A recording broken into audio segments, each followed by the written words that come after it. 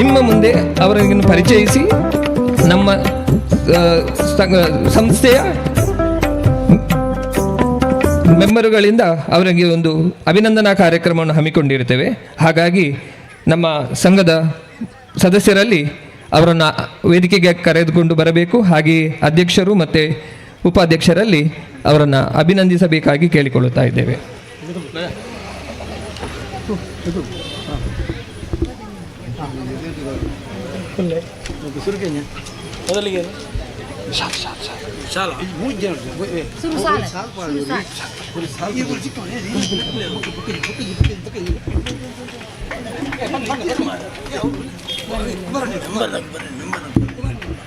ಯಕ್ಷಮಿತ್ರರು ಪೆರ್ಮುದೆ ಎಕ್ಕಾರು ಇದರ ಮೆಂಬರುಗಳು ವೇದಿಕೆಗೆ ಆಗಮಿಸಬೇಕಾಗಿ ಕೇಳಿಕೊಳ್ಳುತ್ತಾ ಇದ್ದೇನೆ.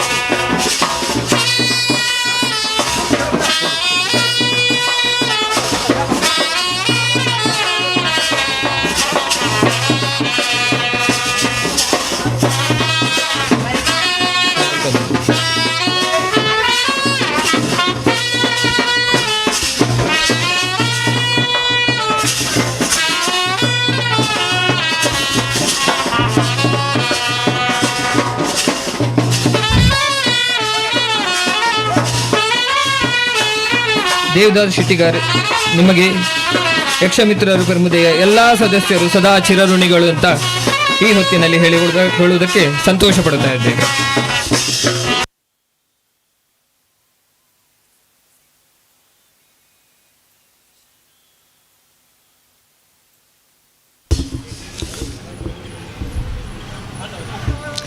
ಈ ಚಂದದ ಕಾರ್ಯಕ್ರಮವನ್ನು ನಡೆಸಿಕೊಟ್ಟಂಥ ಎಲ್ಲ ಯಕ್ಷಮಿತ್ರರು, ಪೆರ್ಮುದೆ ಎಕ್ಕಾರು ಇದರ ಸದಸ್ಯರು ಹಾಗೂ ಆಡಳಿತ ವರ್ಗದವರಿಗೆ ಧನ್ಯವಾದಗಳನ್ನು ಹೇಳಿಕೊಳ್ಳುತ್ತಾ ಮುಂದಿನ ಕಥಾನಕ 9:00 ಸರಿಯಾಗಿ ಪ್ರಾರಂಭಗೊಳ್ಳಲಿದೆ. ಅನ್ನ ಸಂತರ್ಪಣೆ ಕಾರ್ಯಕ್ರಮ ಮುಂದುವರಿಯುತ್ತಾ ಉಂಟು. ಯಾರಾದರೂ ಊಟ ಮಾಡುವುದಕ್ಕೆ ಅನ್ನಪ್ರಸಾದವನ್ನು ಸ್ವೀಕರಿಸುವುದಕ್ಕೆ ಯಾರಾದರೂ ಬಾಕಿ ಇದ್ದಲ್ಲಿ ಚೌಕಿಯ ಪಕ್ಕದಲ್ಲಿ ಅನ್ನದಾನದ ವ್ಯವಸ್ಥೆಯನ್ನು ಮಾಡಲಾಗಿದೆ. ಎಲ್ಲರೂ ಸ್ವೀಕರಿಸಬೇಕಾಗಿ ವಿನಂತಿ. ಧನ್ಯವಾದಗಳು.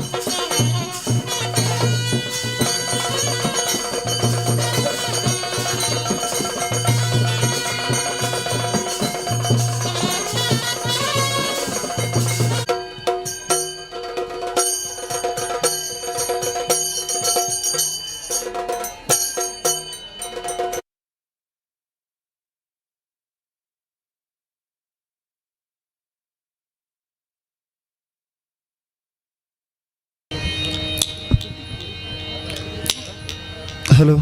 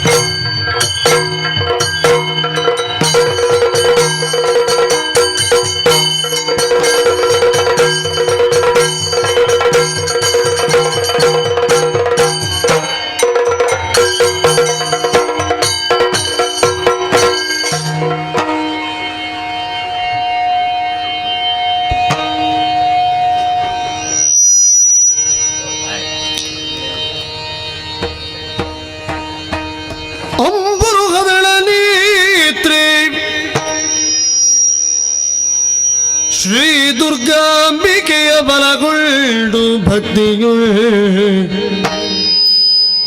ಅಂಬಿಕಾ ಸುತ ವಿಘ್ನರಾಜನ ಪಿರಿದು ಸಂಸ್ತುತಿಸಿ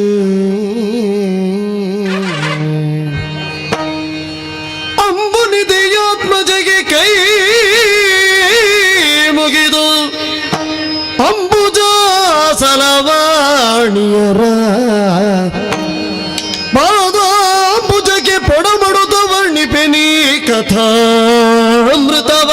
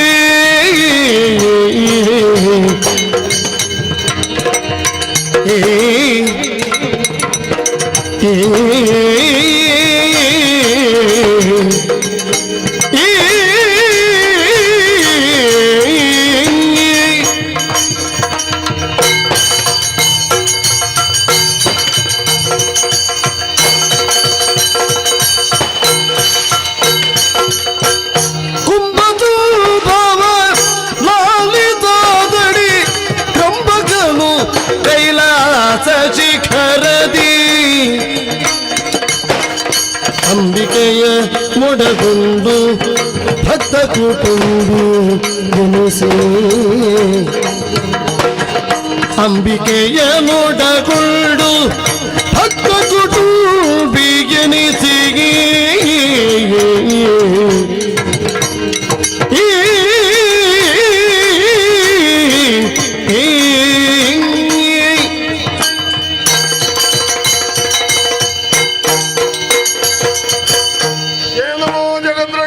ನೀನೇ ಕಾಪಾಡು ತಾಯಿ.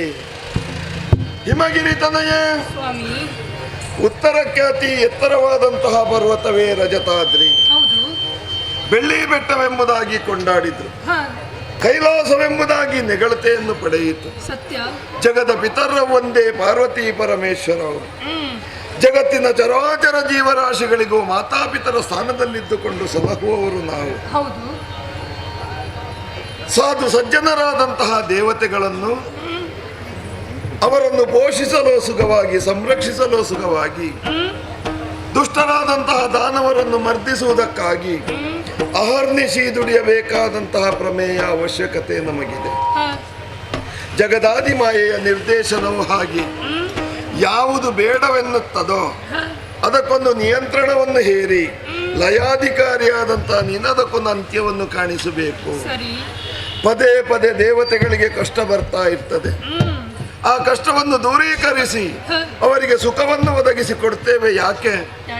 ಸಂತೃಪ್ತರಾದಂತಹ ದೇವತೆಗಳು ಧರೆಗೆ ಮಳೆಯನ್ನು ಸುರಿಸ್ತಾರೆ. ಮಳೆಯಿಂದಲಾಗಿ ಬೆಳೆಯಾಗ್ತದೆ. ಬೆಳೆಯನ್ನು ಉಂಡಂತಹ ಮನುಜರ ಮುಖದಲ್ಲಿ ಹೊಸತಾದ ಕಳೆ ತುಂಬಿ ಬರ್ತದೆ. ಋಷಿ ಮುನಿಗಳು ನಿರತವಾಗಿಯೂ ಯಾಗ ಯಜನಾದಿಗಳಲ್ಲಿ ನಿರತರಾಗಿರ್ತಾರೆ. ಹಾಗಿದ್ರೆ ಜೀವನ ನಡೆಯಬೇಕಿದ್ರೆ ದೇವರಾದಂತಹ ನಮ್ಮ ಅನುಗ್ರಹ ಸದಾ ಅವರಿಗೆ ಬೇಕು. ನೋಡಿದ್ಯೋ, ನಮ್ಮದಾದಂತಹ ಕೈಲಾಸ ಪರ್ವತ, ಅಸಂಖ್ಯ ಸಂಖ್ಯೆಯಲ್ಲಿ ನಮ್ಮ ಭಕ್ತ ಕೋಟಿ ಹಾಗೂ ನಮ್ಮ ಗಣಗಳು, ಉಳಿದವರು ನಮ್ಮ ಮಕ್ಕಳು, ನನ್ನ ವಾಹನ ನಿನ್ನ ವಾಹನ, ಇವೆಲ್ಲವನ್ನು ಸೇರಿದಾಗ ನಾವೊಂದು ಕುಟುಂಬ ಅಂತ ಆಗಿದ್ದೇವೆ. ಎಲ್ಲರ ಸಂತೋಷಕ್ಕಾಗಿ ನರ್ತನವನ್ನಾಡಿ ಅವರ ಮನಸ್ಸಿಗೆ ಸಂತೋಷವನ್ನು ಒದಗಿಸಿಕೊಟ್ಟೆವು. ಭಜಕರು ನಮ್ಮನ್ನು ಭಜಿಸುತ್ತಾ ಇದ್ದಾರೆ. ಈ ತನ್ಮಧ್ಯೆ ಯೋಚಿಸುತ್ತಾ ಹೋದಾಗ ಇದೇನು ಹೀಗೆ ಸದಾ ಹಸನ್ಮುಖಿಯಾಗಿ, ಸದಾ ಏನಾದ್ರೂ ತಿನ್ನುತ್ತಾ ಇರುವ ಸ್ವಭಾವ ಅವನದ್ದು. ಏನು ತಿನ್ನುವುದಿಲ್ಲ, ನಮ್ಮೊಡನೆ ಬೆರೆಯುವುದಿಲ್ಲ. ಏನೋ ಒಂದು ಮೂಲೆಯಲ್ಲಿ ಕುಳಿತು ಏನೋ ಯೋಚಿಸ್ತಾ ಇದ್ದಾನೆ. ಹೌದು, ಬಹುಶಃ ಯಾವುದೋ ವ್ಯಕ್ತವಾದಂತಹ ಒಂದು ದುಃಖ ಅವನಲ್ಲಿ ಇರಬೇಕು. ಏನಾಗಿರ್ಬಹುದು? ಕೇಳಿ ನೋಡೋಣ. ಮಗ ಗಣೇಶ, ಏನಪ್ಪ? ಹೇಳು, ಮೆಲ್ಲ ಹೇಳು ಮಗ. ಆಗುವುದಿಲ್ಲಪ್ಪ. ಕಂದ, ಹೊಂದಿಸಿಕೊಂಡಿದ್ದೇನೆ ಮತ್ತೊಮ್ಮೆ. ಹೇಳು ಮಗ. ಹಾ, ನೀನು ನಗಾಡಿದ್ರೆ ಉಳಿದವರಿಗೆ ಗೊತ್ತಾಗ್ಲಿಕ್ಕಿಲ್ಲ ಮಗು. ಆಹಾ, ನಿನ್ನ ಮುಖದಲ್ಲಿ ಮಂದಹಾಸವನ್ನು ಕಾಣುವವರು ನಾವು. ಹೌದು. ಆದರೆ ನಿನ್ನ ಮುಖದಲ್ಲಿ ಬೇಸರವನ್ನು ಕಾಣುವವರು ನಾವು. ಹಾ, ಮಕ್ಕಳ ನೋವು ನಲಿವು ಎಲ್ಲ ಗೊತ್ತಾಗುವುದು ಅಪ್ಪ ಅಮ್ಮನಿಗೆ ತಾನೇ. ಅಲ್ವೇ? ಹೌದು. ಹಾಗಿದ್ರೆ ನಿನ್ನ ಮುಖದಲ್ಲೇನೋ ನೋವಿದೆ. ಹಾ, ಆದ್ದರಿಂದಲೇ ನಮ್ಮಿಂದ ಎಲ್ಲರೂ ದೂರವಾಗಿ ಹ್ಮ್ ನೀನೊಬ್ಬನೇ ಇದ್ದಿ. ಹ್ಮ್ ಏನೋ ಯೋಚಿಸ್ತಾ ಇದ್ದಿ. ಹಾ, ಏನು ಮಗು, ಹಾ. ನಿನ್ನ ಬೇಸರಕ್ಕೆ ಕಾರಣ ಏನು? ನೀನ್ ಯಾಕೆ ಒಬ್ಬನೇ ದೂರ ಇದ್ದಿ? ಅಪ್ಪ, ಓ, ಆಚೆ ಈಚೆ ಯಾವ ಕಡೆಗೂ ಕಿವಿಯನ್ನು ಹಾಯಿಸಿದ್ರು ಕೇಳುವುದೊಂದೇ, ಹೊಂ ಹೊಂ ಹೊಂ ಹೊಂ ಹೊಂ ಹೊಂ ಹೊಂ ಹರೇ ಹರ ಶಂಭೋ ಶಂಕರ ಮಹಾದೇವ. ನನ್ನ ಸ್ತುತಿ. ಹೌದು.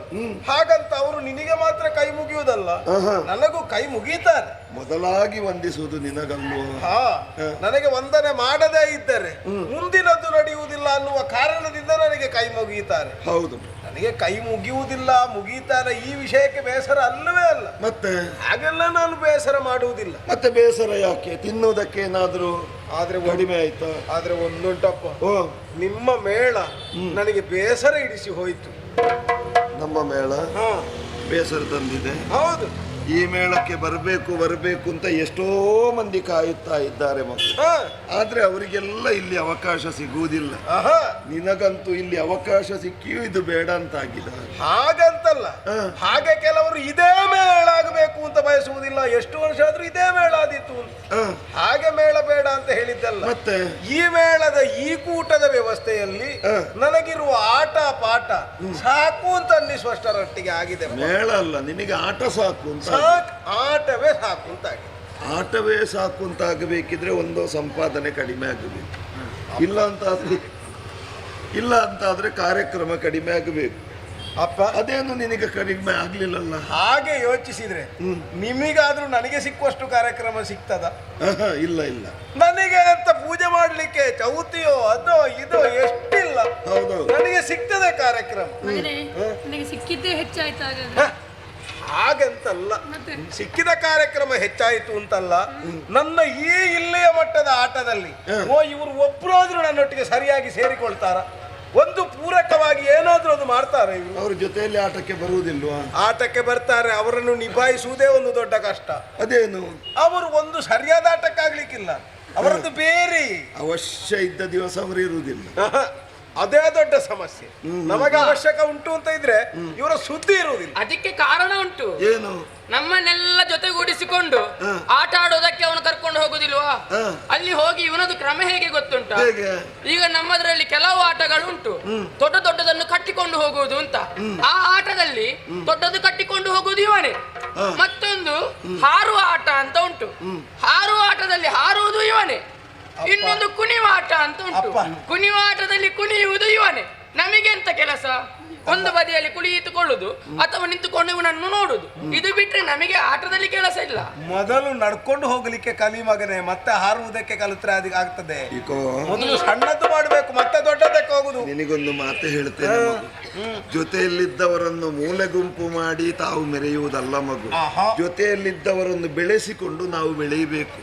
ಆಗ ನಮಗೂ ಮಹತ್ವ ಬರ್ತದೆ, ಕಲಿತವರಿಗೂ ಮಹತ್ವ ನಿಮ್ಮ ಬರ್ತದೆ. ಜೊತೆ ಇರುವಾಗ ಆ ಪಾಠ ನಮಗೆ ನಿತ್ಯ ಕಲೀಲಿಕ್ಕುಂಟು. ಮತ್ತೆ ಅವರನ್ನೆಲ್ಲ ಅವರು ಯಾಕೆ ಬರುವುದಿಲ್ಲ? ಹಾಗಂತಲ್ಲಪ್ಪ, ಇಲ್ಲಿ ಸಾಧಾರಣ ನಿಮ್ಮದಾದ ಲಾಸ್ಯ ತಾಂಡವವು ಅಥವಾ ನಿಮ್ಮದಾದ ರೌದ್ರ ತಾಂಡವವು ಅಲ್ಲ, ಜೀವರುಗಳನ್ನು ಪರೆಯುವ ಬಗೆಯೋ ಇಂತೆಲ್ಲವನ್ನೂ ನಾನು ಗಮನಿಸುತ್ತಾ ನೋಡುತ್ತಾ ಏನೋ ಇದ್ದೇನೆ. ಆದ್ರೆ ಕೈಲಾಸದ ತುತ್ತ ತುದಿಯಲ್ಲೇ ಇರುವುದಲ್ಲ, ಸ್ವಲ್ಪ ತಪ್ಪಲು ಪ್ರದೇಶವನ್ನು ಸೇರಿಕೊಳ್ಬೇಕು. ಅಲ್ಲೊಂದಷ್ಟು ಹೊತ್ತು ಆಟ ಆಡಬೇಕು ಅಂತೆಲ್ಲ ಮನಸ್ಸಾಗಿದೆ ಅಪ್ಪ. ಎಲ್ಲರೂ ಕೆಳಗಿದ್ದವರು ಮೇಲೆ ಹೋಗಬೇಕು ಅಂತ ಯೋಚಿಸುವುದು. ನೀನು ಮೇಲಿದ್ದವ ಕೆಳಗೆ ಹೋಗಬೇಕು ಅಂತ ಯೋಚಿಸ್ತಾ ಇದ್ದ. ಆದ್ರೆ ಕೆಳಗೆ ಹೋಗಬೇಕು ಅಂತ ಹೇಳಿದ್ರೆ ಅದರಲ್ಲಿ ಪ್ರವರ್ಧಮಾನಕ್ಕೆ ಏರಿದವ ಮತ್ತೆ ಇಳಿಯುವುದು ಅಂತ ಅಲ್ಲ. ಈ ಕೆಳಗಿನ ವ್ಯವಸ್ಥೆಯನ್ನು ತಿಳಿದವನಿಗೆ ಮಾತ್ರ ಮೇಲಿನ ವ್ಯವಸ್ಥೆಗೆ ಕಾಲಿಡ್ಲಿಕ್ಕೆ ಆಗ್ತದೆ. ಕೆಳಗೆ ಏನು ನಡೆಯುತ್ತಾ ಇದೆ ಅನ್ನೋದನ್ನು ನೋಡುವುದಕ್ಕೆ. ಹೌದಪ್ಪ, ಅದಕ್ಕೆ ಹಾಗೆ ಸ್ವಲ್ಪ ಇಳಿಯುವ ಅಂತ ಇದ್ದೇನೆ. ಕೈಲಾಸ ಪರ್ವತ ಬೇಡ, ಕೆಳಗಿಳಿದು ಆಟ ಆಡಬೇಕು. ಹೌದು, ಹಾಗಿದ್ರೆ ದೊಡ್ಡ ಮೇಳ ಅಲ್ಲ, ಕೆಳಗೆ ಹೋಗುದು ನಿನ್ನ ಚಿಕ್ಕ ಮೇಳ. ನಮ್ಮದು ಚಿಕ್ಕ ಮೇಳ. ಕೆಳಗೆ ಹೋಗಿ ಬೇಕಾದ ಆಟವನ್ನೆಲ್ಲ ಮನಸ್ಸಿಗೆ ಸಂಪಾದನೆಯ ಸಂತೋಷ ಸಿಕ್ಕಿದ್ರೆ ಆಯ್ತು. ಸಂತೋಷವೇ ಸಂಪಾದನೆ ಆದೀತು. ನಾವು ನಮ್ಮ ಜೊತೆಯಲ್ಲೇ ಇರಬೇಕು ಅಂತ ನಮ್ಮ ಆಸೆ ಅಂತ ಕೆಳಗೆ ಹೋಗಬೇಕು ಅಂತ ಇದ್ರೆ ಬೇಡ ಅನ್ನುವರು ನಾವಲ್ಲೂ ಅಲ್ವೇನೆ. ಹೋಗಿ ಬಾ ಆಯ್ತಾ. ನಾವು ಒಬ್ಬ ಹೋಗುದೆಂತದ್ದು ಏನು ನಾವು ಹೋಗುದಿಲ್ಲ. ಒಬ್ಬನಿಗಲ್ವ ಬೇಸರದ್ದು? ಒಬ್ಬನಿಗೆ ಬೇಸರ ಆಯ್ತು ಅಂತ ಹೇಳಿದ್ರೆ ಇವ್ರು ಇಲ್ಲಿ, ಈಗ ಅವರಿಗೆ ಬೇಸರ ಆಗ್ಲಿಲ್ಲಲ್ಲ, ಅವ್ರಿಗೆ ಇಲ್ಲೇನು ಮಾಡ್ಲಿಕ್ಕೆ ಕೆಲಸವೂ ಇಲ್ಲಲ್ಲ. ಅವರಿಗೆ ಕೆಲಸ ಇಲ್ಲ ಅಂತ ನಿನ್ನೊಟ್ಟಿಗೆ ಬರ್ಲಿಕ್ಕೆ ಆಗ್ತದೆ? ಅವ್ರಿಗೆ ನಾನು ಕೆಲಸ ಕೊಡ್ತೇನೆ ಸ್ವಲ್ಪ. ಅವರಿಗೂ ಕೆಲಸ ಕೊಡ್ತೀಯ? ನನ್ನೊಟ್ಟಿಗೆ ಬಂದ್ರೆ ಎಲ್ಲಾ ಕೆಲಸ ನೀನು ಕೊಡಬಹುದು, ಆದ್ರೆ ಅವರನ್ನು ಮಾತನಾಡ್ಲಿಕ್ಕೆ ನೀನು ಬಿಡ್ಲಿಕ್ಕಿಲ್ಲ. ಅದೇನು ನಾನೇ ಎಲ್ಲ ನೀನೇ ಮಾತನಾಡಿ. ಆದ್ರೆ ಅವರು ಒಂದೆರಡು ಶಬ್ದ ಆದ್ರೆ ಹೇಳದೇ ಇದ್ರೆ ನನಗೆ ಮುಂದುವರಿಲಿಕ್ಕೆ ಅವರನ್ನು ಮಾತನಾಡಿಸಿ ಅವರು ಮಾತುಗಾರರಾಗುವ ಹಾಗೆ ಮಾಡಬೇಕು ನೀನು. ಆಯ್ತಾ? ಆಯ್ತು, ಕರ್ಕೊಂಡು ಹೋಗ್ತೀಯ. ಪ್ರಿಯವಾದದ್ದನ್ನು ಮಾತಾಡಿದ್ರೆ ಸಾಕು ಅಂತ. ಹೋಗ್ತೀಯ ಮಗು? ಹೋಗುತ್ತೇನಪ್ಪ, ಆದ್ರೆ ಆಟ ಪ್ರಾರಂಭದಿಂದ ಕೊನೆಯವರೆಗೆ ಅವನು ಇರಬೇಕು. ಅವ ಆಟ ಪ್ರಾರಂಭ ಆಗುವಾಗ ಇರ್ತಾನೆ, ಮಧ್ಯದಲ್ಲಿ ಎಲ್ಲಿಗೆ ಹೋಗ್ತಾನೆ ಎಂತ ಮಾಡ್ತಾನೆ ಅಂತ ಗೊತ್ತಾಗುದಿಲ್ಲ. ಹಾಗಾಗಬಾರದು. ಬಂದ ಮೇಲೆ ಗೊತ್ತಾಗ್ತದೆ ಇವ ಎಲ್ಲಿಯೋ ಹೋಗಿ ತಿಂದು ಬಂದದ್ದು ಅಂತ. ನನಗೆ ಈ ವಾಕ್ಯ ಹೇಳುವಾಗ ಅವನ ವಿಷಯವೇ ಹೇಳುದು ಅಂತ ಆಗುದು ನನಗೆ. ಹಾಗೇನು ಆಗ್ಲಿಕ್ಕಿಲ್ಲ. ಈ ಸಿಕ್ಕಿದ್ದನ್ನು ಒಟ್ಟಾಗಿ ತಿನ್ನಿ, ಅವನಿಗೆ ಸ್ವಲ್ಪ ಹೆಚ್ಚು ಕೊಡಿ. ಅಮ್ಮ, ನಾನು ಬೇಗ ಬರ್ತೇನೆ. ಬೇಗ ಬರುವಾಗ ನನಗೆ ಮೋದಕ, ಸರಿ, ಕಡುಬು, ಕಪ್ಪು ಎಲ್ಲ ಇರ್ತದಲ್ಲ. ಹೋಗಿ ಬನ್ನಿ. ನಾವು ಹೋಗಿ ಬರ್ತೇವೆ. ಹೋಗಿ ಬರ್ತೇವೆ. ನೀನು ಹೋಗಿ ಬಾ. ನಿಮಗೆಲ್ಲಿ ಹೋಗ್ಲಿಕ್ಕಿಲ್ವಲ್ಲ? ಸದ್ಯಕ್ಕಂತೂ ಇಲ್ಲ ಮಗು. ನಾನು ಹೋಗ್ತಿದ್ರು ನಿನ್ನನ್ನೆಲ್ಲ ಹೆಚ್ಚಾಗಿ ಉಪಯೋಗಿಸಿಕೊಳ್ಳುವುದಿಲ್ಲ. ಅಪ್ಪ, ನಿಮಗೆ ಈಗ ವಾಹನ ಬೇಡ ಅಲ್ಲ? ವಾಹನ ಬೇಡ. ನಾನು ತಕೊಂಡು ಹೋಗ್ಬೇಕಾ? ವಾಹನ ಕೊಂಡು ಹೋಗು. ಅಪ್ಪ, ಇದಕ್ಕೆ ಆಗುದಿಲ್ಲ. ನಾವು ಬರುವಾಗ ಇವತ್ತು ನಿನ್ನನ್ನು ಪುಡಿ ಮಾಡ್ತೇನೆ ಅಂತ. ಬಹುಶಃ ಉದ್ದೇಶ ಇರ್ಬೇಕು, ಅವನ ಹೆಗಲ ಮೇಲೆ ಏರಿಕೊಂಡು ಹೋಗಬೇಕು ಅಂತ. ಅವನ ಬದುಕು ಕಲ್ಯಾಣ ಆಗ್ತದೆ, ಅವನಿಗೆ ಏನು ಸಮಸ್ಯೆ ಆಗುದಿಲ್ಲ. ಹಾಗೆ ಆದೀತು ಮಗು. ನೀನಲ್ವಾ, ಅವನನ್ನು ಎಲ್ಲಿಯೂ ಕಳಿಸ್ತೇನೆ ನಾನು. ಹೋಗ ಅಪ್ಪ, ನಾನು ಹೋಗಿ ಬರ್ತೇನೆ. ಹೋಗಿ ಬಾ ಮಗ, ಹೋಗಿ. ಹೋಗುವುದಲ್ಲ, ನಾವು ಹೋಗಿ ಬರ್ತೇವೆ.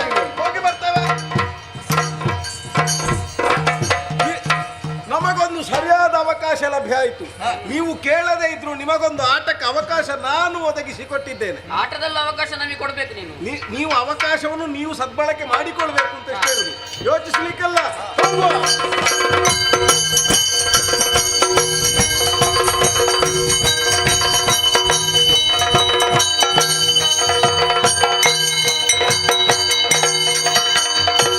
ಒಂದು ದಿನದಲ್ಲಿ ಬಾಲಗದ ಮುಖ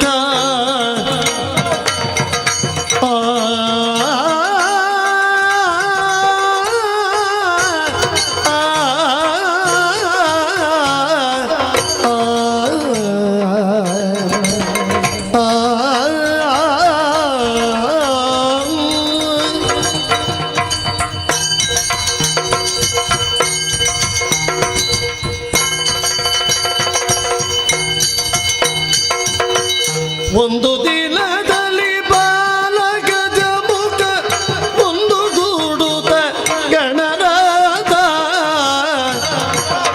ಮುದದಿಂದ ಕೈಲಾಸದಲ್ಲಿ ನಡಿತನೆ ಚಂದದಿಂದ.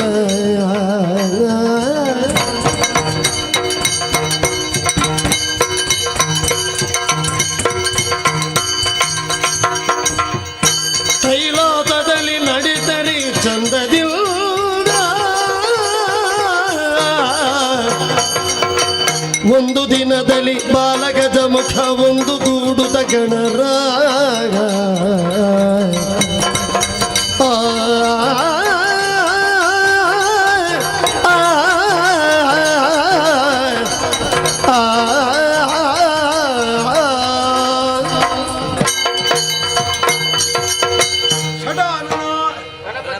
ವೀರಭದ್ರ, ಗಣಪತಿ ಹಾಗೆ ನಾವೆಲ್ಲವರು ಜೊತೆಯಲ್ಲಿ ಭೃಂಗಿ ಭೃಕುಟಿಯ ಮೊದಲಾದವರು ನಮ್ಮ ಜೊತೆಯಾಗಿ ಬಂದಾಗ ಕೆಲವರೆಲ್ಲ ಘೋಷಣೆ ಮೊಳಗಿಸ್ತಲೇ ಇದ್ದಾರೆ, ಗಣನಾಥ ಬಂದ. ನಿಜವಾದ ಗಣನಾಥ ಯಾರು ಕೇಳಿದ್ರು ನಮ್ಮ ಅಪ್ಪ. ಹಾಗಂದು ಇಂದು ನಿಮ್ಮನ್ನು ನನ್ನೊತ್ತಟ್ಟಿಗೆ ಕೊಟ್ಟ ಕಾರಣ ನಿಮಗೆಲ್ಲವರಿಗೂ ಇವತ್ತು ನಾನು ನಾಯಕನಾಗಿ ಮುಂದುವರಿಯುತ್ತಾ ಇದ್ದೇನೆ. ಹಾಗಾಗಿ ಗಣಗಳನ್ನು ಮುಂದಾಗಿಸಿಕೊಂಡು ಬಂದ ಗಣನಾಥನಾಗಿದ್ದೇನೆ ನಾನು. ಹಾಗೆಯೇ ಮೇಲೆ ನಾವು ಆಲೋಚಿಸಿದ್ದು ಕೆಳಗೊಂದು ಆಟ ಆಡಬೇಕು ಅಂತ. ಎಲ್ಲಿಯಾದ್ರೂ ಇಳಿದುಕೊಂಡು ಬರುವ ಪರಿಸ್ಥಿತಿ ಅಂತಾದ್ರೆ ಎಷ್ಟು ಹೊತ್ತು ಹಿಡಿತಿತ್ತು. ಹೌದು, ನಾನು ಅದನ್ನೇ ಆಲೋಚನೆ ಮಾಡುದು, ನಾವು ಎಷ್ಟು ವೇಗವಾಗಿ ಹೇಗೆ ಬಂದದ್ದು ಅಂತ. ನೀವು ಬಂದದ್ದು ನೀವು ಸ್ವಲ್ಪ ತಡವೇ ಆಯ್ತು, ಆದ್ರೆ ನಾನು ಹಾಗಲ್ಲ. ಮೇಲೆ ಒಂದು ಕುಳಿತದ್ದು ಗೊತ್ತುಂಟು ನನಗೆ, ಇಲ್ಲಿ ಬಂದೇ ನಿಂತಿದ್ದೇನೆ. ಬಿದ್ದದ್ದೇ ಮೇಲೆ ಹಾಗಲ್ವಾ, ನಾನು ಜಾರುತ್ತಾ ಬಂದದ್ದು. ಹಿಮಾದ್ರಿ ಅಲ್ವೇನೋ, ಹಿಮದ ಮೇಲೆ ಕುಳಿತ ತಕ್ಷಣದಲ್ಲಿ ಇಲ್ಲಿ ಬಂದು ನಾವು ಸೇರಿದವರಿದ್ದೇವೆ. ಇದು ನಮಗೆ ಆಟಕ್ಕೆ ಪ್ರಸಕ್ತವಾದ ಪ್ರದೇಶ ಅನ್ನುವುದು ನಮಗೆ ಅರ್ಥ ಆಗಿದೆ. ಮತ್ತು ಆಲೋಚಿಸುತ್ತಾ ಇದ್ದ ಹಾಗೆ ನನಗೆ ಯಾಕೋ ಏನು ಈ ಪ್ರದೇಶಕ್ಕೆ ಬಂದಾಗ ನನ್ನ ಮನಸ್ಸು ನನ್ನ ಕಾಲನ್ನು ಇಲ್ಲಿಂದ ಒಂದು ಸ್ವಲ್ಪವೂ ಆಚೆ ಇಡದಂತೆ ಮನ ಮಾಡ್ತಾ ಉಂಟು.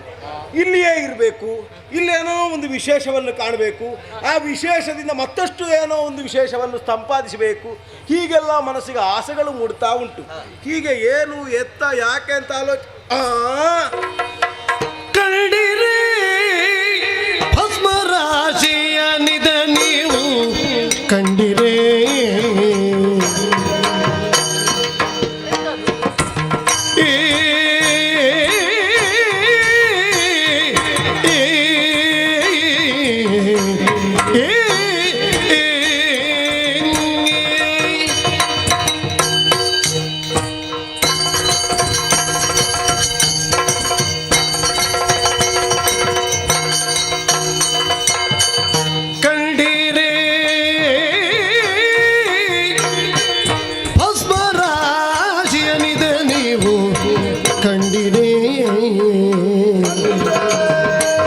ಕಂಡಿರೆ ಭಸ್ಮರಾಶಿಯನು ಮುದಗುಳ್ಳಿನ ನೀಕ್ಷಿಸುತ್ತದನು ಎಲ್ಲ ಪಾಂಡಿತ್ಯವನ್ನು ತೋರದಿರೇನು ಪಿತರುಂಡ ಮಲನ ಕೃಪೆಯಿಂದೇನು ವಕ್ರತುಂಡನು ಮನದೊಳನಂದದಿ ನಲಿಯುತ್ತ ಕಂಡಿರೇ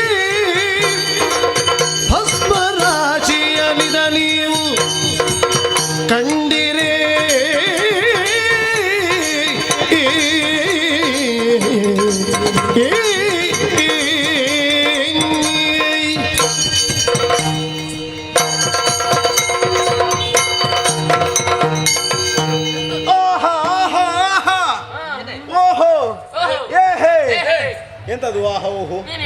ನಾನು ಹೇಳಿದ್ದಕ್ಕೆಲ್ಲ ಧ್ವನಿ ಆಗುವುದಾ? ನಾಯಕ ಅಲ್ವಾ? ಹಾ, ಹಾಗಲ್ಲ. ನೀವೆಲ್ಲ ಇಳಿದು ಬಂದಾಗ ಅತ್ತ ಇತ್ತ ನೀವು ಗಮನಿಸಿದ್ದೀರೋ ಇಲ್ವೋ ಗೊತ್ತಾಗುದಿಲ್ಲ ನನಗೆ. ನೋಡಿದ್ದೀರಾ ನೀವು ಸರಿ? ಎಂತದು ವಿಷಯ ಎಂತದ್ದು? ನೋಡ್ಲೇ ಇಲ್ವಾ? ಇಲ್ಲಿವಾ? ಓ, ಅಲ್ಲಿ ಕಾಣ್ತಾ ಇರುವುದೇನು? ಅದೇ ಮರಳಿನ ರಾಶಿ. ನಿಮಗೊಂದು ಮರಳಿನ ರಾಶಿ ಕಂಡತ್ತದು? ಎಂತದು ಮರಳಿನ ರಾಶಿ? ಮರುಳೆ ಎಂತದು ಮರುಳಾಟ ಮಾಡ್ತಾ ಇರುವುದು? ಬಿಳಿ ಬಿಳಿ ಕಾಣ್ತಾ ಉಂಟು. ಬಿಳಿ ಕಂಡದ್ದೆಲ್ಲ ಮರಳೇನಾ? ಸುಮ್ಮನೆ ಹೋಗಲಿ. 6 ತಲೆ ಉಂಟು, ತಲೆಯಲ್ಲಿ ಎಂಥದ್ದು ಇಲ್ಲ.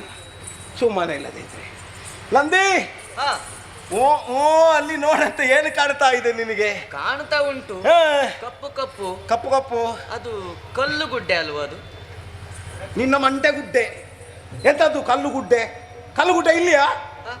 ಅದು ಕಲ್ಲುಗುಡ್ಡೆನಾ? ನಿನಗೆ ಸರಿ ನೋಡ್ಲಿಕ್ಕೂ ಬರುವುದಿಲ್ವಾ? ನನ್ನ ಕಣ್ಣು ಸರಿ ಉಂಟು, ನಿನ್ನ ಕಣ್ಣು ಸಣ್ಣ ಸಣ್ಣ ಅಲ್ಲ. ಅದೇ ಸಣ್ಣದ ಕಣ್ಣಿಗೆ ಕಂಡದ್ದು ನಿನಗೆ ಸತ್ಯ ಕಾಣುವುದಿಲ್ಲಲ್ಲ ಅಂತ. ನನ್ನ ಕಣ್ಣು ಸರಿ ಉಂಟು.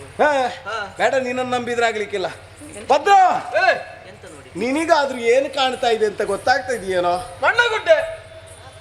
ಮಣ್ಣಗುಡ್ಡೆ ಅಲ್ಲ. ಎಂತದು ಮಣ್ಣಗುಡ್ಡೆ? ಅದು ಎಂತದು ಮಣ್ಣಗುಡ್ಡೆ? ಅದು ಮಣ್ಣಗುಡ್ಡೆಯಾ ಅಲ್ವಾ? ಅದು ಮಣ್ಣಿನ ರಾಶಿಯಾಗಿ ಕಾಣ್ತದೆ ನಿನಗೆ. ಅಲ್ಲವೋ ಅದು ಈಗ ವಿಷಯ ಎಂತದ್ದು ಗೊತ್ತಾಯ್ತಾ? ಇವ ಆಗಲೇ ಹೇಳಿಲ್ವಾ ಮೇಲಿಂದ ಕೆಳಗೆ ಬಿದ್ದದ್ದು ಅಂತ.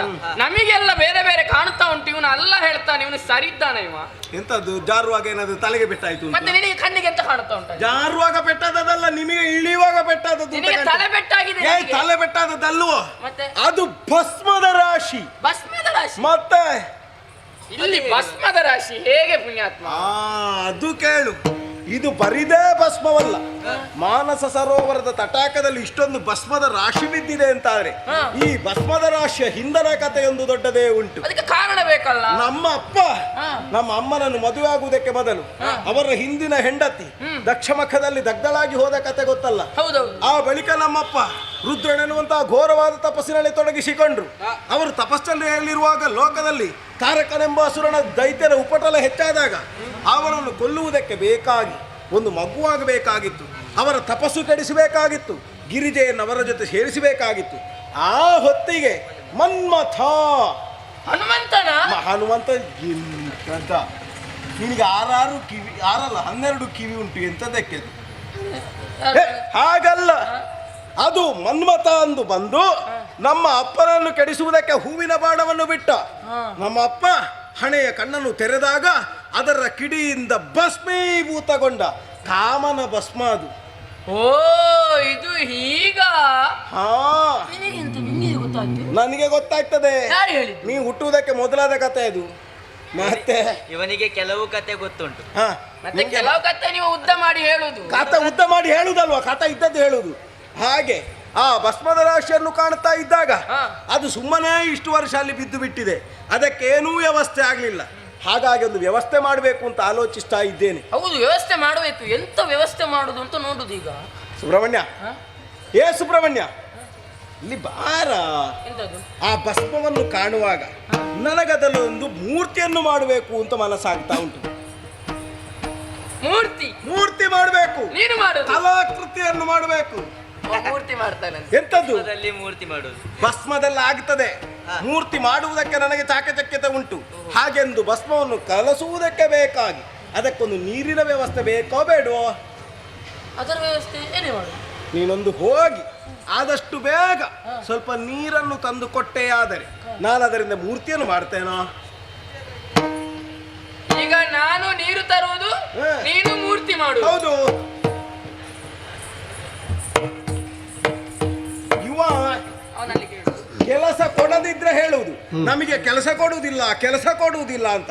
ಎಲ್ಲಿಯಾದ್ರೂ ಕೆಲಸ ಕೊಟ್ರೆ ತಪ್ಪಿಸಿಕೊಳ್ಳುವುದು. ಈಗ ನಿನಗೊಂದು ಕೆಲಸ ಕೊಡುವ. ಏನು? ನೀನು ಹೋಗಿ ನೀರು ತಾ, ನಾವು 3 ಜನ ಸೇರಿಕೊಂಡು ಮೂರ್ತಿ ಮಾಡ್ತೀವಿ. ನೀವೆಂತದ್ದು ಮೂರ್ತಿ ಮಾಡುವುದು? ನಿಮಗೆ ಭಸ್ಮವ ಎಂತದ್ದು ಅಂತ ಗೊತ್ತಾಗದವ್ರು ಮೂರ್ತಿ ಇಲ್ಲ. ಇಲ್ಲ, ಸುಮ್ಮನೆ ಇಲ್ಲದೆ ಬಂದು ನಂದಿ ಏನಂದಿ? ಏ ನಂದಿ, ಏನಂದಿ? ಏ ನಂದಿ ಅಲ್ಲ, ಏ ನಂದಿ ಅಂತ. ಹಾ. ಏ ನಂದಿ, ಓ ಅಲ್ಲಿ ಕಾಣುತ್ತಾ ಇರುವ ಭಸ್ಮದ ರಾಶಿಯನ್ನು ಮೂರ್ತಿ ಮಾಡುವುದಕ್ಕೆ ಬೇಕಾಗಿ ಆದಷ್ಟು ಬೇಗ ನೀರು ತಂದು ಕೊಡ್ತೀಯೋ? ಸುಮ್ಮನಿರ, ನನ್ನಲ್ಲಿ ಆಗುದಿಲ್ಲ. ನನಗ ಕಪ್ಪು ಕಪ್ಪು ನೀರು ನೋಡಿದ್ರೆ ಭಯ ಆಗುತ್ತದೆ. ನೀರು ನೋಡಿದ್ರೆ ಭಯ ಆಗ್ತದಾ ಹಾ, ನಿನಗೆ? ನನಗೆ ಮತ್ತೆ ಭಾರಿ ಕಷ್ಟ ಉಂಟು. ಇದಾಗುದಿಲ್ಲ. ಭದ್ರಣ್ಣ, ಮೂರ್ತಿ ಮಾಡ್ತಾನಂತೆ ನೀರು ತರಬೇಕು. ಬೇಡ ಬೇಡ, ನಿಮ್ಮದೆಲ್ಲ ಸ್ವಭಾವ ಅರ್ಥ ಆಯ್ತು. ನೀವು ಒಟ್ಟಿಗೆ ಬಂದದ್ದು ಮಾತ್ರ, ನನ್ನ ಒಟ್ಟಿಗೆ ಸೇರಿಕೊಳ್ಳುವುದಿಲ್ಲ ಅಂತ ಗೊತ್ತಾಯ್ತು. ನಿನ್ನ ಕೆಲಸಕ್ಕೆ ಬಂದದಲ್ಲ. ನನಗೆ ನೀರಿರುವುದು ಮೇಲೆ ಅಲ್ವಲ್ಲ, ನೀರಿರುವುದು ಕೆಳಗಲ್ವಾ? ಅದು ಗೊತ್ತುಂಟಲ್ಲ. ನನಗೆ ಮೇಲೆ ಹತ್ತಲಿಕ್ಕೆ ಮಾತ್ರ ಕಷ್ಟ ಆಗುವುದು, ಕೆಳಗೆ ಇಳಿಲಿಕ್ಕೆ ಏನು ಕಷ್ಟ ಆಗುದಿಲ್ಲ. ಸುಲಭ ಆಗುತ್ತದಲ್ಲ. ನನಗೆ ಎಷ್ಟು ಬೇಕು ಅಷ್ಟು ಭಸ್ಮವನ್ನು ಇದರಲ್ಲಿ ಹಾಕಿಕೊಂಡು ನೀವು ಇಲ್ಲೇ ನಿಲ್ಲಿ, ನೀರಿನಲ್ಲಿ ಕಲಸಿ ಮೂರ್ತಿ ಮಾಡಿ ತರ್ತೇನೆ ನಾನು. ನೋಡು, ನೀನು ಆ ಹೊಟ್ಟೆಯನ್ನು ಇಟ್ಟುಕೊಂಡು ನೀನು ಹೋಗು. ನೋಡು, ನಿನಗೆ ಹೊಟ್ಟೆ ಮುಂದಿದ್ದವರ ಹಸಿವು ಗೊತ್ತಾಗುವುದಿಲ್ಲ ಅಂತ ಹೇಳಿದಾಗ ನಿನಗೆ ಹೇಳಲಿಕ್ಕೆ 1000 ವಿಷಯ ಉಂಟು ನಿನಗೆ. ನಿಲ್ಲಿ ನೀವು. ಈಗ ಬಂದೆ, ಈಗ ಹೇಗೆ ಈಗ ಬರ್ತೀಯ? ಹೇಗೆ ಈಗಲೇ ಬಂದೆ ನಾನು. ಹೋದವ ಬರುದು ಕಾಣುದಿಲ್ಲ, ಹೊಟ್ಟೆ ಹಿಡ್ಕೊಂಡು ಹೀಗೆ ಹೋಗ್ತಾನೆ. ಅವ ನೀರೆಲ್ಲ ಮಾಡುದು. ಅವನು ಗೊಂಬೆ ಮಾಡ್ತಾನಂತೆ, ನೀರು ತರ್ತಾನಂತೆ. ಅಂದಿ ನೀನು ಬಾರಿಸ್ತೇನೆ ಈಗ. ಎಲ್ಲಿಗೆ? ಅದು ಗೊಂಬೆಯ? ಎಂತದ್ದು ಬರ್ಲಿಕ್ಕೆ ಗೊತ್ತಿಲ್ಲ, ಮೊದಲ ಹಾರಿ ಹೋಗ್ತಾನೆ ಎಲ್ಲದಕ್ಕೂ. ಅದು ಎಂತದು ಅಂತ ನೋಡುವ ಅಂತ. ಎಂತದ್ದು ಅಂತ ನೋಡ್ಲಿಕ್ಕೆ ನನಗೆ ಕಣ್ಣು ಕಾಣ್ತದೆ. ನೀನು ಗೊಂಬೆ ಮಾಡಿದ್ದಲ್ಲ? ಹೌದು. ನಿನ್ನ ಗೊಂಬೆ ರಚನೆ ನಾನು ನೋಡ್ಲಿಲ್ಲ, ಒಮ್ಮೆ ನೋಡ್ತೇನೆ. ನೀನು ನೋಡ್ಲಿಕ್ಕೆ ಅಂತ ಮಾಡಿದ್ದಲ್ಲ, ನೀವೆಂತದ್ದು ನೋಡುದು? ಕೆಲಸಕ್ಕೆ ಸೇರಿಕೊಳ್ಳ. ಭಸ್ಮದಲ್ಲಿ ಮಾಡಿದ ಗೊಂಬೆಯ? ಇದು ಭಸ್ಮದಲ್ಲೇ. ನನಗೆ ಕೊಡು, ನಾನು ಸ್ನಾನ ಮಾಡಿ ತರ್ತೇನೆ. ಭಸ್ಮದಲ್ಲಿ ಸ್ನಾನ ಮಾಡಿದ್ರೆ ಮತ್ತೆ ಏನು ಉಳಿಯುವುದಿಲ್ಲ ಅಂತ ಗೊತ್ತುಂಟು ನನಗೆ. ನೀನು ನನ್ನಲ್ಲೆಲ್ಲ ನಿನ್ನದ್ದು ಬೇಡ ಆಯ್ತಾ? ಇದಲ್ಲ, ನಿಮ್ಮಲ್ಲಿ ಹೇಳಿ ಏನು ಪ್ರಯೋಜನ ಇಲ್ಲ. ಆದರೆ ನನಗೆ ಈ ಮೂರ್ತಿಯನ್ನು ತೋರಿಸುವುದರಿಂದ ಬಾಯಿಗೆ ಸಿಹಿಯಾಗಬೇಕು, ಮನಸ್ಸಿಗೂ ಸಿಹಿಯಾಗಬೇಕು, ಅಂತದ್ದಾಗಬೇಕು ಅಂತಾದ್ರೆ ಏನು ಮಾಡ್ತೀ? ಸಿಹಿ ಕೊಡುವವಳು ಯಾರು? ಅಮ್ಮ. ಅಮ್ಮ. ಹಾಗಾಗಿ ಈ ಮೂರ್ತಿಯನ್ನು ಅಮ್ಮನಿಗೆ ತೋರಿಸಬೇಕು. ಹೋಗೋಣ ಹೋಗೋಣ. ಕರಿಬದಲನು ತನ್ನ ಶಿರದಿ ಪುತ್ತದ ತಂದು ಗಿರಿಜೆಗೆ ತೋರುತ್ತ ಪುರುಷಾಕೃತಿಯನ್ನು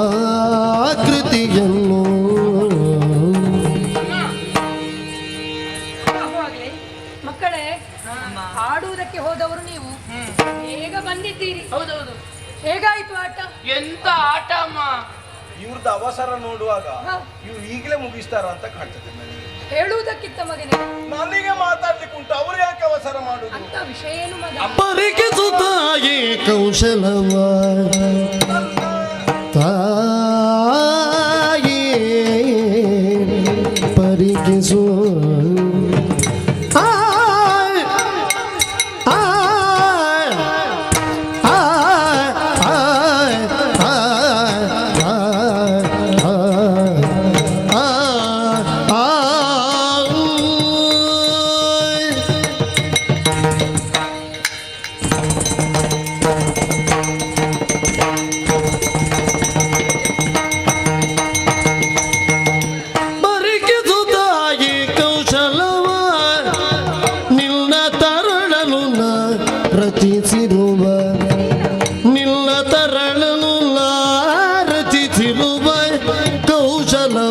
ಪರಿಕಿಸು.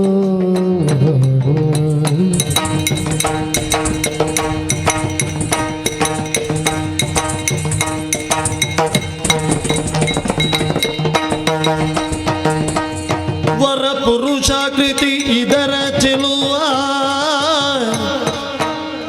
ವರ ಪುರುಷಾಕೃತಿ ಇದರ ಚೆಲುವ ಅನವರತನ ಬಳಿಗಿರಿಸಿ ಕೊಂಡಾಡುವಿ ಹರುಷದೊಳಿನಿ ಪತಿಗೊರೆದಳು ಗಿರಿಜಾತೆ.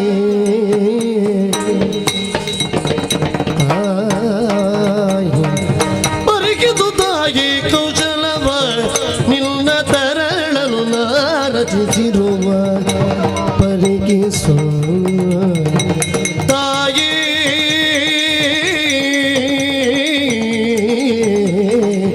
ಪರಿಕಿಸು.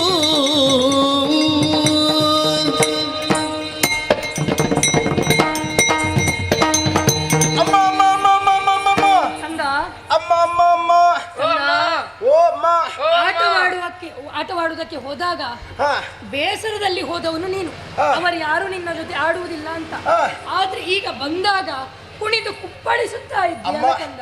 ನನಗೆ ವಿಷಯ ಗೊತ್ತಿತ್ತು. ಇದೊಂದು ಆಟಕ್ಕಾಗುವ ಮುಖವಾಯಿ. ಯಾವುದಿದ? ಇವರು ಯಾರು ಆಗುದಿಲ್ವಾ? ಇದು ಆಟಕ್ಕಾಗುವ ಹೊಟ್ಟೆ ಅಮ್ಮ. ಇದು ಬಿಡು, ನಾನು ಆಟದಲ್ಲಿ ಮಾಡಿದ್ದನ್ನೇ ಮಾಡಿದ್ದೇನೆ. ಹೌದಾ? ಮತ್ತೆ ಅಂತ ಕಾರ್ಯ ಏನು ಮಗನೇ? ಅಮ್ಮ, ಹಾ. ನನ್ನ ಕೈ ನೋಡಂತೆ. ನಾನು ಹಾ, ಮುಟ್ಟಬೇಡ. ಆಗದಿಂದ ಅದನ್ನೇ ಗಮನಿಸುವುದು. ಹಾ.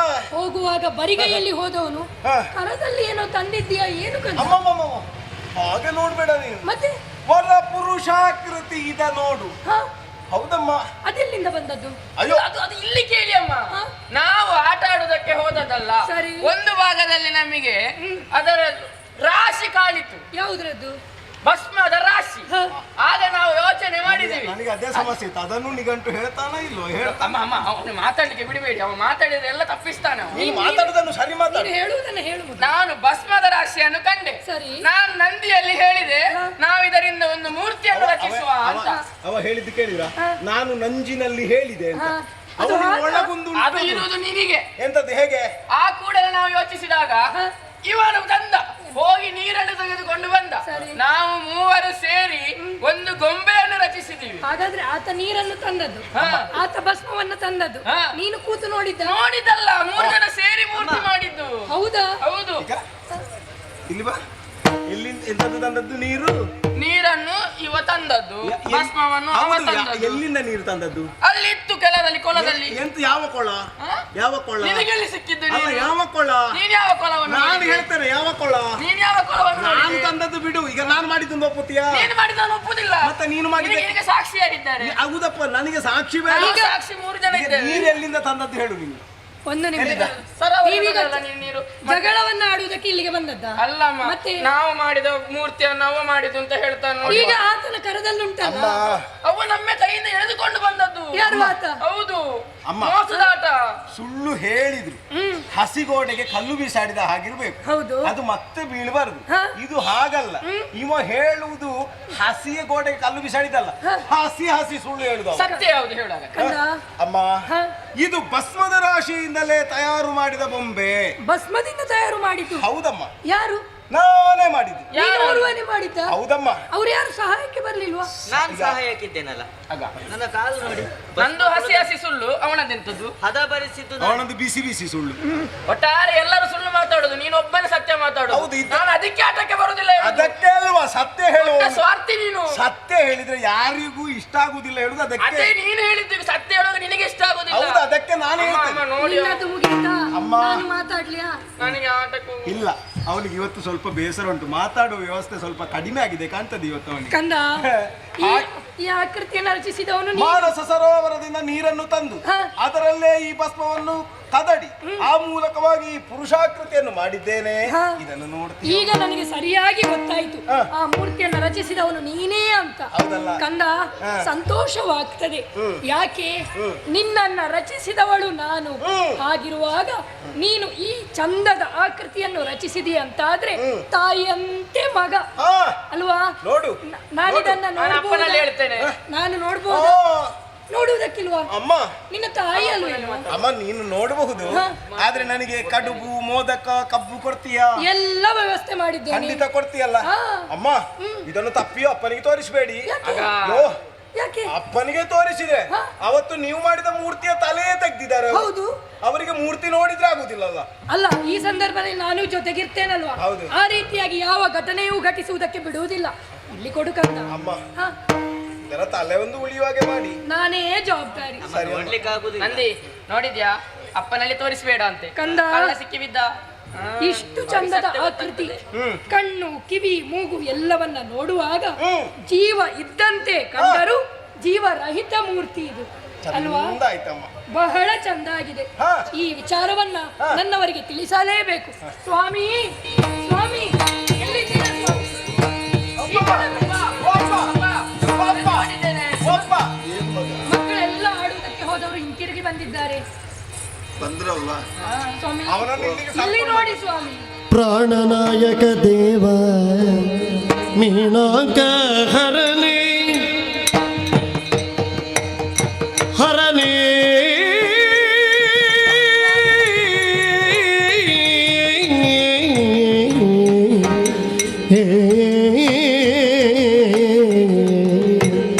ಹರನೇ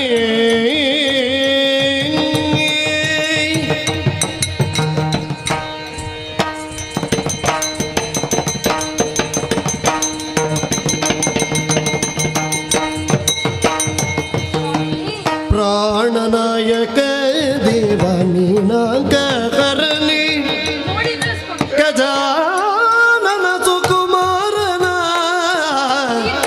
ಗಜಾನನ ಸುಕುಮಾರನ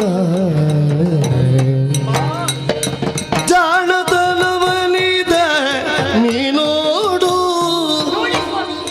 ಜಾಣತನವನಿದ ನೀನೋಡು ಕೌತುಕ ನಿಂಬೆ ನೆಲೆ ರಮಣ ಎಲೆ ರಮಣ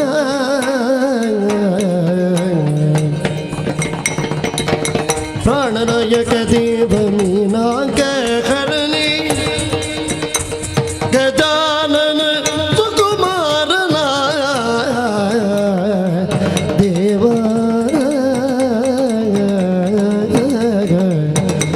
ಹರನೇ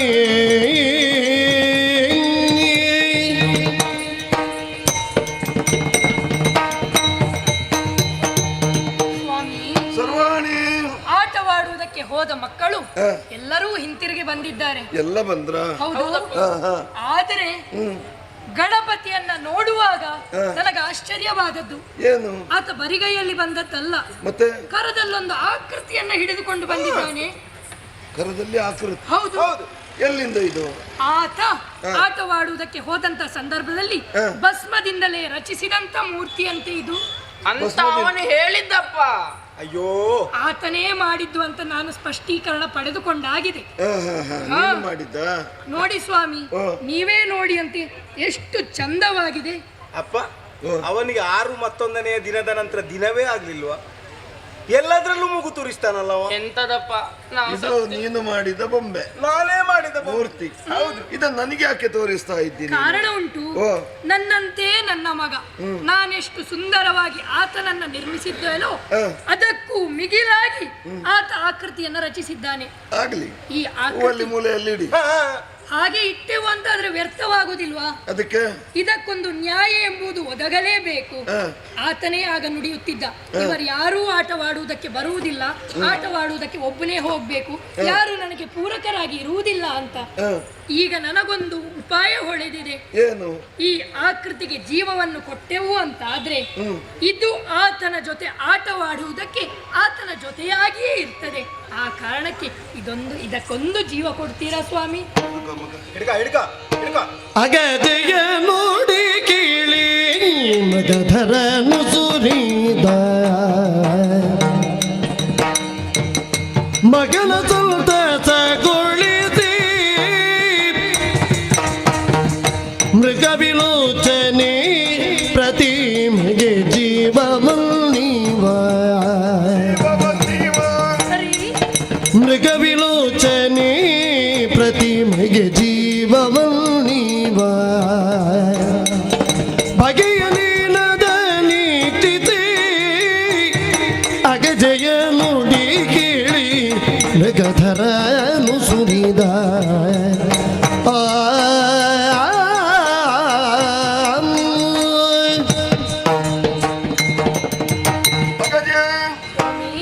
ನಮ್ಮ ಕುಮಾರ ಮಾಡಿದಂತಹ ಬೊಂಬೆ, ಯಾವ ವಿಗ್ರಹ, ಇದಕ್ಕೊಂದು ರೂಪುರೇಷೆಯನ್ನು ಕಲ್ಪಿಸಿಕೊಟ್ಟಿದ್ದಾನಲ್ಲ. ಕೇವಲ ಭಸ್ಮದಿಂದ ತಯಾರಾದಂತಹ ಮೂರ್ತಿ ಇದು. ನಿನ್ನ ಆಶೆ ಏನುಂಟೋ ಅದಕ್ಕೂ ಒಂದು ಜೀವವನ್ನು ಕೊಟ್ಟೆವು ಅಂತ ಆದ್ರೆ ಅವನ ಜೊತೆಯಲ್ಲಿ ಆಟಕ್ಕೋ ಪಾಠಕ್ಕೋ ಕೂಟಕ್ಕೋ ಊಟಕ್ಕೊಂದು ಬೇಡುವ ಅಂತ. ಏನು? ಆಟವೇ ಕಡಿಮೆ ಉಂಟು. ಕೂಟಕ್ಕೆ ಹೋದ್ರೆ ನಿನಗೆ ಕಡಿಮೆ ಆಗ್ತದೆ. ಜೊತೆಯಲ್ಲಿದ್ದವರನ್ನು ಕೂಟಕ್ಕೆ ಕರ್ಕೊಂಡು ಹೋಗಬೇಕು ಮಗು.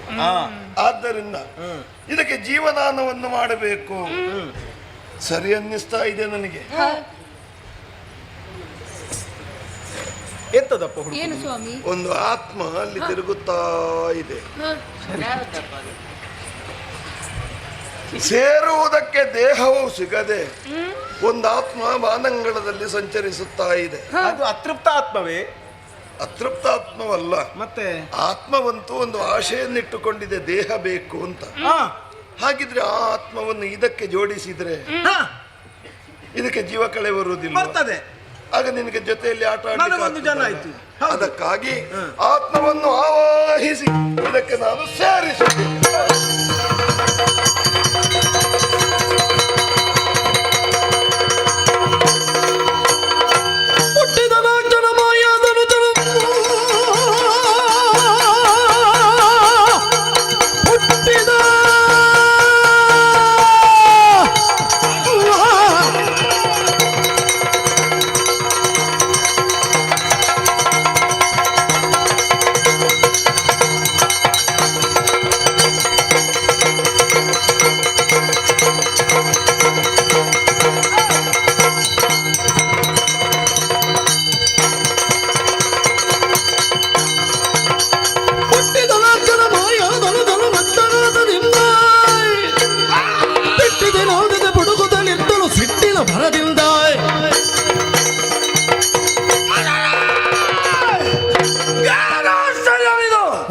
ನಾ ಎಲ್ಲಿದ್ದೆ, ಈಗ ಇಲ್ಲಿಗೆ ಹೇಗೆ ಬಂದೆ? ಆ ಕಡೆ ಈ ಕಡೆ ನೋಡಿದ್ರೆ ಯಾರು ಕಾಣ್ತಾ ಇಲ್ಲ. ಹಾಗಿದ್ರೆ ಏನು ಮುಂದೆ ಒಂದು ಅರ್ಥವಾಗ್ತಾ ಇಲ್ಲ. ಹಾಗೆ ಮೇಲೆ ನೋಡಿದಾಗ ಯಾರೋ ಮೇಲಿನ ಪಥದಲ್ಲಿ ಆ ಕಡೆ ಈ ಕಡೆ ಸಂಚರಿಸ್ತಾ ಇದ್ದಾರೆ. ಹೌದಲ್ಲ? ಯಾವುದಕ್ಕೂ ಕೆಳಗಿನಿಂದ ಈ ಗಿರಿಯಲ್ಲಿ ಏರಿ ನಡೆಯುತ್ತಾರೆ.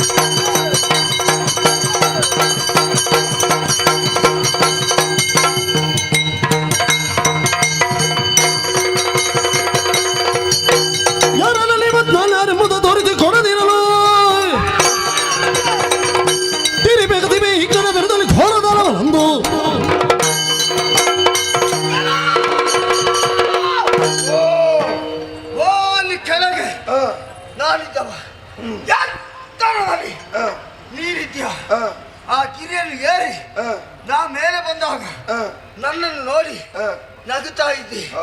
ನೀನು ಸಿಕ್ಕಿದ್ದು ಒಳ್ಳೇದಾಯ್ತು. ಹಸಿವೆ ಸಹಿಸುವುದಕ್ಕೆ ಸಾಧ್ಯ ಇಲ್ಲ. ನಿನ್ನನ್ನು ಹಿಡಿದು ತಿಂದು ನನ್ನ ನಿನಗೀಗ ಆಗ್ತಾ ಇರುವುದು ಏನು? ಹಸಿವು. ಹಸಿವು. ಎಂದು ನೀಗಾಡಿದ್ರೆ ನಿನ್ನ ಉಳಿದ ಸಮಸ್ಯೆಗಳಿಗೆಲ್ಲ ಉತ್ತರ ಸಿಗ್ತದೆ. ಸಮಸ್ಯೆ ಉಳಿದದ್ದಿಲ್ಲ, ಸಮಸ್ಯೆ ಅದೊಂದೇ ಸಮಸ್ಯೆ ಅಲ್ಲ. ಮತ್ತೆ ಸಮಸ್ಯೆ ತಿನ್ನಬೇಡ, ತಿನ್ನಲಿಕ್ಕೆ ನಾನು ಕೊಡ್ತೇನೆ. ಏನು? ಬಾಯ್ದೆರೆ. ಬಾಯ್ದೆರೆ ಎಲ್ಲಿ ಆಗ್ತದೆ ಅದು? ಬಾಯನ್ನು ತೆರೆ. ಇದು ತೆರೆದ್ರೆ ತೆರಿಬೇಕಾ?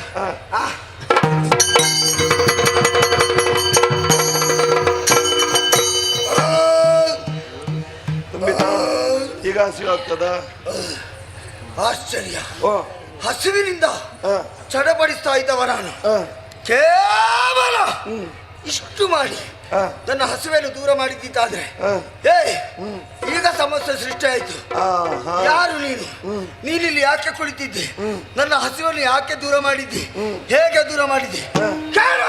ಕೋಪಿಸದಿರು ಬಾಲ, ಕೋಪಿಸದಿರು ಬಾಲ, ಎಲ್ಲ ಪ್ರತಾಪದ ಗುಣಶೀಲ, ಎಲ್ಲ ಪ್ರತಾಪದ ಗುಣಶೀಲ, ಗುಣಶೀಲ ಗುಣಶೀಲ ಬಾಲ.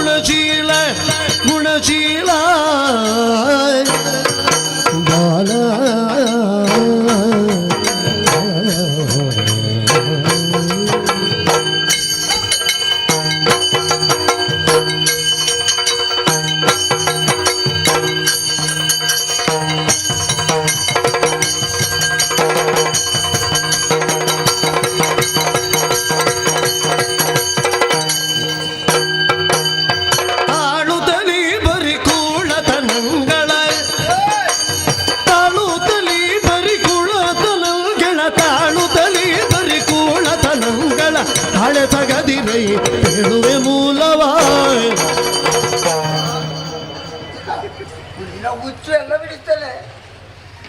ಕೋಪಿಸದಿರು ಬಾಲ, ಎಲ್ಲ ಪ್ರತಾಪದ ಗುಣಶೀಲ, ಎಲ್ಲ ಪ್ರತಾಪದ ಗುಣಶೀಲ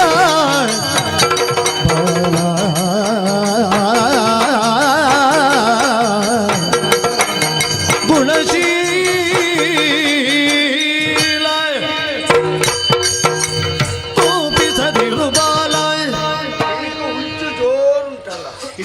ನೀನೆಂತದ್ದು ಮರಲ್ಲಾಡಿಸುದ ಇಟ್ಕೊಂಡು ಮತ್ತೆ ನಿನಗೆ ಸಿಟ್ಟು ಬಂದಿದೆ. ಸಿಟ್ಟು ಮಾಡಲಿಕ್ಕಿತ್ತ. ಸಿಟ್ಟು ಬರುವಾಗ ಏನಾದ್ರೂ ಮಾಡಿ ಸಮಾಧಾನ ತರಬೇಕು. ಇದನ್ನು ಮಾಡಿದ್ರೆ ಸಿಟ್ಟು ಹೆಚ್ಚಾಗುದು. ಎಂತದೇ? ನನ್ನ ಸಂತೋಷಕ್ಕೆ ಇದನ್ನು ಮಾಡಿದ್ದು. ಸಂತೋಷ? ಯಾರು ಸಂತೋಷ? ನಾನು ಹಾ. ನಿನ್ನ ಮನಸ್ಸಿಗೆ ಹಾ. ಸಂತೋಷ ತರಲಿಕ್ಕೆ ಹಾ. ಇಷ್ಟೆಲ್ಲ ಮಾಡಿದ್ದು. ನಾನು ನಿನ್ನಲ್ಲಿ ಕೇಳಿದ ಪ್ರಶ್ನೆಗೆ ಉತ್ತರ ಕೊಡು. ನೀನು ಇಷ್ಟು ಮಾಡಬೇಕಿದ್ರೆ ನೀನು ಯಾರು? ನೀನು ಇಲ್ಲಿ ಕುಳಿತದ್ದು ಯಾಕೆ? ನನ್ನನ್ನು ನೋಡಿ ನಗಾಡಿದ್ದು ಯಾಕೆ? ನನ್ನ ಹಸಿವನ್ನು ಅಷ್ಟು ಬೇಗ ದೂರ ಮಾಡಿದ್ದು ಹೇಗೆ? ಈ ಪ್ರದೇಶ ಯಾವುದು ಗೊತ್ತಾ? ಗೊತ್ತಿಲ್ಲ. ಇದು ಕೈಲಾಸ.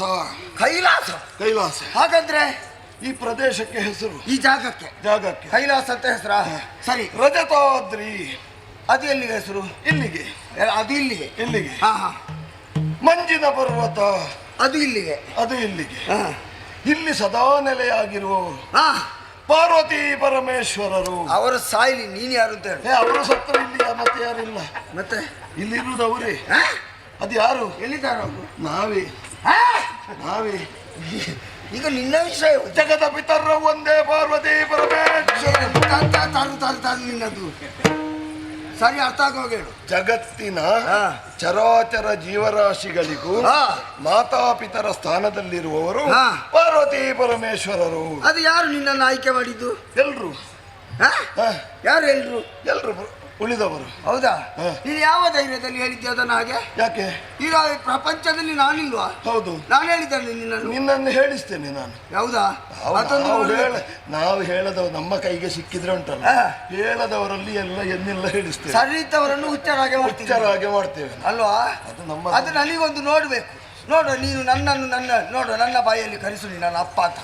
ಹಾಗಿದ್ರೆ ನನಗೊಂದು ಹೆಸರು ಅಂತ ಬೇಡವಾ? ಯಾರಿಗೆ? ನನಗೆ. ನಿನಗೆ ಹೆಸರು ಇಲ್ವಾ? ತುಂಬಾ ಉಂಟು, ಹೆಚ್ಚಾಗಿದೆ ಹೆಸರು. ನಿನಗೆ ಗೊತ್ತಿಲ್ಲ ಮಾತ್ರ. ನನ್ನ ಕೆಲವು ಹೆಸರು ನನಗೆ ಗೊತ್ತಿಲ್ಲ. ಹೌದಾ? ಅಂತ ದುರ್ಬುದ್ಧಿ ನೀನು. ಹಾಗಲ್ಲ, ಮತ್ತೆ ಪ್ರಸಿದ್ಧಿ. ಅದು ಪ್ರಸಿದ್ಧಿಯ ಹೆಸರು. ಕೆಲವು ಸಲ ದುರ್ಬುದ್ಧಿ ಮಾಡಿದವರಿಗೆ ಅದರಿಂದ ಆದ ಹೆಸರು ಗೊತ್ತಿರುವುದಿಲ್ಲ ಅಂತ. ಹಾಗಲ್ಲ. ಈಶ್ವರ, ಈಶ್ವರ, ಪರಮೇಶ್ವರ, ಪರಮೇಶ್ವರ, ಜಗದೀಶ್ವರ, ಜಗದೀಶ್ವರ, ಜಗನ್ನಾಥ. ಜಗನ್ನಾಥ ಅದು ಒಳ್ಳೆ. ಅದು ಜಗನ್ನಾಥ ಬೇಡ, ಜಗ್ಗ ಸಾಕು.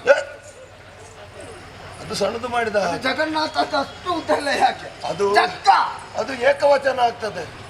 ನಿನಗೆ ಬಹುವಚನ ಬೇಕಾ? ಜಗ್ಗು ಮಾಡುವ. ಹಾಗೆಲ್ಲ ಮಾಡ್ಲಿಕ್ಕೆ ಆಗುದಿಲ್ವ? ದೇವರಲ್ವ ನಾನು. ಆಯ್ತು ಆಯ್ತು. ಈಶಾ ಅಂತ ಕರೀತಾರೆ. ಇಷ್ಟು ಹೆಸರು ನಿನಗೆ ಉಂಟು. ನನಗೆ. ಈ ಜಾಗ ನಿನ್ನದು. ಈ ಜಾಗ ನಿನಗೆ ಕೈಲಾಸ ಅಂತ ಹೆಸರು. ಕೈಲಾಸ ಅಂತ ಹೆಸರು. ಹಾಗಿದ್ರೆ ನನಗಿರುವಂತಹ ಉದ್ಯೋಗ ಏನು? ನಿನ್ನ ಉದ್ಯೋಗ ಏನು? ನೀನು ಇಲ್ಲಿ ಕೂತು ಏನು ಮಾಡು? ಲಯಾಧಿಕಾರ. ಲಯ? ನಿನಗ ಯಾವುದನ್ನು ಲಯ ಮಾಡುದು? ಯಾವುದು ನಮಗೆ ಬೇಡ. ವಿಧಿ ಬರೆದದ್ದಕ್ಕೆ ಒಂದು ಅಂತ್ಯ ಅಂತ ಇರ್ತದಲ್ಲ. ವಿಧಿ ಅಂದ್ರೆ ಏನು ಗೊತ್ತುಂಟ? ಗೊತ್ತಿಲ್ಲ. ಬ್ರಹ್ಮ. ಬ್ರಹ್ಮ ಅಂದ್ರೆ ಬ್ರಹ್ಮದೇವರು ಅಂತ ಇದ್ದಾರೆ, ನಮ್ಮೊಟ್ಟಿಗೆ ಹುಟ್ಟಿದವರು. ನಿನ್ನೊಟ್ಟಿಗೆ ಬೇರೆ ಜನ ಇದ್ದಾರೆ? ಬೇರೆ ಇದ್ದಾರೆ. ನೀನು ಒಬ್ಬನೇ ಅಲ್ಲ. ಬ್ರಹ್ಮದೇವರು ಸೃಷ್ಟಿಯ ಕಾರ್ಯವನ್ನು ಮಾಡ್ತಾರೆ. ಸರಿ. ಮಹಾವಿಷ್ಣು ಅಂತ ಮತ್ತೊಬ್ರು ದೇವರು ಇದ್ದಾರೆ. ಹಾಗಿದ್ರೆ ನೀನು ಜಗತ್ತಿಗೆ ಅಪ್ಪ, ನಿನಗಪ್ಪ ಬೇರೆ ಇದ್ದಾರೆ? ಅಲ್ಲಲ್ಲ, ಅವರು ನಮ್ಮ ಹಾಗೆ. ಅವ ಸೃಷ್ಟಿ ಮಾಡುವವಲ್ಲ, ನಿನ್ನನ್ನು ಸೃಷ್ಟಿ ಮಾಡಿದ್ದವ. ನನ್ನನ್ನು ಸೃಷ್ಟಿ ಮಾಡಿದ್ದವಲ್ಲ, ನಿನ್ನನ್ನು ಒಟ್ಟಿಗೆ ಒಟ್ಟಿಗೆ ಆದ್ದರಿಂದ ಅವ ಪಾಲಿಸ್ತಾನೆ. ಸರಿ. ಬ್ರಹ್ಮ ಮಾಡಿದ ಸೃಷ್ಟಿಯನ್ನು ಇಂತಿಷ್ಟೇ ಕಾಲ ವಿಷ್ಣು ಪಾಲಿಸಬೇಕು ಅಂತ ಅವ ಬರೆದು ಹಾಕಿರ್ತಾನೆ. ಅವ ಪಾಲಿಸಲಿಕ್ಕೆ ಅದು ಯಾವಾಗ ಬೇಡ, ಯಾವಾಗ ಅದಕ್ಕೆ ಅಂತ್ಯ ಆಗಬೇಕು, ನಿಯಂತ್ರಣ ಆಗಬೇಕು, ಅದಕ್ಕೆ ಲಯ ಅಂತ ಹೆಸರು. ಆ ಲಯ ಮಾಡುವವ ನಾನು. ಒಬ್ಬ ಸೃಷ್ಟಿ ಮಾಡ್ತಾನೆ, ಮತ್ತೊಬ್ಬ ಪಾಲಿಸ್ತಾನೆ. ನಿನ್ನನ್ನು ನೋಡುವಾಗ ಗೊತ್ತಾಗ್ತದೆ ಇಂಥದ್ದನ್ನೆಲ್ಲ ಮುಗಿಸಲಿಕ್ಕೆ ಇರುವವ ನೀನು ಅಂತ. ನಾನು ಲಯಾಧಿಕಾರಿ. ಅದೇ ಎಲ್ಲ ಲಯ ಮಾಡುವವ ನೀನು. ಈಶಾ ಪರಮೇಶ್ವರ ಅಂತ ನನ್ನ ಹೆಸರು. ಮಹಾಲಿಂಗೇಶ್ವರ ಅಂತ ಹೇಳ್ತಾರೆ. ಎಷ್ಟು ಹೆಸರು ಉಂಟು ನಿನಗೆ? ಅಯ್ಯೋ, ಭಯಂಕರ ಭಯಂಕರ ಹೆಸರುಂಟು ನನಗೆ. ನನಗೆ ಗೊತ್ತಿಲ್ಲ, ಒಂದು ಕೇಳಲಿಕ್ಕೆ ಆಗುದಿಲ್ಲ. ಭಯಂಕರ ಅಂತ ಪ್ರಸಿದ್ಧಿಯನ್ನ ಪಡೆದವ ನಾನು. ಇದು ಕೈಲಾಸ. ಆಯ್ತಾ? ಈಗ ನೀನು ಇಷ್ಟು ಪರಿಚಯ ಆಯ್ತು ಅಲ್ವಾ? ಹೌದು. ಇದು ಮೊಗದವ ಆರು ಈತನು ಆರು ಮೊಗದವ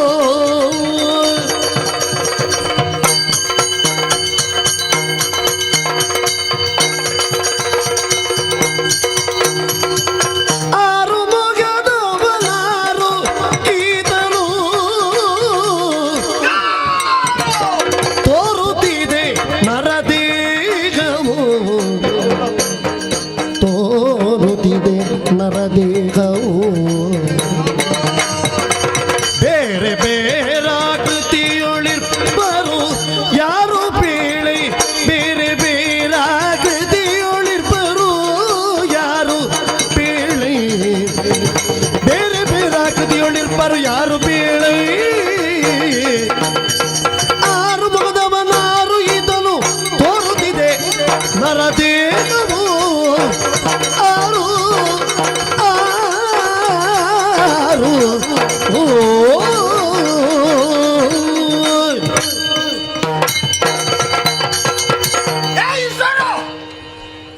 ಮಗುವೇ ಅಧಿಕ ಪ್ರಸಂಗ ಮಾಡಿದ್ರೆ ನೋಡು. ನೀನು ಈಶ್ವರ, ಹೌದು, ಪರಮೇಶ್ವರ, ಪರಮೇಶ್ವರ, ಮಹಾಲಿಂಗ, ಮಹಾಲಿಂಗ, ಜಗನ್ನಾಥ, ಜಗನ್ನಾಥ, ಅಷ್ಟೇ ನಿನಗೆ ಹೆಸರು. ಹ. ಹೌದಾ? ಹ. ಅದ್ರಲ್ಲಿ ಒಂದು ಹೆಸರನ್ನು ಕರೆದೆ, ಹ. ಏ ಪರಮೇಶ್ವರ. ಏನಪ್ಪ? ನಿನ್ನ ವಿಳಾಸ ಸಿಕ್ಕಿತ್ತು ನನಗೆ. ಹ. ಆದ್ರೆ ತಿರುಗಿ ನೋಡಿದ್ರೆ ಅವನಿಗೆ ಗೊತ್ತು. ಅವ ತಿಂತಾ ಇರೋದು ಕಬ್ಬು ತಿನ್ಲಿಕ್ಕೆ ಹೋದವ. ಅವನಿಗೆ ಕಬ್ಬು ಅಂದ್ರೆ ಆಯ್ತು, ಕಬ್ಬು ಕೊಟ್ರೆ ತಿಂತಾ ಇರ್ತಾನೆ. ಅಲ್ಲ, ಈ ಕಡೆಗೆ ಗಮನಿಸಿದ್ರೆ ಅಲ್ಲಿ ಅವನಪ್ಪ ಇವ. ಹೌದೌದು. ಹ. ಅವನ ದೇಹವ, ಅವನ ಮುಖವ ಒಂದಕ್ಕೊಂದು ಸಂಬಂಧವೇ ಇಲ್ಲ. ಅದು ಮಾಡಿದ್ಯಾ? ಆಯ್ತು, ಒಂದಲ್ಲ, 1 2 3 4 5 6 ಮುಖ ಉಂಟು. ಅಲ್ಲ, ನಿಮ್ಮನ್ನೆಲ್ಲ ಗಮನಿಸುವಾಗ ಅವನಿಗೆ ನೀವೇನು ಕೊಡುವುದಿಲ್ಲ ತಿನ್ಲಿಕ್ಕೆ? ಕೊಡದಲ್ಲಪ್ಪ, ಮತ್ತೆ ನಾವು ತಿಂದದ್ದು ಹೆಚ್ಚಾಗಿ ತಿಂದದ್ದು ಹೆಚ್ಚಾದ್ರೆ ಆಗೋದು ಹಾಗೆ. ಹೀಗಂತ ಈ 6 ಮುಖದವ ಇವ 6 ಮಗ, ಇವ 4 ನನಗೆ ಬೇಕು. ಅವ ನನ್ನ ಮಗ. ನಿನ್ನ ಮಗನ? ಅವನ ಹುಟ್ಟಿಗೆ ನಿನ್ನ ಮಗ ಆಗಿ ನೀನು ಹೀಗೆ, ಅವನ ಹಾಗೆ? ಅವ ಹಾಗೆ, ನಾನು ಮಾತ್ರ ಹೀಗೆ, ಉಳಿದದ್ದೆಲ್ಲ ಹಾಗೆ. ಹೌದಾ? ಅವ ಯಾರು? ಅವ ನನ್ನ ಮಗ. ಮಗ ಅಂದ್ರೆ ನಿನಗೊಂದು ಕತೆ ಹೇಳ್ತೇನೆ ನಾನು. ಈಗ ಕಥೆ ಶುರು ಆಯ್ತಾ ನಿನ್ನದು? ಕತೆ ಇಲ್ಲದಿದ್ರೆ ಅವನ ಪಾತ್ರ ಬರುವುದಿಲ್ಲ ಅದರಲ್ಲಿ. ನೋಡು ಹೇಳು. ಒಂದು ಕಾಲದಲ್ಲಿ ಅಂತೇಳಿ ಇನ್ನು ಬೆಳಿಗ್ಗೆವರೆಗೆ ಮಾಡಿದ್ರೆ ಅಲ್ಲ, ಬೇಗ ಕಾಲಮಿತಿಯಲ್ಲಿ ಮುಗಿಸು ನಿನ್ನ ಕಥೆಯನ್ನು. ಇದು ಅಚ್ಚುಕಟ್ಟಾಗಿ ಮುಗಿಸ್ತೇನೆ. ಮುಗಿಸಬೇಕು. ಒಂದು ಕಾಲದಲ್ಲಿ ತಾರಕನೆನ್ನುವಂತಹ ದೈತ್ಯನೋರ್ವ ವಿಧಿಯಿಂದ ಒಂದು ವರವನ್ನು ಪಡೆದ. ಶಿವಕುಮಾರನಿಂದ ಮಾತ್ರವೇ ಮರಣ. ಹಾಗೆ ವರವನ್ನು ಪಡೆದ. ಆ ಸಂದರ್ಭ ಏನಾಗಿತ್ತು ಗೊತ್ತೋ? ಏನು? ನನ್ನ ಮಡದಿ ನನ್ನ ಹತ್ತಿರ ಇರ್ಲಿಲ್ಲ. ಮತ್ತೆ ದಕ್ಷನ ಯಜ್ಞದಲ್ಲಿ ದಗ್ಧಳಾಗಿ ಹೋಗಿದ್ಲು. ಹೌದಾ? ವೈರಾಗ್ಯವನ್ನು ತಾಳಿದೆ ನಾನು. ತಪಶ್ಚರ್ಯೆಯಲ್ಲಿ ನನ್ನನ್ನು ನಾನು ತೊಡಗಿಸಿಕೊಂಡೆ. ದಗ್ಧಳಾದಂತಹ ನನ್ನ ಮಡದಿ ದಾಕ್ಷಾಯಿಣಿ ಗಿರಿಜೆಯಾಗಿ ಹುಟ್ಟಿಕೊಂಡು. ಹೌದಾ? ನಮ್ಮಿಬ್ಬರು ಒಂದಾಗದೆ ಕುಮಾರ ನುದಿಸುವುದಿಲ್ಲ ಅನ್ನುವ ಕಾರಣಕ್ಕಾಗಿ ಮನ್ಮಥ ನನ್ನ ತಪಸ್ಸನ್ನು ಕೆಡಿಸಿದ. ಇಲ್ಲಪ್ಪ, ಇವನ ಕತೆ ಇವತ್ತು ಮುಗಿದ. ಒಳ್ಳೇದುಂಟು, ಇನ್ನಿನ್ನು ಒಳ್ಳೇದುಂಟು. ನನ್ನ ತಪಸ್ಸನ್ನು ಕೆಡಿಸಿದ. ಇವನ ಸುದ್ದಿಯೇ ಬರಲಿಲ್ಲ. ಬರ್ತದೆ, ಇನ್ನು ಬರ್ತದೆ. ಅದೆಲ್ಲ ಕೊನೆಗೆ ಬರುವುದು. ಆಯ್ತಾ? ನನ್ನ ಅಲ್ವಾ ಅಲ್ಲಿ ನಿಲ್ಲಿಸಿದಲ್ಲ? ಎಲ್ಲಿ? ನೀನಲ್ಲಿ ನಿಲ್ಲಿಸಿದ. ತಪಸ್ಸನ್ನು ಕೆಡಿಸಿದ. ನನಗೇನು ಗೊತ್ತು? ತಪಸ್ಸನ್ನು ಕೆಡಿಸಿದ್ನ. ಆಗ ನನಗೆ ಸಿಟ್ಟು ಬಂತು. ಸಿಟ್ಟು ಬಂದು ಹಣೆಗಣ್ಣನ್ನು ಬಿಟ್ಟೆ. ಹಣೆಗಣ್ಣು ಅಂದ್ರೆ ಇಲ್ಲಿ ಒಂದು ಕಣ್ಣು ಉಂಟು, ಕೈದು. ಅದೊಂದು ಕಣ್ಣು ಅಲ್ವಾ? ಕಣ್ಣು. ನಮಗೆ 2 ಆದ್ರೆ ನಿನಗೆ 3. ಮುಕ್ಕಣ್ಣ ಅಂತ ಹೆಸರು ನನಗೆ. ಮುಕ್ಕಣ್ಣಲ್ಲ, ಮತ್ತೆ ಮುಕ್ಕಣ್ಣು. 3 ಕಣ್ಣು. 3 ಕಣ್ಣು. ಅದನ್ನು ಸಿಟ್ಟು ಬಂದಾಗ ಬಿಡುವ ಕಣ್ಣದು. ಮನ್ಮಥ ಭಸ್ಮೀಭೂತವಾಗಿ ಹೋದ. ಸತ್ರ? ಅವ ಸತ್ತ. ಕರ್ತರಲ್ವಾ? ಮತ್ತೆ ಕೊಲ್ಲುವ ಅಧಿಕಾರ ನನಗಿಲ್ವ? ಉಂಟು. ಆದರೆ ದುಷ್ಟಕಾಮನನ್ನು ಕೊಂದೆ. ಅವನಲ್ಲಿರುವ ಧರ್ಮಕಾಮವನ್ನು ನಾನು ಧರಿಸಿಕೊಂಡೆ. ಸರಿ. ಈ ಧರ್ಮಕಾಮವನ್ನು ಯಾರಲ್ಲಿ ಉಪಯೋಗಿಸಬೇಕು? ಯಾರಲ್ಲಿ? ಧರ್ಮಪತ್ನಿಯಲ್ಲಿ ಉಪಯೋಗಿಸಬೇಕು. ಮೊದಲೇ ಧರ್ಮಪತ್ನಿ ಇಲ್ಲ. ಅವಳೇ ಗಿರಿಜೆಯಾಗಿ ಪರ್ವತರಾಜನಿಗೆ ಮಗಳಾಗಿ ಹುಟ್ಟಿದ್ದಾಳೆ, ಪಾರ್ವತಿಯಾಗಿ. ಸರಿ. ಅವಳನ್ನು ಪುನರಪಿ ಒಂದುಗೂಡುವುದಕ್ಕಾಗಿ ಗಿರಿಜಾ ಕಲ್ಯಾಣ ನಡೆಯಿತು. ಕಲ್ಯಾಣ ಆಯ್ತು. ಇಲ್ಲಿ ಇವನ ಕಥೆ ಬರಲಿಲ್ಲ. ಬರ್ತದೆ. ಹಾಗೆಯೇ 1000 ವರ್ಷಗಳ ಕಾಲ ಶರವಣ ಪ್ರದೇಶದಲ್ಲಿ ನಾವೀರರು ಕ್ರೀಡಿಸಿದ ಕಾರಣ ಸ್ಖಲಿಸಿದಂತಹ ವಜ್ರವೀರ್ಯವನ್ನು ಅವಳಿಗೆ ಧರಿಸಿಕೊಳ್ಳುವುದಕ್ಕೆ ಕಷ್ಟವಾಗಿ ಹೋಯಿತು. ಸರಿ. ಸುಡುವಂತಹದನ್ನು ಗಂಗೆ ಅಹಂಕಾರದಿಂದ ಬಂದು ಹೇಳಿದ್ಲು, ಏನಂತ? ನಾನು ಧರಿಸಿಕೊಳ್ತೇನೆ. ಅವಳಿಂದಲೂ ಆಗ್ಲಿಲ್ಲ. ಸರಿ. ಅಗ್ನಿಯೇ ಬಂದ, ನಾನು ಧರಿಸಿಕೊಳ್ತೇನೆ. ಅಗ್ನಿಯ ಕೈಯಲ್ಲಿ ಕೊಟ್ಟೆವು. ಅಗ್ನಿಯು ಸುಡುವುದನ್ನು ತಡೆಯಲಾಗದೆ ಶರವಣ ಪ್ರದೇಶ ದರ್ಬೆಯ ಮೇಲೆ ಚೆಲ್ಲಿಬಿಟ್ಟ. ಆ ಹೊತ್ತಿಗೆ ತಂಪಾಗಿ ಚಂದ್ರನ ಕಿರಣಗಳು ಅದರ ಮೇಲೆ ಬಿತ್ತು. ಹೌದಾ? ಶಿಶುವೊಂದರ ಆವಿರ್ಭಾವವಾಯಿತು. ಆ ಸಂದರ್ಭ ಏನು? ಶಾಪಗ್ರಸ್ತರಾದಂತಹ 6 ಮಂದಿ ಕೃತಿಕಾ ಕನ್ಯೆಯರು ಏಕಕಾಲದಲ್ಲಿ ಅಲ್ಲಿಗೆ ಬಂದರು. ನಾನಲ್ಲಿ ಕೂತುಕೊಳ್ಳ? ಇಲ್ಲ, ಅವನದ್ದೀಗ ಮುಗಿಯುತ್ತದೆ. ಅದು ಮುಗಿಯುತ್ತದೆ. 6 ಮಂದಿ ಬಂದು ಹಾ. ಏಕಕಾಲದಲ್ಲಿ ಆ ಶಿಶುವಿಗೆ ನಾವು ಸ್ತನ್ಯವನ್ನು ಉಣಿಸಬೇಕು, ಹಾ. ಹೀಗೆ ಆಶೆಯನ್ನು ವ್ಯಕ್ತಪಡಿಸಿದ್ರು. ಹಳೆ ಮಗು ಅದನ್ನು ಈಡೇರಿಸಬೇಕೋ ಬೇಡವಾ? ಖಂಡಿತ. 6 ಮಂದಿಯ ಸ್ತನ್ಯವನ್ನು ಉಣುವುದಕ್ಕಾಗಿ 6 ಮುಖದಿಂದ ಶೋಭಿಸಿದ, ಹಾ. ಅವರ ಆಶೆಯನ್ನು ಈಡೇರಿಸಿದ. ಓ. ಆದ್ದರಿಂದ ಅವನಿಗೆ ಷಡಾನನ ಅಂತ ಹೆಸರು. ಓ ಇವನೇ ಸಡನ್ ಅಲ್ವಾ? ಷಡಾನನ. ಷಡಾನನ. ಷಡಾನನ ಓ, ಅಂದ್ರೆ 6 ಮುಖ. ನನ್ನ ಮಗನಾದ್ದರಿಂದ ಅವನಿಗೆ ಕುಮಾರ. ಕುಮಾರ. ಕುಮಾರ. ಹಾ, ಹಾ. ತಾರಕನನ್ನು ಕೊಂದ ಕಾರಣ ಹಾ. ತಾರಕಾರಿ. ಎಂತದ್ದು ಇದು ತರಕಾರಿ? ಅಲ್ಲ, ತಾರಕ ಅರಿ, ತಾರಕಾರಿ. ಓ, ತಾರಕ ಅರಿ ಹ. ಆದ ಕಾರಣ ತಾರಕಾರಿ. ದೇವಸೇನೆಗೆ ಇವನೇ ಅಧ್ಯಕ್ಷ.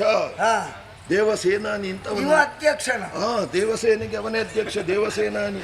ಹೌದಾ? ಹಾ. ಹೀಗಿದ್ರೆ ಇವ ಅಧ್ಯಕ್ಷ ಮಾತ್ರ ಅಲ್ಲ, ಮತ್ತೆ ಅವನಿಗಿರುವಂತಹ ಜ್ಞಾನಕ್ಕೆ ಹಾ. ಬ್ರಹ್ಮದಲ್ಲೇ ವಿಹರಿಸತಕ್ಕವನಾದ ಜ್ಞಾನವನ್ನು ಹೊಂದಿದ ಕಾರಣ ಹಾ. ಸುಬ್ರಹ್ಮಣ್ಯ. ಆ. ಅಷ್ಟೇ ಅಲ್ಲ, ಮತ್ತೆ ನೋಡು, ಹಾ. ಧರಿಸಿದಂತ ಆಯುಧ, ಹಾ. ಆಯುಧದಿಂದಲೇ ಅವನಿಗೊಂದು ಹೆಸರುಂಟು, ಏನು? ವೇಲಾಯುಧ. ವೇಲಾಯುಧ. ಆ ಆಯುಧಕ್ಕೆ ವೇಲ ಅಂತ ಹೆಸರು. ವೇಲಾಯುಧ ಇವನಪ್ಪನ? ಇವನ ಯಾರದು? ಆಯುಧ ಅದು. ಈ ಆಯುಧದ ಹೆಸರು? ಆಯುಧದ ಹೆಸರು ವೇಲ್. ಹಾ. ವೇಲ್ ಆಯುಧ. ವೇಲಾಯುಧ. ಇನ್ನು ಕೆಲವು ಕಡೆಯಲ್ಲಿ ಹಾ. ಆರ್ಮೆಗಂ. ಹಾ, ಅದೇನು ಗಮ್ಮು? ಕರೆಯುವ ಕ್ರಮ ಹಾಗೆ. ಬೇರೆ ಬೇರೆ ಬೇರೆ. ಆರ್ಮಗಂ. ಹಾ, ಹಾ, ಆರುಮುಗಂ. ಹೀಗೆಲ್ಲ ಕರೀತಾರೆ. ಈಗ ನೀವು ಪ್ರೀತಿಯಿಂದ ಕರೆಯುವುದು ಹೇಗೆ? ಕುಮಾರ. ನಿಮಗೇನಾಗಬೇಕು? ನನ್ನ ಮಗ. ಈಗ ನಾನು ಅವನನ್ನು ಹೇಗೆ ಅಂತ ಕರಿಬಹುದು? ನೀನು ಅಣ್ಣ ಅಂತ ಕರಿಬೇಕು. ಅಲ್ವಾ? ಅಣ್ಣ. ನನ್ನಿಂದ ಮೊದಲು ಅವ ಇಲ್ಲಿದ್ದ, ಹೌದು. ಆದ ಕಾರಣ ಹೌದು. ಮಾತಾಡಿಸಬಹುದಾ? ಒಳ್ಳೆ ಜನ, ಮಾತಾಡ್ತಾನ? ಒಳ್ಳೆ ಮಾತನಾಡ್ತಾನೆ. ಮಾತಾಡಿದ್ರೆ ನಿಲ್ಲಿಸುದಿಲ್ಲ ಅಂತಲ್ಲ? ಅಲ್ಲ, ಕೆಲವರೆಲ್ಲ ಮಾತನಾಡ್ಲಿಕ್ಕೆ ಬಿಡುವುದಿಲ್ಲ. ಅವನಲ್ಲ. ಕೆಲವು ಸಲ ಏನು ಮಾತನಾಡ್ತಾನೆ ಅಂತ ಅವನಿಗೆ ಗೊತ್ತಿಲ್ಲ, ಆದ್ರಿಂದ ಮಾತನಾಡ್ಲಿಕ್ಕೆ ಬಿಡುವುದಿಲ್ಲ. ಅಲ್ಲಿ ಯಾಕೆ ಬಿಡ್ಬೇಕು? ಇವ ಮಾತಾಡಿದ ಅರ್ಥ ಆಗುದಿಲ್ಲ ಅವರಿಗೆ. ಹಾಗೆಲ್ಲ ಒಳ್ಳೆ ಹುಡುಗ. ಈಗ ನಾನು ಮಾತಾಡಿದ್ರೆ ನನ್ನ ಬೆವರಿಳಿಸಲಿಕ್ಕಿಲ್ಲ ಅಲ್ಲ ಅವ? ಖಂಡಿತ ಇಲ್ಲ, ಬೆವರಿಳಿಸುವಂತ ಸ್ವಭಾವ ಇಲ್ಲ. ಅದು ಕೆಲವರದ್ದು ಮಾತ್ರ ಬೆವರಿಳಿಸುವುದು. ಹೌದಾ? ಮಾತಾಡ್ತಾನೆ. ಕುಮಾರಣ್ಣ ನಮಸ್ಕಾರ. ಅದಕ್ಕಿಂತಲೂ ಹೇಗಿದ್ದೀರಿ? ಒಳ್ಳೆ ಮೆಚ್ಚುಗೆ ಆಗಬೇಕಿದ್ರೆ ಕುಮಾರಸ್ವಾಮಿ ಕುಮಾರಸ್ವಾಮಿ ಅಂತ ಕರಿ. ಅದೇ ಕುಮಾರ. ನಾನು ಅವನಪ್ಪ ದೇವ, ಹಾ. ಅವ ಕುಮಾರಸ್ವಾಮಿ. ಕುಮಾರಣ್ಣ ನಮಸ್ಕಾರ. ನಮಸ್ಕಾರ. ಹೇಗಿದ್ದಿ? ತಮ್ಮ ಬೇಸರ ಮಾಡಬೇಡ, ಈ ಸಲ ನಾವೊಂದು ಒಂದಾಗುವ, ಆಯ್ತಾ? ಖಂಡಿತ. ಜನ ಒಳ್ಳೆಯವ, ಜನ ಒಳ್ಳೆಯವ. ಅವನಿಗೆ ಅಷ್ಟಾಗದಿದ್ರೆ ಅವ ಒಳ್ಳೆದು, ಏನು ಆಗದಿದ್ರೆ ಅಲ್ಲ, ನೋಡುವ ಅವನ ವ್ಯಕ್ತಿತ್ವಕ್ಕೂ ಅವನ ಸ್ವಭಾವಕ್ಕೂ ಬಹಳ ವ್ಯತ್ಯಾಸ ಉಂಟು. ಈಗ ನಾನು ಯಾರು ಅಂತ ಗೊತ್ತಿಲ್ಲ, ನೋಡಿ ಒಂದು ಆತ್ಮೀಯತೆ. ಹೌದಪ್ಪ ಅಲ್ವಾ? ಪರಮೇಶ್ವರ! ಓ ಇದೆಂತದ್ದು? ಅವ ನನ್ನ ಮಗ. ಛೀ! ಎಂತದ್ದೆಲ್ಲ ನಿನಗೆ ಮಗ ಉಂಟು. ಅವನನ್ನು ನೋಡಿದ್ರೆ ಕೆಂಪು ಕೆಂಪು ಕೆಂಪು ಕೆಂಪು ಕಣ್ಣು, ಹೌದು, ಇಷ್ಟು ದೊಡ್ಡ ಕಣ್ಣು, ಕೋರೆ ಹಲ್ಲು, ಇಷ್ಟು ಉದ್ದ ನಾಲಿಗೆ, ದೀರ್ಘವಾದ ದೇಹ. ಅವ ನನ್ನನ್ನು ನೋಡಿ ನೋಡು ಕಣ್ಣು ದೊಡ್ಡದು ಮಾಡಿ ಹೀಗೆ ಮಾಡ್ತಾ ಇದ್ದಾನೆ. ಇವ ನಿನ್ನ ಮಗನ? ನನ್ನ ಮಗ. ಇವ ಯಾರು? ನನ್ನ ಮಗ. ಮಗ ಅಂದ್ರೆ ಹೇಗೆ? ಅವನ ಹುಟ್ಟಿಗೂ ಒಂದು ಕತೆ ಉಂಟು.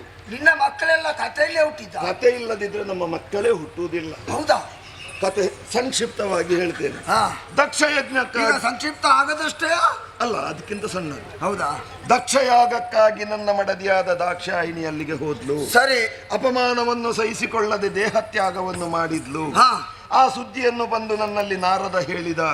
ನನಗೆ ಸಿಟ್ಟು ತಡ್ಕೊಳ್ಳಿಕ್ಕಾಗ್ಲಿಲ್ಲ. ಜಟೆಯನ್ನು ಕಿತ್ತು ನೆಲಕ್ಕೆ ಅಪ್ಪಳಿಸಿದಾಗ ಅದರಲ್ಲಿ ಹುಟ್ಟಿ ಬಂದವ ಇವ. ಯಾರು ಇವ? ವೀರಭದ್ರ. ವೀರಭದ್ರ. ಇನ್ನೂ ಅವನಿಗೆ ಹೆಸರುಂಟು. ನಿಮಗೆಲ್ಲ ಒಂದೊಂದೇ ಹೆಸರಲ್ಲ, ತುಂಬಾ ತುಂಬಾ ತುಂಬಾ ಹೆಸರು. ಏನೇನು ಉಂಟು? ಮಕದ್ವಂಸಿ. ಮಕದ್ವಂಸಿ. ನಿರೀಶ್ವರ ಯಾಗವನ್ನು ಮಾಡುವಂತ, ನಿರೀಶ್ವರ ಯಾಗವನ್ನು ಮಾಡುವಂತ ದಕ್ಷನ ಶಿರವನ್ನು ತರಿದವ. ಇವನ ಮಕವನ್ನು ಹಾಳುಗೆಡಹಿದವ. ಅಪ್ಪನದ್ದೇ ಬುದ್ಧಿ ಅವನಿಗೂ. ಅದೇ ಧ್ವಂಸ ಮಾಡಿದ್ದು. ನೀನು ಮಾಡಿದ್ದಾನೆ, ಅದಕ್ಕೆ ಕಳುಹಿಸಿದ್ದು. ಮಕದ್ವಂಸಿ. ವೀರೇಶ. ವೀರೇಶ. ಪ್ರೀತಿಯಲ್ಲಿ ವೀರಭದ್ರ ಅಂತ. ವೀರೇಶ. ರೂಪೇಶ. ರೂಪೇಶ ಅಲ್ವಾ? ಹಾಗೆಲ್ಲ ರೂಪದಲ್ಲಿ ಒಳ್ಳೆ ಆದ ಕಾರಣ ರೂಪೇಶ. ಮತ್ತೆ ಪೌರುಷ ಇದ್ದ ಕಾರಣ ವೀರೇಶ. ನಿನಗೆ ಮಗ, ನನಗೆ ಅಣ್ಣ. ಅಣ್ಣ. ಅಣ್ಣ ವೀರಭದ್ರ ಅಣ್ಣ. ಅವನು ನುಂಗುತ್ತಾನಲ್ಲ, ಸ್ವರವೇ ಹಾಗೆ. ಹೌದಾ? ನಮಸ್ಕಾರ. ನಮಸ್ಕಾರ. ಇವ ಎಂತದ್ದು ಹೊಡಿಲಿಕ್ಕೆ ಬಂದಾಗ ಇವ ಎಂತದ್ದು? ಅದು ಕೆಲವರು ಹಾಗೆ ಮನಸ್ಸು ಶುದ್ಧ, ಹಾ. ಬಾಯಿ ಮಾತ್ರ ಸ್ವಭಾವ ಸ್ವಭಾವ ಸ್ವಭಾವ ಹಾಗೆ ಅಲ್ವಾ ಅದೆಲ್ಲ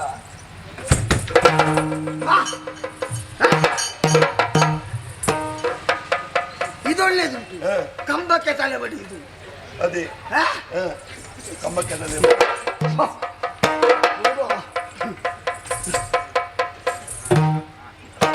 ಇದಿಲ್ವಾ?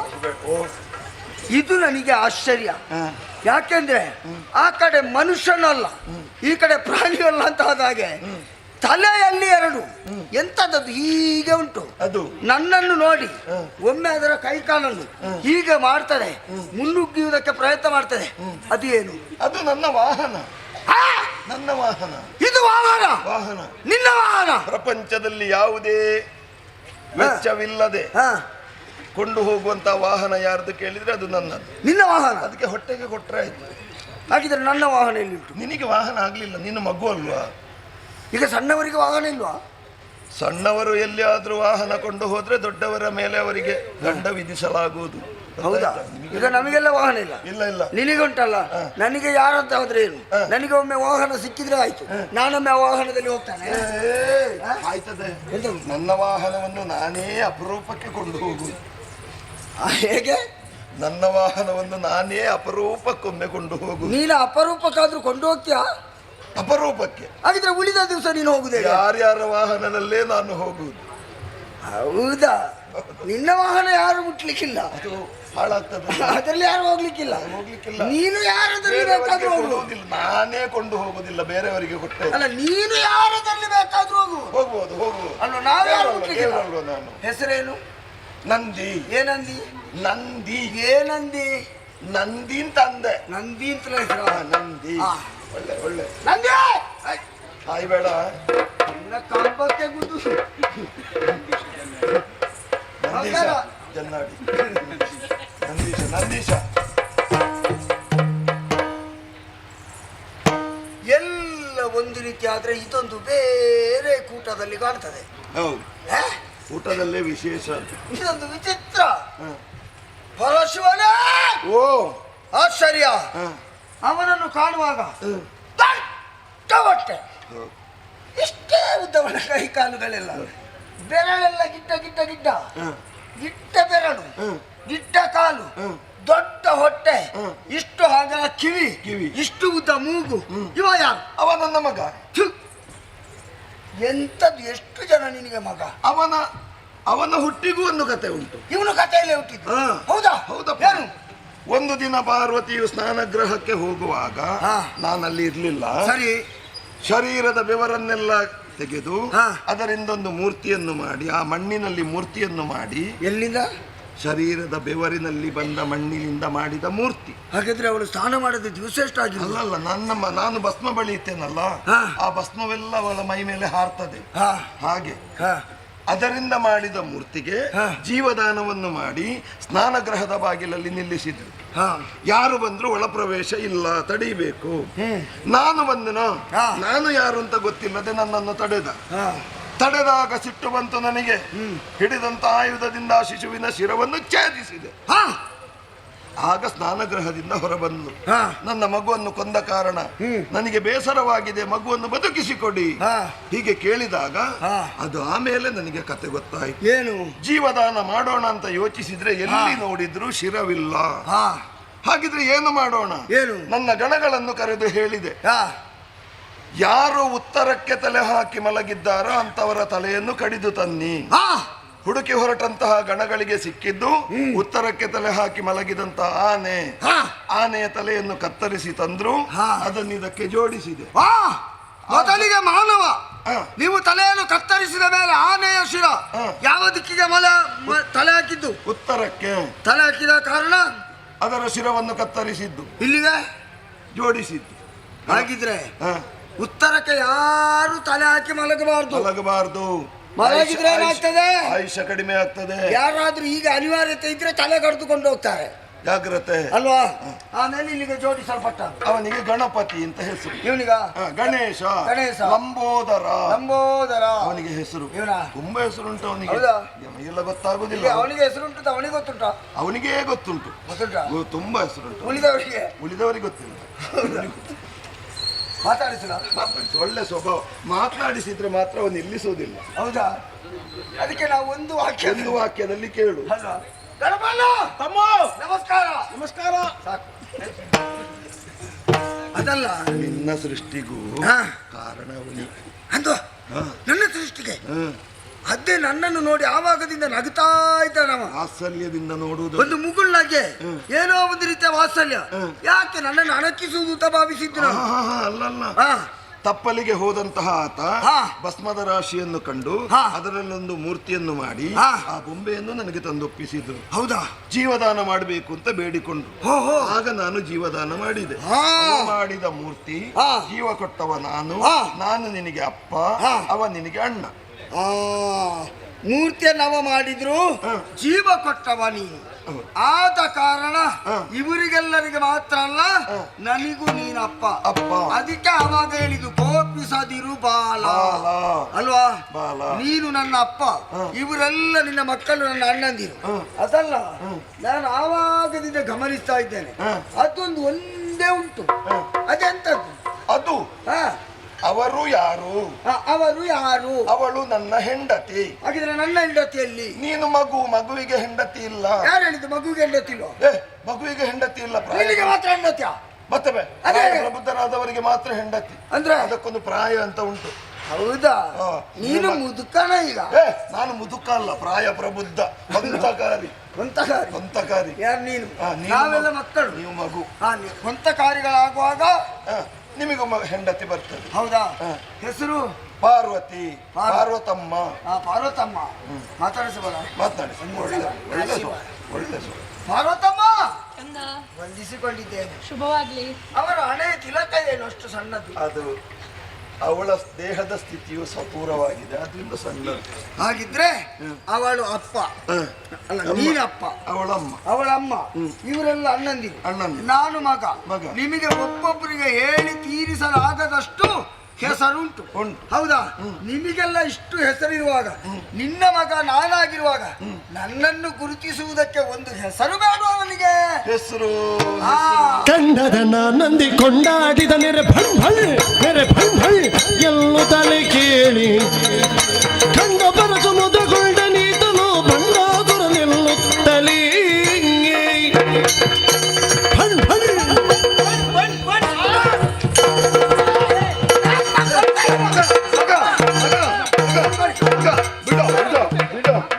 ನಂದಿಯನ್ನು ಬಿಡು. ನಿಮ್ಮ ವಾಹನ ಪುಡಿ ಪುಡಿ ಆಯ್ತು. ನನ್ನ ವಾಹನ ವಾಹನ ಎಂತದು? ಬಂಡು ಅಂತೆಲ್ಲ ಹೇಳ್ತಾರೆ.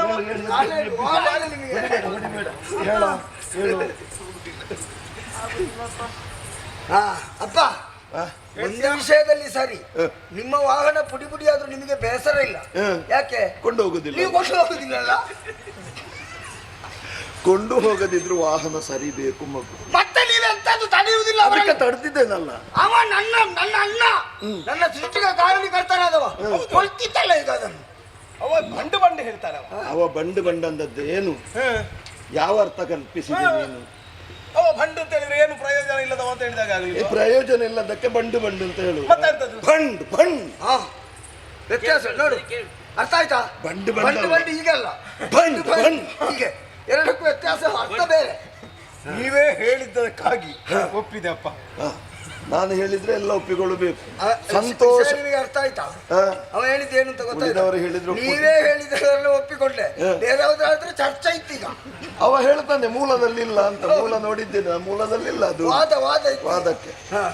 ನಿಜವಾಗಿಯೂ ಸಂತೋಷದಿಂದ ಬಂದಂತಹ ಉದ್ಗಾರವದು. ಬಳಿರೇ, ಕೂತುರೇ. ಮತ್ತೆ ವಾಹನ ಬೇರೆ ಅಂತ ಶಬ್ದ ಮಾಡಿತ್ತು ಅಲ್ವಾ? ಬಂಡು ಅವನಿಗೆ ಮಾತನಾಡ್ಲಿಕ್ಕೆ ಆಗ್ತದೆ ಮತ್ತೆ ಅಲ್ವಾ? ಮತ್ತೆ ಆದ್ದರಿಂದ ಸಂತೋಷದಿಂದ ಉದ್ಗಾರವನ್ನು ತೆಗೆದ. ಭಂಡ್ ಎಂಬ ಹಾಗೆ. ಸರಿ, ಅದನ್ನೇ ಹೆಸರು ಮಾಡಿದ್ರೇನು? ಎಂತದು ಹೆಸರು? ನೋಡು, ನನ್ನ ಅಣ್ಣನಲ್ಲಿ ಕೇಳಿ ಅದು ಆದೀತ. ಅದು ಆದೀತು ಮಗ. ಎಂತದಪ್ಪ ನೀವು ದೊಡ್ಡದು ಅಂತ ಹೇಳಿ ಬಂಡು ಹೇಳ್ತಾ ಇದ್ದೀರಿ. ಅದು ಬರೇ ಬಂಡು, ಅದು ಒಳ್ಳೇದಾಗುದಿಲ್ಲ. ಅದಕ್ಕೆ ಸ್ವಲ್ಪ ಸೇರಿಸುವ. ನಮಗೆ ಸ್ವಲ್ಪ ಸಿಕ್ಕಿದ್ರೆ ಆಯ್ತು, ಮತ್ತೆ ನಾವು ಸೇರಿಸ್ತಾ ಹೋಗ್ತೇವೆ. ಹೌದಾ? ಆಯ್ತಾ? ನೋಡುವ. ಪ್ರವೃತ್ತಿಯಲ್ಲಿ ರೂಪದಲ್ಲಿ ನೀನು ಅಸುರ. ಅಸುರ ಆಯ್ತು. ಅದು ಬಂಡ ಆಯ್ತು. ಬಂಡಾಸುರ.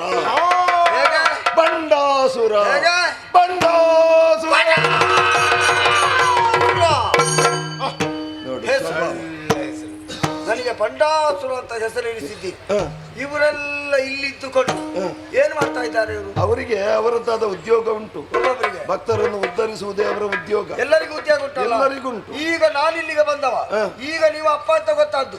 ಹಾಗಿದ್ರೆ ನನಗೂ ಮಾಡುವುದಕ್ಕೆ ಉದ್ಯೋಗ ಬೇಕು. ಉದ್ಯೋಗ ಕೊಡಿ. ಗಿರಿಜಾತೆಗರು ಚದಲಿ ಕರೆದು ಲಂಬೋದರನ ಕರೆದು ಲಂಬೋದರನ ತರಳ ಭಂಡಾಸುರನ ನಿರತ ನೀನುಡಗುಂಡು ತರಳ ಭಂಡಾಸುರನ ನಿರತ ನೀನುಡಗುಂಡು ನೆರೆದಾಟ ಪಾಠಗಳು ಎರಕವಾಗಿ ಹುದ್ದೆನುತ ಎರಕವಾಗಿ ಹುದು ತರಳ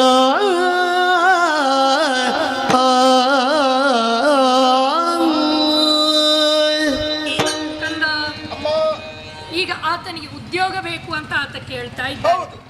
ಆತನ ಸೃಷ್ಟಿಯಾಗಿ ಅವನಿಗೆ ಜೀವವನ್ನ ಕೊಡುವಾಗಲೇ ತೀರ್ಮಾನ ಆಗಿತ್ತು. ಆತ ನಿನ್ನೊಡನೆ ಇರಬೇಕು, ನಿನ್ನೊಡನೆ ಆಟ ಪಾಠಕ್ಕೆ ಒಂದಾಗಿರಬೇಕು, ನಿನಗೆ ಜೊತೆಯಾಗಿರ್ಬೇಕು ಅಂತ ಪೂರ್ವ ಸಂಯೋಜನೆಯೇ ಹಾಗೆ ಅಲ್ವಾ? ಆದ್ದರಿಂದ ಸ್ವಾಮಿ, ಅವರಿರುವರು ಜೊತೆಯಾಗಿಯೇ ಇರಬೇಕು.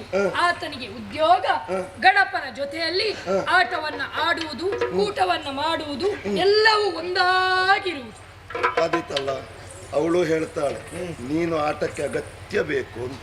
ಬೇಕು ಆಟಕ್ಕೆ, ನಾನು ಆಟಕ್ಕೇ ಬೇಕು. ಇನ್ನು ಅವನೊಟ್ಟಿಗೆ ಹೋದ್ರೆ ನನ್ನ ಜೀವನ ಪೂರ್ತಿ ಆಟವೇ. ಅವನೊಟ್ಟಿಗೆ ಸೇರಿದ್ರೆ ಊಟಕ್ಕೂ ಕರ್ಕೊಂಡು ಹೋಗ್ತಾನೆ. ಅವನು ಹೇಳಿದ್ದನ್ನೆಲ್ಲ ಕೇಳಬೇಕು. ಊಟಕ್ಕೂ ಆಟಕ್ಕೂ. ಆಟಕ್ಕೊಂದು ಬರುದಿಲ್ಲ ಅಂತ ಹೇಳಬೇಡ, ಆಟಕ್ಕೆ ನಿತ್ಯವೂ ಬರಬೇಕು. ಬರ್ಬೇಕಲ್ಲ? ಆಯ್ತಾ? ಆಟಕ್ಕೆ ನಿತ್ಯವೂ ಇರಬೇಕು. ಇರ್ಬೇಕು ಬರಬೇಕು. ಆಯ್ತಾ? ಜೊತೆಯಾಗಿರಿ.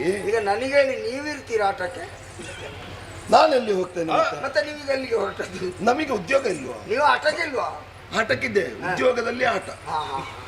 ಈಗ ಕೆಲಸ ಇಲ್ಲದಿರುವವರು ನಾವಿಬ್ರು ಮಾತ್ರ. ನೀವಿಬ್ರು ಆಟ ಆಡ್ತಾ ಇದ್ದೀವಿ. ಇಲ್ಲಿ ಮೊದಲು ನಾನು ಬರುವ ಮೊದಲು ಕೆಲಸ ಇಲ್ಲದಿದ್ದವನಿಗೆ ಹೋಗ್ತದೆ. ಈಗ ಇಬ್ಬರಿಗೂ ಕೆಲಸ ಆಗ್ತದೆ. ಆಯ್ತಾ? ಆಯ್ತು, ಅವನ ತಲೆ ಬಿಸಿ ಹೋಯ್ತು. ತಿನ್ನುವುದು ಸ್ವಲ್ಪ ಹೆಚ್ಚು. ಅಲ್ಲ, ಅವನ ತಲೆ ಬಿಸಿ ಹೋಯ್ತು. ಅವನ ತಲೆ ಬಿಸಿ. ಯಾಕೆ? ಒಬ್ಬನೇ ತಾನತನ ಮಾಡ್ಲಿಕ್ಕಿಲ್ಲಲ್ಲ, ಇನ್ನೊಬ್ಬ ಹೋಯ್ತಾನ ಅಂತ ಆಯ್ತಲ್ಲ. ಆಯ್ತು, ಜೊತೆಯಾಗಿ ಆಟದಲ್ಲಿ, ಕೂಟದಲ್ಲಿ, ಪಾಠದಲ್ಲಿ ಜೊತೆಯಾಗಿ ಒಟ್ಟಿಗೆ ನೀವು ನಾವಿಬ್ಬರು ಜೊತೆಯಾಗಿ ಒಂದು ಆಟಕ್ಕೆ ಹೋಗ್ತೇವೆ. ಹೋಗಿ. ಏಯ್, ಅಪ್ಪ, ಅಪ್ಪ, ಅಪ್ಪ, ನಿಮ್ಮ ವಾಹನ ಕೊಂಡು ಹೋಗಿ.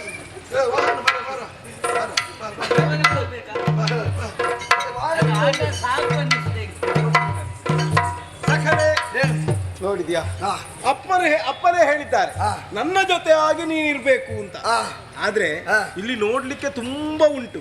ಹಾಗಂತ ಆಟವೇ ಬದುಕಾಗ ಕೂಡದು, ಪಾಠ ಒಂದು ಬೇಕಾಗ್ತದೆ. ಶುರು ಮಾಡಿದಲ್ಲ ಮಾತಾಡ್ಲಿಕ್ಕೆ. ನಾವು ಆಟಕ್ಕೆ ಹೋಗೋಣ. ಆಟದಲ್ಲಿ ಪಾಠ ಉಂಟು. ಹರುಜದು ಹರಗಿರಿ ಜಯರಿಗಿರಗಿ ನಡೆತಂದು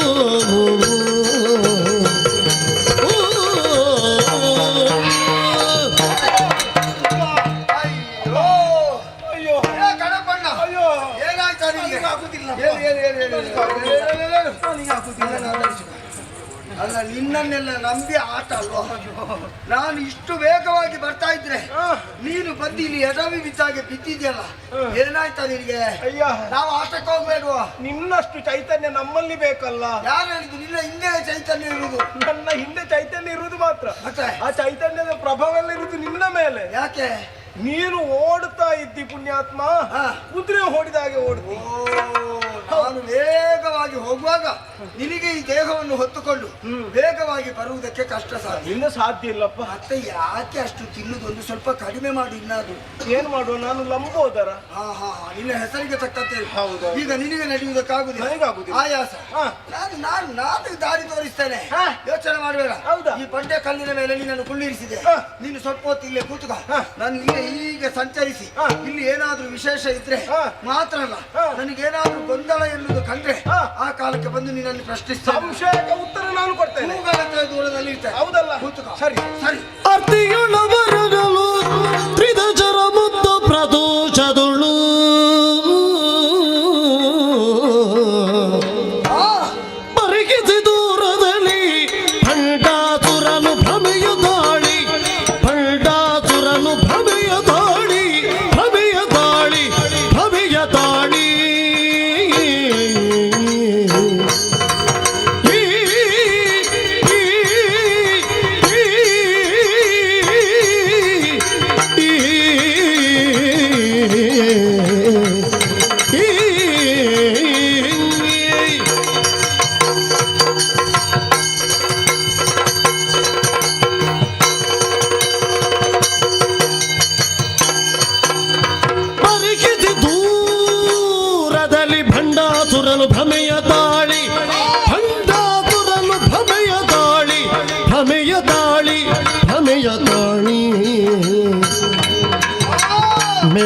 ಸಂಪದಕ್ಕೆ ಕರೆದ ಕ್ಷಣದಲ್ಲಿ ಮೆರೆವ ಸಂಪದಕ್ಕೆ ಕರೆದ ಕ್ಷಣದಲ್ಲಿ ಕರಿಬದಲವದ ಕೊರೆದ ಚೋದ್ಯದಲ್ಲಿ ಪರಿಕಿತಿ ದೂರದಲ್ಲಿ ಭಂಡಾಸುರನು ಭಮೆಯ ದಾಳಿ ಭಂಡಾಸುರನು ಭಮೆಯ ಭಮೆಯ ಭಮೆಯ ದಾಳಿ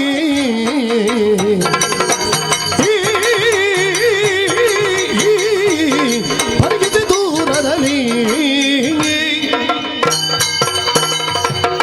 ಭಮೆಯ ದಾಳಿ ಗಣಪಣ್ಣನನ್ನು ದೂರದಲ್ಲಿ ಉಳಿದು ಹಾಗೆ ಸ್ವಲ್ಪ ಮುಂದುವರಿದು ಬಂದಾಗ ನನ್ನ ದೃಷ್ಟಿ ಎನ್ನುವುದು ಎತ್ತರಕ್ಕೆ ನೆತ್ತರಿಸಲ್ಪಟ್ಟಿತು. ಹಾಯ್! ಆಶ್ಚರ್ಯ, ನಾವೆಲ್ಲ ಕೆಳಗಿದ್ದೇವೆ, ಅವರೆಲ್ಲ ಮೇಲಿನ ಪಥದಿಂದ ತುಂಬಾ ಮಂದಿ ಸಾಗಿ ಹೋಗ್ತಾ ಇರುವ ಹಾಗೆ ಕಾಣ್ತಾ ಇದೆ. ಅವರನ್ನು ಕಾಣುವಾಗ ಆಶ್ಚರ್ಯವೂ ಹೌದು, ವಿಚಿತ್ರವೂ ಹೌದು. ಅವರನ್ನು ಕಂಡು ನಾ ಬೆರಗಾದೆ. ಇವರು ಯಾರಾಗಿರ್ಬೋದು? ಎಲ್ಲಿರುವವರು ಇವರು?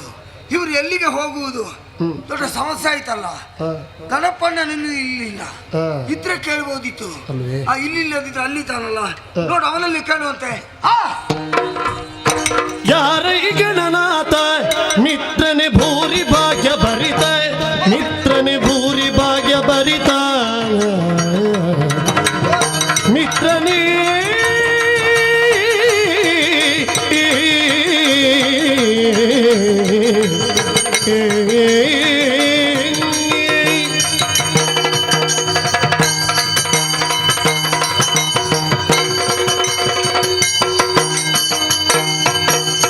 ಯಾರೇ ಗಣನಾಥ ಮಿತ್ರನೆ ಭೂರಿ ಭಾಗ್ಯ ಭರಿತ ಮಿತ್ರನೆ ಭೂರಿ ಭಾಗ್ಯ ಭರಿತ ಈ ರೀತಿಯ ತಿರಿ ಸೇರಿದಂತಿವರ ವಾರಣಾಸ್ಯ ಸುವಿಚಾರಿಗೆ ತಿಳುಗಿ ಈ ರೀತಿಯ ತಿರಿ ಸೇರಿದಂತಿವರ ವಾರಣಾಸ್ಯ ಸುವಿಚಾರಿ ತಿಳುಗಿ ಯಾರೇ ಗಣನಾಥ ಮಿತ್ರನೆ ಭೂರಿ ಭಾಗ್ಯ ಭರಿತ ಮಿತ್ರನೆ ಭೂರಿ ಭಾಗ್ಯ ಭರಿತ ಗಣನಾಥ ಯಾರು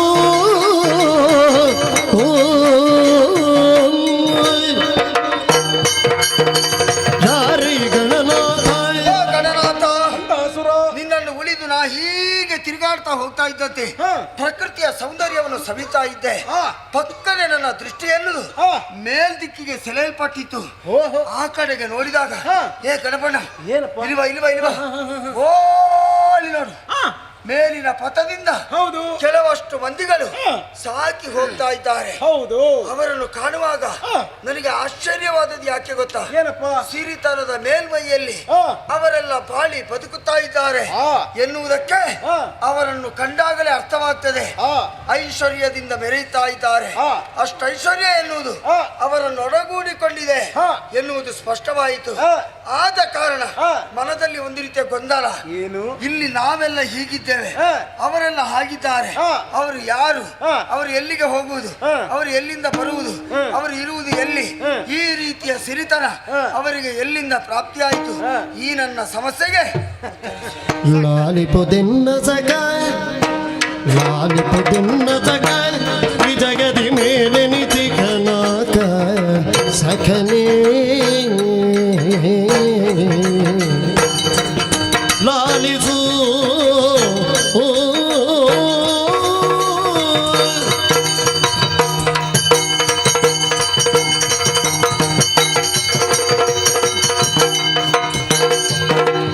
ಲಾಲಿಪುದಿನ್ನ ಸಗ ಲಾಲಿಪುದಿನ್ನ ಸಗ ತ್ರಿಜಗದಿ ಮೇಲೆ ನಿತಿ ಕನಕ ತ್ರಿಜಗದಿ ಮೇಲೆ ನಿತಿ ಕನಕ ಪಾಲಕರೈ ಫಣಿಮಾಲನು ಸ್ವರ್ಗವ ಪಾಲಿಸಿಗನು ಕರುಣಾಳು ತ್ರಿದಶರಿಗೆ ಪಾಲಕರೈ ಫಣಿಮಾಲನು ಸ್ವರ್ಗವ ಪಾಲಿಸಿಗನು ಕರುಣಾಳು ತ್ರಿದಶರಿಗೆ ಲಾಲಿಪುದಿನ್ನ ಸಗ ತ್ರಿಜಗದಿ ಮೇಲೆ ನಿತಿ ಕನಕ ತ್ರಿಜಗದಿ ಮೇಲೆ ನಿತಿ ಕನಕ ಸಖನೇ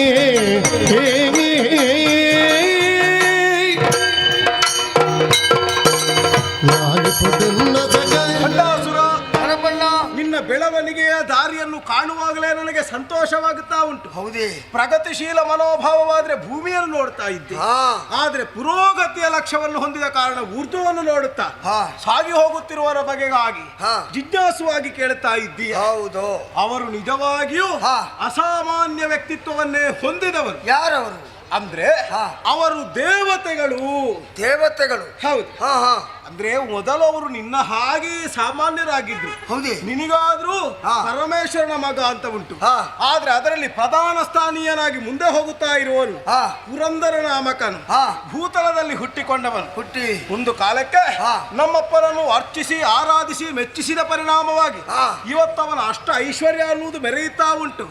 ಬಯಸಿದ ಅಂತಾದ್ರೆ ತಿರುಗಾಡುವುದಕ್ಕೆ ನಂದನವನ, ಮನಕ್ಲೇಶವನ್ನು ಕಳೆಯುವುದಕ್ಕಾಗಿ ರಂಭಾದಿನಾರಿಯರ ನರ್ತನ, ಹಿಡಿದು ಸಾಗಿಸುವುದಕ್ಕೆ ಬೇಕಾಗಿ ವಜ್ರಾಯುಧ, ವಿಹಾರಕ್ಕೆ ಉಚ್ಚೈಶ್ರವಸು ಎನ್ನುವ ಕುದುರೆ, ಸರಿ, ಏರಿ ಹೋಗುವುದಕ್ಕೆ 1000 ಸೊಂಡಿಲಿರುವಂತಹ ಐರಾವತವೆನ್ನುವ ಆನೆ, ಸರಿ, ವರುಣ, ವಾಯು, ಕುಬೇರ, ನಿರುತಿಯೇ ಮೊದಲಾದವರು ಅವನ ಜೊತೆಯಲ್ಲಿದ್ದಾರೆ. ಅವನು ಆಳುತ್ತಾ ಇರುವುದು ಸ್ವರ್ಗವೆನ್ನುವ ಲೋಕವನ್ನು. ಅದು ದೇಹದಲ್ಲಿ ತಲೆ ಇದ್ದ ಹಾಗೆ ದೊಡ್ಡದ್ದದು. ಹೌದಾ? ಅಷ್ಟು ವಿಶೇಷ ಹೊಂದಿರುವ ಪ್ರಧಾನವಾದದ್ದು. ಹೌದು. ಹಾಗಾಗಿ ಇದೆಲ್ಲ ಸಿಕ್ಕಿದ್ದೇಗೆ ಗೊತ್ತ? ಹೇಗೆ ಸಿಕ್ಕಿದ್ದವರಿಗೆ? ನಮ್ಮ ಅಪ್ಪನನ್ನು ಆರಾಧಿಸಿದ ಪರಿಣಾಮ ನಮ್ಮ ಅಪ್ಪ ಕೊಟ್ಟದ್ದವನಿಗೆ. ಅಪ್ಪನನ್ನು ಪೂಜಿಸಿ ಇಷ್ಟೆಲ್ಲ ಪಡೆದಿದ್ದಾರೆ. ಹೌದು. ನಮ್ಮ ಅಪ್ಪನಿದಲ್ವ? ಖಂಡಿತ. ಬಡವನಾಗಿ ಜೀವನ ವರದಲ್ಲಿ, ಬಡವನಾಗಿ ಶಿವನ ವರದಲ್ಲಿ ಪಡೆದು ಸಂಪದಗಳನ್ನು ಪಡೆದು ಸಂಪದಗಳನ್ನು ಸುಮನದ ರೂಢಿಯನನು ಮಿಗಿಸುವ ಅನುಜ್ಞೆಯ ಕೊಡು ಗಣೇಶ, ಕೊಡು ಗಣೇಶ. ಬಡವನಾಗಿ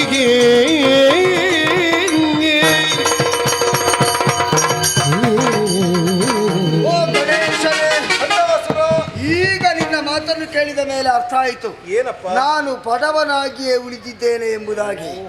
ಅದಕ್ಕಾಗಿ ನೀನು ತಿಳಿಸಿದ ಹಾಗೆ ಬದುಕಿನಲ್ಲಿ ಸಾಧನೆಯ ಪಥವನ್ನು ಅರಸಿಕೊಂಡು ಆ ಪಥದಲ್ಲಿ ಸಾಗುವ ಮುಖೇನವಾಗಿ ಆ ಸುರಪಾಲ, ನೀನು ಹೇಳಿದಂತಹ ಸುರಪಾಲನಲ್ಲ ಮೀರಿಸುವಂತಹ ಸಾಧನೆಯನ್ನು ಈ ಪ್ರಪಂಚದಲ್ಲಿ ನಾ ಮಾಡುವುದಕ್ಕೆ ನನಗೆ ಅನುಮತಿಯನ್ನು ಕೊಡುವೆಯಾ? ಲೇಸುಗಾರ್ಯವು ಸಕನಿ ನಿನಗೆ ಮಹೇಶನು ನಿಯನೆ ಮುತ್ತ ಸಕನಿ.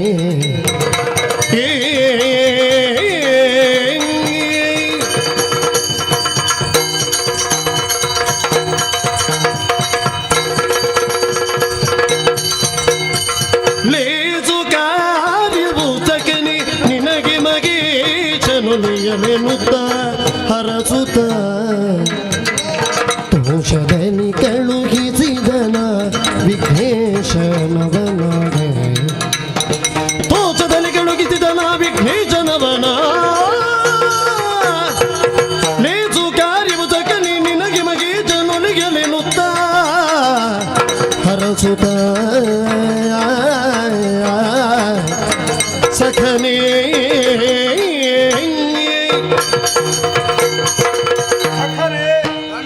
ಎಂತ ವಿಶಾಲವಾದ ಸಾಧನಾ ಮನಸ್ಸನ್ನು ನೀನು ಹೊಂದಿದ್ದೀಯ. ನಿಂತ ನೀರಾಗ ಕೂಡದು ಹರಿದು ಹರಿಯುವ ನೀರಾಗಬೇಕು. ಅಪೇಕ್ಷೆ ಅದುವೆ. ಸೇರುವಾಗ ಸಾಗರ ಗರ್ಭವನ್ನೇ ಸೇರಬೇಕು ಅಲ್ವಾ? ಅಷ್ಟು ದೊಡ್ಡ ಮಹತ್ವಾಕಾಂಕ್ಷೆಯನ್ನು ಹೊಂದಿದ ನಿನ್ನ ಬದುಕಿಗೆ ಯಾವ ವಿಘ್ನವೂ ಒದಗ ಕೂಡದು ಸರಿ ಅನ್ನುವುದೇ ನನ್ನ ಅಪೇಕ್ಷೆಯು ಉಂಟೇ ಉಂಟು. ಹಾಗಾದ್ರೆ ನೀನಿನ್ನು ಇಲ್ಲಿ ನಿಲ್ಲ ಕೂಡದು. ಮತ್ತೆ ನೇರವಾಗಿ ಪುಷ್ಕರ ಕ್ಷೇತ್ರವನ್ನು ಸೇರಿಕೊ. ಅಲ್ಲಿಯೇ ನೀನು ಸ್ನಾನಾದಿ ಕರ್ಮಗಳನ್ನು ಮುಗಿಸಿಕೊಂಡು ಆ ಬಳಿಕ ನಮ್ಮಪ್ಪನ ಪಂಚಾಕ್ಷರ್ಯ ಮಂತ್ರ ಓಂ ನಮಃ ಶಿವಾಯ ಎನ್ನುವ ಎನ್ನುವ ಹಾ. ಮಂತ್ರವನ್ನು ನಿರತವಾಗಿ ಪಠಿಸುತ್ತಾ ಇರು. ಹಾ. ಧ್ಯಾನ ಧಾರಣ ಸಮಾಧಿ ಹಾ. ಸ್ಥಿತಿಯನ್ನು ನೀನು ತಲುಪು. ಹಾ. ನಿನ್ನನ್ನು ನೀನು ಮರೆ. ಹಾ. ಆ ಹೊತ್ತಿಗೆ ಅಪ್ಪನೇ ಒಲಿದು ಬಂದು ಹಾ. ಸುರಪನನ್ನು ಮೀರಿಸುವಷ್ಟು ಯೋಗವನ್ನು ಹಾ. ಅಷ್ಟು ಐಶ್ವರ್ಯವನ್ನು ನೀನು ಒದಗಿಸಿಕೊಡ್ತಾರೆ. ಹಾ. ನಿಶ್ಚಿಂತೆಯಿಂದ ಮುಂದುವರಿಬಹುದು. ಕಠಿಣ ಪರಿಶ್ರಮವನ್ನು ಮಾಡುವುದರ ಮುಖೇನ ಹಾ. ಅಪ್ಪನನ್ನು ಒಲಿಸಿಕೊಂಡ್ರೆ ಹಾ. ಇವರಿಗಿಂತ ಮಿಗಿಲಾಗಿ ಪ್ರಪಂಚದಲ್ಲಿ ನಾ ಕಂಗೊಳಿಸಬಹುದು. ಖಂಡಿತವಾಗಿ ಒಳ್ಳೆಯ ಸೂಚನೆಯನ್ನು ಕೊಟ್ಟಿದ್ದಿ. ಹಾ. ನಿನ್ನ ಅಪೇಕ್ಷೆಯಂತೆ ಹಾ. ನಾನು ಅದನ್ನು ಈಡೇರಿಸಿಕೊಂಡು ಬಂದು ಹಾ. ನಿನ್ನ ಮುಖವನ್ನು ಕಾಣುವೆ. ನಿನಗಾಗಿ ನಾನು ಅಪೇಕ್ಷಿಸ್ತಾ ಇರ್ತೇನೆ. ಖಂಡಿತ. ಹೌದು. ಹೋಗಿ ಬರ್ತೇನೆ.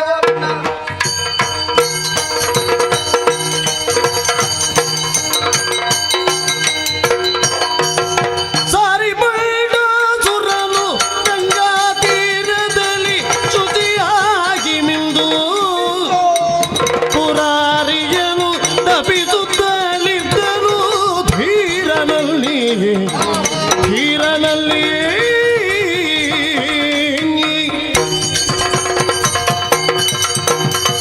ವಿಘ್ನೇಶ್ವರದಿಂದ ಬೀಳ್ಕೊಂಡು ನೇರವಾಗಿ ಗೊಂಡಾರಣ್ಯವನ್ನು ಸೇರಿಕೊಂಡೆ. ಹರಿಯುತ್ತಿರುವಂತಹ ನದಿಯಲ್ಲಿ ದೇಹವನ್ನು ಶುಚಿಗೊಳಿಸುವುದಕ್ಕೆ ಸ್ನಾನಾದಿ ಕರ್ಮಗಳನ್ನು ಪೂರೈಸಿಕೊಂಡೆ. ಆತ್ಮಶುದ್ಧಿಗಾಗಿ ಅಗ್ನಿಕುಂಡವನ್ನು ಪ್ರತಿಷ್ಠಾಪನೆ ಮಾಡಿದ್ದೇನೆ. 3 ಪ್ರದಕ್ಷಿಣೆ ಬಂದು ಒಂಟಿ ಕಾಲಿನಲ್ಲಿ ನಿಂತು ಪರಶಿವನ ತಪೋನಿರತರಂತೆ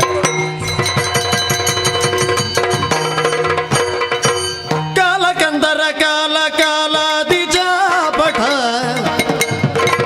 ಪಾಲನಯನ ಶಂಕರ ಪಾಲನಯನ ಶಂಕರ ನೀಲಲೋಕಿತರುಂಡ ಮಾಲ ಸದಾ ಶಿವ ಶೂಲಗಿರಿ ಚಮಡ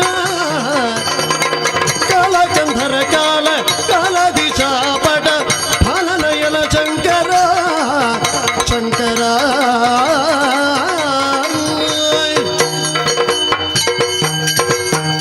ಶಂಭೋ ಶಂಕರ ರುಂಡಮಾಲಾಧರ ಪಾರ್ವತಿ ರಮಣ ಸದಾಶಿವ ಕೃಪೆ ತೋರು ತಂದೆ.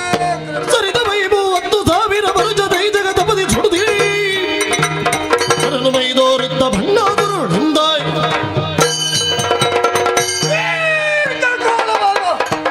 ತಪಸ್ಸನ್ನು ಕೈಗೊಂಡವ ನಾನು. ನನ್ನ ಭಕ್ತಿ ಎನ್ನುವುದು ಪರಿಪಕ್ವವಾಗಿಲ್ಲ ಅಂತಾಯಿತು. ಎಷ್ಟೇ ಕಾಡಿದರೂ ಬೇಡಿದರೂ ಪರಶಿವ ಪ್ರತ್ಯಕ್ಷನಾಗುವುದಿಲ್ಲ ಅಂತಾದ್ರೆ ನನ್ನ ಅಣ್ಣನಿಗೆ ಕೊಟ್ಟ ಮಾತನ್ನು ನಾ ಮೀರಿದ ಹಾಗಾಯಿತು. ಹಾಗಿದ್ರೆ ನಾನು ಬದುಕಿದ್ದೇನು ಪ್ರಯೋಜನ? ಅದೇ ಉರಿತಿರುವಂತ ಅಗ್ನಿಕುಂಡಕ್ಕೆ ಹಾರಿ ನನ್ನ ದೇಹ ತ್ಯಾಗವನ್ನು ಮಾಡ್ತೇನೆ. ಹಿರುರೇ ಮೆಚ್ಚಿದೆ ಭಂಡಾಸುರಕನ ತಪಕೆ ಮೆಚ್ಚಿದೆ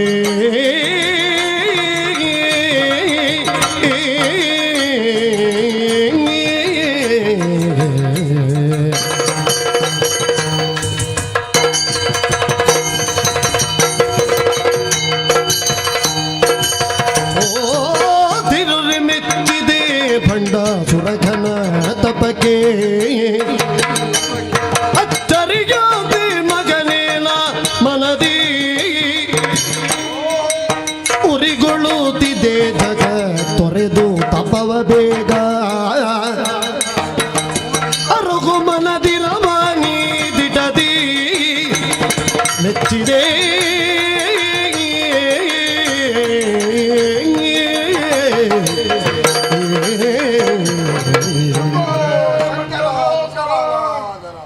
ಮೆಚ್ಚಿದೆ ಮಗು. ನಿನ್ನ ಭಕ್ತಿಯ ಪರಾಕಾಷ್ಠೆ ಎಷ್ಟು ಅನ್ನುವುದನ್ನು ಪರೀಕ್ಷಿಸಲೋಸುಗವಾಗಿ ನಾನು ವಿಳಂಬಿಸಿದೆ. ಸರಿ, ಮೆಚ್ಚಿದೆ. ಹಾ. ನಿನ್ನ ತಪದ ಜ್ವಾಲೆಯಿಂದಲಾಗಿ ಪರಿಸರವೆಲ್ಲವೂ ಹಾ. ಸುಡುತ್ತಾ ಇದೆ. ಹಾ. ತಪವನ್ನು ಬಿಡು. ಹಾ. ಮನದಿಚ್ಛೆ ಏನು ಹೇಳು. ಶಂಭು ಸದಾ ಜೀವ ಕಂಬು ಕಂದರ ದೇವ ನಂಬಿದ ಭಕ್ತರ ಪುರೆವ ಎಂಬ ಬಿರುದು ನಿನಗೆಂಬುದ ಬಲ್ಲಿ ಪ್ರಿಯಂಬಕ ಕೇಳು ಭಿನ್ನಪವ ಸುರನರೋರಗರ ಸಂಗರದಿ ಗೆಲುವ ಶಕ್ತಿ ಪುರಗಿ ನಿಂದವನರ್ಥ ಬಲವು ಬರುವಂತೆ ನಗೆ ಹರಿಹರ ಕಾಮಲಜರೆಲ್ಲ ಇರುವಂತನಾಗ್ನಿಯಂದದಲ್ಲಿ ಶಂಭು ಸದಾ ಜೀವ ಕಂಬು ಕಂದರ ದೇವ ನಂಬಿದ ಭಕ್ತರ ಪುರೆವ ದೇವಾ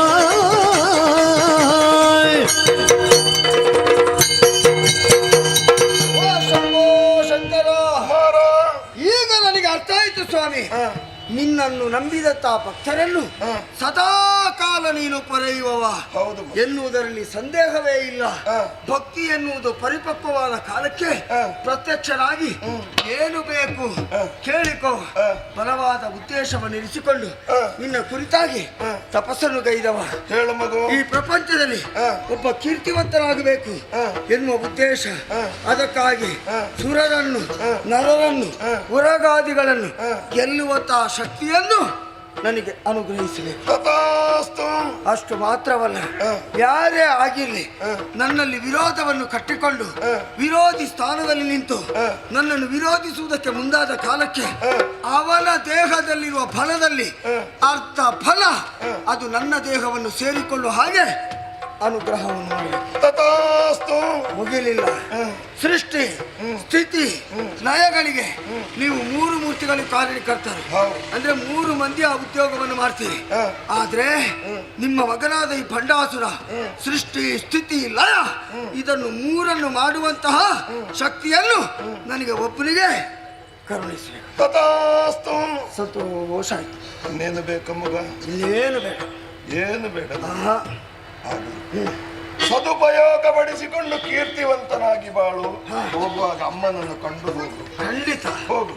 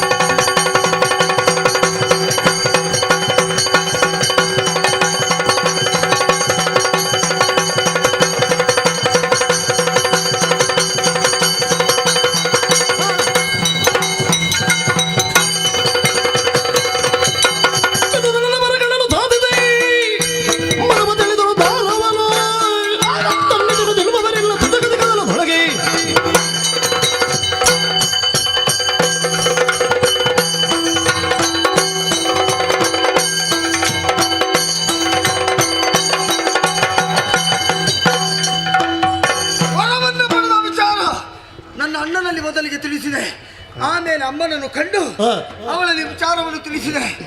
ಆವಾಗ ಅಮ್ಮ ಒಂದು ಕಿವಿ ಮಾತು ಹೇಳಿದ್ರು, ಇಷ್ಟು ಸಾಧನೆ ಮಾಡಿದ ಮೇಲೆ ಇನ್ನು ನೀನು ಇಲ್ಲಿರುವುದಲ್ಲ, ನೇರವಾಗಿ ಪಾತಾಳ ಲೋಕವನ್ನು ಸೇರಿಕೋ, ನಿನಗೆ ಭವಿಷ್ಯತ್ತಿನಲ್ಲಿ ಒಳ್ಳೆಯದಾಗ್ತದೆ.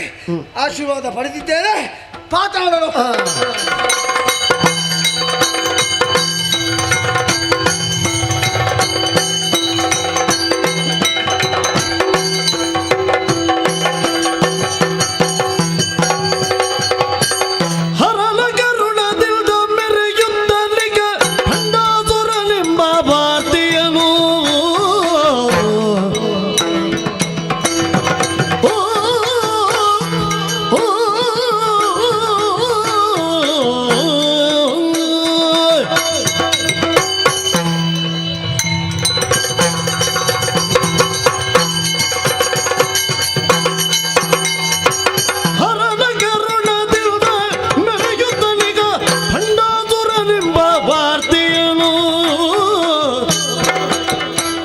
ಅರಿತು ಸುಜ್ಞಾನದಿ ಕರೆಸಿದನೆಲ್ಲ, ಅರಿತು ಸುಜ್ಞಾನದಿ ಕರೆಸಿದನೆಲ್ಲ, ದೈತ್ಯರನ್ನು ಶುಕ್ರಾಚಾರ್ಯನು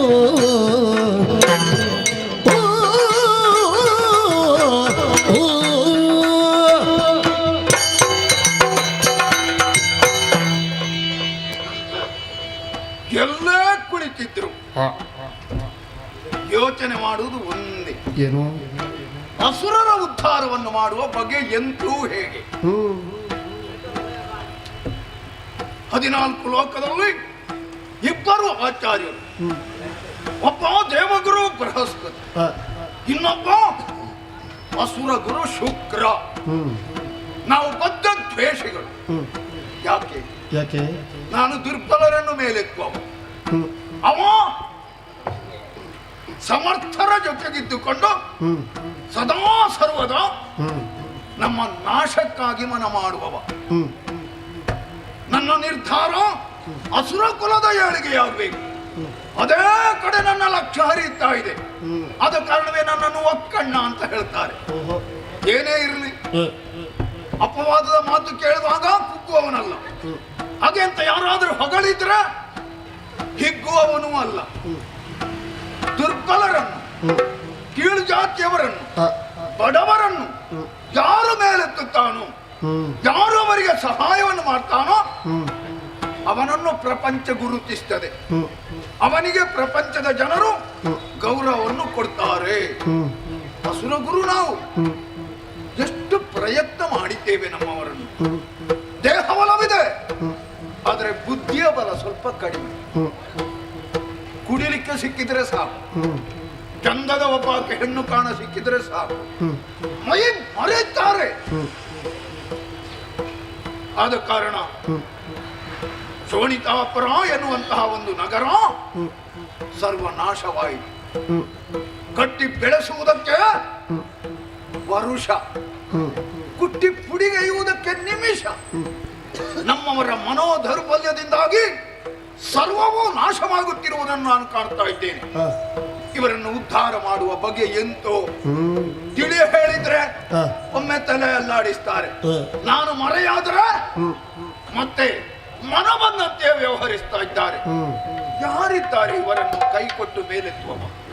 ಹೀಗೆ ಯೋಚಿಸ್ತಾ ಕುಳಿತಿರುವಂತಹ ಸಂದರ್ಭದಲ್ಲಿ ಅಪ್ಪ ಓಹೋ ಹೋ ಹೋ ಒಳಗಣ್ಣನ್ನು ತೆರೆದಾಗ ತಿಳಿಯಿತಲ್ಲ, ಹರನಾನುಗ್ರಹಕ್ಕೆ ಪಾತ್ರನಾದವ ಒಬ್ಬ ಇದ್ದಾನೆ. ಖಂಡಾಸುರ. ಸೃಷ್ಟಿಯನ್ನು ಮಾಡಬಲ್ಲ, ಯಾರಿಂದಲೂ ಮರಣವಿಲ್ಲ. ಹಾಗಿದ್ರೆ ಅಂತವನನ್ನೇ ಅಸುರರ ನಾಯಕನನ್ನಾಗಿ ಮಾಡಿದ್ರೆ ಹೇಗೆ? ಒಳ್ಳಿತು. ಆದರೆ ನಮ್ಮವರಲ್ಲಿ ಅಭಿಪ್ರಾಯವನ್ನು ಹೇಳಬೇಕು. ಯಾರಲ್ಲಿ? ಕುಟಿಲಾಕ್ಷಣೆ ಮೊದಲಾದವರು ಈ ಕಡೆ ಬನ್ನಿ.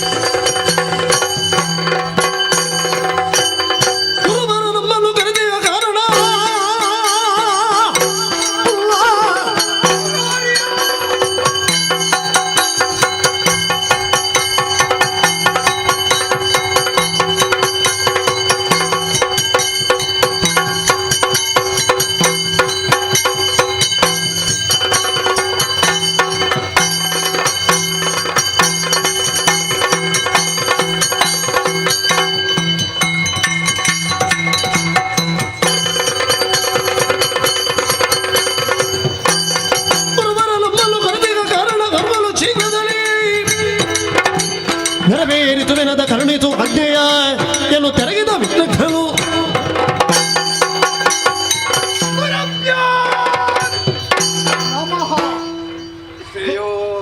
ಗುರುಗಳೇ ಅಮಿತ್ರಜ್ಞ ಅದಷ್ಟ ಸಮಯಗಳಿಂದ ನೀವು ಆಚೆ ಈಚೆ ಹೋಗಬಾರದು, ನನ್ನ ಬಳಿಯಲ್ಲೇ ಇರಬೇಕು ಎಂಬುದಾಗಿ ಆಜ್ಞೆಯನ್ನು ಮಾಡಿದ್ದವರು. ನಿಮಗೊಂದು ದಾರಿ ತೋರಿಸಬೇಕು ಅಂತ ನನ್ನ ಯೋಚನೆಯು. ಸರಿಯಾದಂತಹ ಸಂದರ್ಭ ಒದಗಿ ಬಂದಿದೆ. ನಾವು ಸರಿಯಾದಂತಹ ಸ್ಥಳಕ್ಕೆ ಹೋಗುವುದಕ್ಕೆ ಉಂಟು. ಎಷ್ಟೋ ಸಮಯಗಳಿಂದ ಹೇಳ್ತಾ ಇದ್ದೀರಿ, ನಿಮಗೊಂದು ಸ್ಥಳ ಅವಕಾಶ ಕಲ್ಪಿಸಿಕೊಡ್ತೇನೆ ಎಂಬುದಾಗಿ ಹೇಳಿದ್ದೀರಿ. ನಿಜ ಮಗನೇ, ಅದನ್ನೇ ನಂಬಿಕೊಂಡು ಇಷ್ಟರವರೆಗೆ ಇದ್ದವರು ಇವತ್ತು ನಿಮ್ಮ ಮುಖವನ್ನು ನೋಡಿದಾಗ ಯಾವುದೋ ಒಂದು ತರದ ಉಲ್ಲಾಸ ಉತ್ಸಾಹ ನಮ್ಮ ಕಣ್ಣುಗಳಿಗೆ ಕಾಣ್ತಾ ಉಂಟು. ಯಾಕೆ ಕರೆದಿ, ಏನಾಗಬೇಕು ನಮ್ಮಿಂದ? ಅಪ್ಪಣೆ ಆಗಲಿ ಗುರುಗಳೇ.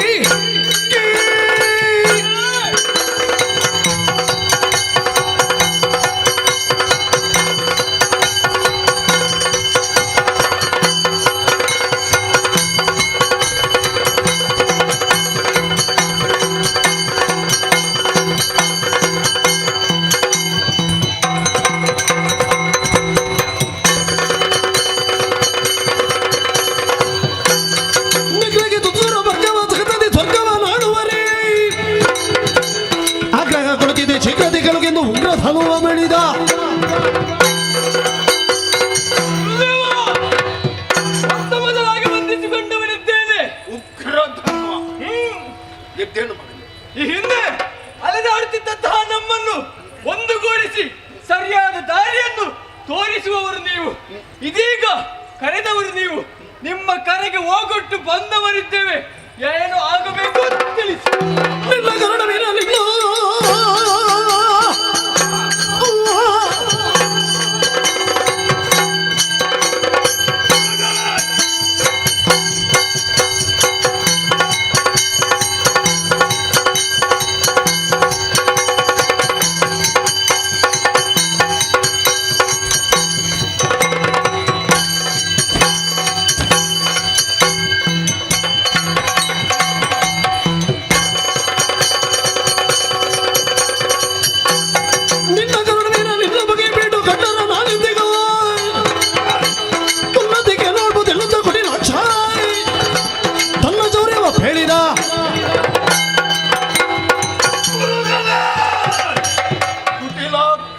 ನಿಮ್ಮ ಪವಿತ್ರ ಪಾದಗಳಿಗೆ ಪ್ರಣಾಮವನ್ನು ಸಲ್ಲಿಸ್ತಾ ಇದ್ದೇನೆ.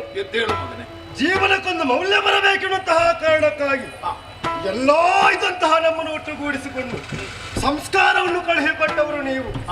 ಅಷ್ಟೇ ಅಲ್ಲ, ದೇಹ ಬಲ ಇದ್ರೆ ಸಾಕಾಗುವುದಿಲ್ಲ, ಬುದ್ಧಿಬಲವೂ ಬೇಕು. ಅದಕ್ಕಾಗಿ ವಿದ್ಯೆಯನ್ನು ದಾರ ಎಳೆದಿದ್ದೀರಾ. ಶಸ್ತ್ರ ಅಸ್ತ್ರ ಎಲ್ಲಾ ವಿದ್ಯೆಗಳನ್ನು ಕರಗತ ಮಾಡಿಕೊಂಡಿದ್ದೇವೆ ನಾವು. ಹಾಗಿರುವಾಗ ಒಮ್ಮಿಂದೊಮ್ಮೆ ನಿಮ್ಮ ಕರೆಯಾಯಿತು. ಕರೆಗೆ ಉತ್ತರವೆಂಬಂತೆ ಬಂದವರು ನಾವು. ಒಡೆಯ, ಏನಾಗಬೇಕು ಗುರುಗಳು ಹೇಳಬೇಕು. ತಾಳಿ ತಾಳಿರಲ್ಲ ದೈತ್ಯರು ಕೇಳಿರಲ್ಲ ಸೊಲ್ಲ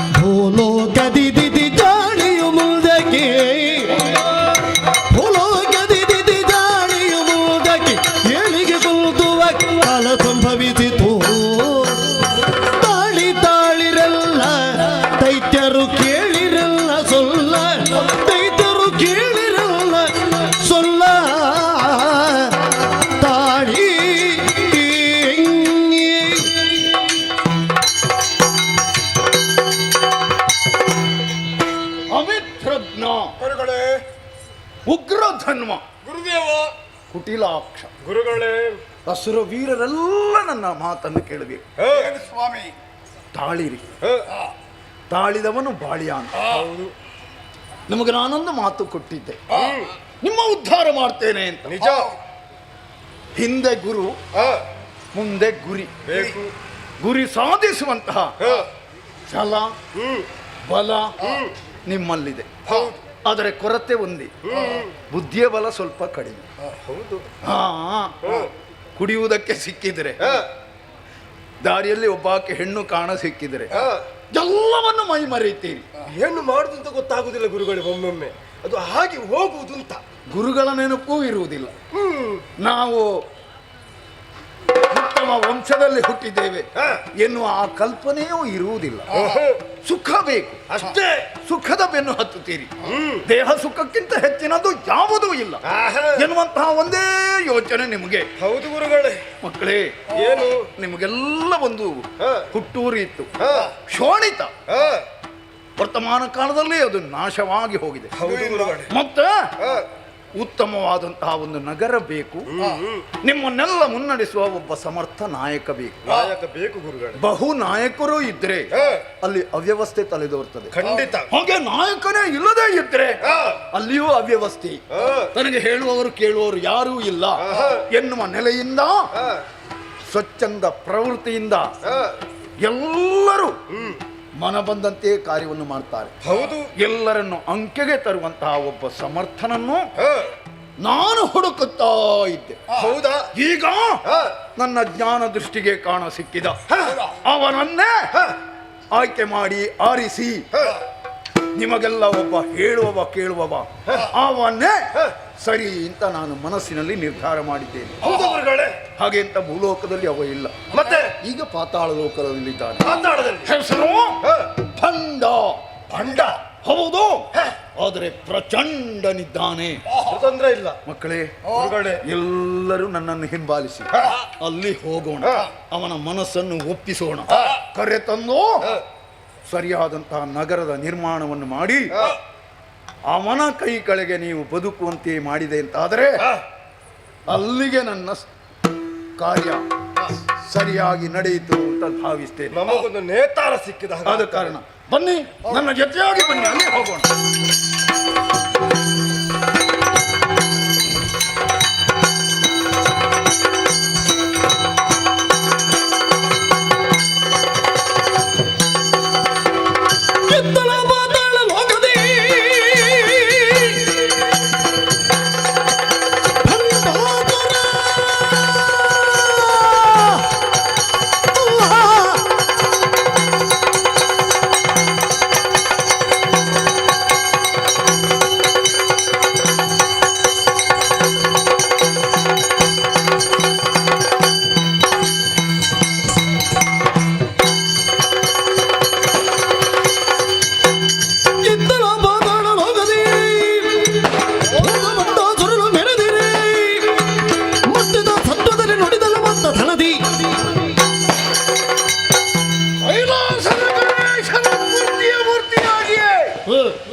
ರೂಪಧಾರಣೆಯನ್ನು ಹೊಂದಿದೆ. ಪರಶಿವನ ಪರಮಾನುಗ್ರಹಕ್ಕೆ ಪಾತ್ರನಾಗಿ ಜೀವಕಲೆಯನ್ನೂ ಹೊಂದಿದೆ. ಪಾರ್ವತೀ ದೇವಿಯ ಅಕ್ಕರೆಯ ಕೈತುತ್ತಿನ ಮೂಲಕವಾಗಿ ಸಂಸ್ಕಾರ ಯೋಗ್ಯತೆಯನ್ನು ಹೊಂದಿದೆ. ಆದರೆ ಕಂಡುಬರುತ್ತಿರುವಂತಹ ವಿಶಿಷ್ಟತೆಗಳನ್ನೆಲ್ಲ ನೋಡುತ್ತಾ ಹೋದ ಹಾಗೆ ಬದುಕಿನಲ್ಲಿ ಸ್ವಲ್ಪ ಸಂಪಾದನೆ ಮಾಡಬೇಕು ಅಂತಾಯಿತು. ಅದಕ್ಕಾಗಿಯೇ ಪರಮೇಶ್ವರನನ್ನು ತಪಸ್ಸೀಕರಿಸಿ ವಿಶೇಷವಾದಂತಹ ವರವನ್ನು ಪಡೆದೆ. ಆಮೇಲೆ ದೇವಿ ಹೇಳಿದಳು, ಪಾರ್ವತಿ, ಇಲ್ಲಿ ನಿಲ್ಬೇಡ ಮಗ, ನೇರವಾಗಿ ಪಾತಾಳ ಲೋಕವನ್ನು ಸೇರು. ಅಲ್ಲಿ ನಿನಗೆ ಮಹಾನುಭಾವನೊಬ್ಬರ ದರ್ಶನವಾಗುತ್ತದೆ. ಜೀವನದ ಉದ್ಧಾರಕ್ಕೆ ಅದು ಒಂದು ಹೇತುವಾಗುತ್ತದೆ. ಹೀಗೆ ಹೇಳಿದ ದೇವಿಯ ಮಾತನ್ನು ಅನುಸರಿಸಿ ನೇರ ಪಾತಾಳ ಲೋಕಕ್ಕೆ ಇಳಿದಿದ್ದೇನೆ. ಯಾರು ಕಾಣಿಸ್ತಾ ಇಲ್ವಲ್ಲ? ಯಾರೋ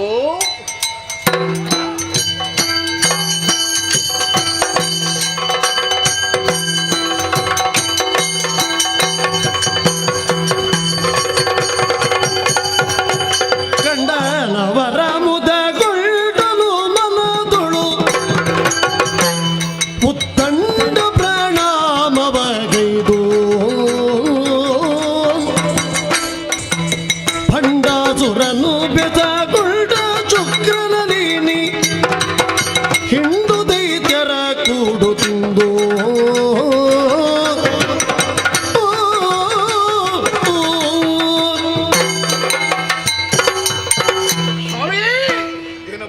ನಿಮ್ಮನ್ನು ಕಾಣುವಾಗ ಎಲ್ಲಿಲ್ಲದ ಆನಂದ.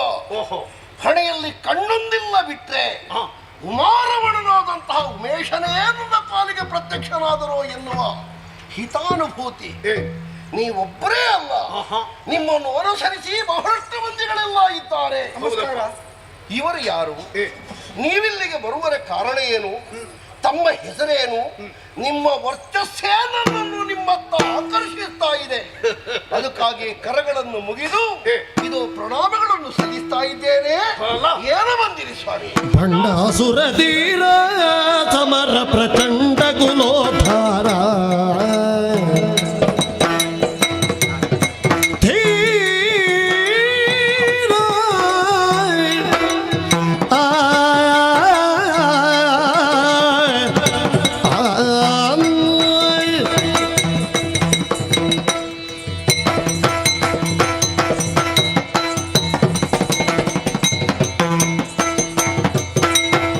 ಭಂಡಾಸುರ ಧೀರ ಸಮರ ಪ್ರಚಂಡ ಕುಲೋದ್ಧಾರ ಸಮರ ಪ್ರಚಂಡ ಕುಲೋದ್ಧಾರ ದಂಡಧರಾರಿಯ ಕರುಣಾಮೃತವನ್ನುಂಡು ದಾನವರ ತಂಡವನ್ನುಳುಗಿದೆ. ಭಂಡಾಸುರ ಧೀರ ಸಮರ ಪ್ರಚಂಡ ಕುಲೋದ್ಧಾರ ಧೀರ ಭಂಡಾಸುರ ಧೀರ.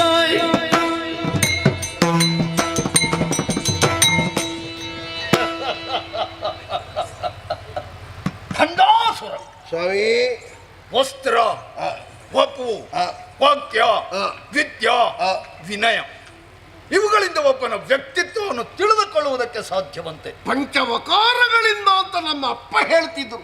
ಮಗನೇ, ನನ್ನನ್ನು ಕಂಡಾಕ್ಷಣ ಗೌರವ ಭಾವವನ್ನು ತಾಳಿ ನಮಸ್ಕರಿಸಿದೆ. ಭಂಡಾಸುರ ಕದನ ಪ್ರಚಂಡ ನೀನು. ಅದರ ಜೊತೆಯಲ್ಲಿ ನಿನ್ನಿಂದೊಂದು ಮಹತ್ಕಾರ್ಯವನ್ನು ಸಾಧಿಸಬೇಕು ಎನ್ನುವಂತಹ ಸದುದ್ದೇಶದಿಂದ ನಾನು ಇಲ್ಲಿಗೆ ಬಂದಿದ್ದೇನೆ. ಹೌದೇ? ನನ್ನನ್ನು ಅಸುರಗುರು ಶುಕ್ರಾಚಾರ್ಯ ಹೀಗೆಂದು ಲೋಕ ಕರೆಯುತ್ತಾ ಇದೆ. ಆಗಾಗ ಹೆಸರು ಕೇಳಿದ್ದೇನೆ ನಾನು, ಮುಖದ ಪರಿಚಯ ಇವತ್ತೇ. ಮಗನ, ಇಷ್ಟು ಕಾಲದವರೆಗೆ ಇವರ ರಕ್ಷಣೆಯನ್ನು ನಾನು ಮಾಡುತ್ತಾ ಬಂದೆ. ಇವರೆಲ್ಲ ಅಸುರವೀರರು. ಕಣ್ಣು ನೋಡಿದ್ರೆ ಗೊತ್ತಾಗ್ತದೆ. ಒಬ್ಬನಲ್ಲ, ಇಬ್ಬರಲ್ಲ, ಬಹುಮಂದಿಗಳಿದ್ದಾರೆ. ಆದರೆ ಇವರಿಗೆ ಸಮರ್ಥ ಒಬ್ಬ ನೇತಾರ ಇಲ್ಲ. ನಿಮ್ಮ ಗೆರೆ ದಾಟುವುದಿಲ್ಲ ಕಾಣ್ತದೆ ಅವರು. ನೋಡಿ, ಎಲ್ಲಿ ನೀವು ನಿಲ್ಲಿಸಿದ್ದೀರಿ ಅಲ್ಲ ಇದ್ದಾರೆ, ಮುಂದೆ ಬರಲೇ ಇಲ್ಲ. ಹೌದು, ಗುರುವಾದಂತಹ ನನ್ನ ಬಗ್ಗೆ ಇವರಿಗೆ ಗೌರವ ಇದೆ. ಹಾಗೆಂತ ಕೆಲವು ಸಲ ಲಘುವಾಗಿ ಕಾಣ್ತಾರೆ. ಅದಕ್ಕೆ ಕಾರಣ ಬೇರೆ. ಆಗ ಅವರಾಗಿ ಇರುವುದಿಲ್ಲ, ಅವರ ತಲೆಯೊಳಗೆ ಬೇರೆ ಇರ್ತದೆ. ಮಗನೇ, ನೀನು ಸಮರ್ಥನಾಗಿ ಹರನ ಪೂರ್ಣಾನುಗ್ರಹಕ್ಕೆ ಪಾತ್ರನಾಗಿ ಮೆರೆಯುತ್ತಾ ಇದ್ದಿ. ಜೊತೆಯಲ್ಲಿ ವರ ಬಲದಿಂದ ಪ್ರಬಲನಾಗಿದ್ದಿ ಎನ್ನುವಂತಹ ಸುದ್ದಿ ನನ್ನ ಕಿವಿಗೂ ಮುಟ್ಟಿತು. ಆದ ಕಾರಣ ಅಸುರರ ನಾಯಕನನ್ನಾಗಿ ಮಾಡಬೇಕು, ಇವರ ಏಳಿಗೆ ನಿನ್ನಿಂದಾದೀತು ಎನ್ನುವಂತಹ ಪೂರ್ಣ ಭರವಸೆಯನ್ನು ತಾಳಿ ಇಲ್ಲಿಯವರೆಗೆ ಬಂದಿದ್ದೇನೆ. ನನ್ನಿಂದ ಏನಾಗಬೇಕು ಗುರುಗಳೇ? ಮಗನ, ಕಟ್ಟಿಸು ನೀನೀಗ ಘನತರ ಪಟ್ಟಣವನು ಬೇಗ, ಇಷ್ಟದಿ ಬಾಲಿಸು ದೈತ್ಯ ಸಂಕುಲವ ಸೃಷ್ಟಿ ಮೂರರುಳು ತೀರ್ಥನೆಂದೆನಿಸಿ. ಇಷ್ಟದಿ ಪಾಲಿಸು ದೈತ್ಯ ಸಂಕುಲವ ಸೃಷ್ಟಿ ಮೂರರುಳು ತೀರ್ಥನೆಂದೆನಿಸಿ. ಭಂಡಾಸುರ ಧೀರ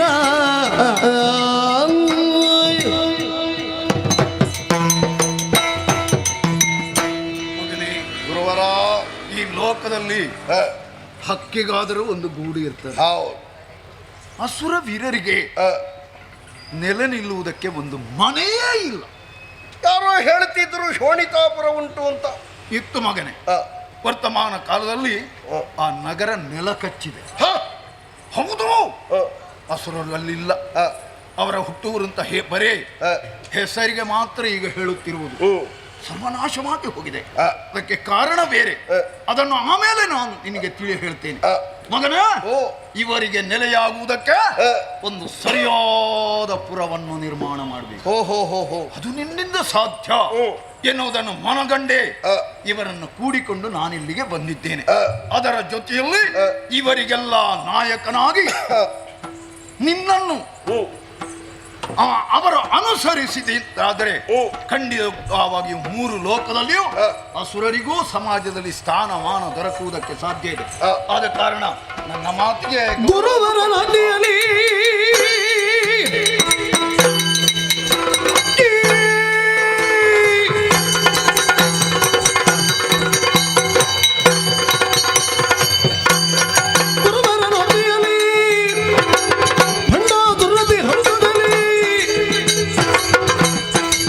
ಮಾಯಾದುರ ಗುರಿಯೇ ವಿರುತ್ತಿದೆ ಬರುವ ಪಟ್ಟಣವ ಶೂನ್ಯಕ ಪುರವನ ಗುರುವರ ನಾಟ್ಯಲ್ಲಿ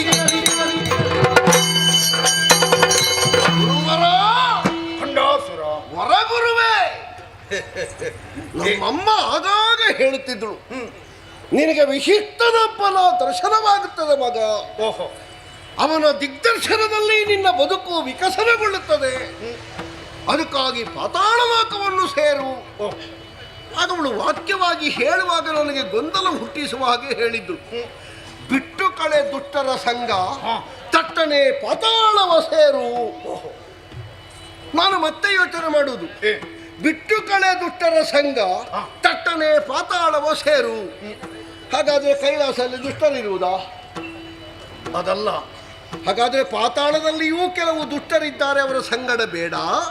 ಒಳ್ಳೆಯವರನ್ನು ನೀನು ಸಂಪರ್ಕಿಸು. ಗುರುಗಳೇ, ಮಗನೇ, ತಾನೇನು ತಾನ್ಯಾರು ಅಂತ ಮತ್ತೊಬ್ಬರಿಗೆ ಹೇಳಿಕೊಡ್ಬೇಕು ಅಂತ ಇಲ್ಲ ನಿಮ್ಮ ವರ್ಚಸ್ಸು. ತಾನಾಗಿ ನಿಮ್ಮತ್ತ ಆಕರ್ಷಿತವಾಗಿ ಕರಗಳನ್ನು ಜೋಡಿಸಿ ಶಿರವನ್ನು ಬಾಗಿಸುವಂತಹ ಮನೋವೃತ್ತಿ ಉಳ್ಳವ ನಾನಾಗಿದ್ದೇನೆ. ಗುರುವಾದವ ಹೇಳಿದ ಮಾತನ್ನು ಮತ್ತೊಮ್ಮೆ ಇನ್ನೊಮ್ಮೆ ಯಾಕೆ ಏನು ಅಂತ ಕೇಳಕೂಡದು.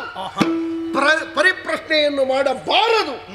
ಇದು ನನ್ನ ತಿಳಿವಿನ ಸಾರ. ಒಳ್ಳೆಯದು. ಆದದ್ದರಿಂದ ರಕ್ಕಸರ ಏಳಿಗೆಗಾಗಿ, ದೈತ್ಯ ಕುಲದ ವರ್ಧನೆಗಾಗಿ, ಅವರ ಬದುಕನ್ನು ಸಮೃದ್ಧಗೊಳಿಸುವುದಕ್ಕಾಗಿ ಹುಂಕಾರ ಮಾತ್ರದಿಂದ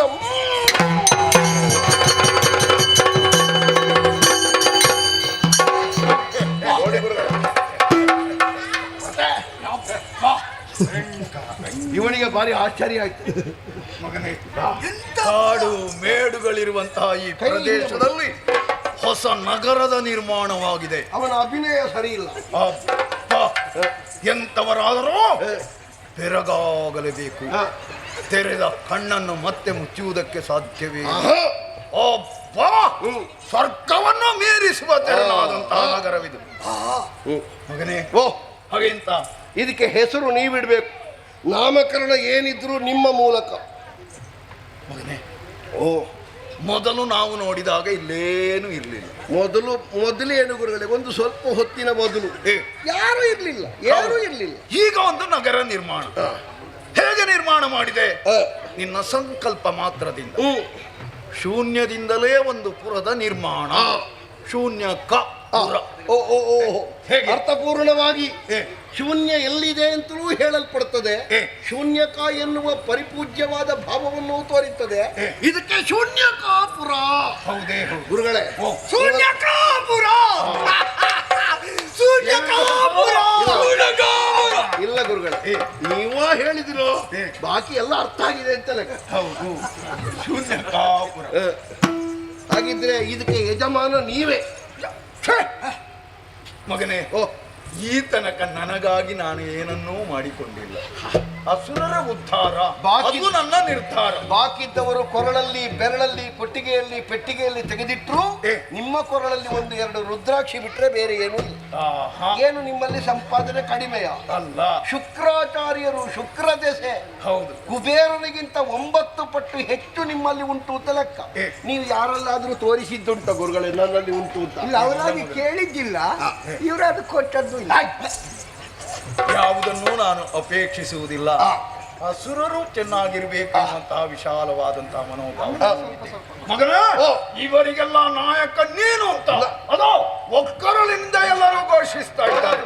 ಹಾಗಾದ್ರೆ ಸರ್ವಾನುಮತದಿಂದ ನಾಯಕತ್ವ ನನ್ನ ಪಾಲಿಗೆ. ಹೌದು, ಹಾಗಿದ್ರೆ ಹೇಳಿಕೊಳ್ಳದೆ ಸಿಂಹಾಸನವನ್ನೇ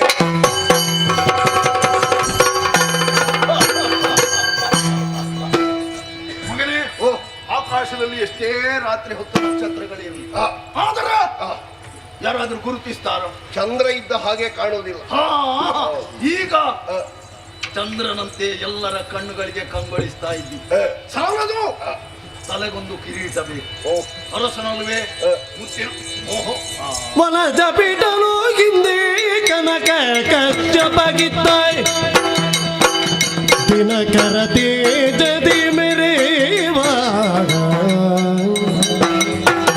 ಅನುಪಮ ದೀವರತ್ನದ ಮಕೂಟವಾಯ್ ದಾನವನ ಚಿರ ಕಿಟ್ಟನಾಚಾರ್ಯ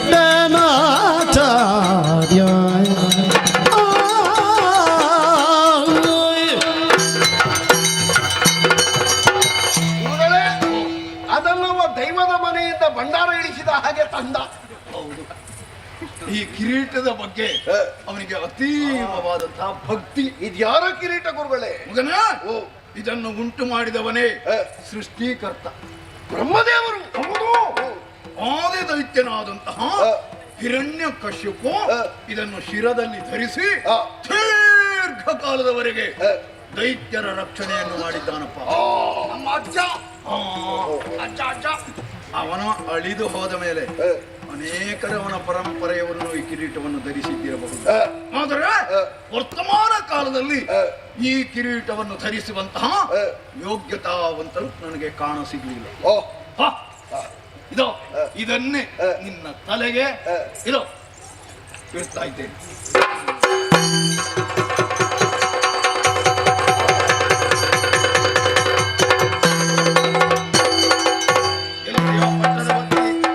ಎಲ್ಲಿದೆ ಮುದ್ರೆ ಉಂಗುರ?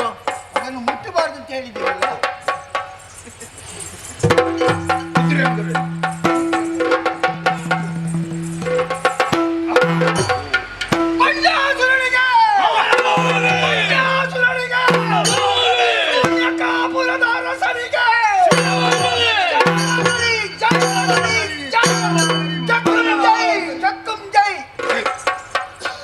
ಅದೆಂತದ ಉಲ್ಲಾಸದಲ್ಲಿ ಹೆಚ್ಚಾಗಬಾರದು. ಅದು ಮಿತಿಯಲ್ಲಿ ಇರ್ಲಿ. ಆದ್ರೆ ಮಂತ್ರಿ ಸೇನಾಧಿಪತಿಗಳು ಹೇಗೆ ಹೇಗೆ ಯಾರು ಯಾವ ಜಾಗದಲ್ಲಿ? ಇವ ಅಮಿತ್ರಜ್ಞ. ಇವನನ್ನೇ ಮಂತ್ರಿಯನ್ನಾಗಿ ಮಾಡಬೇಕು. ಇವ ಮಂತ್ರಿ, ವಯಸ್ಸಿನಲ್ಲಿ ಹಿರಿಯವ, ಮುಖ್ಯಮಂತ್ರಿ, ದೊಡ್ಡ ಮಂತ್ರಿ, ಮುಖ್ಯಮಂತ್ರಿ ಅಮಿತ್ರಜ್ಞ. ಇವ ಕುಟಿಲಾಕ್ಷ.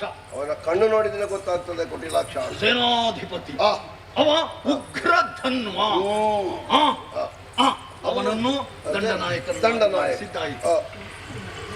ನೀವೆಲ್ಲರೂ ನಿಮ್ಮ ನಿಮ್ಮ ಉದ್ಯೋಗವನ್ನು ನಿಷ್ಠೆಯಿಂದ ಶ್ರದ್ಧೆಯಿಂದ ನಡೆಸಿಕೊಡಬೇಕು.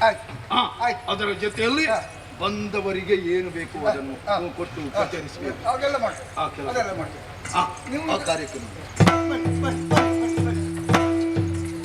ಕಾರ್ಯಕ್ರಮಕ್ಕೆ ಬಂದವರು ಯಾರು ಬೇಗ ಹೋಗದ ಹಾಗೆ ನೋಡಿಕೊಳ್ಳಿ.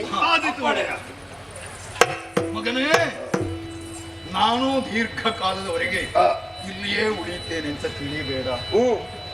ಮಾಡುವುದಕ್ಕೆ ಕಾರ್ಯ ಬಹಳಷ್ಟು ಇದೆ. ನೀವು ತಪಸ್ವಿಗಳು, ಜನಾನುರಾಗಿಗಳಾದರೂ ನಿಮ್ಮ ಕೆಲಸ ಬಿಡ್ಲಿಕ್ಕಾಗ್ತದ? ಅದರ ಮೊದಲು ನಿನಗೊಂದು ಕಿವಿ ಮಾತು. ತೆಳುಗಿದನು ನೀತಿಗಳ ಬಳಿಕ ಶುಕ್ರಾಚಾರ್ಯ ಒಲಿದು ದಾನವ ತಿಲಕ ಕೇಳು. ಇಳಿಯಲಿ ಸದಾಚಾರಗಳಲ್ಲಿ ಸತ್ಕೀರ್ತಿಯನ್ನು ತಳೆದರದು ಮೇಲಿನಿಪ ಬಾಳು.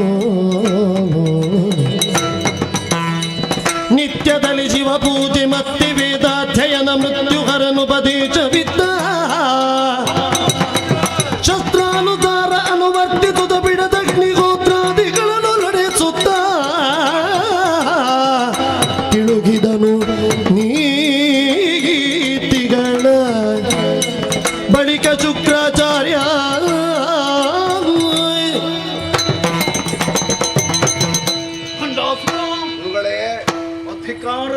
ನೋಡಿದಾಗ ಮೈ ಮರೆತು ಮನ ಬಂದಂತೆ ನಡೆಯುವವರು ಬಹಳಷ್ಟು ಮಂದಿ.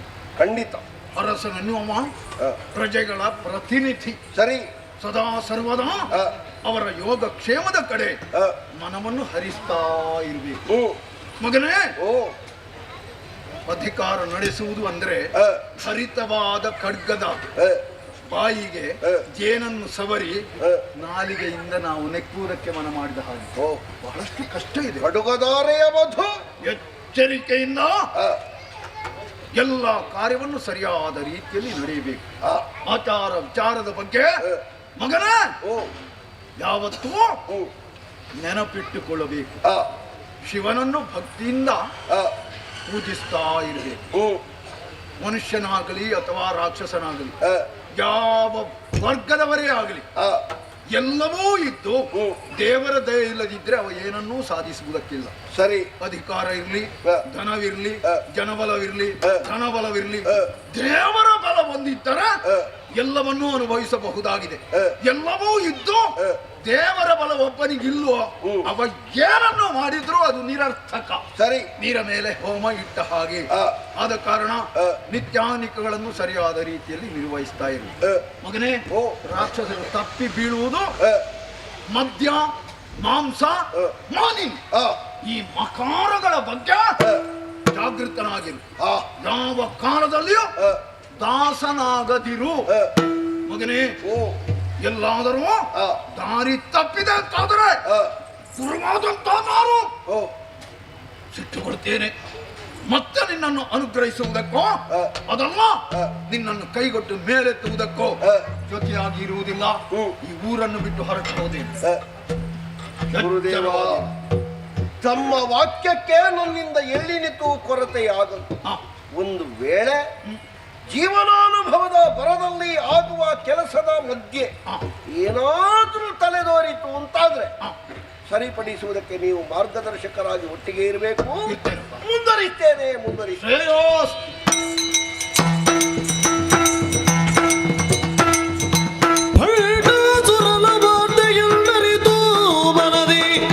ಮುದಗೊಂಡು ತಾರಕನು ಭಗಿನಿಯರ ನಾಲ್ವರ ಕೂಡಿಕೊಂಡು ನಡೆದಂದು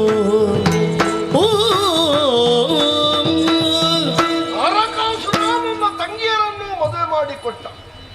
4 ಮಂದಿಗಳನ್ನು 18 ಬ್ರಹ್ಮಾಂಡದ ಒಡೆತನವನ್ನೂ ಕೊಟ್ಟ. ಆದ್ರೆ ನಿಮಗೆ ಏನೋ ಒಂದು ಕುತೂಹಲ ಉಂಟು ಅಂತ ಕಾಣ್ತದೆ. ಮಾತಾಡ್ಲಿಕ್ಕೆ ಅವಕಾಶ ಉಂಟಾ? ನಿನಗೆ ಮಾತಾಡ್ಲಿಕ್ಕೆ ಉಂಟಾ? ಹೌದು. ಕೇಳು ಬಂಡಾಸುರ ನುಡಿಯ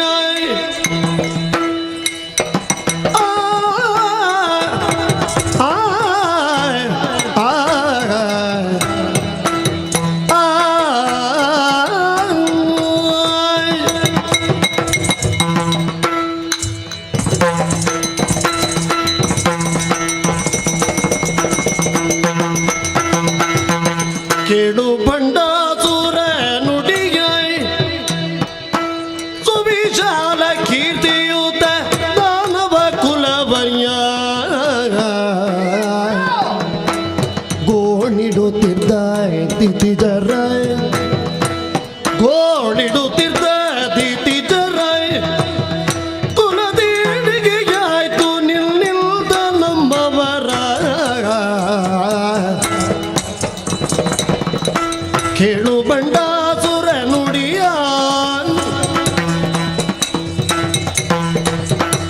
ಸುವಿಶಾಲ ಕೀರ್ತಿಯುತ ದಾನವ ಕುಲವರಿಯ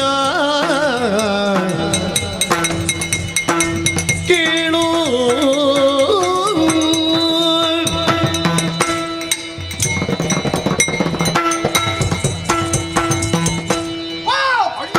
ಮಹಾಪ್ರಭುಗಳೇ, ಅಮಿತ್ರಗ್ರ ಒಂದು ಹೊತ್ತಿನಲ್ಲಿ ಏನೂ ಇಲ್ಲದೆ, ಮುಂದೆ ಹಿಂದೆ ಯಾವುದೂ ಇಲ್ಲದೆ, ಒಂದು ಹೊತ್ತಿನ ಊಟಕ್ಕೆ ಆಚೆ ಈಚೆ ನೋಡುವಂತ ಸಂದರ್ಭ ನಮಗಿತ್ತು. ಗುರುಗಳಲ್ಲಿ ಹೇಳಿಕೊಂಡಾಗ ಯಾವುದಕ್ಕೂ ಒಂದು ಕಾಲ ಬರಬೇಕು ಮಗಳೇ, ತಾಳ್ಮೆ ಮುಖ್ಯ ಎಂಬುದಾಗಿ ಹೇಳಿದ್ದು. ಆಮೇಲೆ ಅವರ ಆನತಿಯಂತೆ ನಿಮ್ಮ ಬಳಿಗೆ ಬಂದೆವು. ಶೂನ್ಯಕಾಪುರ ನಿರ್ಮಾಣ ಆಯಿತು. ಸರಿ. ನಮಗೆ ಒಬ್ಬೊಬ್ಬರಿಗೆ ಒಂದೊಂದು ರೀತಿಯ ಒಂದೊಂದು ಹುದ್ದೆಯನ್ನು ನೀವು ಕೊಟ್ಟಿದ್ದೀರಿ. ಹೌದು. ಸರಿ. ಈಗ ಕ್ಷೇಮವಾಗಿಯೇ ಇದ್ದೇವೆ ಹೊರತು ಮನಸ್ಸಿಗೆ ನೆಮ್ಮದಿ ಇಲ್ಲ. ಹೇಗೆ? ಮಂತ್ರಿ ಸ್ಥಾನ ಹೇಗುಂಟು? ತೊಂದರೆ ಇಲ್ಲ. ಸಂಪಾದನೆ ಏನು ತೊಂದರೆ ಇಲ್ಲ. ಎಲ್ಲ ಕಡೆಯಲ್ಲೂ ಶೂನ್ಯಕಾಪುರದ ಅರಸ ಬಂಡಾಸುರ ಬರೆಯುತ್ತಾ ಇದ್ದಾರೆ. ನನ್ನ ಹೆಸರಿನೊಟ್ಟಿಗೆ ಮಂತ್ರಿಗಳ ಹೆಸರು ಬರಬೇಕು. ಬರ್ತದೆ. ನಮ್ಮ ಹೆಸರು ಬಂದಿತ್ತು.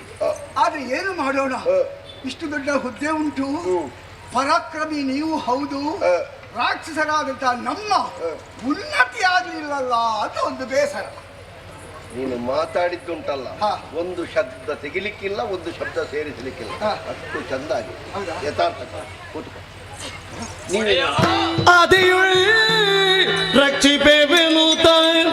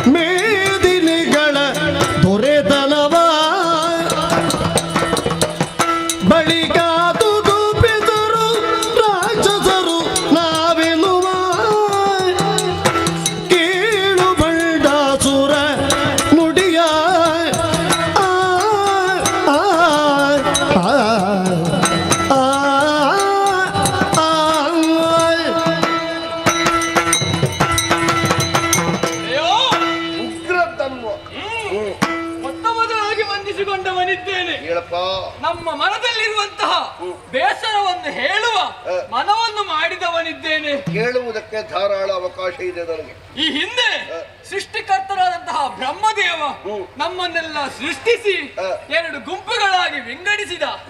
ಆಮೇಲೆ ಎರಡು ಹೆಸರನ್ನಿಟ್ಟ, ದೇವತೆಗಳು ಹಾಗೂ ದಾನವರು ಎಂಬುದಾಗಿ.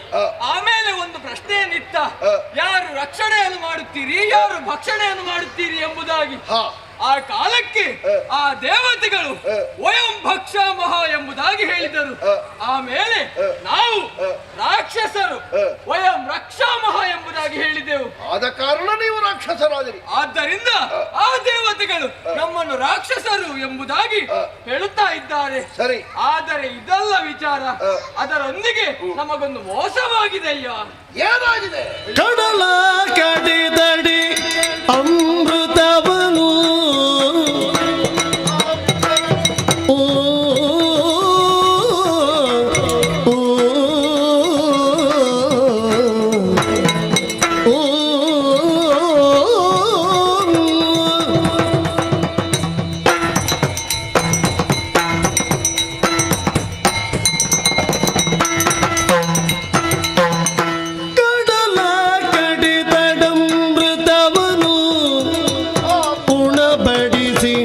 ವಂಚಿಸಿ ಯಾತು ಧಾರನರನು ಉಣಬಡಿಸಿ ವಂಚಿಸಿ ಯಾತು ದಾನರನು ಬಿಡುಗಣ್ಣರಿಗೆ ದೈತ್ಯ ಕುಲವ ಬಿಡುಗಣ್ಣರಿಗೆ ದೈತ್ಯ ಕುಲವ ಮಾಚ ಪಡಿದಿ ಕಪಟದಿ ಗರ್ವದಿ ಕೇಳು ಬಂಡಾತುರ ನುಡಿಗ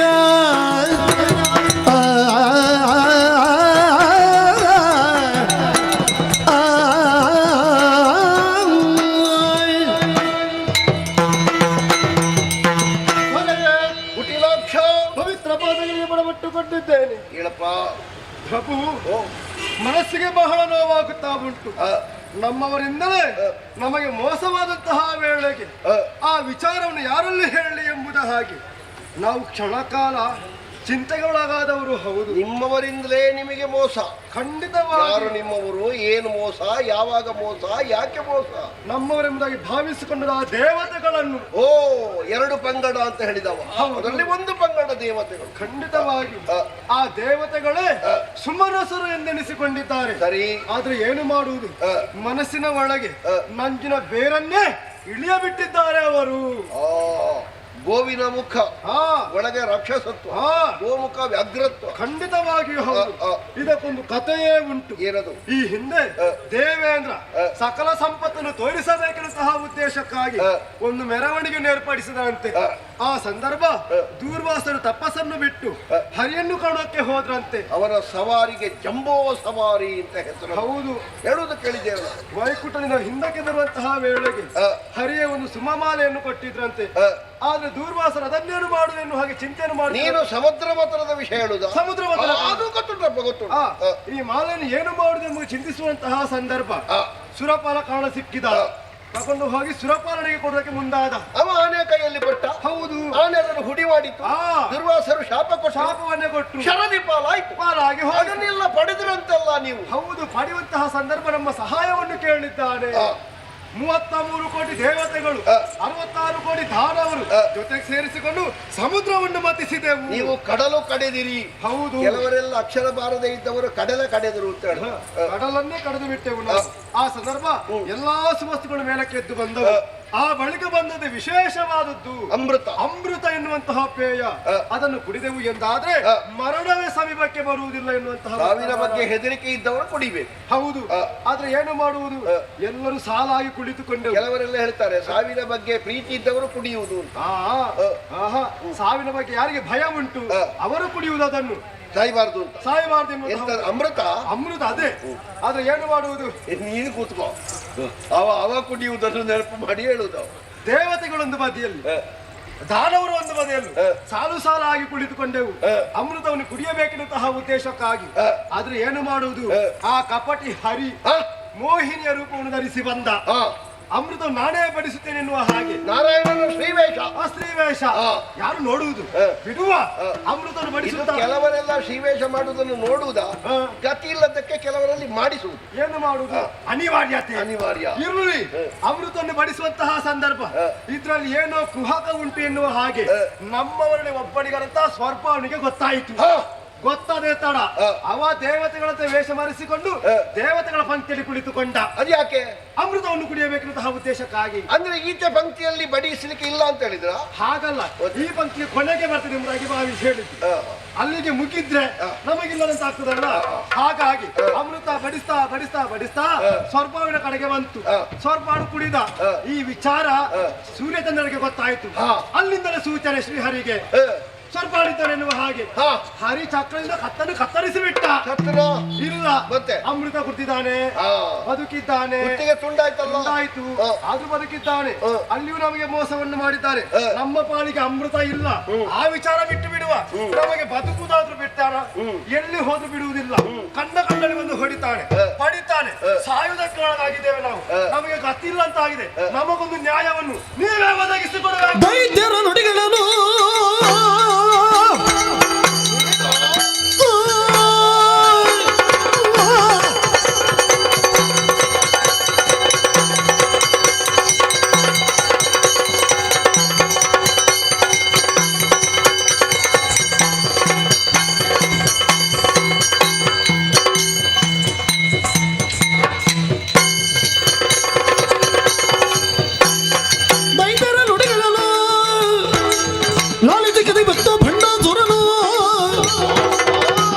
ವ್ಯರ್ಥ ಬಿಡನು ತುರ ಮುತ್ತವನ ತವರುತ್ತಲ ಜವ ಮಲ್ಪೆನು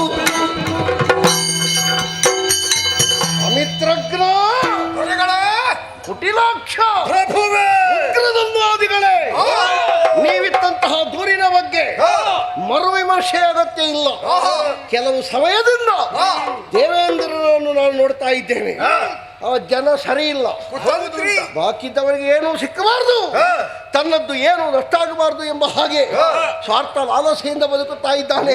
ಸರಿ ಆಗುವುದಕ್ಕೆ ಸುಮಾನಾಸ ಹೇಳಿಕೊಳ್ಳುವುದಷ್ಟೇ. ಹೂವಿನಂತಹ ಮನಸ್ಸುಳ್ಳವ, ಅವನ ಹೂವಿನ ವಾಸನೆ ಈಗ ಏನು ಅಂತ ನನಗೆ ಅರ್ಥ ಆಯ್ತು. ಹೆದರಬೇಡಿ, ಸೇನೆ ಕಟ್ಟಿ ಸಿದ್ಧರಾಗಿ ದೇವಭೂಮಿಯ ಕಡೆಗೆ ನಿರ್ದೇಶನ ಕೊಡುವುದಕ್ಕೆ ಮಾರಿದ್ದಾರೆ.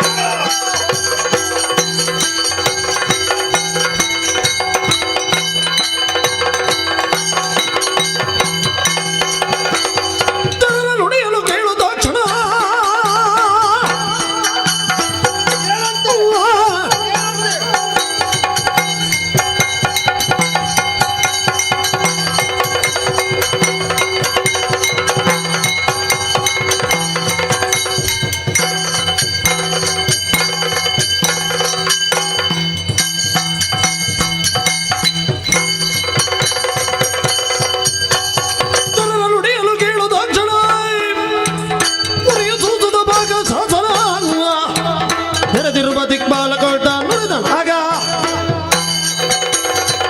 ಸುಧರ್ಮ ಸಭೆಯ ಕಲಾಪವೇನು ಮುಗಿಯಿತು. ಆದರೆ ದೂತನಾಡಿದಂತಹ ಮಾತು ಶೂನ್ಯಕಾಪುರದ ದೊರೆಯಂತೆ ಭಂಡಾಸುರನೆಂಬವರಂತೆ ತನ್ನ ಅನುಚರರನ್ನು ಕೂಡಿಕೊಂಡು ನಾಕಲೋಕಕ್ಕೆ ಅಭಿಯೋಗವನ್ನು ಮಾಡಿದ್ದಾನಂತೆ. ಸಹಿಸುವುದಕ್ಕೆ ಸಾಧ್ಯವಿಲ್ಲ. ಎಲ್ಲಿದ್ದಾರೆ ದೇವತೆಗಳು?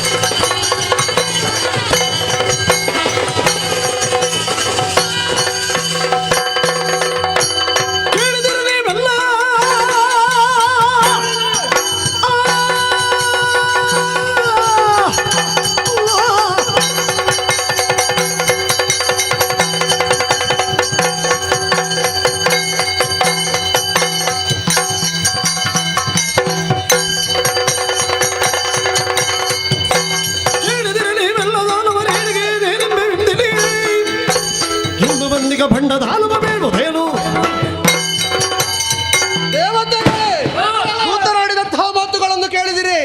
ಶೂನ್ಯಕಾಪುರದ ದೊರೆಯಂತೆ ಭಂಡಾಸುರನೆಂಬವರಂತೆ ಕುಟಿಲಾಕ್ಷ ಉಗ್ರಧನ್ವ ಅಮಿತ್ರಘ್ನಾದಿಗಳನ್ನು ಕೂಡಿಕೊಂಡು ನಾಕಲೋಕಕ್ಕೆ ದಿಗ್ವಿಜಯಾಕಾಂಕ್ಷಿಯಾಗಿ ಬಂದಿದ್ದಾನಂತೆ.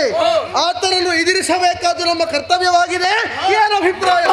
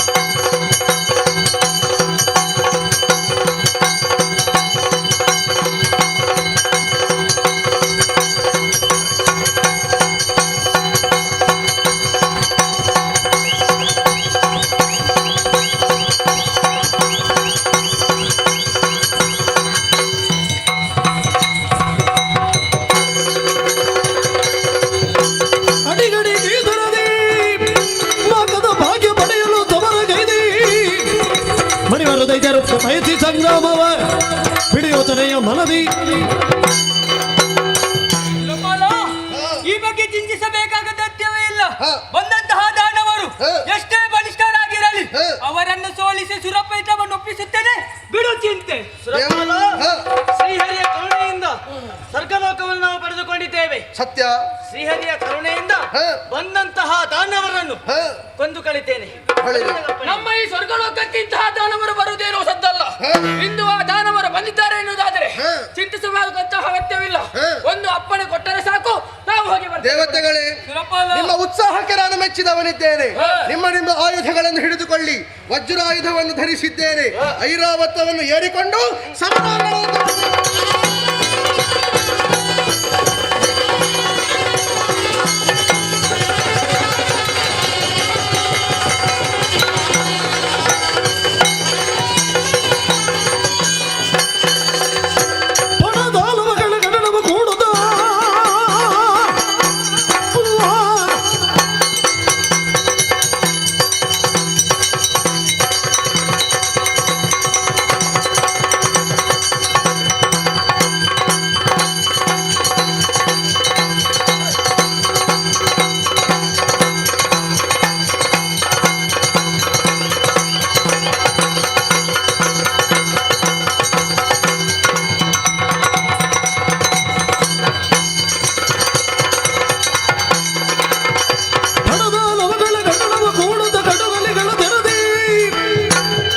ಅಡರಿನಾಗವನು ತೊಡಗಿದ್ಯಾಕೆ ರಣ ನುಡಿರೇಲದಿ ಧವದಿ.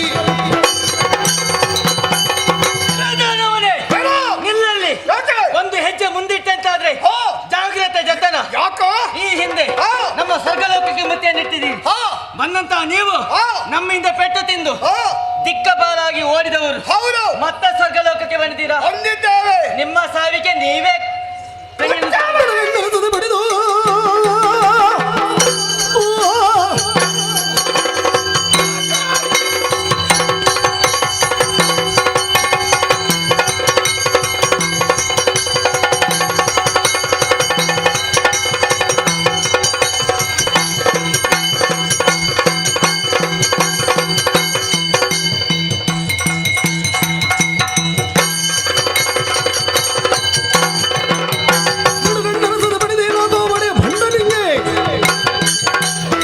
ಒಳಿತಲು ನಾವು ನಡೆದೊಂದಿಗೆ ಕೆಡದಿರಿ ಧರದೊಳಗೆ. ಮತ್ಸರಿಗಳಂತ ನೀವು, ರಾಕ್ಷಸರಂತ ನಾವು ಎಲ್ಲೇ ಇರಲಿ ಸರಿಯಾಗಿ ಇರುವುದಕ್ಕೆ ಬಿಡುವುದಿಲ್ಲ ನೀವು. ಹಾಗಾಗಿ ಸ್ವರ್ಗಲೋಕದಲ್ಲಿ ನೀವು ಉಳಿಯಬಾರದೆಂಬ ಕಾರಣಕ್ಕೆ ಬೇಕಾಗಿ ಬಂಡಾಸುರ ಎಂಬ ದಾನವನೊಂದು ಜೊತೆ ಕೂಡಿಕೊಂಡು ಬಂದಿದ್ದೇವೆ. ಇವತ್ತು ನಿಮ್ಮ ಸಕ್ಕು ಇಳಿಸ್ತೇವೆ.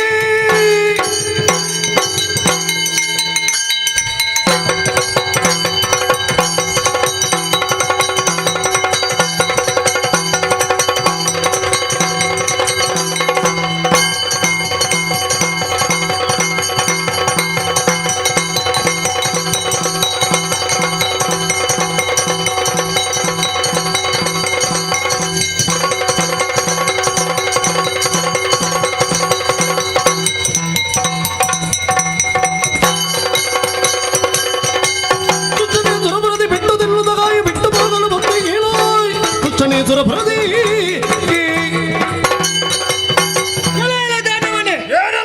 ಪಾವನವಾದಂತಹ ಸ್ವರ್ಗ ಪೀಠವನ್ನು ಬರೆಯುವುದಕ್ಕಾಗಿ ಬಂದಿದ್ದೀಯ. ಈ ಹಿಂದೆ ಬಂದಂತಹ ದಾನವರ ಸ್ಥಿತಿಯನ್ನು ಸರಿಯಾಗಿ ಆಲೋಚನೆಯನ್ನು ಕೇವಲ ಅರಕ್ಷಣದ ಸುಖಕ್ಕಾಗಿ ಜೀವನವನ್ನು ಹಾಳು ಮಾಡುವುದಕ್ಕೆ ಮುಂದಾಗಿದ್ದೀಯಲ್ಲ. ಸಾಮಾನ್ಯದ ಹೇಳುತ್ತಾ ಇದ್ದೇನೆ, ಅಂದ ಹಾಗೆ ಹಿಂತೆರಳು ಅವಸಾನವಾದಿ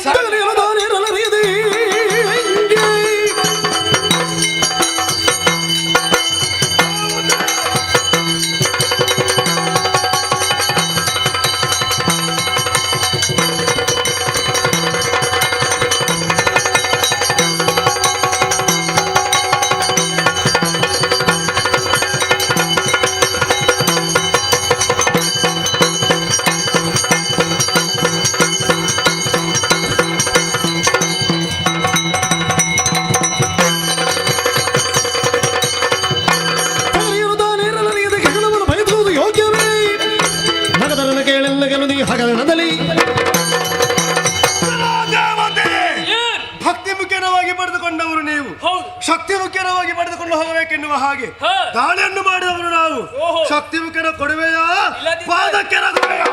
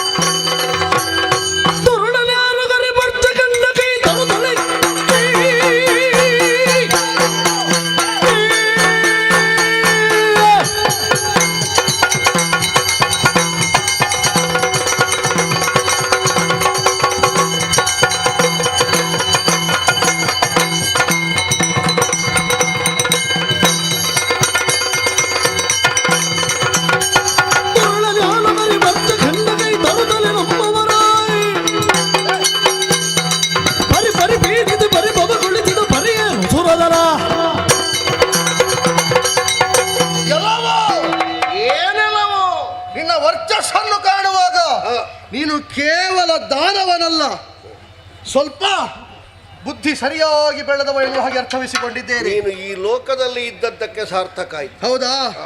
ಆದರೆ ನಿನ್ನ ಚರ್ಯೆಯನ್ನು ನೋಡುವಾಗ ನೀನೊಬ್ಬ ದುರುಳ ಹೀಗೆ ಎನ್ನುವ ಹಾಗೆ ನಾನು ಸಂಬೋಧಿಸಬಲ್ಲೆ. ಅದು ಯಾಕೆ? ಯಾಕಂದ್ರೆ ನೀನು ಒಳ್ಳೆಯವನೇ ಆಗಿರುತ್ತಿದ್ದರೆ ನೇರವಾಗಿ ಸ್ವರ್ಗ ಲೋಕಕ್ಕೆ ಬರಬಹುದಿತ್ತು, ಏನಾದರೂ ಸುವಸ್ತುಗಳನ್ನು ನೋಡಿ ಹಿಂದಿರುಗಬಹುದಿತ್ತು. ಆದರೆ ನೀನು ಹಾಗೆ ಮಾಡಿದ್ದಿಲ್ಲ, ಅಭಿಯೋಗವನ್ನ ಮಾಡಿದ್ದೀಯ ಲೋಕಕ್ಕೆ. ಸರಿ, ಅದು ಕೂಡ ಒಬ್ಬನೇ ಬಂದದ್ದಲ್ಲ, ಅಲ್ಲ, ಅನುಚರರನ್ನು ಜೊತೆ ಸೇರಿಸಿಕೊಂಡು ಬಂದದ್ದು. ಯಥಾರ್ಥಕ್ಕಾದ್ರೂ ಅವರು ನನ್ನನ್ನು ಸೇರಿಸಿಕೊಂಡು ಬಂದದ್ದು. ಹೌದು. ನನ್ನದೊಂದು ಪ್ರಶ್ನೆ ಇದೆ ನಿನ್ನಲ್ಲಿ. ಏನು? ನೀನಾಗಿಯೇ ಬಂದದ್ದು? ಅವರು ಹೇಳಿ ಅವರನ್ನು ನನ್ನನ್ನು ಒಟ್ಟಿಗೆ ಇಲ್ಲಿಗೆ ಕರ್ಕೊಂಡು ಬಂದದ್ದು. ಸರಿ, ಹಾಗೆ ಬಂದದ್ದೇ ಹೌದು ಅಂತ ಆದ್ರೆ ನಿನಗೆ ಹಾಗೆ ನನ್ನ ಮೇಲೆ ದ್ವೇಷ ಇರಲಿಲ್ಲ. ಇಲ್ಲ. ಹಾಗಾದ್ರೆ ನೀನು ಯಾರು? ನನ್ನೊಂದಿಗೆ ಯುದ್ಧಕ್ಕೆ ಬರುವುದಕ್ಕೆ ಕಾರಣವೇನು ಹೇಳು ಬೇಗ. ವಾಸವ ಕೇಳ್ಪಟ್ಟ ದುರಧಮರದಿ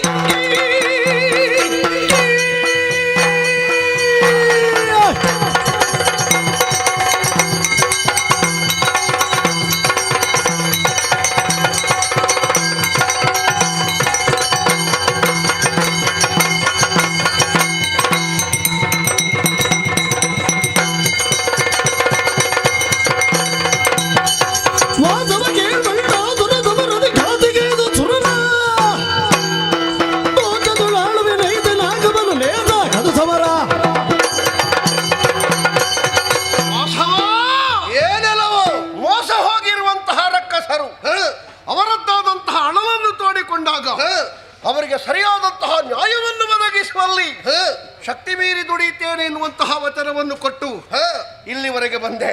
ನೀನೇನು ಘನ ವಾಸವಾ, ಭಂಡಾಸುರನೆನ್ನುವಂತಹ ಧೀರ ನಾನು. ಓಹೋ, ನೀನೆಯೋ? ಈಶ್ವರಾನುಗ್ರಹಕ್ಕೆ ಒಳಗಾದವ, ಬೇಕಾದಂತಹ ವರಪುಷ್ಟಿಯಿಂದ ಬೇಕಾದದ್ದನ್ನು ಸಾಧಿಸುವುದಕ್ಕೆ ಸಮರ್ಥನಾದ ನನ್ನ ಮುಂದೆ ಮಾಡಿದ್ದು ತಪ್ಪಾಯಿತು. ರಕ್ಕಸರಿಗೆ ನನ್ನಿಂದ ಏನು ಪಾಲು ಬೇಕು ಅಂತ ಕೇಳಿದ್ರೆ ನಿನ್ನ ಪಾಲು ನಿನಗೆ ಉಳಿದಿತ್ತು. ನಿನ್ನ ಬಗ್ಗೆ ನಾನು ಸರಿಯಾಗಿ ಕೇಳಿದ್ದೇನೆ. ಏನು? ಪುರವೇ ಇಲ್ಲದಂತಹ ಸಂದರ್ಭದಲ್ಲಿ ನೀನೇ ಒಂದು ಪುರವನ್ನು ಸೃಜಿಸಿದ್ದೀಯಂತೆ. ನಮ್ಮ ಸುದ್ದಿ ಬರ್ತದಲ್ಲ? ಬರ್ತದೆ. ಶೂನ್ಯಕಾಪುರ. ಅಲ್ಲಿಯೇ ಸಂಭ್ರಮದಿಂದ ಆಳ್ವಿಕೆಯನ್ನು ನಡೆಸುವುದನ್ನು ಬಿಟ್ಟು ಈ ನಾಲ್ಕಲೋಕದವರೆಗೆ ಬಂದಿದ್ದಿ ಅಂತಾದ್ರೆ ನಿನಗೆ ಎಷ್ಟು ಅಹಂಕಾರವಿರಬೇಕು. ಸಂಸ್ಥಾನ ಅಲ್ಲಿ ಉಂಟು ಸಂಸ್ಥಾನ ನೀನು ಮಾಡುವ ಅನ್ಯಾಯ ಇದನ್ನೆಲ್ಲ ಒಂದು ಸರಿದೂಗಿಸುವ ಪುತ್ರ ಬಂದದ್ದು ನಾನು ನಡೆದದ್ದೇ ಧರ್ಮ ಹೌದು ಅಂತಾದ್ರೆ ನಿನ್ನನ್ನು ಬಡಿದೋಡಿಸ್ತೇನೆ.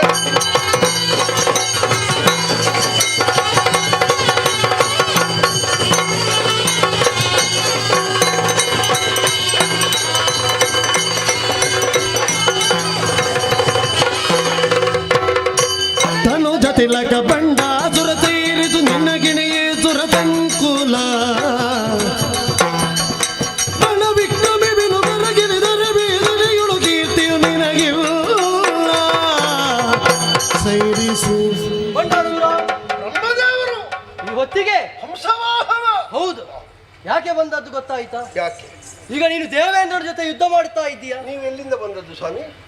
ಸತ್ಯಲೋಕದಿಂದ. ನಾನು ಓಡಿಕೊಂಡು ಬರುವಾಗ ಕಮಲದ ಗದ್ದೆಯಿಂದ ಬಂದಿರಾ ಅಂತ. ದೇವರೇ ವಂದಿಸಿಕೊಂಡಿದ್ದೇನೆ ದೇವೇಂದ್ರ. ಆದ್ರೆ ಒಂದು ಬಂದದ್ದು ಹೇಗೋ ಬಂದ್ರಿ, ಸ್ವಲ್ಪ ತಡವಾಗಿ ಬರಬಾರದಿತ್ತೆ. ಯಾಕೆ? ಅವನ ತಲೆಯನ್ನು ಪುಡಿ ಮಾಡುತ್ತೆ. ಹೇ ಪುಣ್ಯಾತ್ಮ, ನೀಗ ಇದೆಲ್ಲ ಬೇಕಾ?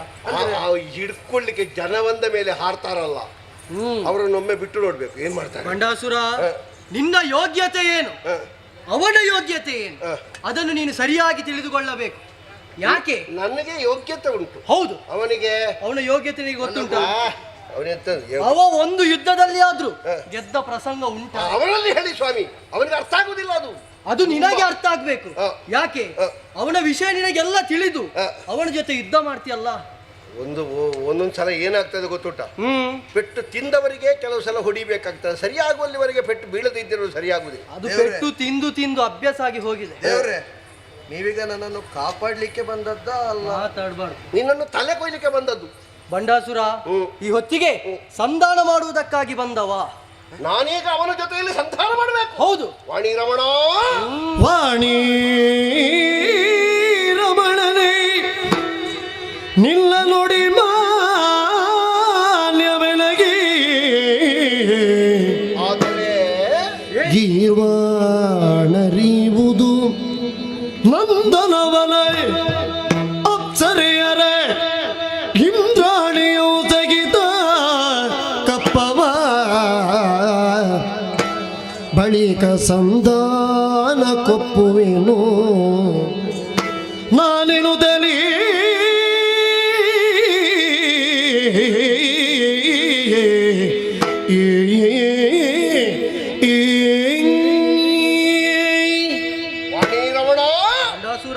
ನಿಮ್ಮ ನುಡಿ ಮಾನ್ಯ. ಸಂಧಾನವಾಗಬೇಕು, ಅವರಲ್ಲಿ ಯುದ್ಧ ಬೇಡ ಅಂತ ಹೇಳಿದ್ರೆ. ಹೌದು. ಹಾಗಾದ್ರೆ ಗೆದ್ದ ನನಗೇನು? ನಾನು ಕೇಳಲೇ? ಕೇಳು. ನಂದನವನ ನನಗೆ ಬೇಕು. ದೇವೇಂದ್ರ, ಹೇಗೆ? ನಮ್ಮ ಮನದ ಬೇಸರವನ್ನು ಕಳೆಯುವುದಕ್ಕಾಗಿರುವಂತಹ ವನವದೊಂದೇ ನಂದನವನ. ಅದನ್ನೂ ಅವನಿಗೆ ಕೊಟ್ಟೆ ಅಂತಾದ್ರೆ ನಾವು ಮತ್ತೆ ಎಲ್ಲಿ ಸಂಚರಿಸುವುದು? ನಿನಗೆ ಇನ್ನೂ ತಿರುಗಾಟ ಮಾಡಿದ್ದು ಸಾಕಾಗ್ಲಿಲ್ವಾ? ಆದ್ರೆ ಅದು ನಮಗೆ ಬೇಕಲ್ವಾ? ಈಗ ಅವನ ಸಮಯ, ಅವನಿಗೆ ಇರ್ಲಿ ಬಿಡು. ಆಯ್ತು, ಅಪ್ಸರ ಇರಬೇಕು ನನಗೆ. ಅಪ್ಸರ ಇರ್ಬೇಕಂತ ಮತ್ತೆ ನಾವು ಇಲ್ಲಿ ಯಾರನ್ನು ಹಿಡ್ಕೊಂಡು ನಾಟ್ಯ ವೈಭವ ಮಾಡುವುದು? ಏ ಪುಣ್ಯಾತ್ಮ, ನೋಡಿದ್ದನ್ನೇ ನೋಡುವುದು, ಅದೇ ನಾಟ್ಯ, ಅದೇ ಗಾಯನ. ನಿನಗೆ ಕೇಳಿ ಕೇಳಿ ಸಾಕಾಗುದಿಲ್ವಾ? ಸ್ವಲ್ಪ ಅವನು ಅನುಭವಿಸ್ಲಿ. ಸರಿ, ಆಯ್ತು. ಕಾಲ ಕಾಲಕ್ಕೆ ಕಪ್ಪ ಕೊಡ್ಬೇಕು. ಕಪ್ಪ ಇದೆಲ್ಲ ಹೋದ ಮೇಲೆ ಅದು ಅವನಿಗೆ. ಆಯ್ತು. ಇನ್ನೊಂದೇ ಒಂದು ಹೆಚ್ಚಿಗೆ ಕೇಳುವುದಿಲ್ಲ. ಏನು? ಅವನ ಹೆಂಡತಿ ನನಗೆ ಬೇಕು. ಮಾಡಿದ ದೊಡ್ಡ ಮತಿ ಹೀನ ಮದದೊಡಿದ್ದಾಣಿಯೋ ಕೇಳುವುದೇ ನಿನ್ನ ಬೆದರಿಗೆ ತಕ್ಕ ನುಡಿದೆ ಫಡ ತೊಳಗೆಂದನು. ಬಂಡಾಸುರ, ನಿನ್ನ ಯೋಗ್ಯತೆಯನ್ನು ತಿಳಿದು ಸ್ವರ್ಗದಲ್ಲಿರುವ ಎಲ್ಲ ವಸ್ತುವನ್ನು ನಿನಗೆ ಕೊಟ್ಟವನಿದ್ದೇನೆ. ಎಲ್ಲ ಕೊಡ್ತಾರಂತಾದ್ಮೇಲೆ ಮತ್ತೆ ಮತ್ತೆ ಕೇಳುವುದಾ? ನಾನೇನು ಬೇಡದ್ದು ಕೇಳಿದೆ? ಏನು ಕೇಳಿದ್ದು ನೀನು? ಏನು ಕೇಳಿದೆ? ಸಚಿಯನ್ನು ಕೇಳಿದ್ದು. ಹೌದು. ಪರಸ್ತ್ರೀಯನ್ನು ಬಯಸುವುದು ತಪ್ಪು. ನಾನು ಹೇಗೆ ಭಾವಿಸಿದ್ದು, ನೀನೊಬ್ಬ ಒಳ್ಳೆಯವಂತ. ಯಾಕೆ? ಪರಮೇಶ್ವರನ ಮನೆಯಲ್ಲಿದ್ದವ, ಗಣಪತಿ ಅನುಗ್ರಹಕ್ಕೆ ಪಾತ್ರನಾದವ. ನೀನು ನೋಡಿದ್ರೆ ಮತಿಹೀನನಾಗಿ ವರ್ತಿಸ್ತಾ ಇದ್ದೀಯ. ಈಗ ಪರಸ್ತ್ರೀಯನ್ನು ಬಯಸಿದರೆ ಎಚ್ಚರಿಕೆ, ಮರಣ ಬಂದಿತು. ದೇವೇಂದ್ರ, ಇವನಲ್ಲಿ ಇನ್ನು ಮಾತಾಡಿ ಪ್ರಯೋಜನ ಇಲ್ಲ. ಇದು ಹೇಗಾಯ್ತು ಗೊತ್ತೇ? ನೀರಿಗೆ ಹೋಮ ಮಾಡಿದಾಗ ಆಯ್ತು. ಇಲ್ಲೇ ಇರುವುದಲ್ಲ. ಅವನ ಬಗ್ಗೆ ಮಾತಾಡಿದ್ರೆ ನಮ್ಮ ಬಾಯಿಯು ಹೊಲಸಾಗುತ್ತೆ. ಹೌದು, ಇಲ್ಲೇ ಇದ್ದು ಪ್ರಯೋಜನ ಇಲ್ಲ. ಬಾ ಹೋಗುವ. ಅಲ್ಲ ಅಲ್ಲ, ಅವನನ್ನು ಕರೆದದ್ದು ಯಾರು? ಅವ ಹೇಳಿದ ಅಂತ ನಾನು ದೇವೇಂದ್ರನನ್ನು ಬಿಟ್ಟು ನನಗೆ ಬೇಕಾದದ್ದನ್ನು ಕೇಳಿದ್ರೆ ಇವನಿಗೆ ಸುದ್ದಿ ಬರ್ತದೆ ನೋಡಿ. ನಾನೇನು ಅವನ ಹೆಂಡತಿಯನ್ನು ಕೇಳಿದನೋ? ದೇವೇಂದ್ರನ ಹೆಂಡತಿಯನ್ನು ಕೇಳಿದೆ. ಏನ್ ತಪ್ಪ? ದೇವಪೀಠವೇ ನಮಗಾದ ಮೇಲೆ ಆ ಪೀಠಕ್ಕೆ ವಶವರ್ತಿನಿಯಾದಂತಹ ಇಂದ್ರಾಣಿ ಅದು ಸಾರ್ವಜನಿಕ ಸ್ವತ್ತು ಅಂತ ಲೆಕ್ಕ. ಸಾಯ್ಲಿ, ಇವರು ಕೊಡದಿದ್ರೇನು, ಶಚಿಯ ಕಬರಿಗೆ ಕೈ ಹಾಕಿ ಅವಳನ್ನು ಹಿಡ್ಕೊಂಡು ಹೋಗುವಾಗ ಕೈ ತಡೆಯುವ ಯಾರು ನೋಡ್ತೇನೆ. ಎಲ್ಲಿದ್ದಾಳೆ ಶಚಿ?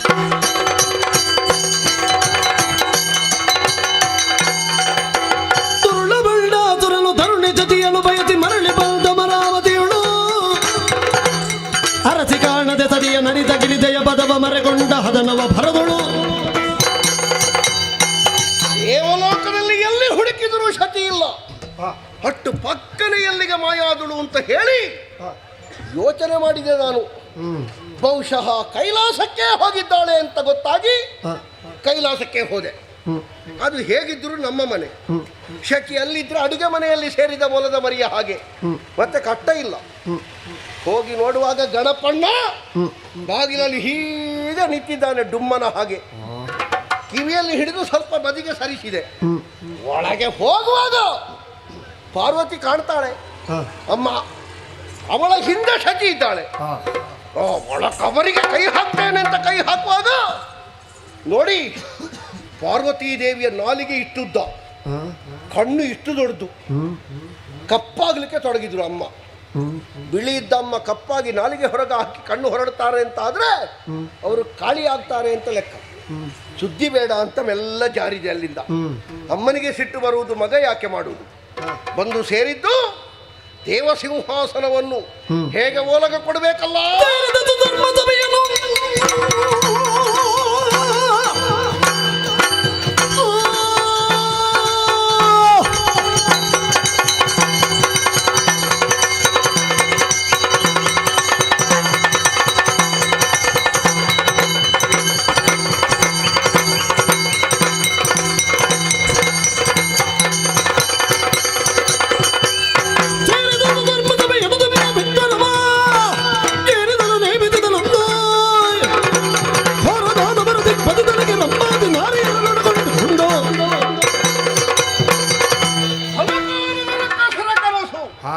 ದೇವಸಿಂಹಾಸನದ ವಶೀಕರಣ, ಸುಧರ್ಮ ಸಿಂಹಾಸನದ ಏರುವಿಕೆ, ಇದನ್ನೆಲ್ಲರನ್ನು ಸಾಗಿಸಿದಂತಹ ನನ್ನ ಬಗ್ಗೆ ಶ್ಲಾಘನೆಯ ನುಡಿಗಳನ್ನು ಆಡ್ತಾ ಇದ್ದಾರೆ ರಕ್ಕಸ ವೀರರು. ಇಲ್ಲಿ ಕುಳಿತಿದ್ದೇನೆ.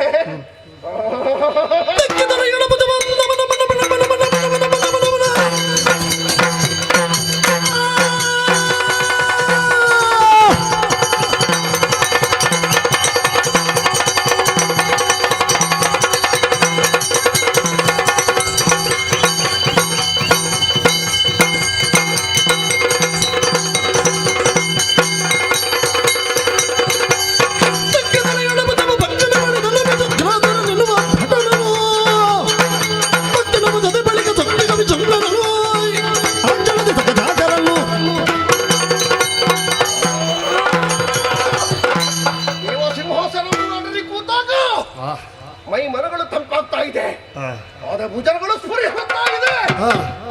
ಕೇರಿ ಮೆರೆಯುತ್ತಿರುವಂತಹ ಭುಜವನ್ನು ಸ್ವಂತಗೊಳಿಸುವ ಉದ್ದೇಶದಲ್ಲಿ ಬಲಗೈಯಿಂದ ಎಡಭುಜವನ್ನು, ಎಡಗೈಯಿಂದ ಬಲಭುಜವನ್ನು ತಟ್ಟುತ್ತಾರೆ.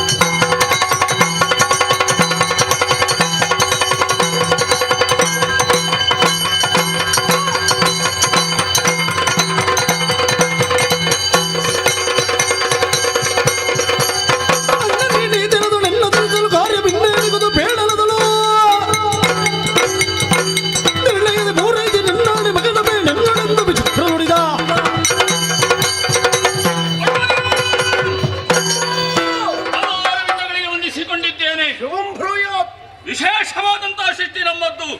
ಸೃಷ್ಟಿ ಆದ ತಕ್ಷಣವೇ ನೀನು ಯಾರು ನಾವು ಯಾರು ಎನ್ನುವುದು ನಮಗೆ ಗೊತ್ತಾಗಿದೆ. ಜ್ಯೇಷ್ಠ ಭ್ರಾತು ಪಿತುಸ್ಸಮಾನ. ಆದ್ದರಿಂದ ಅಪ್ಪನು ನೀನು ಅಣ್ಣನು ನೀನೇ. ನಮ್ಮನ್ನು ಹುಟ್ಟಿಸಿದ್ದು ಯಾಕೆ? ನಮ್ಮಿಂದ ಮುಂದಕ್ಕೆ ಯಾವ ಕಾರ್ಯ ಆಗಬೇಕಾಗಿದೆ? ನಿರ್ಮಾತೃವಿನ ಸಂಕಲ್ಪ ಸತ್ಯವಾಗಬೇಕು ಅಂತಾದ್ರೆ ನಾವೇನು ಮಾಡಬೇಕು?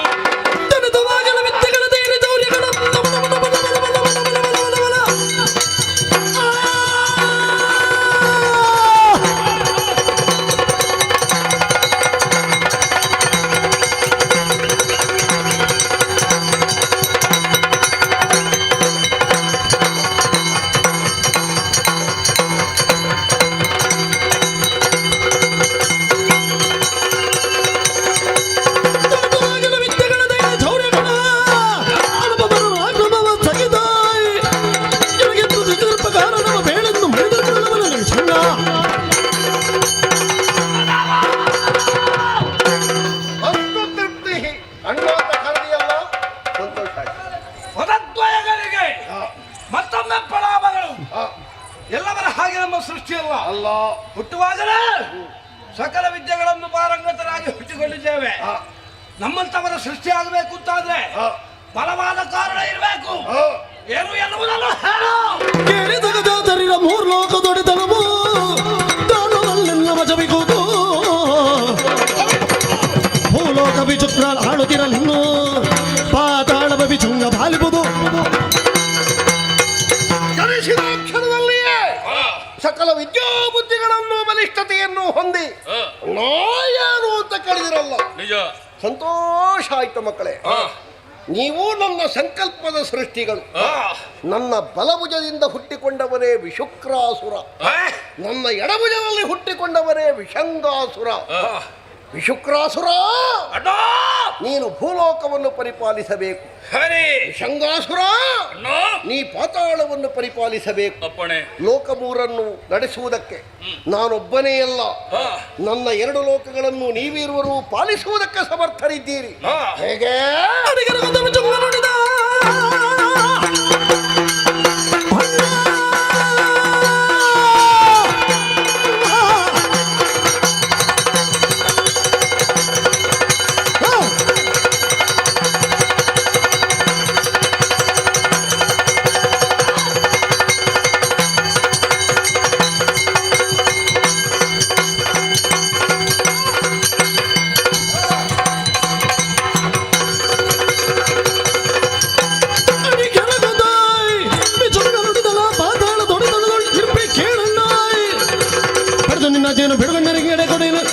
ಶೌರ್ಯವನ್ನು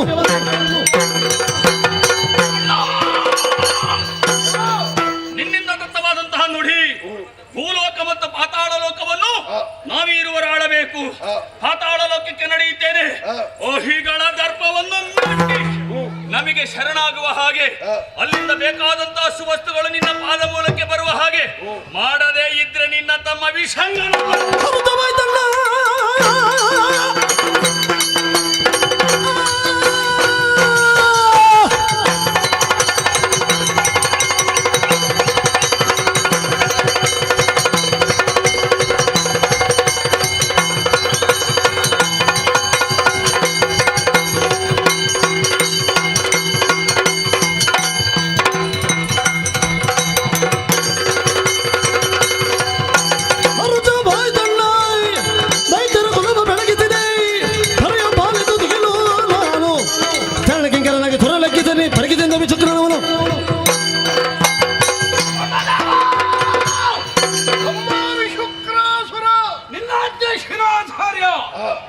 ನೀನು ಒತ್ತಿದಂತಹ ರಾಜಮುದ್ರೆ ಅದನ್ನು ಮೂಲಕದಲ್ಲಿ ಪ್ರತಿಪಾದಿಸ್ತೇನೆ.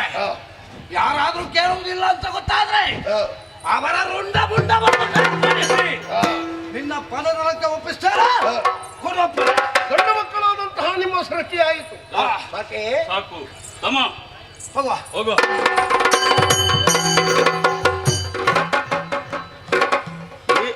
ಏನೋ ಒಂದು ಕಡಿಮೆ ಆದಾಗೆ ಕಾಣ್ತಾ ಉಂಟಲ್ಲ. ನಮಗಿಂತ ದೊಡ್ಡವ ಅವ. ಹೌದು. ಈಗ ನಾವು ದೊಡ್ಡವರಾಗ್ಲಿಕ್ಕಿಲ್ವಾ? ಇಲ್ಲ. ನಾವು ದೊಡ್ಡವರಾಗಬೇಕು ಅಂತಾದ್ರೆ ಏನೋ ಒಂದು ಬೇಕಲ್ಲ. ನಮಗಿಂತ ನಂತರ ಯಾವುದಾದ್ರೂ ಬೇಕು ಅಲ್ಲ. ಹಾ, ಹೇಳು ನಾನಿದ್ದೇನೆ.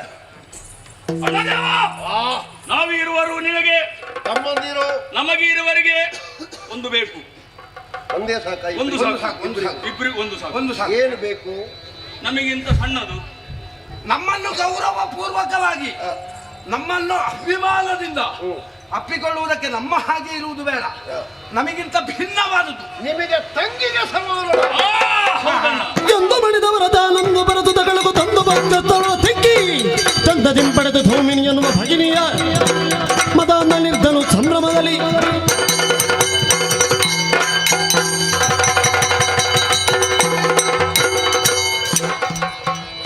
ಅಣ್ಣ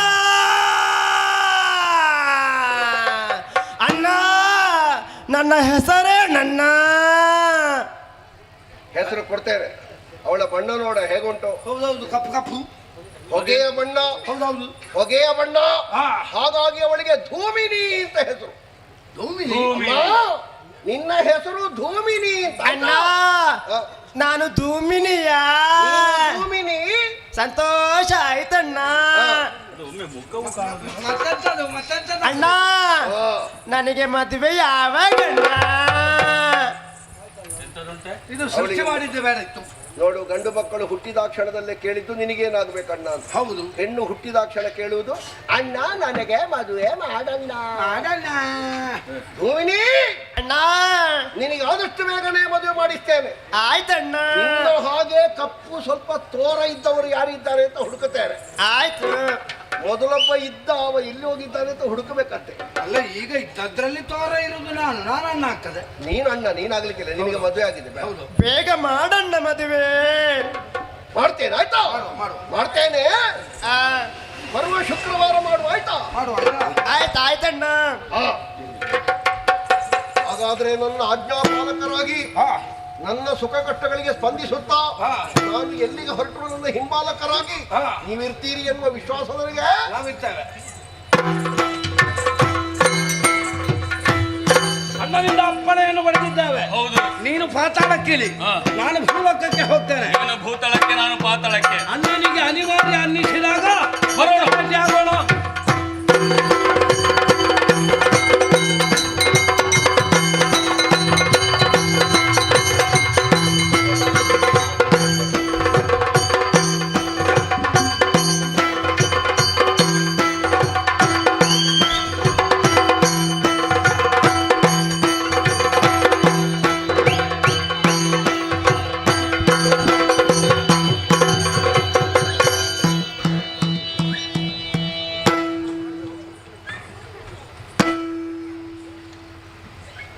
ಎಲ್ಲರಿಗೂ ನಮಸ್ಕಾರ. ಪ್ರತಿ ವರ್ಷದ ಹಾಗೆ ದಿನಾಂಕ ಬದಲಾಗಬಹುದು, ಆದರೆ ವಾರ ಬದಲಾಗುವುದಿಲ್ಲ. ಫೆಬ್ರವರಿ ತಿಂಗಳ 3ನೆಯ ಶನಿವಾರ ಈ ವರ್ಷ 15 ತಾರೀಕು ಬಂದಿದೆ. ಈ ಫೆಬ್ರವರಿ 15ರಂದು ಇಲ್ಲಿಯ ಯಕ್ಷಮಿತ್ರರೆಲ್ಲ ಸೇರಿಕೊಂಡು ಪೆರ್ಮುದೆಯ ನಮ್ಮ ಮೇಳದಲ್ಲಿ ಬಹಳ ಫೇಮಸ್ ಅದು ವಾಟರ್ ಟ್ಯಾಂಕ್ ಅಂತ. ಪೆರ್ಮುದೆ ವಾಟರ್ ಟ್ಯಾಂಕ್ ಬಳಿ ಆಟ. ವಸತಿ ಇರಬಹುದು, ಬಿಡಾರದ ವ್ಯವಸ್ಥೆ ಇರಬಹುದು, ಊಟ ತಿಂಡಿಯದ್ದಿರಬಹುದು, ಹಾಗೆ ಆತ್ಮೀಯತೆ ಇರಬಹುದು. ಈ ಪೆರ್ಮುದೆ ಪರಿಸರದ ಎಲ್ಲರೂ ಕೂಡ ಒಟ್ಟು ಸೇರಿಕೊಂಡು ಮಾಡುವಂತಹ ಈ ಆಟದ ಕುರಿತಾಗಿ ನಮ್ಮ ಕಲಾವಿದರಿಗೆ ತುಂಬ ಪ್ರೀತಿ ಇದೆ, ಅಭಿಮಾನ ಇದೆ. ಆ ನೆಲೆಯಿಂದ ಈ ಆಟವನ್ನು ಆಯೋಜಿಸಿದಂತಹ ಎಲ್ಲರಿಗೂ ಕೂಡ ಮೇಳದ ಪರವಾಗಿ ತುಂಬ ಹೃದಯದ ಧನ್ಯವಾದಗಳನ್ನು ಸಮರ್ಪಿಸ್ತೇನೆ. ಒಂದು ಹೇಳಬೇಕು ನಾನು, ಈಗೆಲ್ಲ ಜನ ಇರ್ತದೆ, ಅದು 3 ಗಂಟೆ 4 ಗಂಟೆ ಆಗುವಾಗ ಬರೀ ಚೇರ್ ಕಾಣ್ತದೆ. ಹಾಗೆ ಆಗಬಾರ್ದು. ನಿಜವಾಗಿ ಅವರಿಗೆ ರಾತ್ರಿ ಇಡೀ ಆಟ ಬೇಕು ಅಂತ ಹೇಳಿದ ಮೇಲೆ ಬಂದ ಪ್ರೇಕ್ಷಕರು ಕೂಡ ಸಾಮಾನ್ಯ ಕೊನೆಯವರೆಗೆ ಕೂತು ನೋಡ್ಬೋದು. ನಾಳೆ ಆದಿತ್ಯವಾರಲ್ವಾ, ವರ್ಷದಲ್ಲಿ ಒಂದು ದಿನ ಎಲ್ಲ ನಮಗೆ ಕೊಟ್ಟರೆ ಏನು ಸಮಸ್ಯೆ ಇಲ್ಲ. ಹಾಗಾಗಿ ಈಗ ಪ್ರೀತಿಯಿಂದ ನೋಡುತ್ತಿರುವ, ಮುಂದೆಯೂ ಕೊನೆಯವರೆಗೆ ನಮ್ಮ ಬಯಲಾಟವನ್ನು ಪ್ರೀತಿಯಿಂದ ವೀಕ್ಷಿಸುವುದಕ್ಕಿರುವಂತಹ ಎಲ್ಲ ಕಲಾಭಿಮಾನಿ ಬಂಧುಗಳಿಗೂ ಕೂಡ ನಾನು ಮೇಳದ ಪರವಾಗಿ ತುಂಬ ಹೃದಯದ ಧನ್ಯವಾದಗಳನ್ನು ಸಮರ್ಪಿಸ್ತೇನೆ. ನಿಮ್ಮೆಲ್ಲರ ನಮ್ಮ ಮೇಳದ ಕುರಿತಾದಂತಹ ಪ್ರೀತಿ ಹೀಗೆ ಇರಲಿ ಅಂತ ಕೇಳಿಕೊಳ್ಳುತ್ತಾ, ನಾಳೆಯ ದಿನ ನಮ್ಮ ಮೇಳದ ಪ್ರದರ್ಶನ ಬ್ರಹ್ಮಾವರ ನೀಲಾವರ ಸಮೀಪದ ಮಧ್ಯಸ್ಥರ ಬೆಟ್ಟುವಿನಲ್ಲಿ ನಮೋ ರಘುವಂಶ ದೀಪ. ಮತ್ತೊಮ್ಮೆ ಮಗದೊಮ್ಮೆ ಸಹಕರಿಸಿದ ಪ್ರತಿಯೊಬ್ಬರಿಗೂ ಮಣಿಯಿತ ಯಕ್ಷಗಾನ ಬಯಲಾಟ ಮುಂದುವರಿಯುತ್ತದೆ. ಯಕ್ಷಗಾನ ಗೆಲ್ತಿ.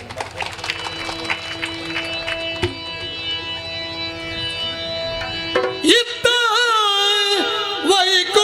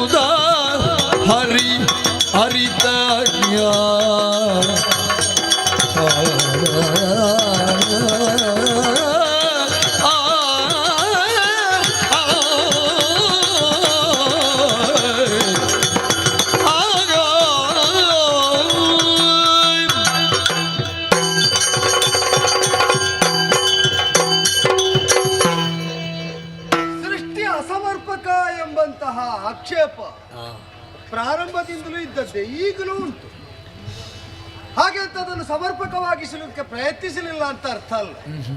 ಕಾಲಾನುಕಾಲಕ್ಕೆ ಅನುಗುಣವಾಗಿ ಆಕ್ಷೇಪ ಎಲ್ಲಿಂದ ಎದ್ದಿದೋ ಅದನ್ನು ಸರಿಪಡಿಸುವುದಕ್ಕೆ ಪಾಲನಾಕರ್ತೃವಾಗಿ ವೈಕುಂಠವನ್ನೇ ನೆಲೆಯಾಗಿ ಹೊಂದಿದಂತಹ ನಾನು ಶ್ರಮಿಸಿಯೂ ಇದ್ದೇನೆ. ಆದರೆ ಕಾಲಚಕ್ರ ಉರುಳುತ್ತಾ ಹೋಗುವಂತೆ ನಾವು ಯಾವ ತಿದ್ದುಪಡಿ ತಂದರೂ ಕೂಡ ಅದು ಅಸಮರ್ಪಕ.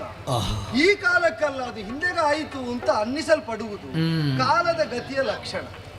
ಯಾಕೀಗ ನೆನಪಾಗುತ್ತದೆ ಅಂದ್ರೆ, ಸೃಷ್ಟಿಗೆ ಅಧಿಪತಿ ಎನಿಸಿದಂತಹ, ಸೃಷ್ಟಿಕರ್ಮವನ್ನು ನಿರ್ವಹಿಸುವ ಹೊಣೆಯನ್ನು ಹೊತ್ತಂತಹ ವಿಧಾತ ಸತತವಾಗಿ ನನ್ನನ್ನು ಧ್ಯಾನಿಸ್ತಾ ಸೃಷ್ಟಿಚಕ್ರ ಪ್ರವರ್ತನೆಗೆ ತೊಡಗಿದ. ಅಣುರೇಣು ತೃಣಕಾಷ್ಟ ಸ್ಥಾವರ ಜಂಗಮಾದಿಗಳನ್ನೊಳಗೊಂಡಂತಹ ಪಾಂಚಭೌತಿಕವಾದಂತಹ ಪ್ರಪಂಚ, ಬ್ರಹ್ಮನಿಂದಲೇ ನಿಯಂತ್ರಿತವಾದ ಬ್ರಹ್ಮಾಂಡ ಎಲ್ಲವೂ ಸೃಷ್ಟಿಯಾಗಿ ಸ್ತ್ರೀ ಪುರುಷ ಭೇದ ಇರುವಂತೆ ಎಲ್ಲ ಜೀವವರ್ಗದ ಸೃಷ್ಟಿ ಪ್ರಕ್ರಿಯೆ ಆರಂಭವಾಗ್ತಾ ಮುನ್ನಡೆದಂತೆ ಅವನಿಗೆ ಒಂದು ಅಸಮಾಧಾನ ಬಂತು. ನಾ ಮಾಡುವುದು ಯಾವುದು ಸರಿಯಲ್ಲ ಅಂತ. ಆ ಅಸಮಾಧಾನದ ಕಾಲದಲ್ಲಿ ನನ್ನನ್ನೇ ಧ್ಯಾನಿಸಿದ. ನಿನ್ನ ಸಹಾಯ ಇಲ್ಲದೆ ಯಾವುದು ಸಮರ್ಪಕವಾಗ್ತಾ ಇಲ್ಲ, ಮುಂದೆಂತೂ ಸೃಷ್ಟಿ ಇಲ್ಲ. ಆ ಕಾಲದಲ್ಲಿ ಅವನಿಗೆ ಪ್ರಕಟನಾದಂತಹ ನಾನು ಅವನ ಗೋಳನ್ನು ಕಂಡು ನಸುನಗೆಯಿಂದ ಲಕ್ಷ್ಮೀದೇವಿಯನ್ನು ನೋಡಿದ್ದರ ಪರಿಣಾಮವಾಗಿ ಉದಿಸಿ ನಿಂತವನಿಗೆ ಕಾಮ ಅಂತ ಹೆಸರು. ನನ್ನ ಮನದ ಭಾವವನ್ನರಿತು ಉದಿಸಿ ನಿಂತವನಾದದ್ದರಿಂದ ಅವನಿಗೆ ಮನಸಿಜ ಅಂತ ಹೆಸರು. ಆ ಬಳಿಕ ಬ್ರಹ್ಮನು ಸ್ವಲ್ಪ ವಿಶ್ರಾಂತನಾದ. ಯಾಕೆ ಅಂತಂದ್ರೆ, ನಿರ್ದಿಷ್ಟವಾಗಿ ಪ್ರತಿಯೊಂದರತ್ತ ತಾನು ಗಮನ ಹರಿಸಬೇಕಾಗಿಲ್ಲ. ಗಂಡು ಹೆಣ್ಣು ಒಗ್ಗೂಡುವುದಕ್ಕೆ ಕಾಮವೇ ಕಾರಣವಾಗಿ ಅಥವಾ ಕಾಮನೇ ಕಾರಣವಾಗಿ ಸೃಷ್ಟಿಚಕ್ರ ಪ್ರವೃತ್ತಿ ನಿರಂತರವಾಗುತ್ತದೆ ಅಂತ. ಆದರೆ ಆ ಕಾಮ ತನ್ನ ಪ್ರವೃತ್ತಿಯನ್ನು ಅತಿರೇಕ ಕೊಯ್ದ ಕಾಲದಲ್ಲಿ ನಿಯಂತ್ರಿಸುವುದಕ್ಕೆ ಒಂದು ಹಂತದಲ್ಲಿ ದೇವಹಿತವನ್ನು ಸಾಧಿಸುವ ನೆವನದಿಂದ ತಾರಕಾಸುರ ವಧೆಗಾಗಿ ಶಿವಪಾರ್ವತಿಯರೊಗ್ಗೂಡಿಸುವುದಕ್ಕೆ ಕಾಮನೆ ಪ್ರವೃತ್ತನಾಗಲಿ ಅಂತ ಬ್ರಹ್ಮನ ಮೂಲಕ ಇಂದ್ರನ ಮೂಲಕ ಸೂಚನೆ ಕಳಿಸಿ ಅದರಿಂದ ದಗ್ಧನಾದ. ಹರಣ ನೇತ್ರಾಗ್ನಿ ಯೋಗಿ ಮಾನಸವನ್ನು ಕಲುಷಿತವಾಗಿಸುವುದಕ್ಕೆ ಕಾಮ ಪರ್ಯಾಪ್ತನಲ್ಲ ಎಂಬುದನ್ನು ನಿರೂಪಿಸ್ತಾ ಆ ಕಾಮನನ್ನು ದಹಿಸಿದ ಕಾಮ ಹೋದ ಇಲ್ಲವಾದ ಅಂತ ಭಾವಿಸಿದರೆ ಅದಕ್ಕೊಂದು ವಿಕಾರ ಈಗ ಬಂದದ್ದು ನೋಡಿದ್ರು, ಧೂರ್ತ ಭಂಡಾಸುರನ ರೂಪದಲ್ಲಿ.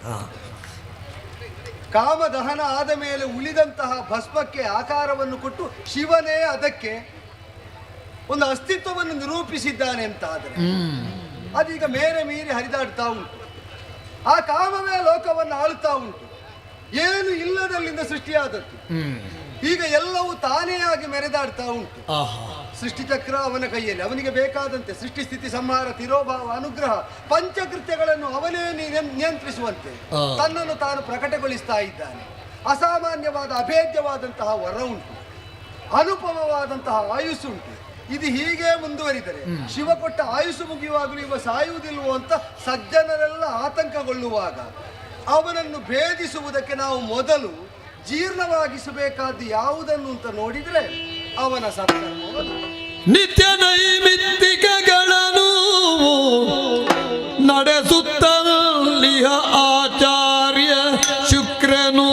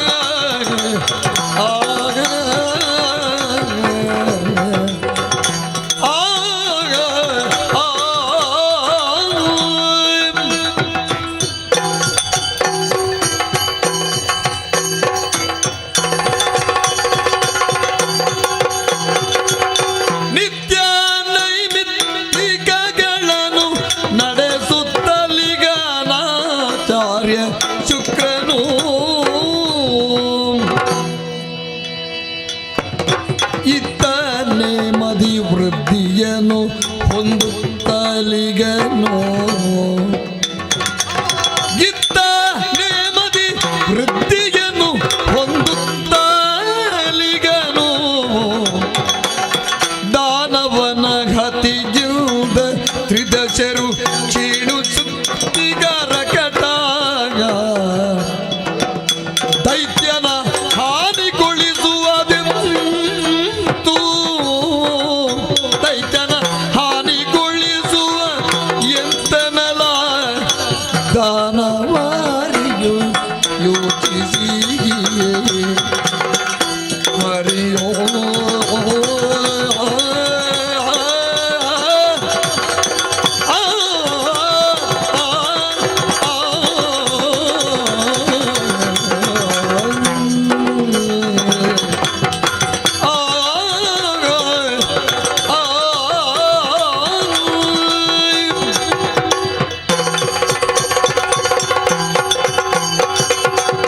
ನಿತ್ಯ ನೈಮಿತ್ತಿಕ ಅನುಷ್ಠಾನ ಭಂಡಾಸುರನಿಂದ ಆಳಲ್ಪಡ್ತಾ ಇರುವಂತಹ ರಾಜ್ಯದಲ್ಲಿ ನಿತ್ಯ ವೇದ ಪಠಣ ಆಗುತ್ತಾ ಉಂಟು. ಅಗ್ನಿಮುಖದಿಂದ ಆಹುತಿಗಳು ಸಮರ್ಪಿತವಾಗುತ್ತಾ ಉಂಟು. ಅವರೆಲ್ಲರೂ ಆಸ್ತಿಕರಾಗಿ ಮಾಡಬೇಕಾದ ಕರ್ತವ್ಯಾನುಶಾಸನವೆಂಬುದು ಗುರುಗಳಾದ ಶುಕ್ರರಿಂದ ಉಪದಿಷ್ಟವಾಗುಂಟು. ಇದು ತನಕದ ರಾಕ್ಷಸರನ್ನು ನಿಗ್ರಹಿಸುವುದಕ್ಕೆ ಸುಲಭವಾಗುತ್ತಾ ಇದ್ದದ್ದು ಬೇರೊಂದು ಕಾರಣದಿಂದ. ವರಬಲ ಇದ್ದರೂ ಕೂಡ ಅಂತರ್ಶಕ್ತಿ ವೃದ್ಧಿಯಾಗುವುದಕ್ಕೆ ಬೇಕಾದ ಉಪಾಸನೆಯ ಬಲ ಅವರಿಗಿರಲಿಲ್ಲ. ಸರಿ. ಆದರೆ ಇಲ್ಲಿ ಹಾಗಲ್ಲ. ಸಿಕ್ಕಿದ ವರಬಲ ಮತ್ತಷ್ಟು ಪ್ರಬಲವಾಗುವಂತೆ ಉಪಾಸನೆಯ ಬಲ, ಆರಾಧನೆಯ ಬಲ, ದಾನದ ಬಲ, ಪೂಜೆಯ ಬಲ, ಜಪತಪಾನುಷ್ಠಾನದ ಬಲ ಇದೆಲ್ಲವೂ ಭಂಡನನ್ನು ಸಂರಕ್ಷಿಸ್ತಾ ಉಂಟು. ಅದೆಲ್ಲದರ ಶಕ್ತಿ ಸಂಚಯ ನಾವು ಮಾಡಿಕೊಂಡು ವಿನಿಯೋಗಿಸುವುದೆಲ್ಲಿಗೆ ತ್ರಿದಶರಿಗೆ ಕಷ್ಟ ಕೊಡುವುದಕ್ಕೆ, ಸುಮನಸರಿಗೆ ಬಾಧೆಯನ್ನು ಒದಗಿಸುವುದಕ್ಕೆ. ಸುಮನಸರು ಅಂತಂದರೆ ಮುಕ್ಕೋಟಿ ದೇವತೆಗಳು ಮಾತ್ರ ಅಲ್ವಲ್ಲ, ಲೋಕಲೋಕಾಂತರದಲ್ಲಿರುವ ಒಳ್ಳೆಯ ಮನಸ್ಸಿನವರೆಲ್ಲ ಸುಮನಸರೇ ನನ್ನ ಪಾಲಿಗೆ. ಅವರೆಲ್ಲರೂ ಸಂಕಷ್ಟ ಅನುಭವಿಸುವುದಕ್ಕೆ ತನ್ನಲ್ಲಿದ್ದ ಶಕ್ತಿಯನ್ನು ಅವನು ವಿನಿಯೋಗಿಸ್ತಾ ಇದ್ದಾನೆ. ಅಂದರೆ ಜ್ಞಾನ, ದಾನ, ಜಪ ತಪಾದಿಗಳೆಲ್ಲವೂ ಬೇಕು. ಯಾವುದಕ್ಕೆ? ತನ್ನ ಸ್ವಾರ್ಥಕ್ಕೆ. ಲೋಕಕ್ಕೆ ಅದರ ಒಳ್ಳೆಯ ಪರಿಣಾಮ ಆಗದಂತೆ ಅವನೇ ಪ್ರತಿಬಂಧವನ್ನು ಒದಗಿಸಿದ್ದಾನೆ. ಇಂಥವರಲ್ಲಿ ಈಗ ಶಕ್ತಿ ವೃದ್ಧಿ ಆದರೆ ಲೋಕಕ್ಕೆ ಹಾನಿಯೇ ಅಲ್ವೋ? ಇವರನ್ನು ವಧಿಸಬೇಕು ಅಂತಾದರೆ ಶಿವ ಕೊಟ್ಟ ಆಯುಸ್ಸು ಮುಗಿಯುವ ಕಾಲದಲ್ಲಿ ವಧಿಸಲ್ಪಡುವುದಕ್ಕೆ ವಿಹಿತವಾದ ದುಸ್ಥಿತಿಯಲ್ಲಿ ಅವನಿರಬೇಕು. ಈ ಸುಸ್ಥಿತಿಯಲ್ಲಿರುವುದಲ್ಲ. ವಸ್ತು ಚಿಕ್ಕದಾದರೂ ಅಭೇದ್ಯವಾದ ಕವಚದೊಳಗೆ ಆವೃತವಾಗುಂಟು ಅಂತಾದರೆ ಅದನ್ನು ಹೊರಗೆ ತೆಗೆದು ನಾಶ ಮಾಡುವುದು ಕಷ್ಟ. ಸರಿ. ಇಲ್ಲಿ ಇವನ ಅಸ್ತಿತ್ವ ನಿವಾರಿತವಾಗಬೇಕು ಅಂತಾದರೆ ಅವನಿಗಿದ್ದಂತಹ ಈ ಜಪತಪಾನುಷ್ಠಾನದ ಕವಚವನ್ನು ಹರಿದೊಗೆಯಬೇಕು. ಅದಕ್ಕೆ ಏನು ಮಾಡಬೇಕು ಅಂತಿದ್ರೆ ಯೋಚಿಸಿದರೆ ಕಾಣುವುದು ಅವನ ಬಲಹೀನತೆಯನ್ನು ವಿನಿಯೋಗಿಸಬೇಕು. ಯಾವುದು ಬಲಹೀನತೆ ಅಂತ? ಸುರಪನ ಪದವೇ ವಶವಾದ ಕಾಲದಲ್ಲಿ ಸಂಧಾನ ಮಾಡುವುದಕ್ಕೆ ಬಂದ ಬ್ರಹ್ಮನಲ್ಲಿ ಅವನು ಮಂಡಿಸಿದ ಅಪೇಕ್ಷೆ ಅವನ ಮನೋವೃತ್ತಿ ಏನು ಅಂತ ತೋರಿಸ್ತದೆ.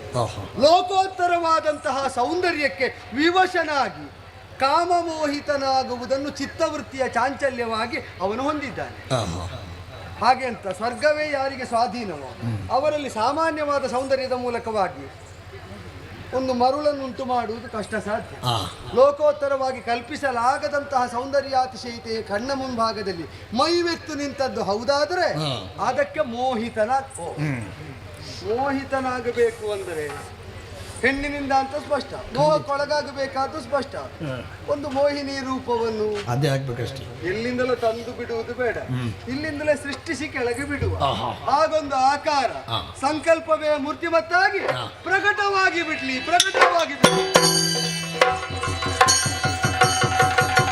ಹರಿಯ ಚರಣಕ್ಕೆ ಮಣಿದು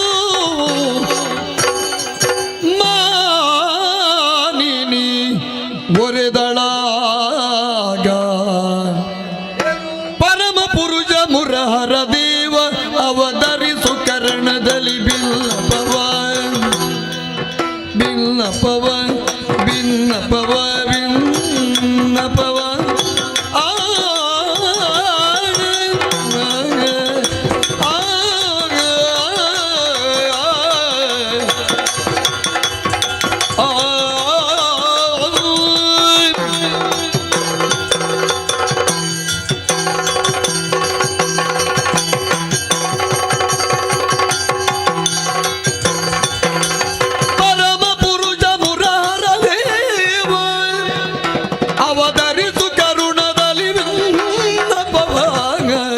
ಅವತರಿಸು ಕರುಣದಲ್ಲಿ ಭಿನ್ನಪವ ಮುರಹರ ದೇವ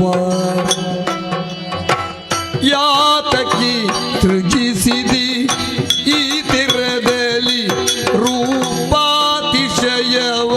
ನಿಂದು ಇತ್ತಿನಗಿ ಏತಕ್ಕೆ ಸೃಜಿಸಿದೆ ಈ ತೀರದಲ್ಲಿ ರೂಪಾತಿಶಯವ ನಿಂದಿತ್ತೆನಗಿ ತದನ ಕಾರ್ಯವ ನೀ ಬಿಡುವುದು ಕೃಪಾತಿಶಯವ ಬೀರುತ್ತಲಿ ಮಿಗಿ ತದನ ಕಾರ್ಯವ ನೀ ತಿಳುಗುವುದು ಕೃಪಾತಿಶಯವ ಇಂದು ಬೀರುತ್ತಲಿ ಪರಮ ಪುರುಷ ಪರಮ ಪುರುಷ ಪರಮ ಪುರುಷ ಮುರಹರ ದೇವ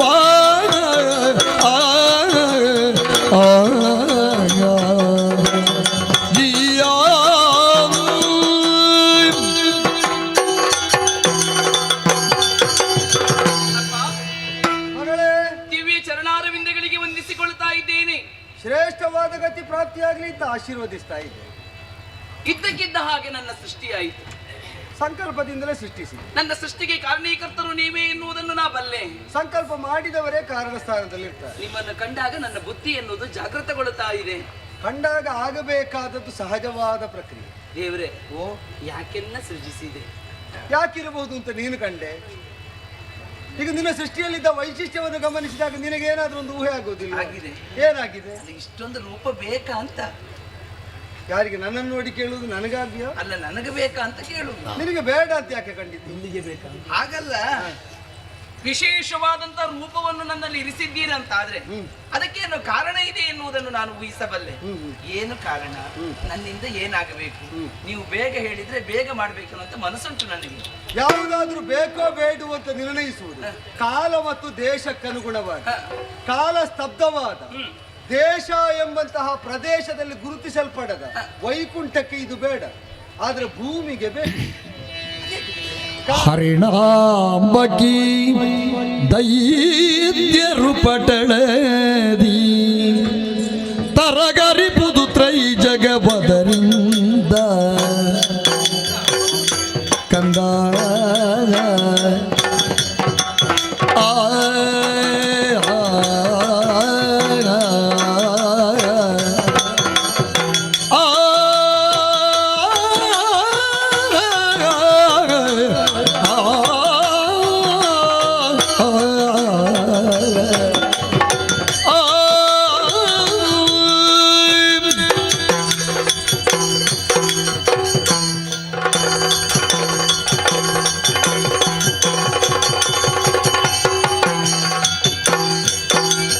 ಹರಿಣಾಂಬಕಿ ದೈತ್ಯರು ಪಟಳದಿ ತರಗರಿಪುದು ತ್ರೈ ಜಗವದರಿಂದ ತರಗರಿಪುದು ತ್ರೈ ಜಗ ಅದರಿಂದ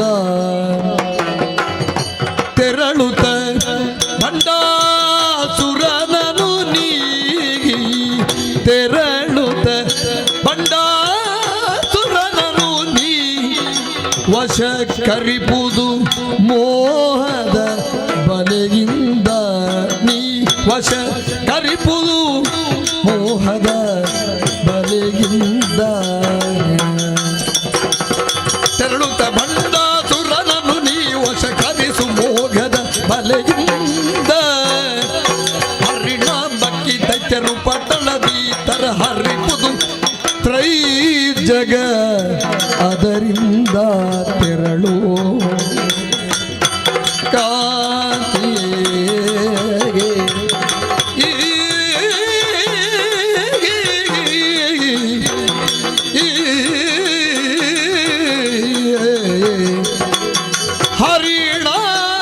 ಹರಿಣಾಂಬಕಿ ಹರಿಣಾಂಬಕಿ ಸುಂದರವಾದ ಕಂಗಳನ್ನು ಹೊಂದಿದ್ರೆ ಸಾರದು, ದೃಷ್ಟಿಕೋನ ಸಮರ್ಪಕವಾಗಿದ್ರೆ ಮಾತ್ರ ಸೌಂದರ್ಯದಲ್ಲಿ ಸತ್ವ ಉಂಟು ಅಂತಾಗು. ಸತ್ಯ. ಮೂರು ಲೋಕದ ಆಗುಹೋಗುಗಳನ್ನು ನಿಯಂತ್ರಿಸುವ ಪಾಲಕನ ನೆಲೆ ಇದು ವೈಕುಂಠ.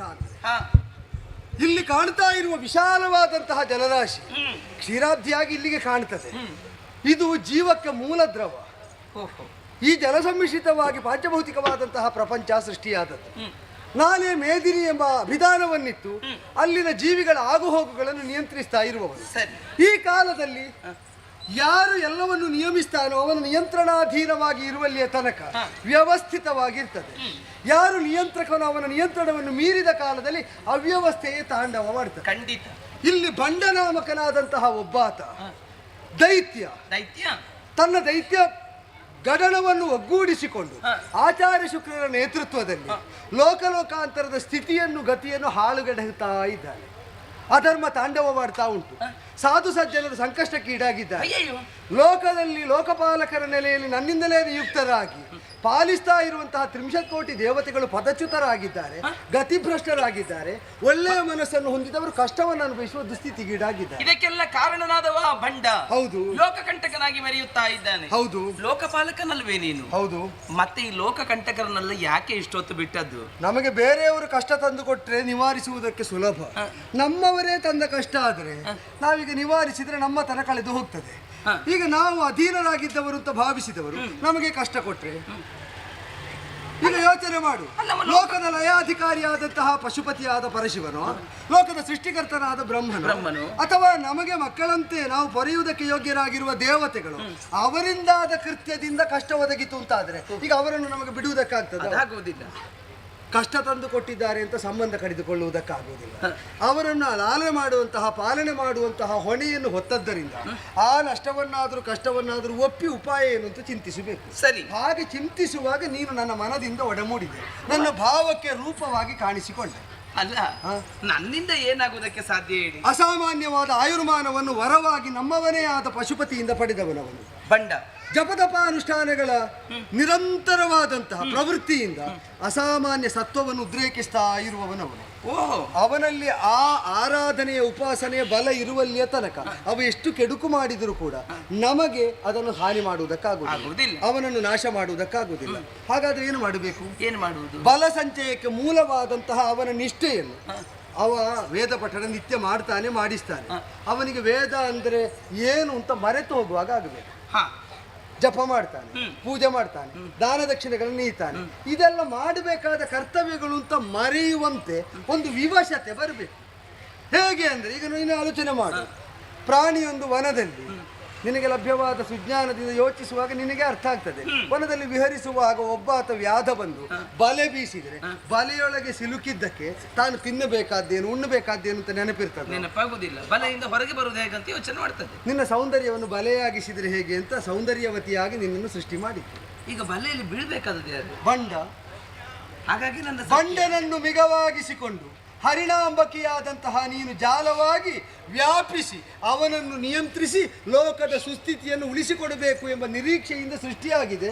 ಮುಂದೆ ನಿನಗೆ ಸಾಧ್ಯವೋ ಇಲ್ವೋ ಅಂತ ನೀನು ಹೇಳ್ಬೇಕು. ಅಪ್ಪ, ಇದಾದ ಹಾಗೆ ಮುಗಿದ ಹಾಗೆ ತೊಡಗಲಿಲ್ಲ ಮಗಳೇ ಇನ್ನು.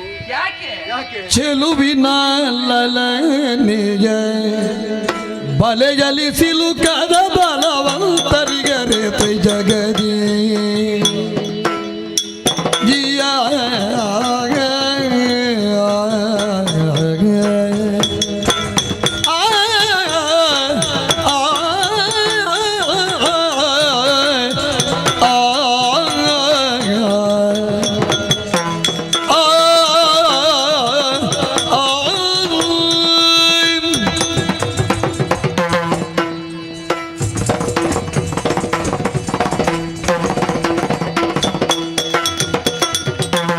ಚೆಲುವಿನ ಲಲನೆಯ ಬಲೆಯಲ್ಲಿ ಸಿಲುಕದಾಯಿ ಬಲೆಯಲ್ಲಿ ಸಿಲುಕದ ಬಲವಂತರಿಗರೆ ಜಗದಿ ಬಲವಂತರಿಗರಿ ತ್ರೈ ಜಗದಿ ಕಳ್ಳನನ್ನುಲಿಸಿ ಕ್ಷಣದಲ್ಲಿ ವಶಪಡಿಸುವಿ ಕಳ್ಳನ ಒಲಿಸಿ ಕ್ಷಣದಲ್ಲಿ ವಶಗೊಳಿಸುವೆ ಕಳುಗಿಲ್ಲನು ಹರಸುತ್ತ ಮುದದಿ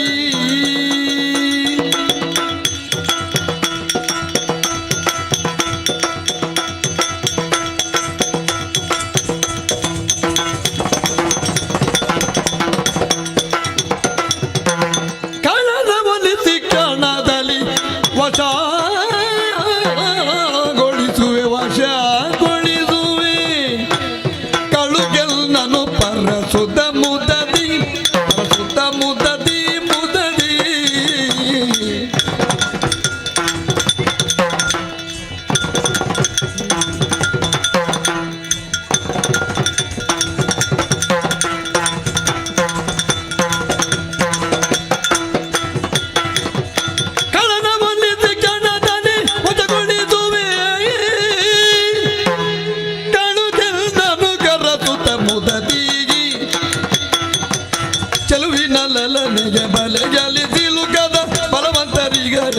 ಜಗದಿ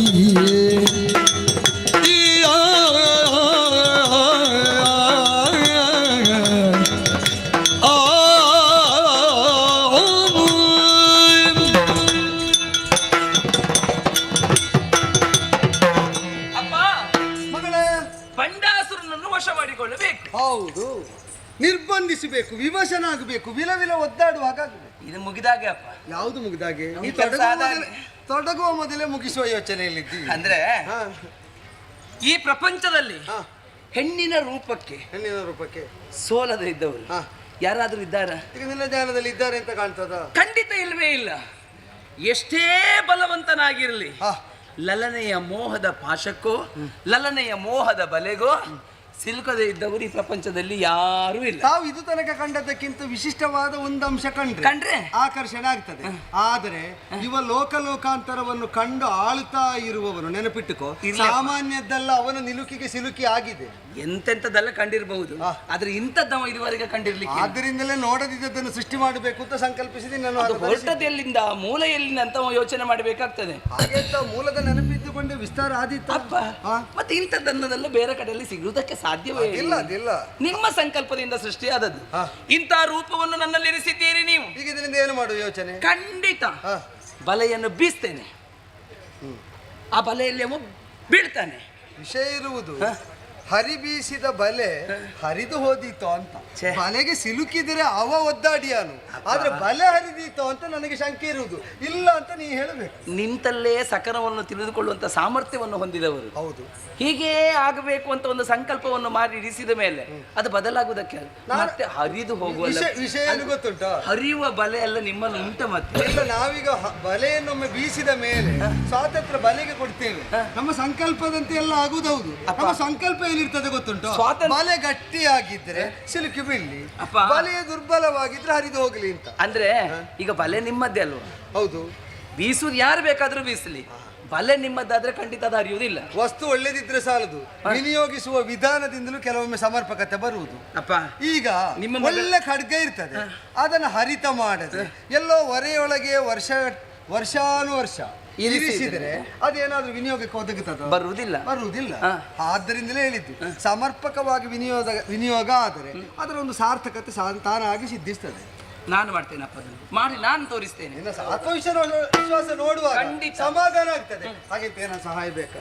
ಅಲ್ಲ, ಏನಾದ್ರು ಈಗ ಬಂಡಾಸುರನಿಗೆ ನಾನು ಸಾಕು, ಬಂಡಾಸುರನೊಬ್ಬನಿಗೆ ಏನಾದ್ರೂ ಆದ್ರೂ ನನಗೆ ಸಾಕು. ಅಲ್ಲ, ಅವನಿಗೆ ಏನಾದ್ರೂ ಆದ್ರೆ ನನಗೆ ಸಾಕಾಗುದಿಲ್ಲ. ಜೊತೆಯಲ್ಲಿ ಇರ್ತಾರೆ. ಯಾರುತ್ತಾರೆ ಅವನ ಜೊತೆಯಲ್ಲಿ ಮತ್ತೆ ಉಳಿದವರು ಇರುವುದಿಲ್ಲ. ವಿವೇಕ ಇಲ್ಲದೆ ಮುನ್ನಡೆಯುವ ಸ್ವಭಾವ ಅಲ್ಲ ಅಂತ ಇದರಿಂದ ತೋರಿಸಿದೆ. ಸಂಭಾವ್ಯವಾದ ಸ್ಥಿತಿ ಏನು ಅಂತ ಗಮನಿಸ್ತಾ ಅವನಿಗೆ ನಾನು ಸಾಕಾದ್ರೂ ಇಲ್ಲ. ಹಳೆಯ ಅನುಭವದಲ್ಲಿ ಯಾರಾದ್ರೂ ಇದ್ದಾರೆ? ಯಾರು ಯಾರಾದ್ರೂ ಇದ್ರೆ ಕೆಲವರಿಗೆ ಹಾಗೆ ನಾವು ಹೊಂದಬೇಕಾದ ಜ್ಞಾನ ಹೊಂದಿದಲ್ಲಿ ಎಲ್ಲ ಗೊತ್ತಾದೈತು. ಅನುಭವಕ್ಕೊಂದು ಪ್ರತ್ಯೇಕವಾದ ಪ್ರಾಶಸ್ತ್ಯ ಉಂಟು ಅಂತ ಗುರುತಿಸಿದೆಯೋ ಇಲ್ವೋ? ಕಳುಗಿದಂ ಬೆಂಬಲಕ್ಕೆ ಹರಿ ಅಪ್ಸರೆಯರ್ ಕಳುಗಿದ ಹರಿಯೂ ಬೆಂಬಲಗಿ ಅಪ್ಸರೆಯ ನೊಡಲನೆ ವಿಶ್ವಾಸಿಯ ಅಲಂಬು ಸಾಧ್ಯರ ಸಗಿತ ನಲವಿನಿಯೂ ಒಡಗೊಂಡ ತೆರಳು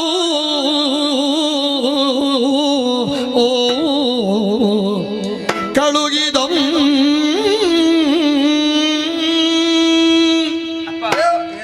ಅಲ್ಲಿ ಯಾರು ಪ್ರಮುಖವಾಗಿ ಇರ್ತಾನೋ ಅವನದ್ದೇನು ರಗಳೆ ಆಗುದಿಲ್ಲ, ಅವನ ಜೊತೆಯಲ್ಲಿದ್ದವ್ರದ್ದೇ ರಗಳೆ ಹೆಚ್ಚಾಗುದಪ್ಪ. ಈಗ ಅವರಿಗೆ ರಗಳೆ ಮಾಡುವುದಕ್ಕೆ ಹೊಳೆದಿದ್ದ ಹಾಗಿದ್ದವರನ್ನು ನಿನ್ನ ಜೊತೆ ಕಳಿಸಿದ್ರೆ ಸಾಕಲ್ಲ. ಅದಕ್ಕೆ ಹಳೆ ಅನುಭವ ಇದ್ದವ್ರು ಯಾರಾದ್ರೂ ಇದ್ರೆ ಒಳ್ಳೇದಲ್ಲ. ಅನುಭವ ಇದ್ದವರು ತುಂಬಾ ಜನ ಇದ್ರು. ದೇವಲೋಕಕ್ಕೆ ಬಂದಾಗ ಅವನ ದೃಷ್ಟಿಗೆ ನಿಲುಕದೆ ಉಳಿದ ಇಬ್ಬರಿದ್ದಾರೆ, ವಿಶ್ವಾಚಿ ಮತ್ತು ಅಲಂಬುಷೇಯರು. ಉಳಿದೆಲ್ಲರೂ ನಾವು ನೋಡಿ ಆಗಿದೆ. ಇದು ದೇವಲೋಕದಿಂದಲೇ ಬಂದದ್ದು ಅಂತ ಅವನಿಗೂ ಗೊತ್ತಾಗ್ತದೆ ಹೋದಾಕ್ಷಣದಲ್ಲಿ. ಇರಲಿಲ್ಲ, ಕಣ್ಣಿಗೆ ಸೆಯಲಿಲ್ಲ. ಆ ಕಾರಣದಿಂದ ಅಲ್ಲಿಂದಲೇ ಇಬ್ಬರನ್ನು ಹೆಕ್ಕಿ ನಿನ್ನ ಜೊತೆಯಲ್ಲಿ ಎಡಬಲದಲ್ಲಿ ಬಿಡ್ತೇನೆ. ಇಂಥ ಕೆಲಸಕ್ಕೆ ಹೋಗುವಾಗ ಅಲ್ಲ, ಅವ ಸಿಕ್ಕುವುದೆಲ್ಲಿ ಅಂದ್ರೆ ಬಿಂದು ಸರೋವರದ ಸನಿಹದಲ್ಲಿ, ಬಿಂದು ಸರೋವರ ಕೈಲಾಸದ ತಪ್ಪಲಲ್ಲಿ. ಅಲ್ಲೇ ತಿರುಗಾಡ್ತಾ ಇರ್ತಾನೆ ಅವ. ಅಲ್ಲೇ ಅವನ ದೃಷ್ಟಿಗೆ ಬೀಳುವಂತೆ ನೀವು ವಿಹರಿಸ್ತಾ ಇರಬೇಕು. ಅಲ್ಲಿ ಬೇಕಾದ ವೃಕ್ಷಗಳು, ಅಲ್ಲಿ ಸಂಪಗೆ ಮರ ಎಲ್ಲ ಉಂಟು ಉಂಟು ಉಂಟು. ಅಲ್ಲೇ ನೀ ಸುತ್ತಾಡ್ತಾ ಇದ್ದರೆ ನಿನ್ನ ಸೌಂದರ್ಯವನ್ನು ಅವನ ಆಘ್ರಾಣಿಸಬೇಕು. ನೀನು ಸಂಪಗೆಯಿಂದ ಅವನಿಗೆ ಮತ್ತೆ ಏರಿಸಬೇಕು. ಕೆಲಸ ಆಗಬೇಕು. ಅವನು ಭ್ರಷ್ಟನಾದಾಗ ದೇವತೆಗಳು ಒಳ್ಳೆಯವರು ಬದುಕುವುದಕ್ಕೇನು ಬೇಕೋ ಅದನ್ನು ಮಾಡ್ತಾನೆ. ಜಪ ಮಾಡ್ತಾನ, ಅವನ ಜಪ ನಿಲ್ಲಿಸ್ತೆ ನೋಡಿ. ಈಗ ಅವ ಜಪ ನಿಲ್ಲಿಸಬೇಕಾದಲ್ಲ.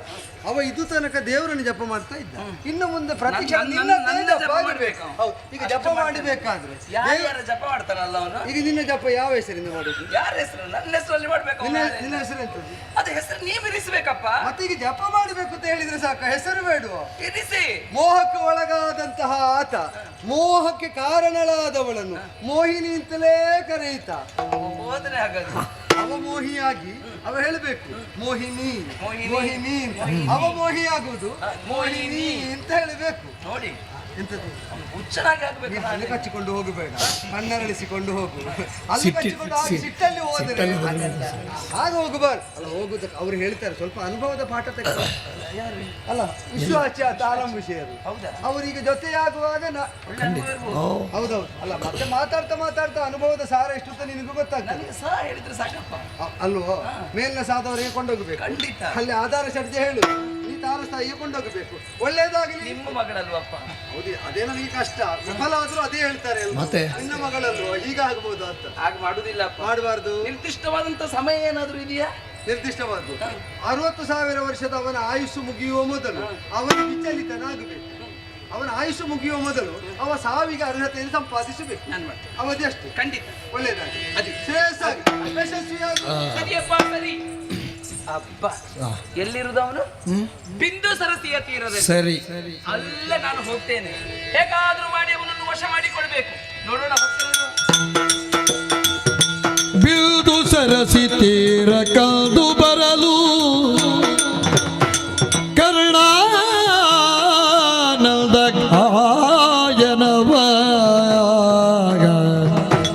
ಗಾಯನವ ಕೇಳುತ್ತಲಿ ದಾನವೇಂದ್ರ ಹೊಂದಿ ಭ್ರಮೆಯ ನಡೆತಲ್ದು ಮೋಗಿನಿಯ ಕಂಡಿಂದ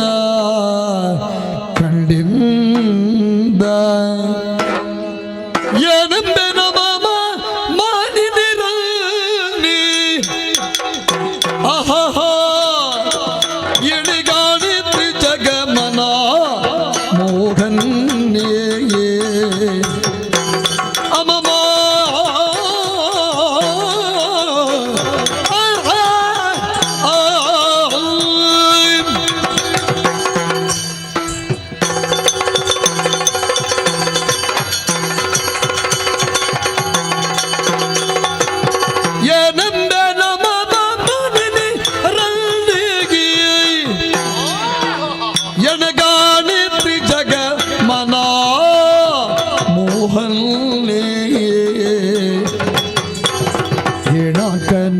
ವದನೆಯ ಕಂಡು ಏನಾಗನಿಬ ವದನೆಯ ಕಂಡು ಪಂಚಬಾಣ ಕೊಲ್ಲುವನು ಪಂಚಬಾಣ ಕೊಲ್ಲುವ ನೆಚ್ಚು ಶರಗೊಂಡು ಅಮಮ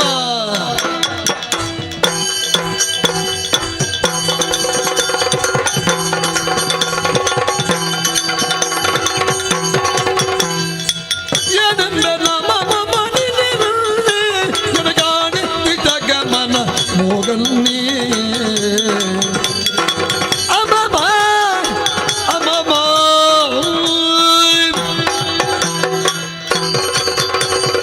ಅಮಮ ಅಮಮ ಅಮಮ. ಪ್ರವೇಶದ ತಪ್ಪಲಲ್ಲಿ ಬಿಂದು ಸರಸಿಯ ತೀರದಲ್ಲಿ ವಿಶ್ವಾಂತರಾಜ ಆನಂದದಿಂದ ಗಾಳಿಯನ್ನು ಸೇವಿಸುತ್ತಾ ಇದ್ದೆ. ಬೀಸುವಂತಹ ಮಂದಾನಿಲನ ಜೊತೆಯಲ್ಲಿ ಸುಶ್ರಾವ್ಯವಾದಂತಹ ಒಂದು ಸಂಗೀತ, ಅದರ ಜೊತೆಯಲ್ಲಿ ಬಳೆಯ ಶಬ್ದ, ಕಾಲ ಗೆಜ್ಜೆಯ ಶಬ್ದ. ಯಾಕೆ ಯಾರು ಏನು ಅಂತ ಮೆಲ್ಲ ಎದ್ದು ನಡೆಯುವುದಕ್ಕೆ ಆರಂಭ ಮಾಡಿದ್ರೆ ಮಾರನ ಕೈಯ ಕಟಾರಿಯ ಹಾಗೆ ನನ್ನ ಅಂತರಂಗವನ್ನೇ ಸೀಳಬಹುದಾದಂತಹ ಮೋಹಕತೆಯನ್ನು ಬೀರುತ್ತಾ,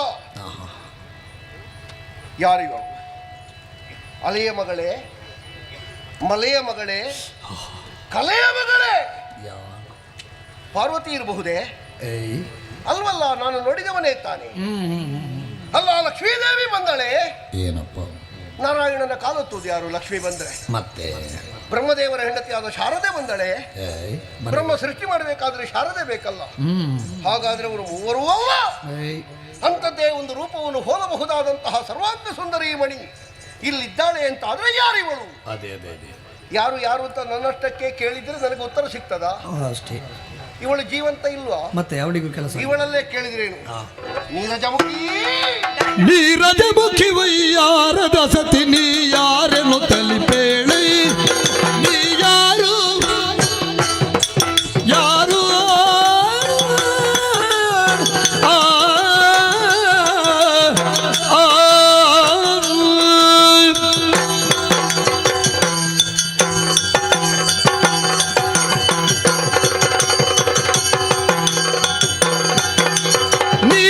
ಮುಖಿ ವಯ್ಯಾರದ ಸತಿಯೇ, ವಯ್ಯಾರದ ಸತಿಗಿ ವಯ್ಯಾರದ ಸತಿ ನೀ ಯಾರು, ನೀ ಯಾರನ್ನು ತಲುಪಿ ವಾರಣಯಾನಿ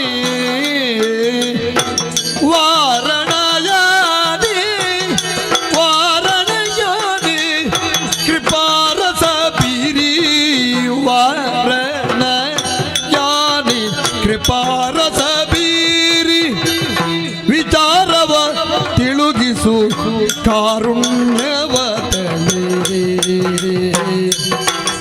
ವಿಚಾರಿಸು ತಿಳುಗಿಸು ಕಾರುಣ್ಯವ ವಾರಣಯಾನಿ ಕೃಪಾರಸ ಬೀರಿ ವಿಚಾರವ ತಿಳುಗಿಸು ಕಾರುಣ್ಯವ ತಳೆ ನೀರಜ ಮುಖಿ ವಯ್ಯಾರದ ಸತಿ ನೀ ಯಾರೆನು ತಲೆ ವಾರಣಯಾನ ಕೃಪಾರಸ ಬೀರಿ ವಿಚಾರವ ತಿಳುಗಿಸು ಕಾರುಣ್ಯವ ತಳೆಯೋ ಯಾರಿಗೆ ಯಾರು ಯಾರೇನು ತಲಿಪೇಳಿ. ಓ ನೀರಜಮುಖಿ ವಯ್ಯಾರದ ಸತಿ ಯಾರು? ನೀನೇ. ನನ್ನೆನ್ನ ನಾನು ಆಚೆ ಈಚೆ ಎಲ್ಲ ನೋಡುದು ಯಾರಾದ್ರೂ ಇದ್ದಾರಂತ. ಮರಮಯಾನೆ, ಮದಗಜಯಾನೆ, ರೂಪ ಲಾವಣ್ಯದಿಂದಲೇ ಒಪ್ಪುತ್ತಿರುವಂತಹ ನಳಿತೋಳ ಸುಂದರಿ, ನಿನ್ನ ಲಕಲಕನೆ ಹೊಳೆಯುವಂತಹ ಕಪೋಲ ಹೊರಸಿಟ್ಟ ಕನ್ನಡಿಯ ಹಾಗೆ ನನ್ನ ಮುಖ ತೋರಿಸ್ತದೆ. ಕನ್ನಡಿ ಕಪೋಲೆ, ಚಾರುಶೀಲೆ, ಮಾವಿನ ಬೆಳೆಯಂತಹ ನಿನ್ನ ಗಲ್ಲ, ತಲಮುರಿಯ ಶಂಕದಂತಿರುವ ನಿನ್ನ ಕೊರಳು, ಬುಟ್ಟಿಯೊಳಗೆ ಮುಚ್ಚಿಟ್ಟರು ಇನ್ನೇನು ನಾನಿದ್ದೇನೆ ಅಂತ ಮಿಸುಕಾಡಿ ತೋರಿಸಬಹುದಾದಂತಹ ನಿನ್ನ ವಕ್ಷೋಜಗಳು, ಸಿಂಹದಂತಹ ಕಟಿ ಪ್ರದೇಶ, ಆರೂ ಅವಲಕ್ಷಣಗಳು ನಿನ್ನಲ್ಲಿ ಲಕ್ಷಣಯುಕ್ತವಾಗಿದೆ. ಕೂದಲಲ್ಲಿರುವಂತಹ ಕುಟಿಲತೆ, ಕಣ್ಣಲ್ಲಿರುವಂತಹ ಚಾಂಚಲ್ಯ, ನಡುವಿನಲ್ಲಿರುವಂತಹ ಕೃಷತ್ವ, ನಡೆಯಲ್ಲಿರಬಹುದಾದ ಮಾಂದ್ಯ, ನುಡಿಯಲ್ಲಿರಬಹುದಾದ ಮಾಧುರ್ಯ. ಹೌದೇನೆ? ಯಾರು ನಿನ್ನಪ್ಪ? ಯಾರು ನಿನ್ನಮ್ಮ? ಅಣ್ಣಂದಿರೆಷ್ಟು? ತಂಗಿಯಂದಿರಿದ್ದೀರ, ಅವರ ಹೆಸರೇನು? ನಿನಗೆ ಮದುವೆ ಆಗಿದೆ, ಆದರೆ ಮಕ್ಕಳೆಷ್ಟು? ಗಂಡ ಒಬ್ಬನೆಯೇ? ಮತ್ತೆ ಎಷ್ಟು ಮಂದಿ ಇರ್ತಾರೆ? ಕೇಳಬಾರ್ದ? ನಾನು ಹೀಗೆ ಕೇಳ್ತಾ ಇರ್ತೇನೆ, ನೀನು ಬೇಕಾದದ್ದನ್ನು ಮಾತ್ರ ಉತ್ತರಿಸಿದ್ರೆ ಸಾಕು. ಬೇಕಾದದ್ದು ಮಾತ್ರ ಕೇಳಿದ್ರೆ ನಿನಗೆ 10 ಪ್ರಶ್ನೆಗಳಲ್ಲಿ ಉತ್ತರಿಸಿ 8ಕ್ಕೆ ಸಮಾಧಾನಕರ ಉತ್ತರಿಸಿದ್ರೆ ಸಾಕು. 2 ಬಿಟ್ಟು ಬೇಡ, ನಿನ್ನ 6 ಕೇಳು ಸಾಕು. ನೀನು ಯಾವ ಊರಿನವಳು? ಕಡೆ ಪಕ್ಷ ನಿನ್ನ ಹೆಸರೇನು? ಅಯ್ಯೋ ಮುದ್ದಾದ ನಿನ್ನ ರೂಪಕ್ಕೆ ಚಂದದ ಒಂದು ಹೆಸರಿಟ್ಟಿದ್ರೆ ಆ ಸೌಂದರ್ಯ ಶ್ರೇಷ್ಠವಾಗಿರುವಂತಹ ನಿನ್ನ ಹೆಸರು, ಆ ಸಂಪನ್ನತೆಗೆ ನಿನ್ನ ಶುಭ ನಾಮಧೇಯ ಕೇಳಬೇಕು ಅಂತ ಆಶೆ ಉಂಟು. ಸ್ವಲ್ಪ ಹೇಳುವುದಕ್ಕೆ ಕೃಪೆ ಮಾಡ್ತೀಯಾನೆ? ಕೇಳು ದೈತ್ಯ ತಿಲಕ, ದೈತ್ಯ ತಿಲಕ ಹೇ ರಸಿಕ, ಕೇಳು ದೈತ್ಯ ತಿಲಕ, ದೈತ್ಯ ತಿಲಕ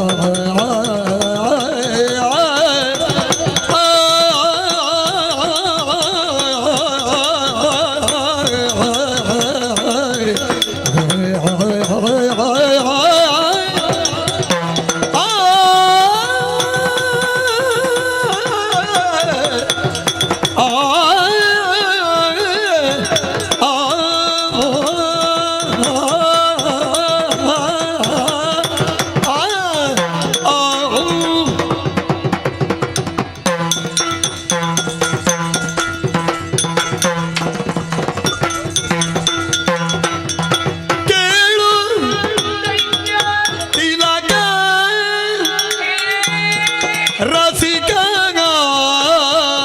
ಕೇಳು ದೈತ್ಯ ತಿಲಕ, ಹೇ ರಸಿಕ ದೈತ್ಯ ತಿಲಕ, ಹೇ ರಸಿಕ ಪೇಳು ದೈತ್ಯನ ಪೇಳುವ ನುಡಿಯನು ಆಲಸ್ಯಗೊಳದಿ ಲೀಲಿಯುಳ್ ಎಲ್ಲವ ಕೇಳು ದೈತ್ಯನ ಬೀಳುವ ನುಡಿಯನು ಆಲಸ್ಯಗೊಳ್ಳದೆ ಲೀಲೆಯುಳ್ ಎಲ್ಲವ ದೈತ್ಯ ತಿಲಕ ಹೇ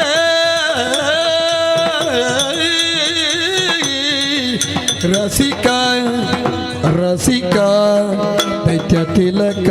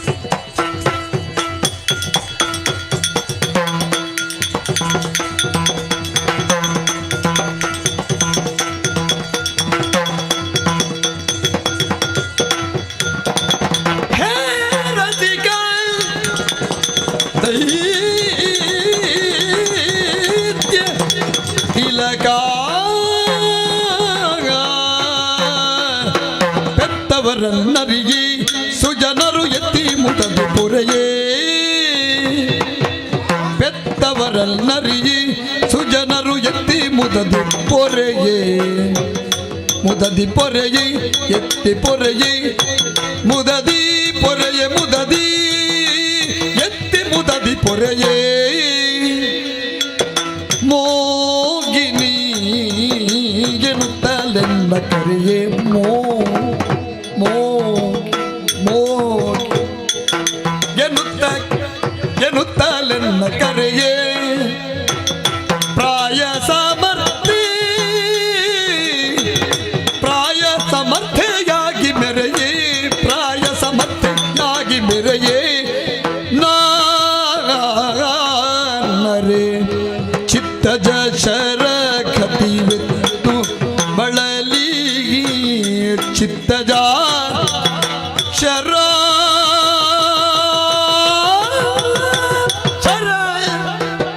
ಚಿತ್ತಜ ಹತಿ ಎತ್ತು ಬಳಲಿ ಬಳಲಿ ಶರವೆತ್ತು ಹತಿವೆತ್ತು ಬಳಲಿ ಅರಸುತ್ತಲಿ ವಿಠರನು ಅರಸುತ್ತಲಿ ಅರಸುತ್ತಲಿ ಅರಸುತ್ತ ಅರಸುತ್ತ ಅರಸುತ್ತ ಅರಸುತ್ತ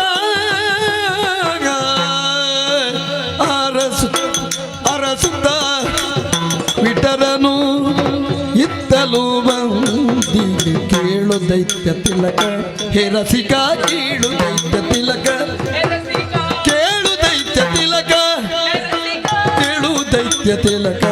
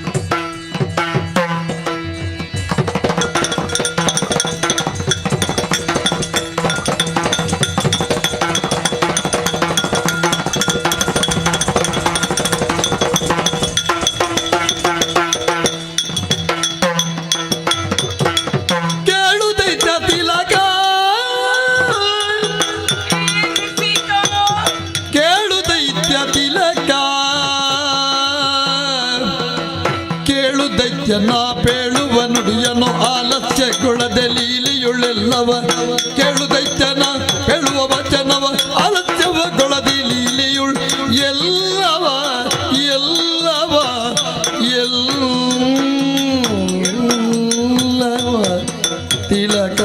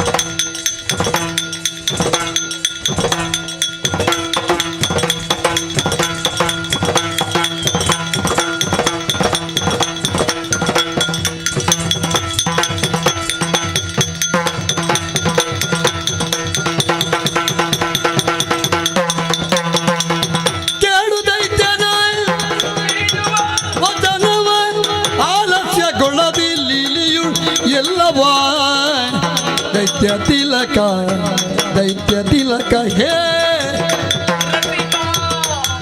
ರಸಿಕ ರಸಿಕ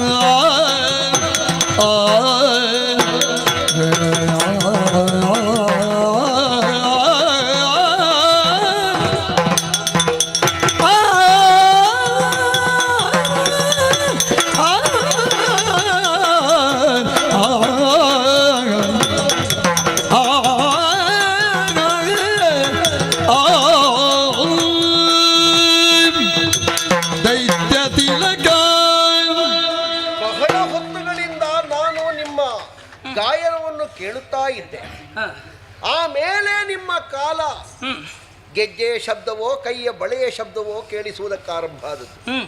ದೂರದಿಂದಲೇ ನಿಮ್ಮನ್ನು ನೋಡುವಾಗ ನಿಮ್ಮ ಮೇಳ ಎಲ್ಲ ಸೇರಿ ಏನೋ ಒಂದು ನಾಟ್ಯದ ಲಾಸ್ಯದಲ್ಲಿತ್ತು. ಸತ್ಯ ಯಥಾರ್ಥ ಹೇಳ್ತೇನೆ. ಇವತ್ತು ಎಷ್ಟನೇದ್ದಿದು?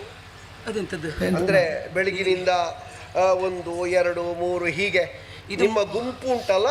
ಎಂತ ಗುಂಪು? ಅಲ್ಲ, ನಾರಿಯರ ಸಮೂಹ. ಸ್ಥಳದಲ್ಲಿ ಬಿಂದು ಸರಸಿಯಲ್ಲಿ ಅಲ್ಲ, ನೀನು ಮೂರನೇದ್ದು. ಬಹಳ ಮಂದಿಗಳೆಲ್ಲ ಇದ್ದಾರೆ. ಮೂರನೇದ್ದು ಭಾಗವತರೊಬ್ಬರೇ ಅಲ್ಲ. ನೀ ಭಾಗವತಿಗೆ ಮಾಡ್ತೀಯಾ? ಹೇಳುವವರು ಒಂದೊಂದು ಕಡೆಯಲ್ಲಿ ಒಬ್ರೊಬ್ರು. ಹಾಗೆ ನಮ್ಮ ಕಾರ್ಯಕ್ರಮ ಇರಲಿ. ಅಂತೂ ಬಹಳ ಚೆನ್ನಾಗಿ ಮೂಡಿ ಬಂದಿದೆ. ಸರಿ, ಬಹಳ ಸಂತೋಷ ಆಗಿದೆ. ಯಾಕೆ ಕೇಳಿದರೆ, ನಾ ಕೇಳಿದ್ದಕ್ಕೆ ಇಷ್ಟಾದ್ರೂ ನಿನ್ನಲ್ಲಿ ತಯಾರುಂಟಲ್ಲ. ಅಯ್ಯೋ, ಇಷ್ಟಲ್ಲ. ನೀನು ಯಾರು, ಯಾವ ಊರಿನವಳು, ಏನು ಹೆಸರು, ಯಾರಮ್ಮ ಯಾರಪ್ಪ, ಹಿಂದೆ ಮುಂದೆ ಆಚೆ ಈಚೆ ಮೇಲೆ ಕೆಳಗೆ ಅದು ಇದು ಅಲ್ಲಿ ಇಲ್ಲಿ ಅಂತ ನಾ ಕೇಳಿದ್ದಕ್ಕೆ ಹೇಳುವ ಉಪಕ್ರಮದಲ್ಲಿ ಇಷ್ಟುಂಟಲ್ಲ. ಛೇ, ಪ್ರಾಯಕ್ಕೆ ಬಂದಂತ ಹೆಣ್ಣಿನಲ್ಲಿ ಯಾರೋ ಮಾರ್ಗ ಮಧ್ಯದಲ್ಲಿ ಪರಿಚಯ ಕೇಳಿದಂತ ನಾವು ಪರಿಚಯ ಹೇಳಲಿಕ್ಕಲ್ಲ ಹೋಗಬಾರ್ದು, ಹೇಳಬಾರ್ದು. ಒಂದು ವೇಳೆ ಹಿಂದೆ ಮುಂದೆ ಯೋಚನೆ ಮಾಡದೆ ನಾವು ಪರಿಚಯವನ್ನು ಅಥವಾ ನಮ್ಮ ಮನೆಯ ವಿಳಾಸವನ್ನು ನಾವು ಅವರಿಗೆ ಕೊಟ್ಟೆವು ಅಂತಾದ್ರೆ, ಮಳೆ ಬಿಟ್ಟ ಮೇಲೆ ಮರದಡಿಯಲ್ಲಿ ನಿಂತ ಹಾಗೆ ಯಾವಾಗಲೂ ಉಪದ್ರ ತಪ್ಪಿದ್ದಲ್ಲ. ಯಾವಾಗ ಎಂತದ್ದು, ನಾವು ಮನೆ ಮುಟ್ಟುವ ಮೊದಲು ಅವ್ರು ಹೋಗಿರ್ತಾರೆ ನಮ್ಮ. ಹಾಗಾಗಬಾರ್ದು. ಹೇಳುವಂತ ವ್ಯಕ್ತಿ ಯಾರೆನ್ನುವುದಾಗಿ ನಾವು ಸ್ವಲ್ಪ ಯೋಚನೆ ಮಾಡಿ ಇವನಿಗೆ ಹೇಳಬಹುದಾ ಬೇಡವಾ ಅಂತ ಯೋಚಿಸಿ ನಮ್ಮ ವಿಳಾಸವನ್ನು ನಾವು ಕೊಡಬೇಕಾಗ್ತದೆ. ಜೀವನದಲ್ಲಿ 1-2 ಸಲ ಅನುಭವಕ್ಕೆ ಬಂದ ಮೇಲೆ ಹೀಗ ತಿಳ್ಕೊಳ್ಳುವುದು ಒಳ್ಳೇದು. ಖಂಡಿತ. ಅನುಭವ ಅಲ್ಲ, ತಿಳುವಳಿಕೆ ಬೇರೆಯವರಿಗೆ ಆದದ್ದು. ನಿನಗೆ ಬಹುಶಃ ಅವರು ಹೇಳಿದ್ದಾರೆ ಕಾಣ್ತದೆ. ನಿನ್ನ ಅಂಗ ಆಕಾರ ನಡೆ ನುಡಿ ವರ್ಚಸ್ಸು ಓಜಸ್ಸು ತೇಜಸ್ಸು ಗಾಂಭೀರ್ಯ ಇದನ್ನೆಲ್ಲ ಕಂಡಾಗ ಸಾಮಾನ್ಯದವನಲ್ಲ ನೀನು. ದೈತ್ಯ ತಿಲಕ. ದೈತ್ಯ ಅಂದ್ರೆ ದೊಡ್ಡದು ಅಂತ ಲೆಕ್ಕ. ಒಂದು ತಿಲಕಪ್ರಾಯನಾದಂತಹ ದೊಡ್ಡ ವ್ಯಕ್ತಿ ಯಾವನೊಬ್ಬನಿದ್ದಾನೆ. ಖಂಡಿತ ಅದೊಂದು ವರ್ಗಕ್ಕೆ ಮೀಸಲಾದಂತಹ ಶಬ್ದ ಅಂತ ವಾಚಕವಾಗಿ ಹೇಳುವಂತದ್ದಲ್ಲ. ದೈತ್ಯ ತಿಲಕ ಅಂದ್ರೆ ದೈತ್ಯ ಪ್ರತಿಭೆ, ದೈತ್ಯ ತಿಲಕ, ದೈತ್ಯಾನ್ವಯ. ದೈತ್ಯರು ಬಹಳಷ್ಟು ಮಂದಿ ಇರಬಹುದು, ಅವರೆಲ್ಲರಿಗೂ ತಿಲಕ ಸದೃಶ ನೀನು. ದೈತ್ಯ ಅಂದ್ರೆ ದೊಡ್ಡದು ಅಂತ, ದೊಡ್ಡದಲ್ಲೇ ದೊಡ್ಡವ ನೀನು. ದೈತ್ಯ ತಿಲಕ. ಹಬ್ಬ, ಧೀರನಿರಬಹುದು ನೀನು, ವೀರನಿರಬಹುದು, ಶೂರನಿರಬಹುದು. ಸಾಕ? ಅದ್ಯಾವುದು ಇಲ್ಲಿ ಪ್ರದರ್ಶನ ಮಾಡಲಿಲ್ಲ ನಾನು. ಅಲ್ಲ, ಇದ್ರು ಅಷ್ಟಿದ್ರೆ ಸಾಕಾಗುವುದಿಲ್ಲ. ಮತ್ತೆ ಅವನಲ್ಲಿ ಇರಬೇಕಾದದ್ದು ಏನು ಗೊತ್ತಾ? ಏನು? ರಸಿಕತೆ. ಹೆಣ್ಣು ಬಯಸುವುದೇ ಅದು. ಎಷ್ಟು ದೊಡ್ಡವರೇ ಇರಲಿ, ನನಗೆ ಗಂಡನಾಗಿ ಬರುವವನಲ್ಲಿ ರಸಿಕತೆ ಉಂಟೋ? ಅರಸಿಕನಲ್ಲಿ ಏನ್ ರಸ ಇರ್ತದೆ?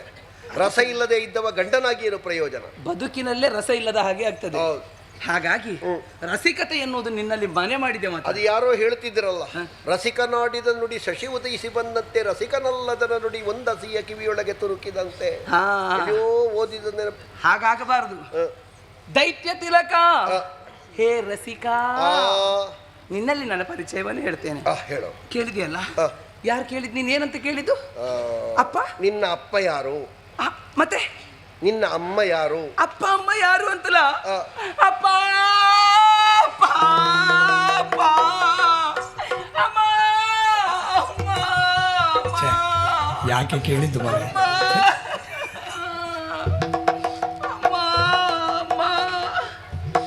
ನೀನು ಕುಣಿದು ಬೆವರಿದ್ದ ಅಲ್ಲ ಕಣ್ಣೀರು ಒರೆಸೋದ? ನೀವು ಕಣ್ಣೀರು. ನೀನು ಹೊಟ್ಟೆ ನೋವಾಗ್ತದಾ? ಹೊಟ್ಟೆ ನೋವೆಲ್ಲ ಮುಂದೆ ಬರಬೇಡ, ಜಾರ್ತದೆ. ಕಣ್ಣೀರಾದ್ರೆ ಜಾರುವುದಿಲ್ಲ, ಯಾಕಂದ್ರೆ ಕಣ್ಣೀರಲ್ಲಿ ಉಪ್ಪಿನಾಂಶ ಉಂಟು. ಉಪ್ಪಿನಾಂಶ ಇದ್ದಲ್ಲಿ ಜಾರುವುದಿಲ್ಲ. ಉಪ್ಪಿನಾಂಶದ ನೀರಿಗೆ ಕಾಲು ಹಾಕಿದ್ರೆ ಜಾರುವುದಿಲ್ಲ. ಸರಿ, ನಿನಗೆ ಹೊಟ್ಟೆ ನೋವಾಯ್ತು? ಹೊಟ್ಟೆ ನೋವಾದದ್ದು. ಮತ್ತೆ ಅಮ್ಮ ಅಪ್ಪ ಅಲ್ಲಿ ಆಗ ಇಬ್ರು ಹೇಳ್ತಾರೆ ಈಗ ಅಮ್ಮ ಅಪ್ಪ ಅಂತ ಕರೆಯುವಾಗ. ಅವರಲ್ಲ, ಅವ್ರು ಯಾರು ಅಲ್ಲ. ನಾನು ಹುಟ್ಟುವಾಗಲೇ ಅಪ್ಪ ಅಮ್ಮನನ್ನು ಕಳೆದುಕೊಂಡವಳು ನಾನು. ಒಳ್ಳೆ ನಕ್ಷತ್ರದ ಮಗು ಅಂತ. ಯಾಕೆ? ಎರಡನ್ನು ತಿಂದುಕೊಂಡೇ ಹುಟ್ಟಿದ್ದೀವಿ. ಎಂತದ್ದು ತಿಂದುಕೊಂಡು?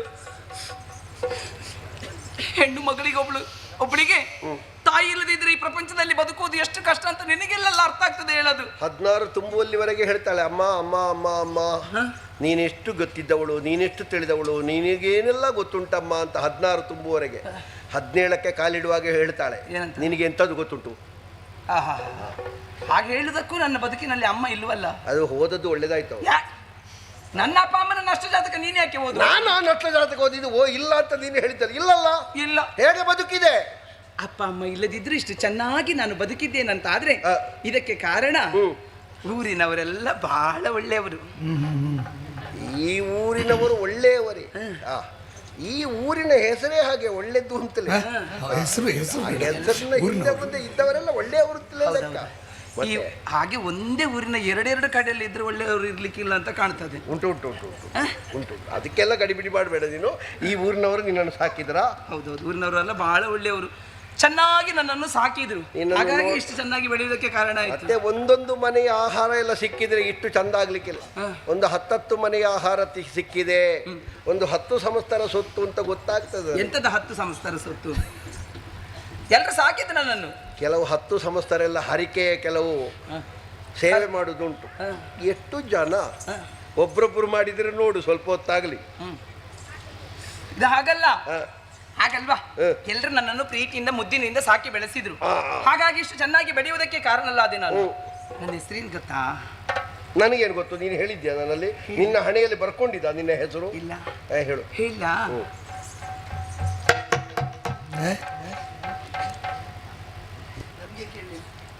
ನಿಮಗೆ ಬಿಡಿ, ನನಗೆ ಕೇಳಲಿಲ್ಲ. ಇಲ್ಲಿ ಕೇಳಿಲ್ವಾ? ನೀನು ಕೇಳುವ ಹಾಗೆ ಹೇಳಿದ್ಯಾ? ಹೇಳಿದ್ನಲ್ಲ. ಏನು ಅಂತ? ನನ್ನ ಹೆಸರು ಭಾರಿ ಕಷ್ಟ ಮಾರ. ಈ ಕುರುಡರಿಗೆಲ್ಲ ಅರ್ಥವೇ ಆಗ್ಲಿಕ್ಕಿಲ್ಲ ಅಂತ. ಇದು ನೋಡಿದರೆ ಮಾತ್ರ ಗೊತ್ತಾಗುವಂಥದ್ದು. ಎಂತದ್ದು? ಇವಳ ಹೆಸರು ಮುತ್ತು ಅಂತ. ಮುತ್ತು ಮುತ್ತು ಮುತ್ತು ಅಂತ. ಯಾರು ಹೇಳಿದ್ದು ಮುತ್ತು ಅಂತ? ಮತ್ತೆ ನನ್ನ ಹೆಸರು ಗೊತ್ತಾ? ಈಗ ನನ್ನ ಹೆಸರು ಹೇಳಿದ್ರೆ ನಿಮ್ಗೆ ಕೇಳಲಿಲ್ವಾ? ನೀನು ಹೇಳಿದ್ಯಾ? ಹೇಳಿದ್ನಲ್ಲ. ಏನು ಅಂತ? ಕೇಳಲಿಲ್ವಾ? ಈಚೆದ್ದು ಕೇಳುದಿಲ್ವಾ? ಎರಡೂ ಕೇಳ್ತದೆ. ಅದೇನು ಗಡಿಬಿಡಿ ಮಾಡಬೇಡ. ಏನು? ಮೋಹಿನಿ. ಪೋಯಿನಿ. ಮೋಹಿನಿ. ಮೋಹಿನಿ. ಮೋಹಿನಿ. ನನಗೆ ಅದೊಂದು ಹೆಸರು ಹೇಳುವಾಗ ಅದು ಸಂತೋಷ ಆದ್ರೆ ಪಕ್ಕ ನನ್ನ ಕೈ ಮುಂದೆ ಹೋಗು. ಕೈ ಮುಂದೆ ಆದ್ರೆ ಆರೋಗ್ಯಕ್ಕೆ ಒಳ್ಳೇದಲ್ಲ, ಆಯುಷ್ಯಕ್ಕೆ ಒಳ್ಳೇದಲ್ಲ. ಅದೆಲ್ಲ ಇಲ್ಲಿ ನಿನ್ನ ಹೆಸರು ಮೋಹಿನಿ. ನಿನ್ನನ್ನು 10 ಸಂವತ್ಸರ ಸಾಕಿದ್ರು. ನಿನ್ನ ಹೆಸರು ಹಾಗೆ, ನಿನ್ನ ಜೀವನ ಹೀಗೆ. ಆದ್ರೆ ಈಗ ಮಾತ್ರ ಯಾರು ಇಲ್ಲ 10 ಸಂವತ್ಸರಲ್ಲಿ. ಅದ್ಯಾಕೆ? ಯಾಕೆ ಕೇಳಿದ್ರೆ ನಿನಗೆ ಪ್ರಾಯ ಬಂತು, ಆಗ ಅವರ ಹೊಣೆಗಾರಿಕೆಯನ್ನು ಅವರು ತಪ್ಪಿಸಿಕೊಂಡ್ರು. ಖಂಡಿತ ಹೌದು. ಯಾರಾದ್ರೂ ಒಬ್ಬನೇ ಇದ್ರೆ ಅವ ಹೊಣೆ ಹೊರ್ತಾನೆ. ಇದು ಕೆಲವು ಸಲ ಕೆಲವು ಪ್ರಸಂಗದಲ್ಲಿ 5-5 ಗಂಡಂದಿರಿದ್ರೆ ಅವ ಮಾಡ್ತಾನೆ ಅಂತ ಇವ ಮಾಡ್ತಾನೆ ಅಂತ ಅವ, ಮತ್ತೆ ಯಾರು ಸಿಗ್ಲಿಕ್ಕಿಲ್ಲ. ನನಗಾದದ್ದು ಹಾಗೆ. ನನಗೊಂದು ಪ್ರಾಯ ಎಷ್ಟಾಗಿರ್ಬೋದು ಹೇಳು? ಇನ್ನು ಮುಖ ನೋಡಿದ್ರೆ ಒಂದು 60-63 ಎಲ್ಲ ಆಗಿರ್ಬೋದಾ ಅಂತ. 62-63 ಎಲ್ಲ. ನಿನ್ನದಲ್ಲ? ನನಗಾಗ್ಲಿಲ್ಲ. ನಿನ್ನ ಅಪ್ಪನದ್ದು ಅಲ್ಲ? ನನ್ನ ಅಪ್ಪನಿಗೆ ಅದಕ್ಕಿಂತ ಹೆಚ್ಚಾಗಿದೆ. ಅವರು ಇಲ್ಲ. ನನ್ನದ್ದು ಹೇಳಿದ್ದು ನಾನು. ನಿನ್ನದ? ನನ್ನದ್ದು. ಏನು ಅಂತ? ನನಗೆ ಪ್ರಾಯ ಎಷ್ಟು ಎಷ್ಟು ಎಷ್ಟು? ಇದು ಭಾರಿ ಕಷ್ಟ ಮಾರೆ. ಎಷ್ಟು ಹಾಗೆ ಹೇಳಿದ್ರೆ ಎಷ್ಟು ಅಂತ? ಎಂತದು? ಅದೊಂದು ಸಾಂಕೇತಿಕವಾಗಿ ಹೇಳುವುದಾ? ಕೆಲವರೆಲ್ಲ ಹೀಗೆ ಹೇಳುವ ಕ್ರಮ ಉಂಟು. ಹೀಗೆ ಹೇಳಿದ್ರೆ 6 ಅಂತ. ಎಂಥದ್ದು ಅಂತ ದೇವರಿಗೆ ಗೊತ್ತು. ಕೆಲವರೆಲ್ಲ ಹೀಗೆ ಹೇಳಲಿಕ್ಕುಂಟು 7 ಅಂತ. ಎಂಥದ್ದು? 16ಕ್ಕೆ ಇವತ್ತು ಕಾಲಿಟ್ಟದ್ದಷ್ಟೇ ಅಂತ. ಓ, 16ಕ್ಕೆ ಕಾಲಿಟ್ಟದ್ದು? ನಾನು ಹುಟ್ಟಿದದೇನ ಇವತ್ತೇ. ನೀನೆಂತದ್ದಪ್ಪ ಬೇಲಿ ದಾಟುತ್ತೀಯ ಅಂತ ನಾನು ಆಲೋಚನೆ ಮಾಡಿ. ಅಲ್ಲ, ಇವತ್ತು ಮಧ್ಯಾಹ್ನ ಇಟ್ಟದ್ದಷ್ಟೇ ಕಾಲು. 16ಕ್ಕೆ. ಇವತ್ತು ಮಧ್ಯಾಹ್ನ ಕಾಲಿಟ್ಟಿಯಾ? 16ನೇ ವಯಸ್ಸಿಗೆ ಕಾಲಿಟ್ಟ. ಇವತ್ತು ಮಧ್ಯಾಹ್ನ. ಹಾಗಾದ್ರೆ ಇವತ್ತು ಮಧ್ಯಾಹ್ನದವರೆಗೆ 15 ಇತ್ತು. ಹೌದೌದು. ಆದ್ರೆ ಈಗ 15 ಕಳೆದು ಈಗ ಸ್ವಲ್ಪ ಹೊತ್ತಾಯ್ತಲ್ಲ. ಇರ್ಲಿ, ಒಂದು 2 ಜಾವ ಕಳೀತು. 15 ದಾಟಿ 2 ಜಾವ ಕಳೀತು. ಆದ್ರೆ ಇತ್ತೀಚೆಗೆ ಒಂದು ರೀತಿ ಹೊಸ ಅನುಭವ. ಏನು? ಏನು ಬೇಕು ಬೇಕು ಬೇಕು ಅಂತ ಅನಿಸುವುದಪ್ಪ. ಏನು ಬೇಕು ಅಂತ ಪ್ರಶ್ನಿಸಿದ್ರೆ ಉತ್ತರ ಎನ್ನುವುದು ಸಿಗುವುದಿಲ್ಲ. ಜೋರು ಸೆಕೆ ಆಗುವಾಗ ತಂಪೇನಾದ್ರೂ ಕುಡಿಯುವ ಅಂತ ಆಗ್ತದೆ. ಜೋರು ಚಳಿ ಆಗುವಾಗ ಬಿಸಿ ಏನಾದ್ರೂ ಕುಡಿಯುವ ಅಂತ ಅನ್ನಿಸ್ತದೆ. ತಂಪು ತಕ್ಕೊಂಡ್ರೆ ಸ್ವಲ್ಪ ಹೊತ್ತಿನಲ್ಲಿ ಏನಾದ್ರೂ ಬಿಸಿ ಬರ್ಲಿ ಅಂತ ಅನ್ಸುವುದು. ಬಿಸಿ ತಕೊಂಡ್ರೆ ಸ್ವಲ್ಪ ಹೊತ್ತಿನಲ್ಲಿ ತಂಪಾಗ್ತದ. ಹಾಗೆ ಅದು ಹಾಗೆ ಶರೀರದ ಒಳಗೆ ಹೋದ್ರೆ ಈ ಆಶೆ ಎನ್ನುವಂತಹ ಒಂದು ವಿಶೇಷ ಉಂಟಲ್ಲ, ಅದು ಮತ್ತೆ ಅದು ಬೇಕು ಇದು ಬೇಕು, ಯಾದಕ್ಕೆ ಮುಗಿಲಿಕ್ಕೆ ಇಲ್ಲ. ಒಮ್ಮೆ ಮೈಯೆಲ್ಲ ಬಿಸಿ ಬಿಸಿ ಬಿಸಿ ಬಿಸಿಯೇ ಆಗುದು. ಯಾಕೆ ಬಿಸಿ ಆಯ್ತು ಅಂತ ಯೋಚನೆ ಮಾಡುವಾಗ ತಣ್ಣಗಾಗುದು, ತಣ್ಣಗಾಗುದು ಬಿಸಿ ಆಗುದು, ಬಿಸಿ ಆಗುದು ತಣ್ಣಗಾಗುದು, ತಣ್ಣಗಾಗುದು ಬಿಸಿ ಆಗುದು. ಮೂಗಿನಲ್ಲಿ ಶೀತ ಉಂಟಾ? ಇಲ್ಲ. ನಾಲಿಗೆ ಒಣಗುತ್ತದ? ಚೇಚೆ ಇಲ್ಲ. ವಾಸನೆ ಪರಿಮಳ ಬರ್ತದ? ಸರಿ ಉಂಟು, ಈಗ ಬರ್ತಾ ಉಂಟು. ತಲೆ ಸಿಡಿತದ? ಇಲ್ಲಪ್ಪ. ಒಂದು 2-3 ವರ್ಷ ಆಯ್ತಾ ಪ್ರಾರಂಭ ಆಗಿ? ಯಾರಿಗೆ? ಅಲ್ಲ ಹೇಳಿ. ಎಂತದ್ದು ನೀನು ಆರೋಗ್ಯ ಸರಿ ಉಂಟು ನನ್ನದು. ಜ್ವರ ಅಲ್ಲಲ್ಲ ಮತ್ತೆ ಬಂದು ಬಿಟ್ಟು ಬಿಟ್ಟು ಬರುವ ಜ್ವರ ಎಲ್ಲ ಉಂಟಲ್ಲ, ಬಹಳ ಅಪಾಯ ಅಂತ. ಅಂದ್ರೆ ಏನು ಬೇಡ, ಏನು ತಿನ್ನುದು ಬೇಡ, ಎಲ್ಲಿಯಾದ್ರೂ ಹೋಗಿ ಮಲಗೋಣ ಅಂತ ಹಾಸಿಗೆಯಲ್ಲಿ ಹೋಗಿ ಮಲಗಬೇಕು ಅಂತ ಮನಸ್ಸು ಮಾಡಿದ್ರೆ ಹಾಸಿಗೆ ಮುಳ್ಳಾಗಿ ಚುಚ್ಚಿದ ಅನುಭವ. ಏನೂ ಬೇಡ, ಏನೂ ತಿನ್ನೋದು ಬೇಡ, ಎಲ್ಲಿಯಾದ್ರೂ ಹೋಗಿ ಮಲಗುವಂತಲೇ ಕಾಣ್ತದ. ಹೌದಪ್ಪ, ಈ ಹೆಣ್ಮಕ್ಳೆಲ್ಲ ಮಾತಾಡಿ ಮಾತಾಡಿ ಸಾಕಾಗುವುದು. ಇನ್ನು ಹೆಣ್ಣು ಮಕ್ಕಳಲ್ಲಿ ಮಾತನಾಡುವುದೇ ಬೇಡ ಅಂತ ಅನಿಸುವುದು ನನಗೆ. ಗಂಡು ಮಕ್ಕಳಲ್ಲಿ ಮಾತಾಡುವ ಅಂತ ಅನಿಸ್ತದ? ಒಮ್ಮೊಮ್ಮೆ ಅನಿಸ್ತದೆ. ಅದು ಪ್ರಾಯದೋಷ. ಆದ್ರೆ ಗಂಡು ಮಕ್ಕಳೇ ಇಲ್ವಲ್ಲ. ನಿನ್ನ ಪ್ರಾಯದಲ್ಲಿ ಕೆಲವರೆಲ್ಲ ಗಂಡು ಮಕ್ಕಳಲ್ಲೇ ಮಾತಾಡ್ತಾರೆ, ಆಗ ಮತ್ತೊಬ್ಬಳು ಹೆಣ್ಣು ಹೇಳುವ ಕ್ರಮ ಉಂಟು. ಅವಳಿಗೆ ಯಾರಲ್ಲಿ ಮಾತಾಡ್ತಾಳೆ, ಹೆಂಗಸರಲ್ಲಿ, ಅವಳು ಗಂಡಸರಲ್ಲಿಯೇ ಮಾತಾಡುವುದು ಅಂತ. ಅವಳ ಪ್ರಾಯದ ದೋಷ ಇವಳಿಗೇನು ಗೊತ್ತು, ಇವಳದನ್ನು ದಾಟಿ ಬಂದಿದ್ದಾಳೆ. ಪ್ರಾಯದ ದೋಷ ಹೌದು. ಹಾಗಾದ್ರೆ ಈ ಪ್ರಾಯದಲ್ಲಿ ನನಗೆ ಆಗಬೇಕಾದದ್ದು ಏನು ಹೇಳು? ಮದುವೆ. ಹೌದು, ಆಯ್ತಾ? ಮಾಡಿಸುವವರಿದ್ದಾರೆ ಯಾರಾದ್ರೂ? ಆಯ್ತಾ? ಆಗ್ಲಿಲ್ಲಪ್ಪ.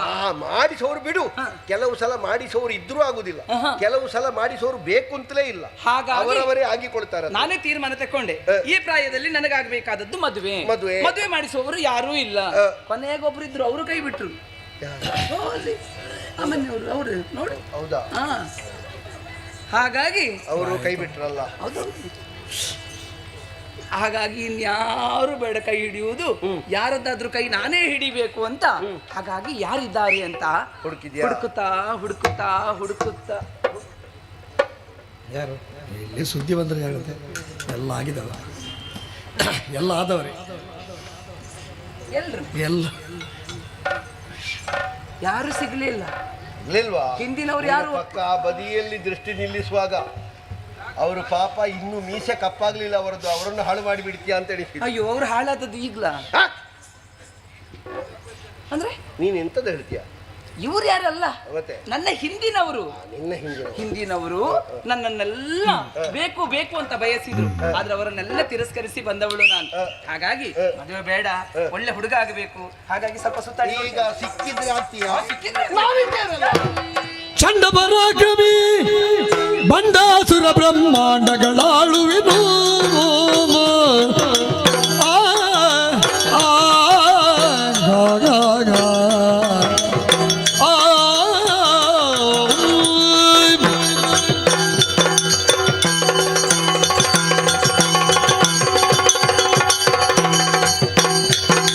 ಚಂಡಪರಾಕ್ರಮಿ ಬಂಡಾಸುರ ಬ್ರಹ್ಮಾಂಡಗಳಾಳುವೆನು.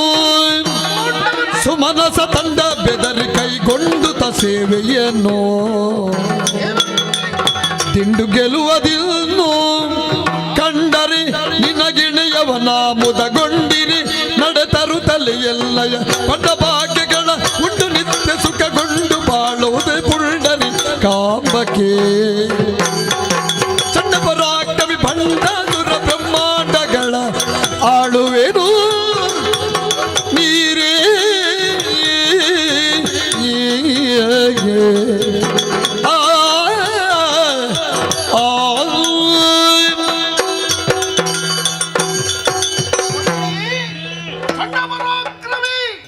ಬ್ರಹ್ಮಾಂಡವನ್ನಾಳುವಂತಹ ಧೀರ ಭಂಡಾಸುರ ಅಂದ್ರೆ ನೀನು ಭಂಡಾಸುರ ಸತ್ತು ಹೋಗ್ಲಿಕ್ಕೆ. ನಿನ್ನ ಅಜ್ಜಿಯನ್ನು ನಾನು ಕೊಂದಿದ್ದೇನಾ? ನೀನು ಉಣ್ಣುವ ಅನ್ನಕ್ಕೆ ನನ್ನವರು ಯಾರಾದ್ರೂ ವಿಷ ಹಾಕಿದಾರಾ? ಹಾಗಲ್ಲ. ನೀನು ಎದ್ದು ನಡೆಯುವಾಗ ನಿನ್ನ ಕಾಲಿಗೆ ಏನಾದ್ರೂ ಅಡ್ಡ ಇಟ್ಟಿದ್ದಾರಾ? ಅಯ್ಯಯ್ಯೋ, ಮತ್ತೆ ನನ್ನ ಹೆಸರು ಹೇಳುವಾಗ ಸತ್ತಾಗ್ಲಿಕ್ಕೆ ಹೇಳ್ತೀಯಲ್ಲ. ಅಯ್ಯೋ, ನಿನಗೆ ಯಾರು ಹೇಳಿದ್ದು? ನನ್ನ ಬುದ್ಧಿಗೆ ನಾನು ಬೈದುಕೊಂಡದ್ದು. ಯಾಕೆ? ಬಂಡಾಸುರ, ನಿನ್ನ ಕೀರ್ತಿಯ ವಾರ್ತೆಯನ್ನು ನಾನು ಕೇಳಿದ್ದೇನೆ, ಹಾಗಾಗಿ ನೀನೇ ಅಂತ ನನಗೆ ಗೊತ್ತಾಗದೆ ಹೋಯ್ತಲ್ಲ ಅಂತ. ಕೆಲವರಿಗೆ ಮುಖದ ಪರಿಚಯ ಇರುವುದಿಲ್ಲ, ಹೆಸರಿನ ಪರಿಚಯ ಇರ್ತದೆ. ಎದುರು ಸಿಕ್ಕಿದಾಗ ನೀವಾದು. ಹಾಗಾಗಿ ಬಂಡಾಸುರ ನಾನೇ. ನರನಾಗ ನಾಲ್ಕು ಲೋಕವನ್ನು ವಶ ಮಾಡಿಕೊಂಡವ, ಸಾಮಾನ್ಯದವನಲ್ಲ ನೀನು. ನಿನ್ನ ಬಗ್ಗೆ ನಾನು ಕೇಳಿ ತಿಳಿದಿದ್ದೇನೆ. ನೀನು ಒಪ್ಪುತ್ತಿ ಅಂತ ನಾನು ನಿನಗೆ ಮದುವೆ ಆಗ್ಬೇಕಂತ ತೀರ್ಮಾನವೇ ಮಾಡಿದ್ದೇನೆ. ಹಾಗೆ ಮದುವೆ ಅಂತ ಆದ್ರೆ ನಿನ್ನಂತವಳನ್ನೇ ಆಗಬೇಕು ಅಂತ ಬಂದದ್ದು. ಆದ್ರೆ ಹೆಣ್ಣು ಬೇಕು ಅಂತಲ್ಲ, ಮದುವೆಗೊಂದು ಹೆಣ್ಣು ಬೇಕು ಅಂತ. ಅದ್ರ ಆಗುದಿಲ್ವಲ್ಲ? ಯಾಕೆ ಆಗುದಿಲ್ಲ? ನಾನು ಮದುವೆ ಆಗ್ಲಿಲ್ಲ ಅಂತ ಹೇಳ್ತಿ, ಮದುವೆ ಆಗ್ಲಿಲ್ಲ, ಆಗ್ತೇನೆ ಅಂತ ಹೇಳುವ. ಮದುವೆ ಆಗ್ಲಿಲ್ಲ, ಆದ್ರೆ ನಿನ್ನನ್ನು ಆಗ್ಲಿಕ್ಕೆ ಆಗುದಿಲ್ವಲ್ಲ ಅಂತ. ಯಾಕೆ? ನಾನೊಂದು ತೀರ್ಮಾನ ಮಾಡಿದ್ದೇನೆ.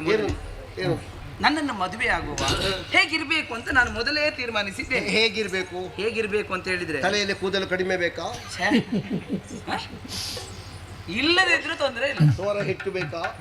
ಇಲ್ಲದೆ ಇದ್ರೂ ತೊಂದರೆ ಇಲ್ಲ. ಗಿಡ್ಡ ಸ್ವಲ್ಪ ಕಡಿಮೆ ಬೇಕಾ? ಹಾಗೆ ಯೋಚನೆ ಮಾಡ್ಲೇ ಇಲ್ಲ. ಮತ್ತೆಂತದ್ದು? ಇಲ್ಲಿ ರೂಪವಂತ ಅಂತ ನಾನು ಬಯಸಿದ್ದಲ್ಲ. 8 ಚಕ್ರದ ಗಾಡಿಯಲ್ಲಿ ಬರ್ಬೇಕಾ? ಆಹಾ, ಮತ್ತೆ ನನ್ನನ್ನು ಮದುವೆ ಆಗುವ ನನ್ನನ್ನು ಪ್ರೀತಿಸಬೇಕು. ಪ್ರೀತಿಸಬೇಕು. ನಾನು ಹೇಳಿದಾಗೆ ಅವನು ಕೇಳ್ತಾ ಇರಬೇಕು. ನಾನು ಏನೇ ಹೇಳಿದ್ದಕ್ಕೆ ವಿರುದ್ಧವಾಗಿ ಇರಬಾರ್ದು. ಆ ಎರಡೇ ವಾಕ್ಯ ಉಂಟಲ್ಲ, ಅದು ಸ್ವಲ್ಪ ಮತ್ತೆ ಹೇಳಿದ್ರೆ ಆಯ್ತು. ಯಾಕೆ? ಮದುವೆ ಆಗಿ 1-2-3 ತಿಂಗಳಲ್ಲಿ ಅದೇ ಆಗುದು ಜೀವಮಾನದಲ್ಲಿ. ಎಂತವರಿದ್ರು ಎಂತ ಗಂಡರು ಹೆಂಡತಿಯ ಕೈಗೊಂಬೆ. ಹೌದಾ? ಮತ್ತೆ ಅವಳು ಹೇಳಿದ್ದನ್ನೇ ಕೇಳುವುದವ. ಎಷ್ಟು ಒಳ್ಳೆ ಅನುಭವದ ಮದುವೆ ಆಗುವುದಕ್ಕಿಂತ ಮೊದಲೇ ಹೇಳಿಬಿಟ್ರೆ ಕೆಲವು ಸ್ವಾಭಿಮಾನ ಗಂಡು ಮಕ್ಕಳೆಲ್ಲ ಇದ್ದಾರೆ, ನನಗುದಿಲ್ಲ. ಮದುವೆ ಆದ ಮೇಲೆ ಹೇಳಬೇಕಾದ್ರು. ಅದು ಯಾವಾಗ ಕೇಳಿದ್ರೆ ಗಂಡನನ್ನು ಹೆಂಡತಿಯಾದವಳು ಸ್ವಲ್ಪ ಸ್ವಲ್ಪ ಮುಗಿಸುವುದು ಅಂತ ಲೆಕ್ಕ. ಮೆಲ್ಲ ಮೆಲ್ಲ ಮೆಲ್ಲ ಮೆಲ್ಲ ಮೆಲ್ಲ ಮೆಲ್ಲ ಹದ ನೋಡಿ ಎಲ್ಲೆಲ್ಲೆಲ್ಲ ಹೇಳಬೇಕು. ಅರ್ಥ ಆಯ್ತಲ್ಲ? ಅದು ಹಾಸಿಗೆಯಿಂದ ಆರಂಭ ಆಗಬೇಕದು. ನಾನು ಹೇಳುವುದು ಹಾಗಲ್ಲ. ಮದುವೆ ಪೂರ್ವದಲ್ಲಿ ಗಂಡಾದವ ಹೇಳ್ತಾನೆ, ಅಯ್ಯೋ ಓ ಚಿನ್ನ, ಓ ರನ್ನ, ಓ ಬಂಗಾರ, ನಿನ್ನನ್ನು ಬಿಟ್ಟು ಬದುಕುವಂತ ಶಕ್ತಿಯೇ ನನಗಿಲ್ಲ. ನನ್ನ ಬದುಕಂತ ಹೇಳಿದ್ರೆ ನೀನೆ, ನನ್ನ ಉಸಿರು ಅಂತ ಹೇಳಿದ್ರೆ ನೀನೆ ಅಂತ ಹೇಳ್ತಾನೆ. 1-2 ವರ್ಷ ಕಳೆದ ಮೇಲೆ ಅದು ಹಾಗಾಗಿರುವುದಿಲ್ಲ. ಹಾಗಾಗಿ ಸದಾ ಯಾವಾಗಲೂ ಅವ ಚಿನ್ನ, ರನ್ನ, ಬಂಗಾರ ಅಂತ ನನ್ನನ್ನು ಹೊಗಳುತ್ತಾ, ನನ್ನನ್ನು ಪ್ರೀತಿಸುತ್ತಾ, ನಾನು ಹೇಳಿದಾಗೆ ಕೇಳುತ್ತಾ ನನ್ನ ಬಳಿಯಲ್ಲೇ ಇರಬೇಕು. ಶುದ್ಧ ಪುತ್ಥಳಿ ಆದ್ರೆ ಎಷ್ಟು ಕಾಲ ಹೋದ್ರೂ ಅದಕ್ಕೆ ಒಪ್ಪ ಕೊಡಬೇಕು ಅಂತ ಇಲ್ಲ. ಕಾಗೆ ಬಂಗಾರ ಆದ್ರೆ ಮಾತ್ರ ಹೆಚ್ಚು ಹಾಕಿದ್ರೆ 6 ತಿಂಗಳಿಗೊಮ್ಮೆ, ಪೆಟ್ಟಿಗೆಯಲ್ಲಿ ಇಟ್ಟರೆ 1 ವರ್ಷಕ್ಕೊಮ್ಮೆ ಒಪ್ಪಾಗಬೇಕಾದದ್ದು. ನೀನು ಶುದ್ಧ ಪುತ್ಥಳಿ ಹೌದಾ? ನೀನು ನನ್ನ ಬಂಗಾರವೂ ಹೌದು, ರನ್ನವೂ ಹೌದು, ಎಲ್ಲವೂ ಹೌದು. ಕೇವಲ ಬಾಯಿ ಮಾತಿನಲ್ಲಿ ಹೇಳಿದ್ರೆ ಬಾಯಿ ಮಾತು ನೀನು ಭಾಷೆ ಕೊಡಬೇಕು ನನಗೆ. ನಮ್ಮಲ್ಲಿ ಭಾಷೆ ಇಲ್ಲ ಅಂತ ಆಲೋಚನೆ ಮಾಡಿದ್ಯಾ? ಇಲ್ಲಪ್ಪ. ಕೈ ಕೊಡೋ. ನೋಡೋ, ಬದುಕಿನಲ್ಲಿ ನೀನೇನನ್ನು ಆಶೆ ಪಡ್ತೀಯೋ ಅದು ನನ್ನಿಂದ ಧಾರಾಳವಾಗಿ ಸಿಗ್ತದೆ ಎನ್ನುವುದಕ್ಕೆ ನನ್ನ ಮನವೇ ಸಾಕ್ಷಿಯಾಗಿ. ಸತ್ಯವಾ? ಮತ್ತೆ ಅಪ್ಪ, ಗೀತಪ್ಪ.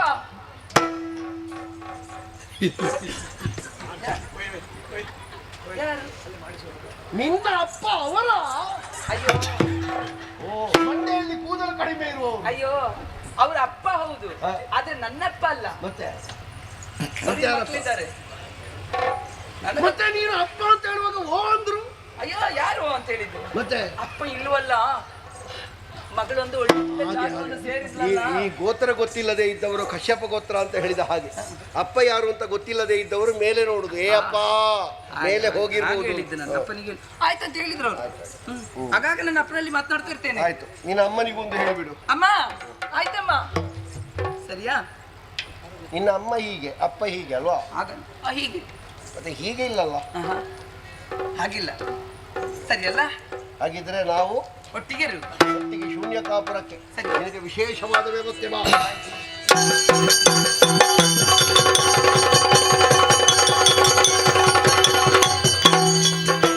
ಸುರಭ ಮುಖ್ಯ ಮರರು ಬಂಡ ತಾಳಲಾರದಿ ಮರುಗಿ ಕಿರಿಕಾನನಗಳಲ್ಲಿ ಸಂಚರಿಸುತ್ತಿರಲು ಮರುಗಿ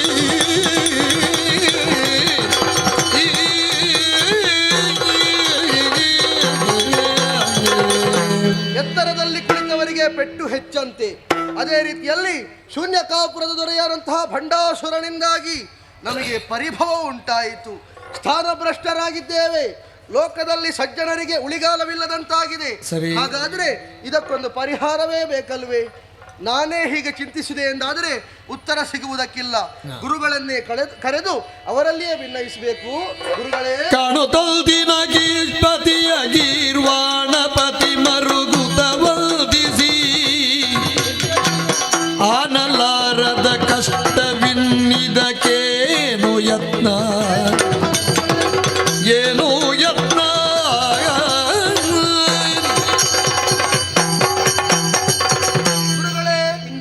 ಮೊದಲಾಗಿ ವಂದಿಸಿಕೊಂಡವನಿದ್ದೇನೆ. ಎದ್ದೇಳಪ್ಪ, ಶುಭವಾಗ್ಲಿ. ಭಂಡಾಸುರನ ಉಪಟಳ ದಿನೇ ದಿನೇ ಮಿತಿ ಮೀರುತ್ತಾ ಇದೆ.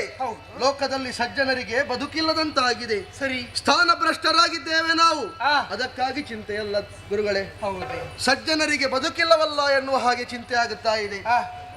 ಒಂದೊಮ್ಮೆ ಅವನನ್ನು ಕೊಂದು ಕೆಡಹಿದೆವು ಅಂತಾದರೆ ಆ ಬಳಿಕ ಸುಖ ಶಾಂತಿ ಎನ್ನುವುದು ಲೋಕದಲ್ಲಿ ನೆಲೆಯಾಗುತ್ತದೆ. ಆದರೆ ಕಾಡಾಡಿಯಾಗಿ ಸಂಚರಿಸುವಂತಹ ಪರಿಸ್ಥಿತಿ ನಮ್ಮ ಪಾಲಿಗೆ ಬಂದೊದಗಿದೆ. ಅವನನ್ನು ಕೊಲ್ಲುವಂತಹ ಶಕ್ತಿ ನಮ್ಮಲ್ಲಿಲ್ಲ. ಆದರೆ ಇದಕ್ಕೊಂದು ಉಪಾಯವನ್ನು ಸೂಚಿಸಿ ಗುರುಗಳೇ. ಕುಂಭಿನಿಯುಳ್ಯಾರಿಲ್ಲ ಶ್ರೀ ತ್ರಿಪುರಾಂಬಿಕೆಯ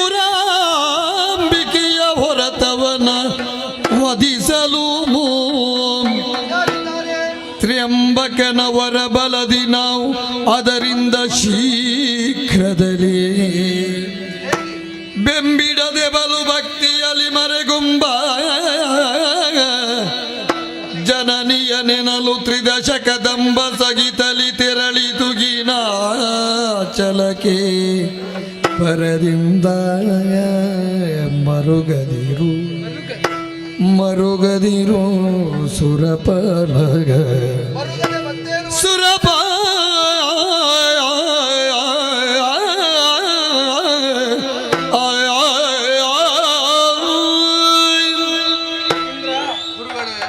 ಬಂಡಾಸುರನ ಅಟ್ಟಹಾಸ ಮೇರೆ ಮೀರುತ್ತಾ ಇದೆ ಸತ್ಯ. ಆದ್ರೆ ಅದಕ್ಕೂ ಒಂದು ಕಡಿವಾಣ ಅಂತ ಬಿದ್ದಿದೆ. ಹೇಗೆ? ಹೌದಪ್ಪ. ಪರಮೇಶ್ವರನಿಗೆ 60,000 ವರ್ಷಗಳ ಆಯುಷ್ಯವನ್ನು ಬಂಡಾಸುರನಿಗೆ ಇಟ್ಟಿದ್ದಾನೆ. ಸರಿ. ಹರಿ ಕಳುಹಿದ ಮೋಹಿನಿಂದಾಗಿ ತನ್ನ ಆಯುಷ್ಯವನ್ನು ಕಳೆದುಕೊಳ್ಳುತ್ತಾ ಇದ್ದಾನೆ. ಹೌದು. ಆದ್ರೆ ಅವನನ್ನು ಕೊಲ್ಲುವುದಕ್ಕೆ ನಮ್ಮಿಂದ ಸಾಧ್ಯ ಇಲ್ಲ. ಮತ್ತೆ ಯಾರಿದ್ದಾರೆ? 3 ಮೂರ್ತಿಗಳಿಂದ ಸಾಧ್ಯ ಇಲ್ಲ. ಅಂದು ತಾಯಿ ಹೇಳಿದಂತಹ ಮಾತು, ಕಷ್ಟ ಕಾಲದಲ್ಲೂ ನಿಷ್ಠೆಯಿಂದ ಭಜಿಸಲು ಬಂದು ಸಂರಕ್ಷಿಪಿನಂತೆ ತಾಯಿ ಮಾತನ್ನು ಕೊಟ್ಟಿದ್ದಾರೆ. ಸತ್ಯ. ಆದ್ರಿಂದ ಆಕೆಯೇ ಮೊರೆ ಹೋಗಬೇಕಾದ್ರೆ ನಮ್ಮ ಕರ್ತವ್ಯ. ನಾವೆಲ್ಲರೂ ತುಹಿನಾದ್ರಿಯನ್ನು ಸೇರಿಕೊಂಡು ಅಂಬಾದ್ವರವನ್ನು ಕೈಗೊಂಡೇ ಅಂದಾದ್ರೆ ಆಕೆಯೇ ಬಂದು ನಮ್ಮ ಕಷ್ಟವನ್ನು ಪರಿಹರಿಸುತ್ತಾಳೆ. ಹಾಗಾದರೆ ಆದಷ್ಟು ಬೇಗ ಖಳನ ವಧೆಯಾಗಬೇಕು. ಹೌದೌದು. ತುಹಿನಗಿರಿಯಲ್ಲಿ ಹೋಗಲು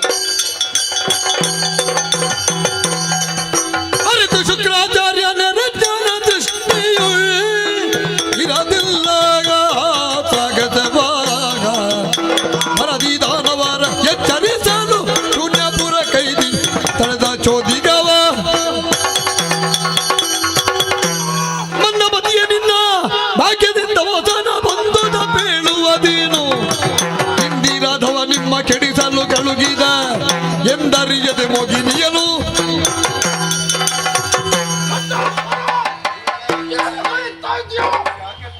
ನಿನ್ನ ಬಗ್ಗೆ ಆಸೆ ಭರವಸೆಗಳನ್ನು ನಾನು ಇರಿಸಿಕೊಂಡಿದ್ದೆ. ನೂರಾಗಿ ಹೋಯಿತು.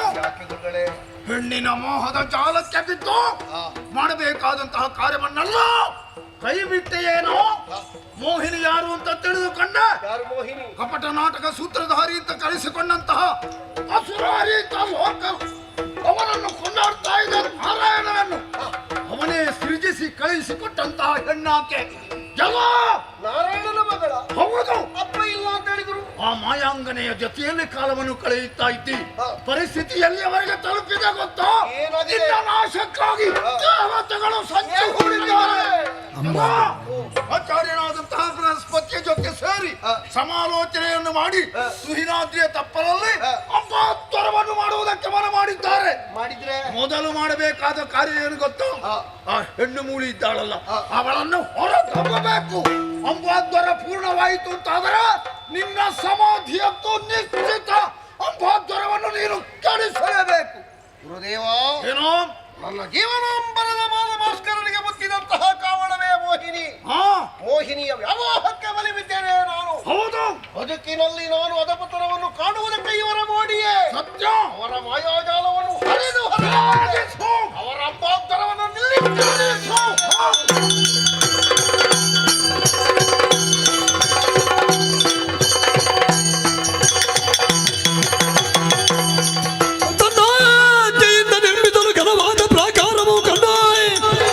ದಾನವರದ ಮನದಿ ಕೌತುಕ ತಾಳದ ಕ್ರೋಧದಿಂದೆಚ್ಚು ಭರದಲ್ಲಿ ದಿವ್ಯ ಶರಗಳನ್ನು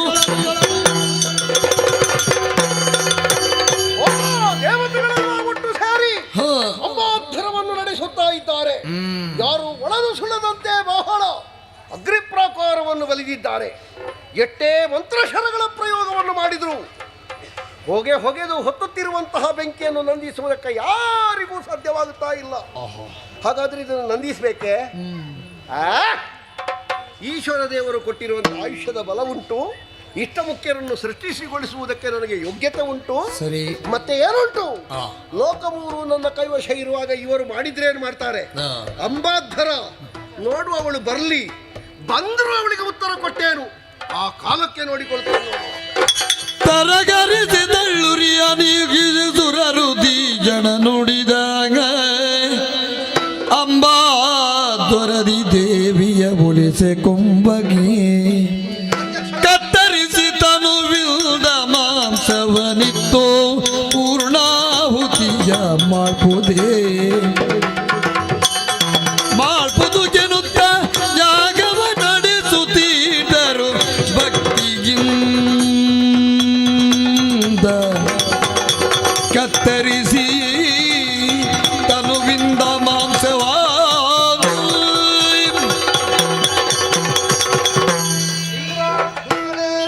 ಅಂಬಾದ್ವರವನ್ನು ಕೈಗೊಂಡ ಅದೆಷ್ಟೋ ಸಮಯವಾಯಿತು. ದೇವಿ ಇನ್ನೂ ಕೂಡ ಪ್ರತ್ಯಕ್ಷಳಾಗಲಿಲ್ಲ. ಇಲ್ಲ, ಯಾಕೆ ಅಂತ ಗೊತ್ತಾಗುತ್ತಿಲ್ಲ. ಹೌದು, ದೇವಿ ಪ್ರತ್ಯಕ್ಷ ಆಗುತ್ತಿದೆ ಅಂದ್ರೆ ನಮಗೆ ಕಷ್ಟ, ಲೋಕಕ್ಕೆ ಕಷ್ಟ. ಸತ್ಯ. ಹಾಗಾಗಬಾರದು. ಈ ದೇಹ ಇದ್ದೇನು ಪ್ರಯೋಜನ? ನಮ್ಮ ಅಂಗಾಂಗಗಳನ್ನು ಕಡಿದು ಹೋಮಿಸಿದ್ರು ಕೂಡ ದೇವಿ ಇನ್ನೂ ಪ್ರತ್ಯಕ್ಷವಾಗಿಲ್ಲ. ಯಾಕೆ ಅಂತ ಆಲೋಚನೆ ಮಾಡುವಾಗ ತಪ್ಪು ನಮ್ಮಿಂದಲೇ ಆಗಿದೆ. ಏನು ಗುರುಗಳೇ? ಯಾಕೆಂದ್ರೆ 3 ಮೂರ್ತಿಗಳನ್ನು ನಾವು ಮರೆತಿದ್ದೇವೆ. ಅದೇ ನಾವು ಮಾಡಿದ ತಪ್ಪು. ಆದ್ರಿಂದ ಮೊದಲು ನಾವು 3 ಮೂರ್ತಿಗಳನ್ನು ಸ್ಮರಿಸೋಣ. ದೇವಿ ದರ್ಶನಕ್ಕೆ ಮಗ ವಿಷ್ಣು ಕಮಲಜ ಭಾವಜಾಂತಕ ಮುಖ್ಯರೋ ಧಾವಿಸಿ ನಡಿ ತಂದೆ ರಾವೇಳ್ಯ ಸನಕಾದಿ ದೇವ ಮುನಿಗಳೆಲ್ಲರೂ ಮಹಾವಿಷ್ಣು ಕಮಲಜ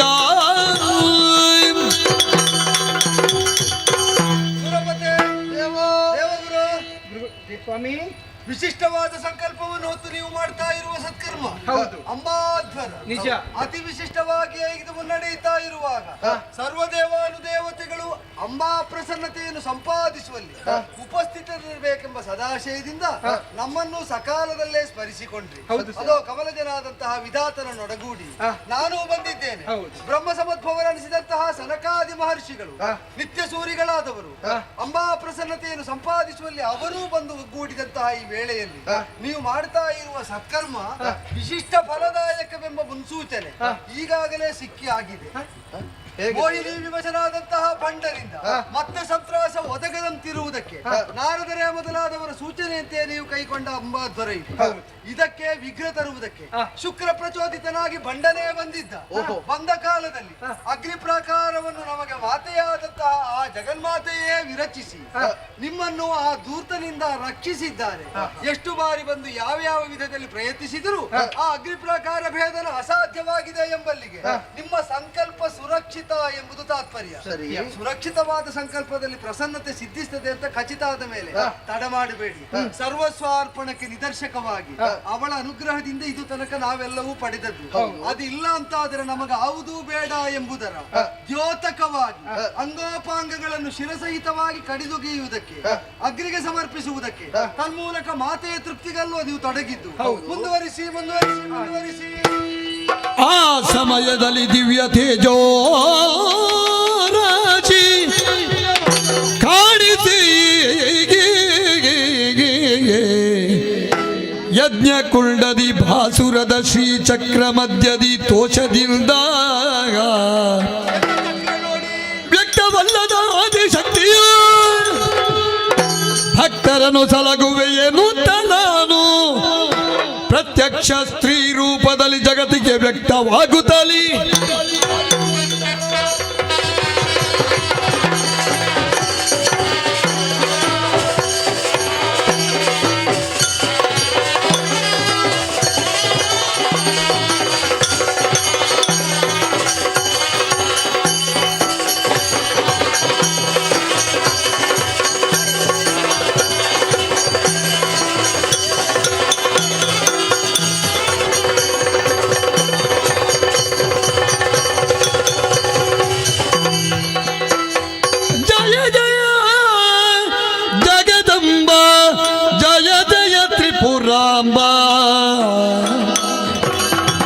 ಜಯ ಜಯ ಜಗದಂಬಾ ಜಯ ಜಯ ತ್ರಿಪುರಾಂಬಾ ಜಯ ಜಯ ಲೋಕ ನಾಯಕಿಗೆ ಜಯ ಜಯ ಜಯ ಜಯ ಕಾಮಾಕ್ಷಿ ಜಯತು ಪರಾತ್ಮರಿ ದಯದಿಂದ ಸಲಗೆ ಮತಾಗಿ ಜಯ ಜಯ ಜಗದಂಬ ಜಯ ತ್ರಿಪುರಾಂಬ ಜಯ ಜಯ ಲೋಕನಾಯಕಿಗೆ ಲೋಕನಾಯಕಿಗೆ ಲೋಕನಾಯಕಿಗೆ ಲೋಕನಾಯಕಿಗೆ ಜಯ ಜಯ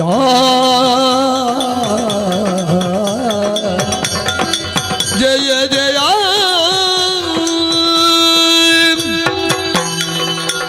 ಜಯ ಜಯ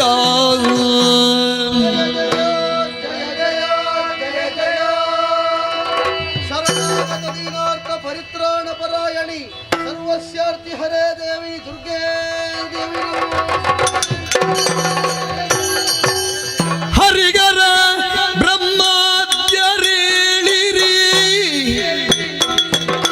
ಸುರಪ ಮುಖ್ಯರು ಧೈರ್ಯ ತಾಳಿರಿ ಚರಣ ದರ್ಶನವಿತ್ತು ನಿಮ್ಮನು ಪೊರೆಯಲೆಂದು ಹರಿಗರ ಬ್ರಹ್ಮಾದ್ಯರೇಳಿ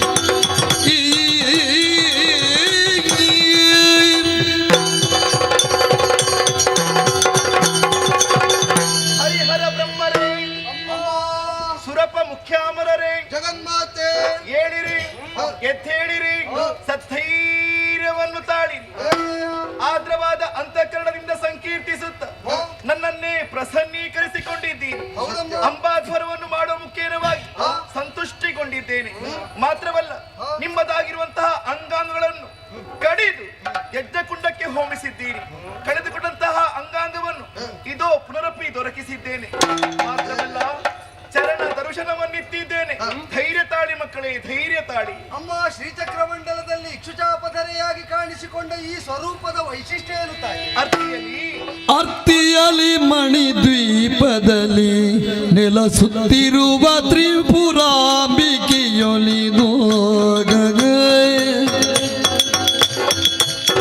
ಅರ್ತಿಯಲಿ ಮಣಿದ್ವೀಪದಲ್ಲಿ ನೆಲೆಸುತ್ತಿರುವ ತ್ರಿಪುರಾಂಬಿಕೆಯೊಲಿದು ಭಕ್ತಿಗೆ ಲಲಿತಾ ಸ್ವರೂಪವನಿತ್ತು ಬಂದಿಯೇ ಭಕ್ತಿಗೆ ಲಲಿತಾ ಸ್ವರೂಪವ ಎತ್ತು ಬಂದಿ ಏಳಿರಿ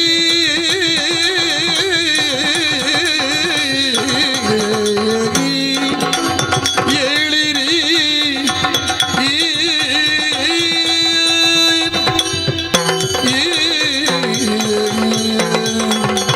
ಮಕ್ಕಳೇ ಆದಿಯಲ್ಲಿ ಶುಂಭ ನಿಶುಂಭಾದಿ ದಾನವರನ್ನು ಸಂಹರಿಸಿ ಮಣಿದ್ವೀಪದಲ್ಲಿ ತ್ರಿಪುರಾಂಬಿಕೆಯಾಗಿ ನೆಲೆಯಾಗಿದ್ದವಳು ನಾನು ನಿಮ್ಮದಾಗಿರುವಂತಹ ಆರ್ತಧ್ವನಿಯನ್ನು ಆಲಿಸಿ ಈ ಕಾಲಕ್ಕೆ ತ್ರಿಪುರಾಂಬಿಕೆಯಾದಂತಹ ನಾನು ಶ್ರೀಚಕ್ರ ಹೃದಯವಾಸಿನಿಯಾಗಿ ಲಲಿತಾ ಸ್ವರೂಪವೇ ಸೂಕ್ತ ಎನ್ನುವ ಹಾಗೆ ಭಾವಿಸಿ ಇದೋ ಪ್ರತ್ಯಕ್ಷಳಾಗಿದ್ದೇನೆ ಮಾತ್ರವಲ್ಲ ಅಭಯಪ್ರದಳಾಗಿದ್ದೇನೆ ಮುಖಾವಲೋಕನ ಮಾಡಿದಾಗ ಅಶ್ರುಧಾರೆ ಇಳಿಯುತ್ತಾ ಇದೆ ಕಾಯ ಕಂಪಿಸುತ್ತಾ ಇದೆ ನಾಲಗೆ ತಡವರಿಸುತ್ತಾ ಇದೆ ಯಾರಿಂದಲೋ ಯಾವ ರೀತಿಯಾಗಿ ಕಷ್ಟ ಒದಗಿದೆ ಎನ್ನುವುದು ಸ್ಪಷ್ಟ ನಿರ್ಭೀತಿಯಿಂದ ತಿಳಿಸಿರಿ ಮಕ್ಕಳೇ ಕುಳಬಳ್ಳ ಸುರನು ಪಟಲವ ಪೀಳಲೇ ನೆಲೆ ತಾಯಿ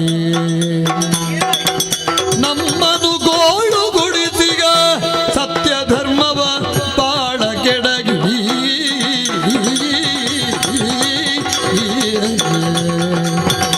ಪೇಳಲೇನು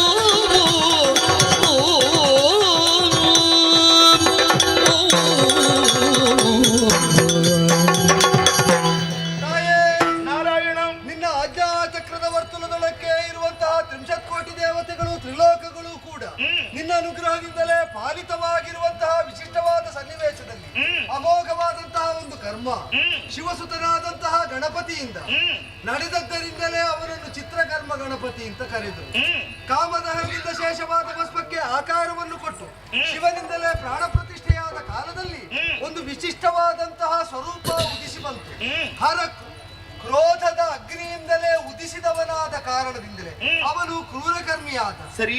ಹರನನ್ನೇ ಭಜಿಸಿ ಶತರುದ್ರೀಯ ಎಂಬಂತಹ ಮಂತ್ರವನ್ನು ವೇದವನ್ನು ಗಣಪತಿಯಿಂದಲೇ ಉಪದೇಶ ಪಡೆದಂತಹ ಆತ ಅದರ ಮೂಲಕವಾಗಿ ಅರ್ಚಿಸಿದ ಪರಿಣಾಮವಾಗಿ ಪ್ರಸನ್ನನಾದಂತಹ ಶಿವ ಅತಿ ವಿಶಿಷ್ಟವಾದ ವರಗಳನ್ನು ಅಪಾರವಾದ ಆಯುಸ್ಸನ್ನು ಅನುಗ್ರಹಿಸಿದ. ಇದನ್ನು ನೋಡಿ ಇದರ ಲೋಕದಲ್ಲಿ ಆಗಬಹುದಾದ ವಿಪರಿಣಾಮವನ್ನು ಗಮನಿಸಿ ಬ್ರಹ್ಮನೇ ಮೊದಲಿಗೆ ಭಂಡ್ ಅಂದ. ಓಹೋ, ಅವನಿಗೆ ಭಂಡ ಅಂತ ಹೆಸರು. ಬ್ರಹ್ಮ ಹಾಗೆ ಹೇಳಿದ್ದರಿಂದ ಅವನ ಭಂಡನೆಂಬ ನಾಮ ಲೋಕವಿಶ್ರುತವಾಯಿತು. ಆ ವರದ ಪ್ರಮತ್ತತೆಯಿಂದ ತನ್ನವರೆಲ್ಲರೂ ದಾನ ದಕ್ಷಿಣೆಗಳಲ್ಲಿ ಜಪತಪಾದಿಗಳಲ್ಲಿ ಅನುರಕ್ತರಾಗಿರುವಂತೆ ಮಾಡಿ, ಯಜ್ಞಾದಿ ಕರ್ಮಗಳಲ್ಲಿ ತೊಡಗುವಂತೆ ಮಾಡಿ, ವೇದಾನುಶಾಸನದಲ್ಲೇ ನಿರತರಾಗುವಂತೆ ಮಾಡಿ ಅವರೆಲ್ಲರಿಗೂ ರಕ್ಷಣೆ ಕೊಡ್ತಾ ದೇವತೆಗಳಿಗೆ ಹ್ರಾಸ ಒದಗಿಸಿದ್ದಾನೆ. ಸದ್ಧರ್ಮಗಳಿಗೆ ವಿನಾಶವನ್ನು ಸಂಕಲ್ಪಿಸಿದ್ದಾನೆ. ಲೋಕಾಂತರವನ್ನು ಗಾರುಗಡಿಸಿದಂತಹ ಈ ವೇಳೆಯಲ್ಲಿ ಅನನ್ಯ ಗತಿಕತ್ವದಿಂದ ನಿನ್ನನ್ನೇ ಆಶ್ರಯ ಹೊಂದುವುದಕ್ಕಾಗಿ ಅಂಬಾಧರದ ಮೂಲಕವಾಗಿ ನೀನು ಅನುಗ್ರಹಿಸಿದ್ರೆ ಉಂಟು, ನೀ ಕೊಡದಿದ್ರೆ ಇಲ್ಲ. ನೀನು ಅಪ್ರಸನ್ನಳಾದ್ರೆ ನಮಗೆ ಶರೀರವೂ ಬೇಡ ಎಂಬ ಭಾವದಿಂದ ಅದನ್ನೇ ಕಡಿದೊಗೆದು ಆಹುತಿಯಾಗಿ ಅರ್ಪಿಸಿದ ಕಾಲದಲ್ಲಿ ಪ್ರಸನ್ನಚಿತ್ತಳಾಗಿ ಲಲಿತಾಂಬಿಕೆಯಾಗಿ ಕಾಣಿಸಿಕೊಂಡಿದ್ದಿ. ಬಂಡವದೆ ಆಗದಿದ್ದರೆ ಲೋಕ ವಿನಾಶ ಆಗುತ್ತದೆ ತಾಯೇ, ಒಂದು ಕೃಪೆ ಮಾಡು.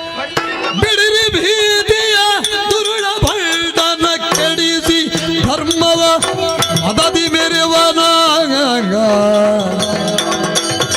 ಮಡುಕಿ ನಿಮ್ಮನು ಹೊರವೆಯಿಲ್ಲುತ್ತ ಕೊಡಲ ಭಯವಾಗ ಬಿಡಿರಿ ಭೀತಿಯ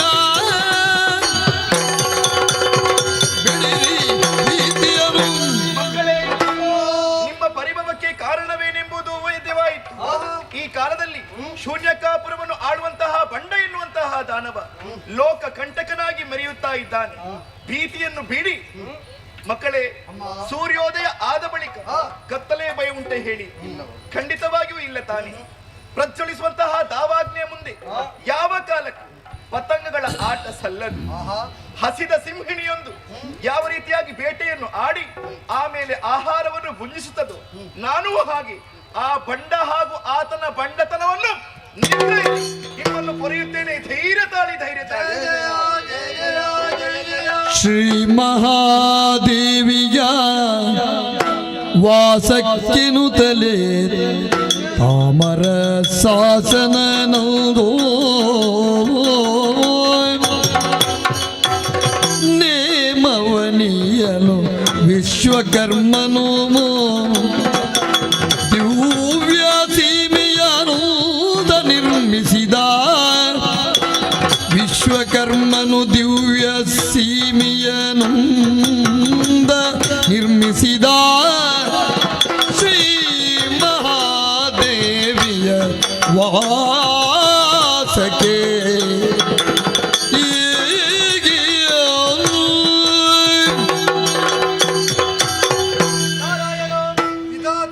ಅಮ್ಮ ಪ್ರತ್ಯಕ್ಷಗೊಂಡವಳಿದ್ದಾಳೆ. ಆದರೆ ಅಮ್ಮನಿಗೆ ಇರುವುದಕ್ಕೊಂದು ವಾಸಸ್ಥಾನ ಬೇಕಲ್ವೇ? ಹಿರಿದು ಅವಧಿಯಲ್ಲೇ ಶತ್ರು ಸಂಹಾರವನ್ನು ಸಾಧಿಸಿ ಮಾಂಗಲ್ಯವನ್ನು ಅನುಗ್ರಹಿಸ್ತೇನೆ ಅಂತ ಆಡಿದ್ದರಿಂದ ನಿರ್ದಿಷ್ಟ ಅವಧಿಯನ್ನು ನಾವು ಹೇರುವಂತಿಲ್ಲ. ಅವಳು ಮಾಡುವ ತನಕ ಕಾಯಬೇಕು. ನಾವು ಕಾಯಬಹುದು, ಆದ್ರೆ ಅವಳು ಉಳಿಯಬೇಕಲ್ಲ. ಅದಕ್ಕಾಗಿಯೇ ಕಾಣಿಸಿಕೊಂಡಂತಹ ನಾವು ಇರುವುದಕ್ಕೊಂದು ವ್ಯವಸ್ಥೆಯನ್ನು ಮಾಡುವ. ವಿಶ್ವಕರ್ಮನಿಗೆ ಹೇಳಿದ್ದೇ ತಡ, ಅತ್ತ ನೋಡಿಯಂತೆ. ಓ, ಅತಿ ವಿಶಿಷ್ಟವಾದಂತಹ ನವೋನವವೆನಿಸಬಹುದಾದಂತಹ ಮಣಿಗಳ ಖಚಿತವಾದಂತಹ ರಕ್ತಮಯವಾದಂತಹ ಪ್ರಾಸಾದವೊಂದು ಸಿದ್ಧವಾಗಿಯೇ ನಿಂತಿದೆ ಅವಳಿಗೆ ಇರುವುದಕ್ಕಾಗಿ. ಆದರೆ ಚಿಂತಿಸಿದ ಕಮಲ ಭವಾಗ ಅಂತರಂಗದಿ ಸೂರ್ಯನಂತಿಸಿವ ರಾಜ್ಯ ವಿವರ. ಚಿಂತಿಸಿದ ಕಮಲ ಭವಾಗ ಸೂರ್ಯನಂತಿಸುವ ರಾಜ್ಯ ವಿದರ. ಎಂತೋರ್ವಳೆ ದೇವಿ ಕಾಂತೆ ಲಲಿತೆಯು ಇರುವಳೋ, ಎಂತೋರ್ವಳೆ ದೇವಿ ಕಾಂತೆ ಲಲಿತೆ ಇರುವಳೋ. ಕಾಂತ ಇವಳಿಂಗಾರು ತಿಳಿಯೇ, ಕಾಂತ ಇವಳಿಗಾರು ಚಿಂತಿಸಿದ. ಬ್ರಹ್ಮದೇವ, ದೇವಿ ಇರುವುದಕ್ಕೆ ಲತಾ ಮಂಟಪ ಏನೋ ಸಿದ್ಧವಾಗಿದೆ. ಆದರೆ ತಾಯಿ ಒಬ್ಬಳೇ ಇರುವುದಾ? ಅವಳಿಗೆ ಸಾಂಗತ್ಯ ಬೇಕು, ಹೌದು. ಏಕಾಕಿನಿಯಾಗಿರುವುದು ವ್ಯಾವಹಾರಿಕವಾಗಿ ಅಷ್ಟು ತೃಪ್ತಿಕರವಾದ ನೆಲೆಯಲ್ಲ. ಹಾಗೆಂತ ಜೊತೆ ಮಾಡುವುದು ಅಂತ ನಾವು ಹೇಗೋ ಯಾರ್ಯಾರನ್ನೋ ಕಲ್ಪಿಸುವುದಕ್ಕೂ ಆಗುವುದಿಲ್ವಲ್ಲ. ಅಮ್ಮ ಅಂತ ನಾವು ಆರಾಧಿಸಿದ ದಿವ್ಯಮಂಗಳ ಮನೋಹರವಾದಂತಹ ಸ್ವರೂಪಕ್ಕೆ ಸುಸಂಗತವಾದ ಜೊತೆಯೇ ಆಗಬೇಕು, ಸುಯೋಗ್ಯನಾದ ವ್ಯಕ್ತಿಯೇ ಆಗಬೇಕು. ಅವನೇ ಸಹಯಾನಿಯಾಗಿ ಸಂಗಾತಿಯಾಗಿ ಒದಗುವುದಾದ್ರೆ ಆಗ್ತದೆ. ಯಾರಾದೀತು? ಈಗ ನಾವಂತೂ ಎಂದು ಯೋಚಿಸುತ್ತಿರಲು ಬಂದ ನೋಡನಾದ ಶಿವ ಕಂದರ್ಪ ಕೋಟಿ ರೂಪದಲ್ಲಿ ಹೊಂದಿ ಕಾಮೇಶ್ವರ ಎಂದೆಂಬ ಬೆಸರನ್ನು ಆನಂದದಲ್ಲಿ ಕಂಡು ಕಮಲಜನು ಬಂದ ಆದಿ ಶಿವ. ಕಮಲಜನೇ, ನಿಮ್ಮೆಲ್ಲರ ಸಮಸ್ಯೆ ನನಗೆ ಅರ್ಥವಾಯಿತು. ನಾವೆಲ್ಲ ಪುತ್ರಭಾವದಿಂದಲೇ ಸೇವಿಸಿದ್ದರಿಂದ ಜೊತೆಯಾಗುವುದಕ್ಕಿಲ್ಲ, ಸೇವೆಗೆ ವಿಹಿತರು ಅಂತಿದ್ದೆವು. ಯಾರಾದೀತು ಅಂತ ನೋಡುವಾಗ ಈ ಸ್ವರೂಪ ಬಹಳ ಮೊದಲಿದ್ದು ಆದಿಶಿವ ಸ್ವರೂಪ. ನಾನೇ ಕಾಮೇಶ್ವರನಾಗಿ ಬಂದಿದ್ದೇನೆ. ಹೌದು, ನನಗೆ ಒಪ್ಪಿಗೆ ಇದೆ. ನಾವು ಕಾಮಿಸಿದ ಈಶ್ವರಿಗೆ ಉಚಿತವಾದ ಈಶ್ವರ ಸ್ವರೂಪ ಇದೆ. ನಾವು ಕಾಮಿಸಿದ್ರೆ ಆಗಲಿಲ್ವಲ್ಲ. ಅವಳು ಕಾಮಿಸಬೇಕು, ಒಪ್ಪಬೇಕು. ಕೇಳಿ ನೋಡಿ ಅಮ್ಮ, ಇರುವುದಕ್ಕೆ ಬೇಕಾದ ಮನೆಯನ್ನು, ಅಲ್ಲಿ ವಿಹರಿಸುವುದಕ್ಕೆ ಬೇಕಾದ ಲತಾ ಮಂಟಪವನ್ನು, ಇದೆಲ್ಲವನ್ನು ವ್ಯವಸ್ಥೆ ಮಾಡಿದಾಗ ಒಬ್ಬ ಸಂಗಾತಿ ಬೇಕು ಅಂತ ಸಂಕಲ್ಪಿಸಿದರೆ, ಇದೋ ಚಂದ್ರ ಸೂರ್ಯಾಗ್ನಿ ನೇತ್ರನಾದಂತಹ ನಿನಗೆ ಚಂದ್ರ ಸೂರ್ಯಾಗ್ನಿ ನೇತ್ರನಾದಂತಹ ಆದಿಶಿವ ಸ್ವರೂಪವೇ ಸಾಂಗತ್ಯ ಒದಗಿಸುವುದಕ್ಕೆ ಒದಗಿ ಬಂದಾಗ ದೃಷ್ಟಿಕೋನ ಒಂದಾದದ್ದರಿಂದ ಸನ್ನಿಧಾನ ಒಂದು ಮನಸ್ಸು ಮಾಡಿದರೆ ನಮಗೊಂದು ವಿವಾಹೋತ್ಸವ ನೋಡುವಂತಹ ಅವಕಾಶ ಆಗ್ತಿತ್ತು. ಮಕ್ಕಳ ಇಚ್ಛೆಯಂತೆ ಆಗುತ್ತೆ. ಅಮ್ಮನ ಮಹದನುಗ್ರಹಕ್ಕಾಗಿ ಪುಳಕ. ಹಾಗಾದರೆ ಅದೋ ಸೋದರನ ಸ್ಥಾನದಲ್ಲಿ ನಿಂತು ಬ್ರಹ್ಮನೇ ಧಾರೆಯನ್ನು ಸ್ವೀಕರಿಸುವುದಾದರೆ ವಿಷ್ಣುಮಾಯಾ ಸ್ವರೂಪಿಣಿಯಾಗಿಯೂ ಅವನು ನನಗೆ ಒದಗಿ ನಿಂತವನು. ಆದ್ದರಿಂದಲೇ ಸೋದರಿಯಾದಂತಹ ಆಕೆಯನ್ನು ಧಾರೆ ಎತ್ತು ಕೊಡ್ತೇನೆ, ಸನ್ನದ್ಧರಾಗಬೇಕು, ಸ್ವೀಕರಿಸಬೇಕು.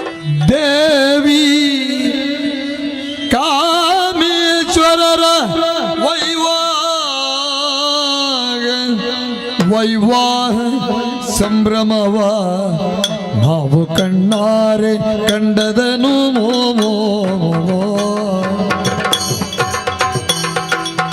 ಪಾವನರು ಎನಿಲಲಿತೆ ಕಾಮೇಶ್ವರರು ತಾವುಲಿದು ಕೊರಣಘರವನು ತೊಡಿಸಿದರ್ ಕಂಠಕ್ಕಿ ಒಡನವಧೂವರರ ಅಡರಿಸಲು ಮೆರೆವ ಮಂಟಪ ಭಾಗ.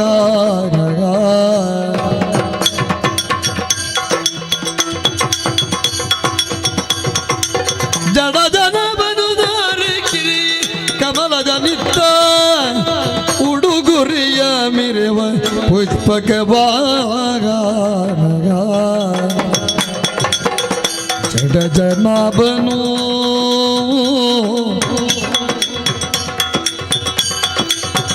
ಆರತಿ ಬೆಳಗಿದರು ವಧೂವರರಿಗೆ ಆರತಿ ಬೆಳಗಿದರು.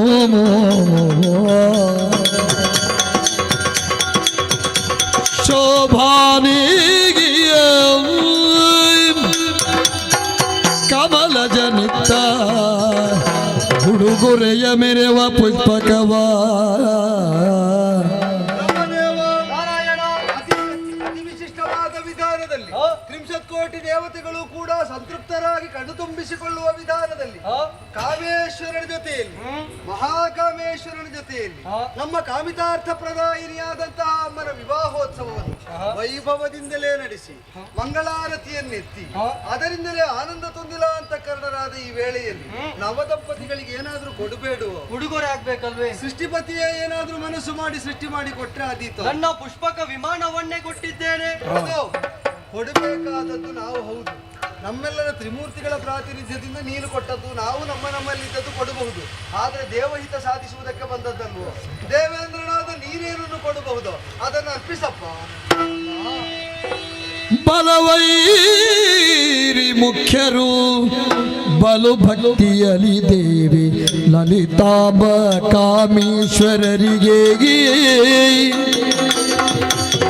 ತಳುವದಿತ್ತುಡುಗೊರೆಗಳ ಮಣಿಯುತ ನುತಿಸಲು ಧನ್ಯರಾದೆವೆಂದು ಜಯ ಜಯ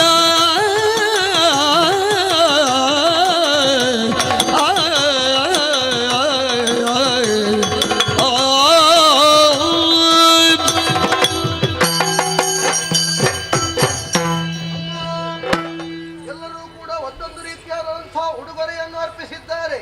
ಆದರೆ ಉಡುಗೊರೆಯನ್ನು ಅರ್ಪಿಸುವುದಕ್ಕೆ ನನ್ನಲ್ಲೀಗ ಏನೂ ಇಲ್ಲವಮ್ಮ. ನನ್ನ ಸುವಸ್ತುಗಳೆಲ್ಲವೂ ಕೂಡ ಭಂಡಾಸುರನ ಪಾಲಾಗಿದೆ.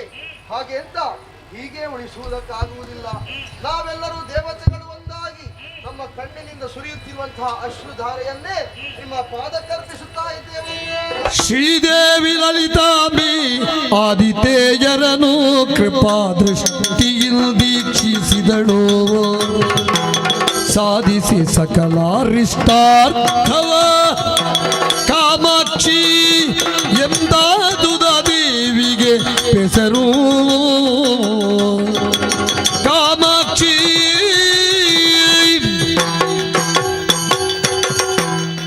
ವಸ್ತು ವಿಷಯಗಳಿಂದಲೋ ಧನಕನಕಾದಿಗಳಿಂದಲೋ ದೇವಸ್ವರೂಪವೋ ಮಾತೃಸ್ವರೂಪವೋ ತೃಪ್ತಿಪಡುವುದಲ್ಲ. ಭಾವದೋಷವನ್ನು ಹೊಂದುವವಳು, ಭಕ್ತಿಗೆ ಇಷ್ಟಾರ್ಥ ಪ್ರದಾನ ಮಾಡುವವಳವಳು. ನಿಶ್ಚಲವಾದಂತಹ ಭಕ್ತಿಯಿಂದ, ಪರಿಶುದ್ಧವಾದ ಅಂತಃಕರಣದಿಂದ ಭಾವೋದ್ದೀಪಿತನಾಗಿ ಕಣ್ಣೀರನ್ನೇ ಕಾಣಿಕೆಯಾಗಿ ಅರ್ಪಿಸಿದರೆ ಅವಳು ನಿನ್ನ ಕಾಮನೆ ಎಲ್ಲವನ್ನು ಈಡೇರಿಸುವ ಭರವಸೆಯನ್ನೇ ಕಡೆಗಣ್ಣ ನೋಟದಿಂದ ಬೀರ್ತಾ ನಿನ್ನನ್ನು ನೋಡಿದ ಬಗೆ, ಸೂಸಿದ ನಗು ಅವಳು ಕಾಮಾಕ್ಷಿ ಎಂಬುದನ್ನು ದೃಢೀಕರಿಸಿತು. ಕಾಮಾಕ್ಷಿಯಿಂದ ದೇವಹಿತ ಸಾಧ್ಯವಾಗುತ್ತದೆ ಅಂತ ಭರವಸೆ ಆದಾಗ ಇನ್ನು ನಾವು ಅವಳನ್ನು ನಿರ್ಬಂಧಿಸುವುದಕ್ಕೂ ಅವಳ ವಿಹಾರಕ್ಕೂ ಆಚಾರಕ್ಕೂ ಯಾವ ಭಂಗ ತರುವುದಕ್ಕೂ ಇಲ್ಲ. ಇಲ್ಲೇ ಇದ್ದುಕೊಂಡು ಅವಳ ಸೇವೆ ಮಾಡ್ತಾ ಇರೋಣ.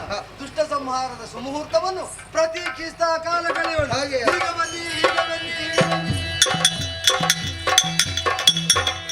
ತ್ರಿಭುವನ ಜನನಿ ಜಗನ್ಮೋಗಿನಿಗಿ,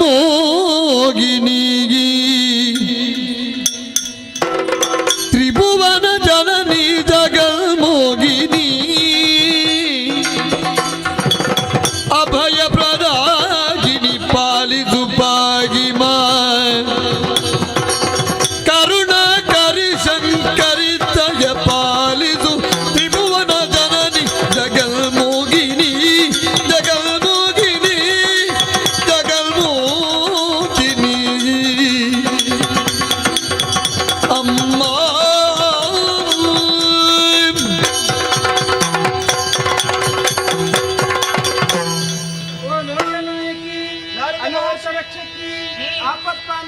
ಮಣಿದೆಂದ ನೆಲೆ ಜಗಜ್ಜನನಿ ನಿನ್ನಯ ಲೀಲೆ, ಅನುಪಮ ವೈಸೆಲೆ ತಾಯೇ,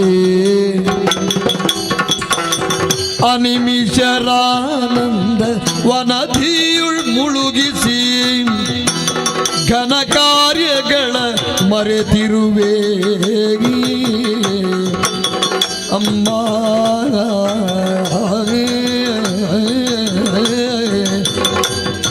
ತಾಯಿ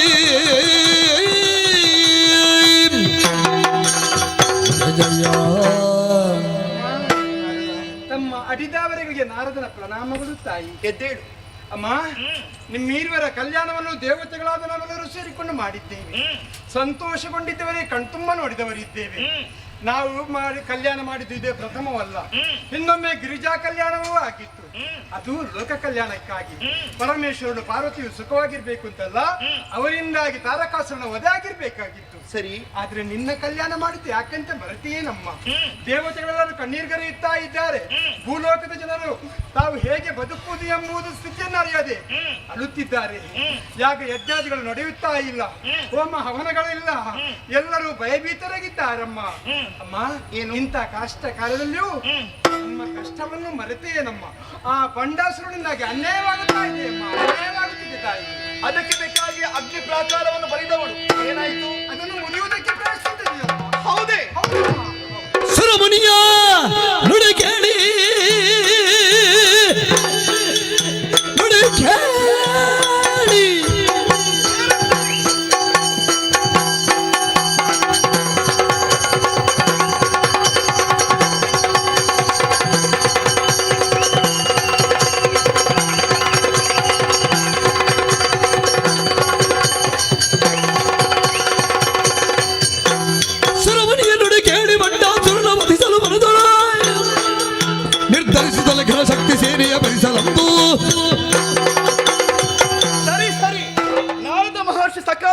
ನಂಬಿಕೆ ಮಾತುಗಳನ್ನಾಡಿದ್ದಾನೆ. ವರ್ತಮಾನ ಕಾಲದಲ್ಲಿ ಶೂನ್ಯಕಾಪುರವನ್ನು ಆಡುವಂತಹ ಬಂಡ ಎನ್ನುವಂತಹ ದಾನವ ಲೋಕಕಂಟಕನಾಗಿ ಮೆರೆಯುತ್ತಾ ಇದ್ದಾನೆ. ಆದಷ್ಟು ಬೇಗ ದುಷ್ಟನ ದಮನವಾಗಲೇಬೇಕು. ಈ ಹಿಂದೆ ಓಂಕಾರ ಮಾತ್ರದಿಂದ ಧೂಮ್ರಾಕ್ಷವನ್ನು ಸುಟ್ಟವಳು ನಾನು. ಇವನು ವಧಿಸುವುದಕ್ಕೆ ಕಷ್ಟವಾಗುತ್ತದೆ, ಇಲ್ಲವೇ ಇಲ್ಲ. ಹಾಗಾಗಿ ಇವನ ವಧೆಯಾಗಬೇಕು ಅಂತಿದ್ರೆ ನಾನೋರ್ವಳೆ ಹೋಗುವುದಲ್ಲ, ಶಕ್ತಿ ನಾರಿಯರ ಸೃಷ್ಟಿಯಾಗಬೇಕು. ಅದಕ್ಕೆ ಬೇಕಾಗಿ ಯಾರಲ್ಲಿ ಅಶ್ವರೂಢೆ, ಹೀಗೆ ಬಾರಮ್ಮ.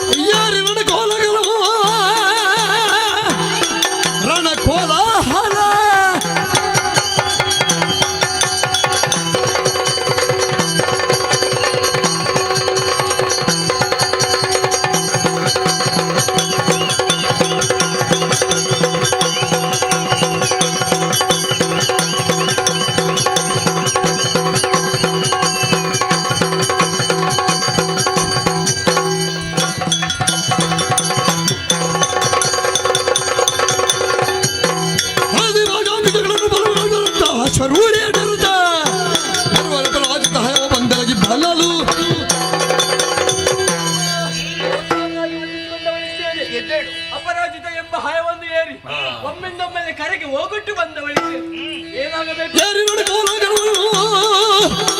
ವಾರಣವ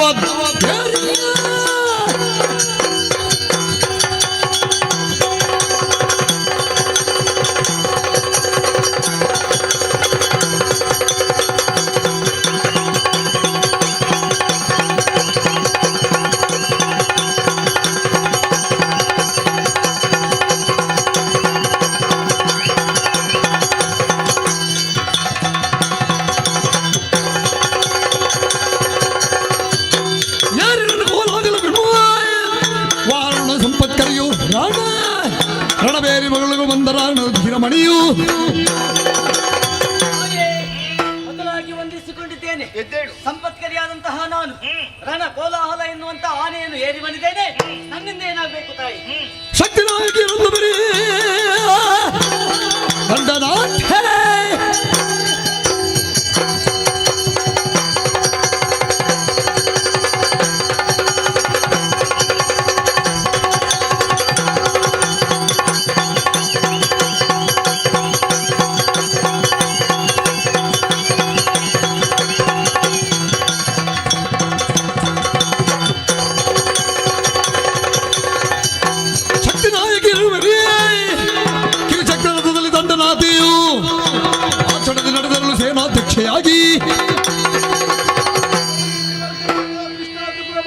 ನಿರಾಮಯ ನಿರಾಲಂಬ ಸ್ಮಾತ್ಮರಾಮ ಸುಧಾಶ್ರುತಿ ಮಾತೆಯೇ ಶಕ್ತಿ ಸೇನೆಗೆ ಸೈನ್ಯಾಧಿಕಾರಿಣಿಯಾಗಿ ದಂಡನಾತೆಯಾಗಿ ಬೆರೆಯುತ್ತಾ ಇರುವ ನಾನು ನಿಮ್ಮ ಕರೆಗೆ ಹೋಗೊಟ್ಟು ಬಂದ ಬಳಿದ್ದೇನೆ.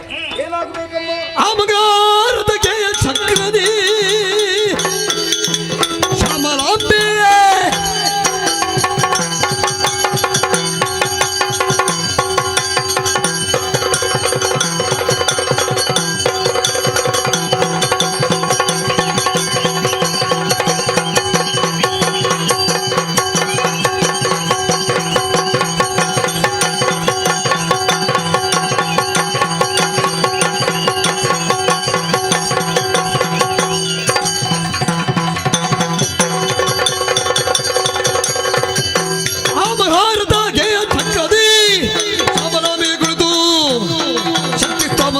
ಮೈತ್ರಿಣಿಯವರೇ ತಾಮುದಲಲಿ ಇನ್ನಿಚ್ಛೆಯನ್ನ ಪೂರೈಸುವುದಕ್ಕಾಗಿ ಶ್ಯಾಮಲಾಂಬೆ ಇಲ್ಲಿಯವರೆಗಾಗಿ ಬಂದಿದ್ದಾಳೆ. ಏನಾಗಬೇಕು? ಪರಿಕಿಸುತ್ತ ಸರ್ವರನ್ನು ಪರಿಕಿಸುತ್ತ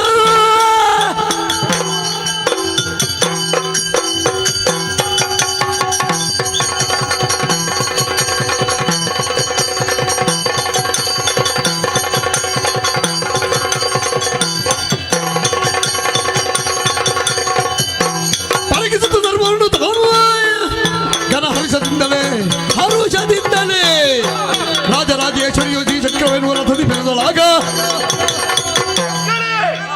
ನಿಮ್ಮ ಹುಟ್ಟಿಗೆ ನಾನೇ ಕಾರಣೀಕರ್ತಳಾಗಿದ್ದೇನೆ. ಬಿಂದುಗಳಾಗಿ ನಿಮ್ಮ ಹುಟ್ಟು, ಸಿಂಧುಗಳಾಗಿ ಶೋಭಿಸುವುದಕ್ಕೆ ಮುಕ್ತವಾದಂತಹ ಅವಕಾಶವನ್ನು ಕಲ್ಪಿಸಿಕೊಡ್ತೇನೆ.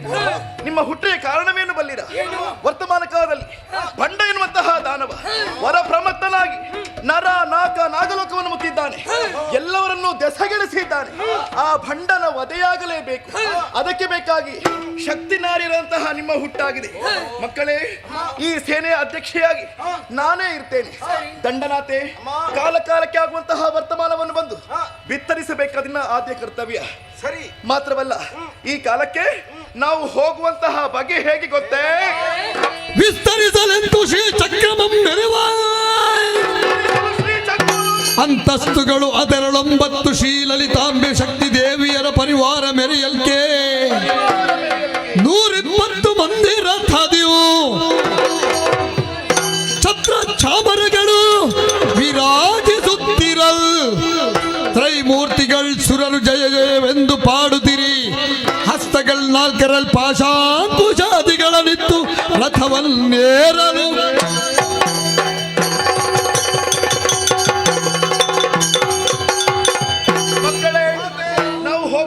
ಬಗೆ ಹೇಗೆ ಗೊತ್ತೇ?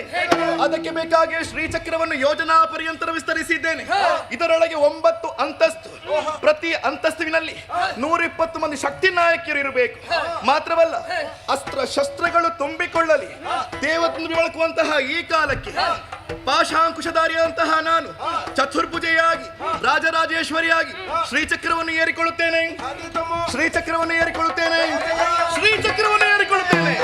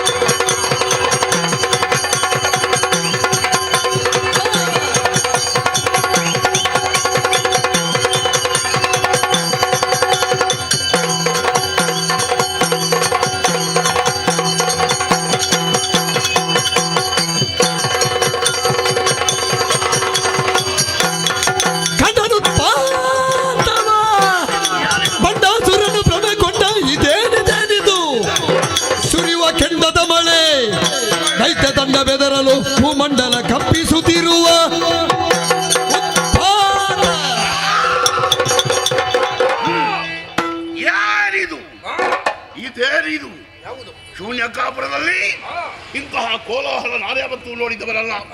ಕೆಂಡದ ಮಳೆ, ಉಲ್ಕಾಪಾತ, ಕಾಗೆಗಳ ಹಾರಾಟ ಏನಾಗಿರಬಹುದು ಅಂತ ಯೋಚನೆ ಮಾಡುವಾಗ ದೂತ ಬಂದು ಹೇಳಿದ್ದೇನು, ಶಕ್ತಿ ಸೇನೆ ಮುತ್ತುತ್ತಾ ಇದೆ, ನಾರಿಯರು ಮುತ್ತಿದ್ದಾರೆ, ಅವರನ್ನು ಸದೆಬಡಿಬೇಕು ಅಂತಾದ್ರೆ ಸಾಮಾನ್ಯರಿಂದ ಸಾಧ್ಯವಿಲ್ಲ. ಮಕ್ಕಳೇ, ನಡೆಯೋಣ, ಹೋಗೋಣ. ಹಣಲಾಳಿದ ಬಿಡು ಗಣ್ಯರು ನಾವಿದ್ದ ನಾವು ಗಣ್ಯರು.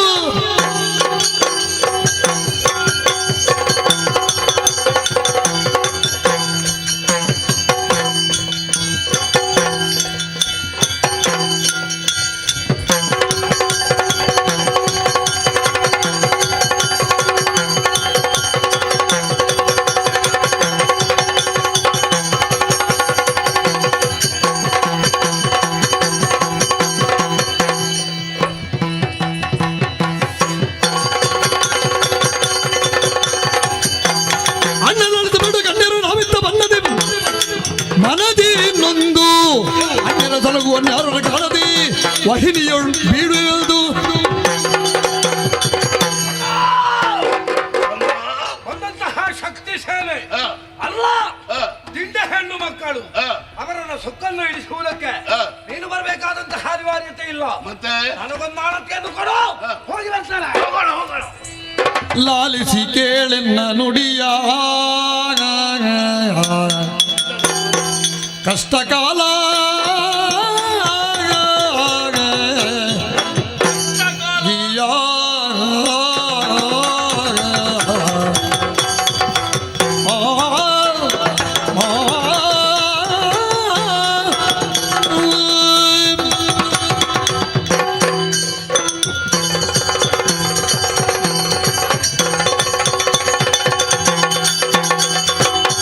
ಲಾಲಿಸಿ ಕೇಳೆನ್ನ ನುಡಿಯ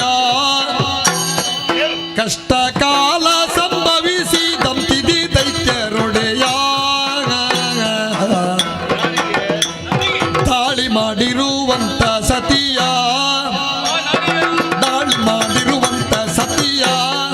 ನೀನು ಕೀಳೆಂದೆಣಿಸದೆ ಯೋಚಿಸೋ ಮಾಡೋ ಕಾರ್ಯ.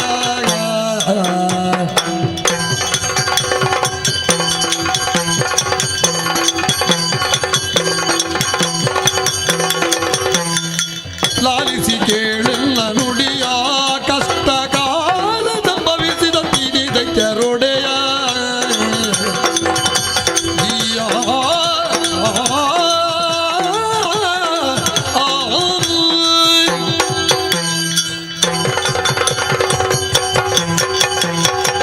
ಅಣ್ಣದೇವರ ಪದಾರ್ಥಗಳಿಗೆ ಮತ್ತೊಮ್ಮೆ ವಂದನೆಗಳು. ಈ ಕಾಲಕ್ಕೆ ಯಾಕೆ ಹೀಗೆ ಅಂತ ನೀನು ಭಾವಿಸಬಹುದು. ಯಾಕೆ ಹೀಗೆ ಅಂತ ನಾನು ಯೋಚನೆ ಮಾಡ್ತಾ ಇದ್ದೇನೆ. ಅಣ್ಣದೇವ, ನಿನ್ನದಂತಹ ಹೊರಟಂತಹ ವಿಚಾರವನ್ನು ನೋಡಿದವಾಗ ನನಗೆ ಬಹಳಷ್ಟು ಖೇದವಾಗುತ್ತಾ ಇದೆ. ಯಾಕೆ?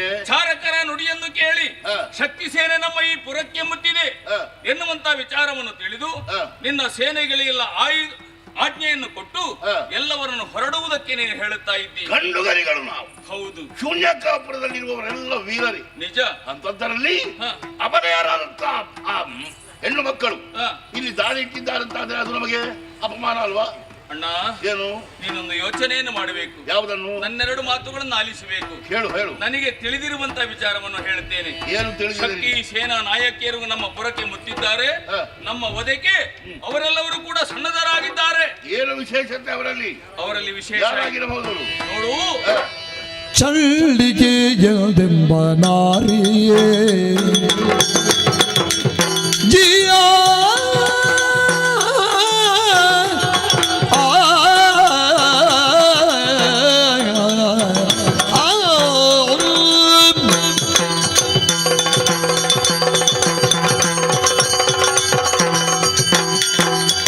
ಚಂಡಿಕೆ ಎಂದೆಂಬ ನಾರಿ ವರ ಗಂಡು ಕಲಿ ಮಗಿಷಗಾದಳು ಮಾರಿ ಕೊಂದು ಶಕ್ತಿಯಲ್ಯಾವ ವಸ್ತು ತಾನ ಖಂಡಿತವಾಗಿರ್ಪುದೋ ಯಾರಿಗೆ ಗೊತ್ತು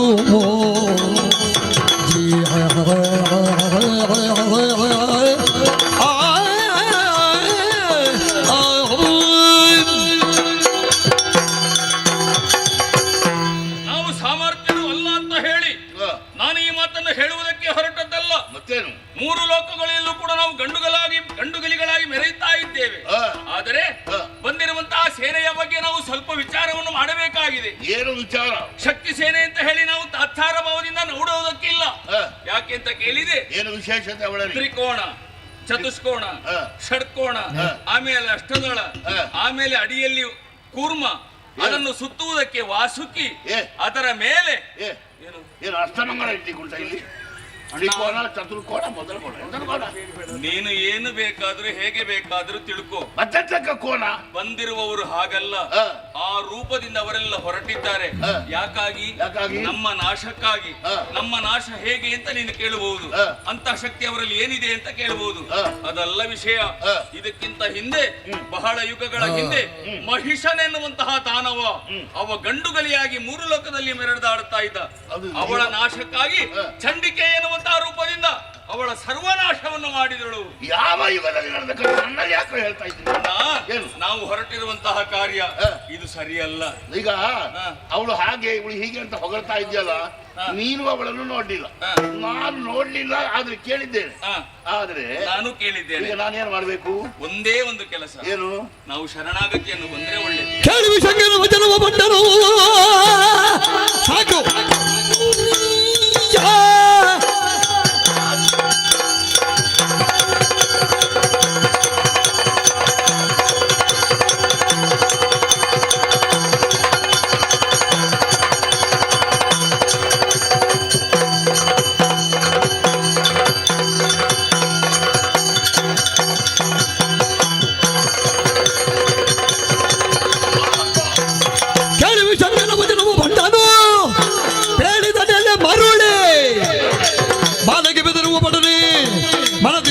ಆಲೋಚಿಸದೆ ಒರವಿ ಮರುಳೆ ಎಡ ಬಲಭುಜವನ್ನು ತಿಕ್ಕುವಾಗ ನೀವು ಹುಟ್ಟಿದ ಕ್ಷಣದ ಸಂತೋಷಗೊಂಡೆ. ಇಬ್ಬರು ಪರಾಕ್ರಮಶಾಲಿಗಳು ಈ ಭಂಡಾಸುರನ ಲೆಕ್ಕದಲ್ಲಿ ಸಿಕ್ಕಿದ್ದಾರೆ. ಆದ್ರೆ ಲೆಕ್ಕ ತಪ್ಪುತ್ತಾ ಇದೆಯಲ್ಲ, ನೀನು ಯಾವುದೋ ಒಂದು ಬೇರೆ ಲೆಕ್ಕ ಹೇಳ್ತಾ ಇದೆಯಲ್ಲ. ಇಲ್ಲಪ್ಪ, ಇದ್ದ ಲೆಕ್ಕವನ್ನೇ ಹೇಳಿದ್ದು ನಾನು. ಬಂದವರೆಲ್ಲ ಪರಾಕ್ರಮಶಾಲಿಗಳು, ಅವರು ಸಾಮಾನ್ಯರಲ್ಲ, ಲೋಕರಕ್ಷಣೆಗೆ ಬಂದಿದ್ದಾರೆ ಅಂತ ಹೇಳ್ತಾ ಇದ್ದಲ್ಲ. ನಿಜ. ಲೋಕರಕ್ಷಣೆ ನಾವು ಮಾಡುವುದಿಲ್ಲ. ಭಂಡಾಸುರನ ಉದ್ಯೋಗ ಏನು? ನಮ್ಮಲ್ಲಿ ತಪ್ಪು ಇದೆ, ಅನ್ಯಾಯ ಇದೆ ಅಂತ ಹೇಳ್ತಾ ಇದ್ದಾರೆ ಅವರು. ತಪ್ಪು ನಮ್ಮತನನ್ನು ತೋರಿಸುವುದಲ್ಲ, ಇನ್ನೊಬ್ಬರ ತಪ್ಪನ್ನು ನಾವು ನೋಡ್ಬೇಕು. ನಾವು ಅಧರ್ಮವನ್ನು ಮಾಡುತ್ತಾ ಇದ್ದೇವೆ, ಅವರು ಧರ್ಮವನ್ನು ಮಾಡುತ್ತಾ ಇದ್ದಾರೆ. ಯಾವುದು ಅಧರ್ಮ? ನಮ್ಮದು ಯಾವುದು ಅಧರ್ಮ? ನಮ್ಮದು ಅಧರ್ಮ. ನಾವು ನೀನು ಇಷ್ಟೆಲ್ಲ ಹೇಳ್ತಾ ಇದ್ಯಲ್ಲ, ನೀನು ನನಗೆ ಮಗನೇ ಅಲ್ಲ, ಮಗನೇ ಅಲ್ಲ. ನೀನು ನನ್ನ ಬಲಭುಜದಿಂದ ಹುಟ್ಟಿದವನೇ ಅಲ್ಲ. ಅದಕ್ಕೇನು ಮಾಡಬೇಕು ಗೊತ್ತಾ? ಓ, ಅಲ್ಲಿ ಬೇಕಾದಷ್ಟು ತಿನ್ನುವುದಕ್ಕಿದೆ, ಉಳಿದಿದೆಯಾ ನೋಡು. ನಡಿ. ಬಿಡುತ್ತಿದ್ದೇನೆ ಕೊಡಗಿನಗಾಗಿ ಬಿಡು.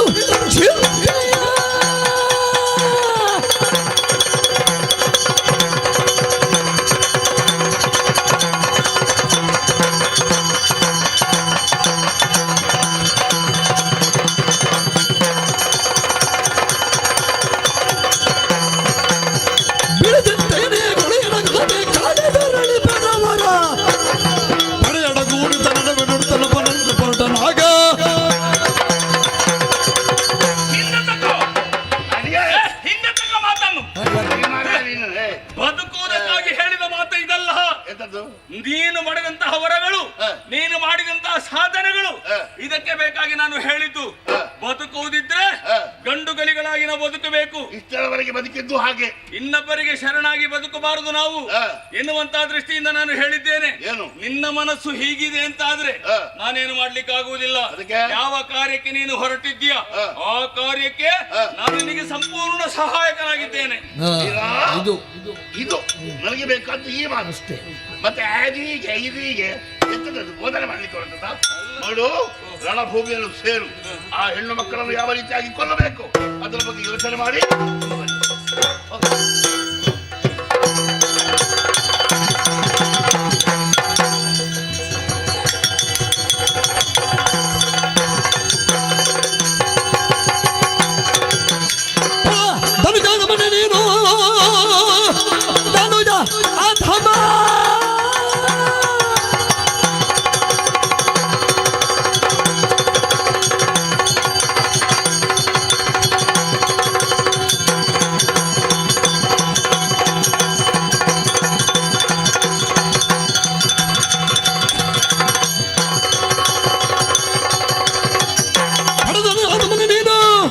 ಯುದ್ಧದಲ್ಲಿ ಕೊಡಬೇಕ ಎಲ್ಲೊಡನೆ ಕಡಗಲಿ ಆದರೆ ಬಡಿದು ನೆಲವ ದೇಶ ಕೇಳಿಸಲೇ ತೆಗೆ ಸುಮ್ಮನೆ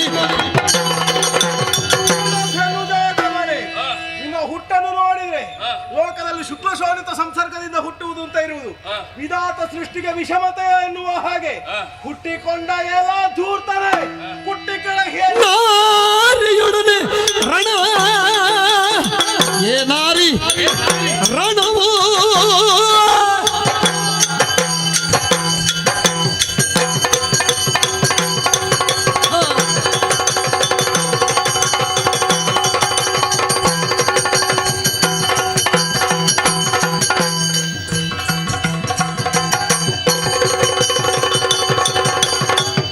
ನಾರಿಯೊಡನೆ ರಣವು ಕನವೆ ತ್ರಿಪುರಾರಿಗೆ ನಾವು ಅಂಟವು ಅಂಜೆವು ಸಾರಿ ಶೂನ್ಯಕ್ಕೆ ಬರುವನು ಮುತ್ತಿ ಕೆಟ್ಟನಿ ಏರಿ ಶರಗೆ ಗರ್ವವು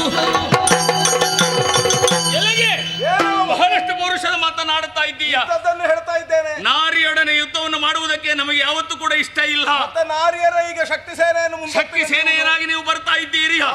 ಅಕ್ಕ ಒಂದು ಮಾತನ್ನು ಹೇಳ್ತಾ ಇದ್ದೇನೆ, ನಿಮಗೂ ಕೂಡ ಬದುಕಬೇಕು ಎನ್ನುವಂತ ಆಶೆ ಇದ್ರೆ ನಮ್ಮ ಪುರವನ್ನು ಬಿಟ್ಟು ತೊಲಗಿದ್ರೆ ಒಳಿತು. ನಮಗೆ ಬದುಕುಕೊಳ್ಳಿಕ್ಕೆ ನೀನಲ್ಲ, ನಿನ್ನ ಬದುಕಿನ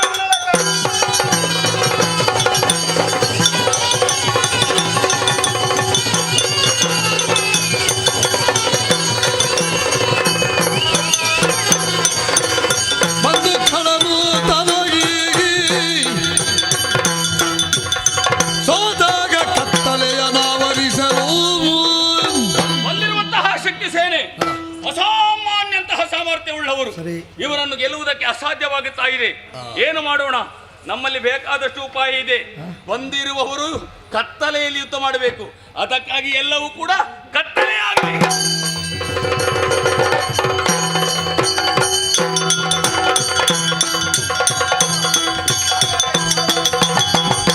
ಜನನಿಯ ಲಾಲಿದು ದುರಲಿದು ಒತ್ತಿಗೆ ತರುಜರುಗ ಪಡಲಿ ಕನನಿಸಿಯಲಿ ನಮ್ಮನ್ನು ಬೆಂಗಡಿಯಲಿ ಕೆಣಕುವ ನಿನ್ನಲಿ ನಿಶಾಟರಾದಂತಹ ರಕ್ಕಸರನ್ನು ಮಡುಹುವುದಕ್ಕೆ ಬೇಕಾಗಿ ಶಕ್ತಿ ಸೇನೆ ಹುಮ್ಮಸ್ಸಿನಿಂದ ಹೋರಾಡುತ್ತಾ ಇದ್ದ ಹಾಗೆ ಸುತ್ತೆಲ್ಲವೂ ಕೂಡ ಕತ್ತಲೆಯ ಮೊತ್ತವೇ ವ್ಯಾಪಿಸಲ್ಪಟ್ಟಿದೆ. ಹೌದೇ? ಶಕ್ತಿ ನಾಯಕರು ದಿಕ್ಕು ಕಾಣದೆ ಹೊಳಲಾಡುತ್ತಾ ಇದ್ದಾರೆ. ದಾರಿ ತೋರಿಸುಮ್ಮ ದಂಡದಾತೆ, ಈ ಬಗ್ಗೆ ಆಲೋಚನೆ ಮಾಡುವಂತಹ ಅಗತ್ಯವೇ ಇಲ್ಲ. ಇನ್ನಲ್ಲೇ ಕೇಳುತ್ತೇನೆ, ಸೂರ್ಯನಿಗೆ ಮಂಜು ಮುಸುಗಿದಾಕ್ಷಣ ಆತನ ತೇಜಸ್ಸನ್ನು ಕಳೆದುಕೊಳ್ಳುತ್ತಾನೆ ಹೇಳುವಲ್ಲ? ಖಂಡಿತವಾಗಿಯೂ ಇಲ್ಲ ತಾನೆ. ಎಲ್ಲೆಡೆ ಕತ್ತಲೆ ಎನ್ನುವುದು ವ್ಯಾಪಿಸಿದೆ. ಬೆಳಕನ್ನು ಹರಿಸುವಂತಹ ದಾರಿಯನ್ನು ತಿಳಿದಿದ್ದೇನೆ. ಒಳಗಿದ್ದಕ್ಕೋ ಜ್ವಾಲಾಮಾಲಿ ಸೃಷ್ಟಿಯನ್ನು ಮಾಡುತ್ತೇನೆ. ಹೀಗೆ ಮಾಡುವ ಜ್ವಾಲಾಮಾಲಿ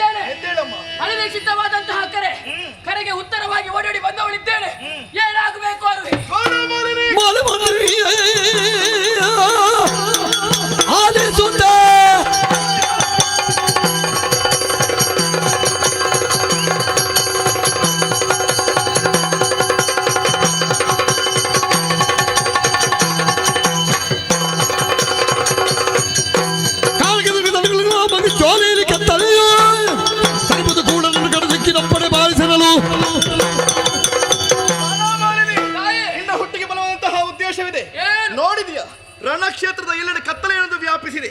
ಹಾಗಾಗಿ ನೀನು ಎತ್ತರವಂತಹ ದಿಣ್ಣೆಯನ್ನು ಏರಿಕೊ.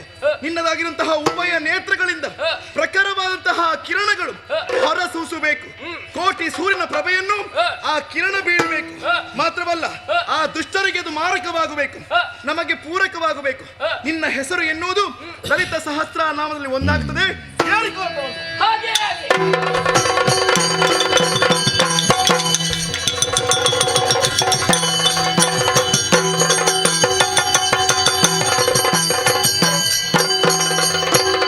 ನುಡಿದನ ಖಳನ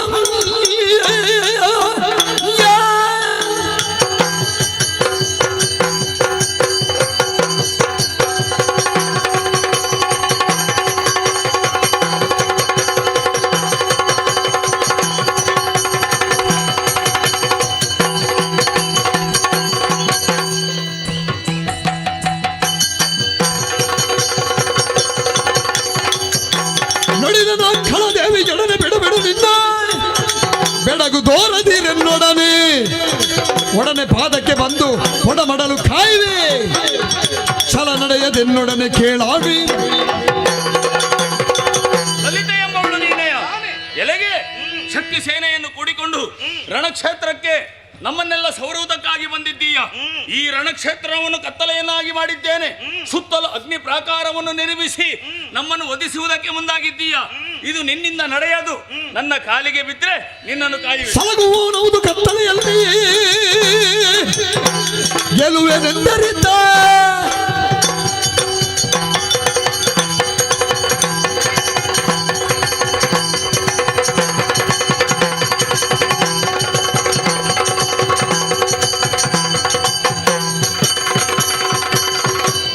ಸಲಗುವುದು ಕತ್ತಲೆಯಲ್ಲಿ ನಮ್ಮವನು ಗೆಲುವೆನೆಂದರಿದ್ದ ಖಳ ನೀನು. ಬಲಗದವರಿದ್ದ ಶರಗಳ ಸುರಿಗೆ ಪ್ರಾಣವ ಇಳಿಗೆ ಕೊಂಬೆನೆದು ಓಡಿದನು. ನಮ್ಮನ್ನು ಗೆಲ್ಲುವುದಕ್ಕೆ ಅಸಾಧ್ಯನಂತಹ ಕಾರಣಕ್ಕೆ ಬೇಕಾಗಿ ಮೋಸದ ಬಲೆಯನ್ನು ಬೀಸಿದೆಯ. ಎಲ್ಲೆಡೆ ಕತ್ತಲು ವ್ಯಾಪಿಸಿದೆ. ಶಕ್ತಿ ನಾರಿಯರಿಗೆ ಹೋರಾಟ ಮಾಡುವುದಕ್ಕೆ ಕಷ್ಟಕರವಾಗಿದೆ. ಯೋಚನೆಯನ್ನು ಬಿಟ್ಟು ಬಿಡು. ದುಷ್ಟರಿಗೆ ಶಿಕ್ಷೆ, ಶಿಷ್ಟರಿಗೆ ರಕ್ಷೆ. ನನ್ನ ಉದ್ದೇಶ ನಿನ್ನ ಪಾಪದ ಕೊಡ ತುಂಬಿತು. ಸಿದ್ಧನಾಗು.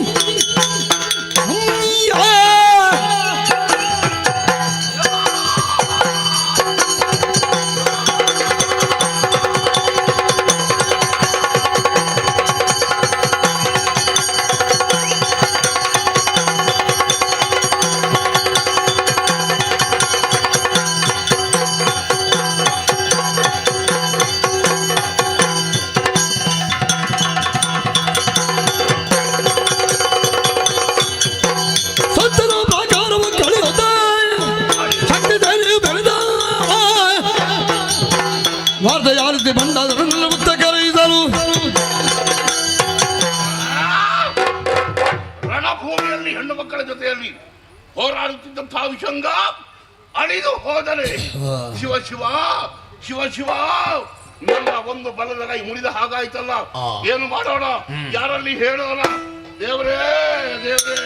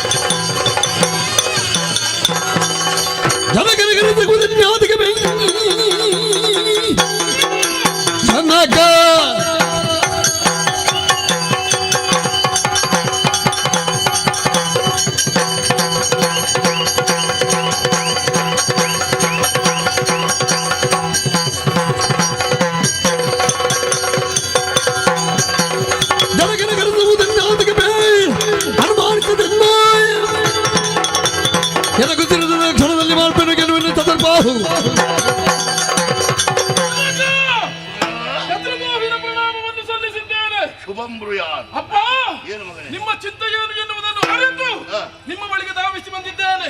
ರಣಕ್ಷೇತ್ರದಲ್ಲಿ ನಾರಿಯರು ವಿಜೃಂಭಿಸುತ್ತಾ ಇದ್ದಾರೆಯೇ, ಅವರ ಚಿತ್ತೆಯನ್ನು ಬಿಡಿ. ನಿಮ್ಮ ಮಗ ನಾನಿದ್ದೇನೆ. ಓ ಕಂದ.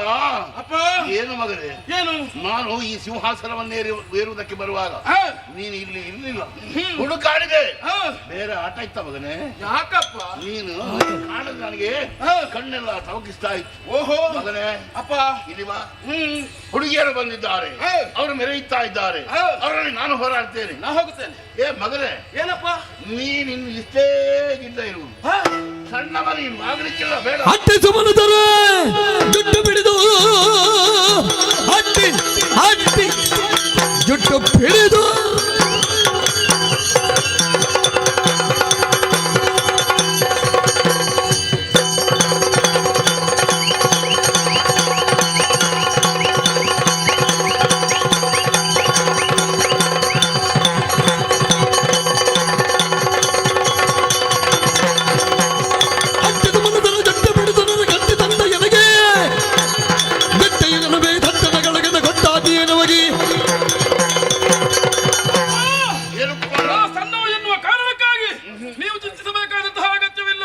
ನೀವು ಅಪ್ಪಣೆಯನ್ನು ಕೊಟ್ಟದ್ದೇ ಹೌದು ಎಂದಾದರೆ ಆ ದೇವಲೋಕದಲ್ಲಿ ಮೆರೆಯುವಂತಹ ಆ ಸುಮನಸರ ತಲೆಯನ್ನು ಈ ಹೊತ್ತು ನಾನು ಅಪ್ಪಣೆ ಕೊಡುವ ಹೊತ್ತೆ, ಆದರೆ ನಿನ್ನನ್ನು ನೋಡುವಾಗ ಬೇಡ ಅಂತ ಕಾಣ್ತದೆ. ಯಾಕೆ? ಯಾಕೆ ಗೊತ್ತಾ? ಆ ನಾರಿಯರು ಬಂದವರು ಸಾಮಾನ್ಯರಲ್ಲ, ಮತ್ತೆ ಸಾಮಾನ್ಯರಾಗಿದ್ದಾರೆ. ಹೋರಾಡುವುದಕ್ಕೆ ನಿನ್ನಿಂದ ಸಣ್ಣದಾದರೇನು ಸಣ್ಣದಾದರೆ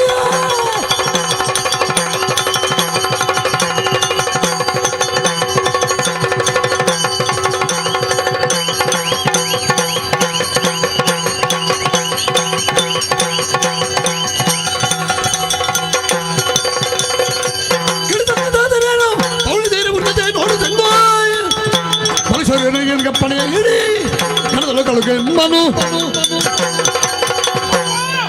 ಬೆಂಕಿಯ ಕಿಡಿ ಸಣ್ಣದಾದರೂ ಪ್ರಪಂಚವನ್ನು ಸುಡುವಂತಹ ಯೋಗ್ಯತೆಯನ್ನು ಹೊಂದಿದೆ. ನಿಮ್ಮ ಮಗ ನಾನು ಬಂದವರಿಗೆ ಯಾವ ರೀತಿಯಾದ ಉತ್ತರವನ್ನು ಕೊಡಬೇಕು ಎನ್ನುವ ಹಾಗೆ ನಾನು ನಿರ್ಧಾರವನ್ನು ಮಾಡ್ತೇನೆ. ಕೊಡಿಯಪ್ಪಣೆ. ಚತುರ್ಬಾಹು ಅಪ್ಪ ಸಣ್ಣ ಪ್ರಾಯದವರಾದ್ರು ರಕ್ತ ಬಿಸಿಯಾಗಿದೆ, ಹರಿಯುತ್ತಾ ಇದೆ ಮೈ ಮೇಲೆಲ್ಲ. ಹಾಗಾದ್ರೆ ಅದನ್ನು ತೋರ್ಪಡಿಸುವುದು ಹೇಗೆ? ಹೆಣ್ಣು ಮಕ್ಕಳ ಮುಂದೆ ತೋರ್ಪಡಿಸಬೇಕಂತಂದಾದ್ರೆ ಬರೇ ಮೀಸೆ ಗಡ್ಡ ಮೀಸೆ ಬೆಳೆದ್ರೆ ಸಾಕಾಗುತ್ತೆ. ಸ್ವಲ್ಪ ಬುದ್ಧಿವಂತಿಕೆಯೂ ಬೇಕಾಗ್ತದೆ. ಕುಡಿ ಮೀಸೆ ನವಪೋರ ನೀನು ಹೋಗಿ ನಿಮ್ಮ ಮಾತಿನಿಂದಲೇ ಅವರನ್ನು ಮರಳು ಮಾಡಬೇಕು. ಒಂದು ವೇಳೆ ಮಾತಿನಿಂದ ಆಗದಿದ್ರೆ ಕೈಯಲ್ಲಿರುವಂತಹ ಆಯುಧದಿಂದ ನಿನ್ನ ಈ ಉತ್ಸಾಹಕ್ಕೆ ತಣ್ಣೀರ ಹಚ್ಚುವುದಿಲ್ಲ. ಆಯ್ತಪ್ಪ, ಹೋಗಿ ಮಜಾ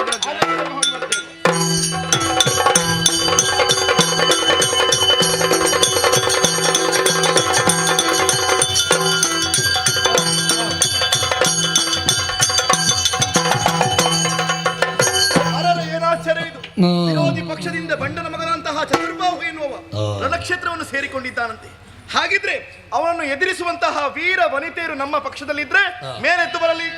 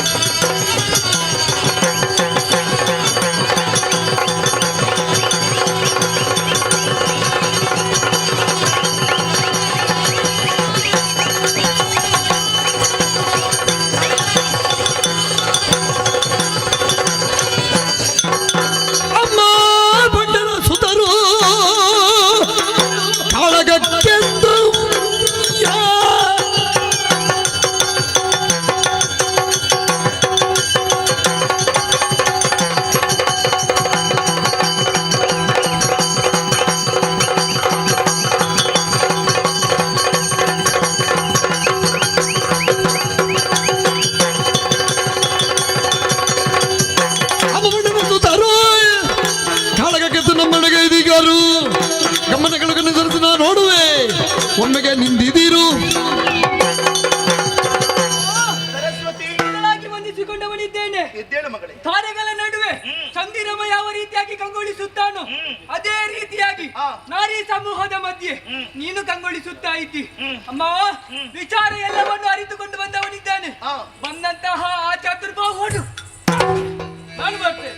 ನೀನು ಅಂಬಿಕೆ ಅದಕ್ಕೆಲ್ದಳು ಸಂಗ್ರಾಮದ ಹಂಬಲವೇಕಿ ತಾಳು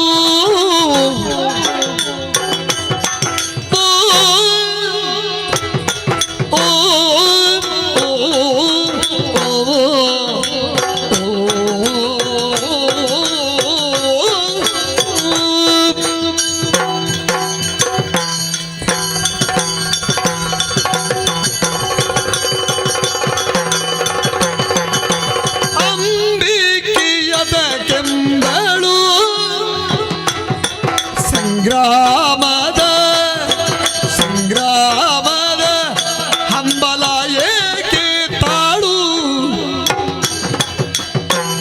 9 ವರುಷದ 4ನೇ ಕಣ್ಣಿನ 9 ವರುಷದ 4ನೇ ಕಣ್ಣಿನ ಬೊಂಬೆಯತೀಗ ಮಗಳು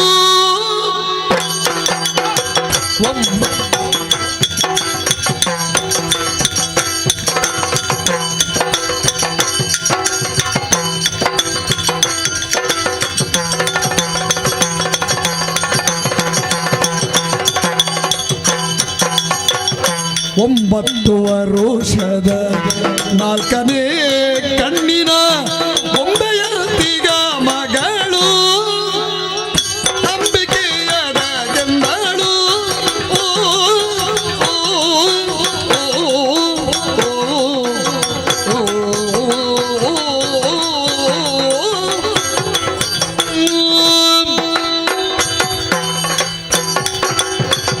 ಸರಸ್ವತಿ, ನೀನು ಆಡಿದಂತಹ ಮಾತುಗಳನ್ನು ಕೇಳುವಾಗ ಮನಸ್ಸಿಗೇನೋ ಸಂತೋಷವಾಯಿತು ಮಗಳೇ.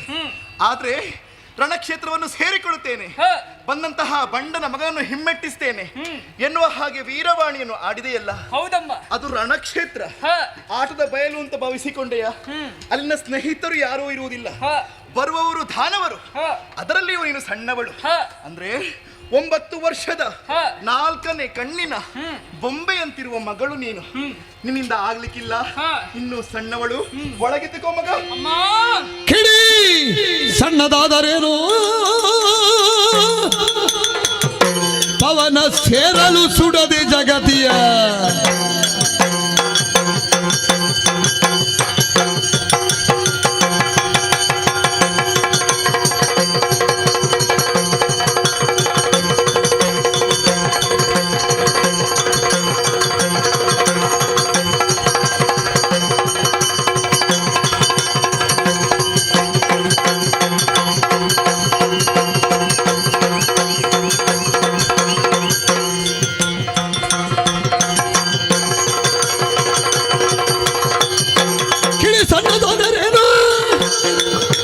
ಸೇರೆ ಸುಡದೆ ಜಗತ್ತಿಯ ನಿಲ್ಲು ಬಿಡು ಭಯ ನಿನ್ನ ಆಶೀರ್ವಾದದ ಬಲದಿಂದ ಮಡಗುವೆ ದೈತ್ಯರನು.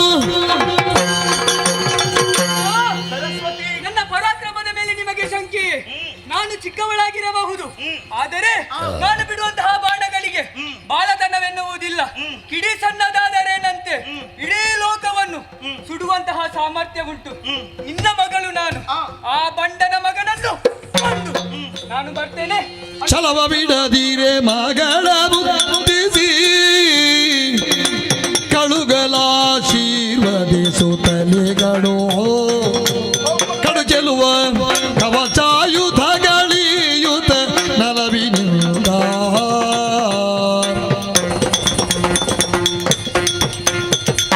ಸರಸ್ವತಿ, ಸಂತೋಷವಾಯಿತು.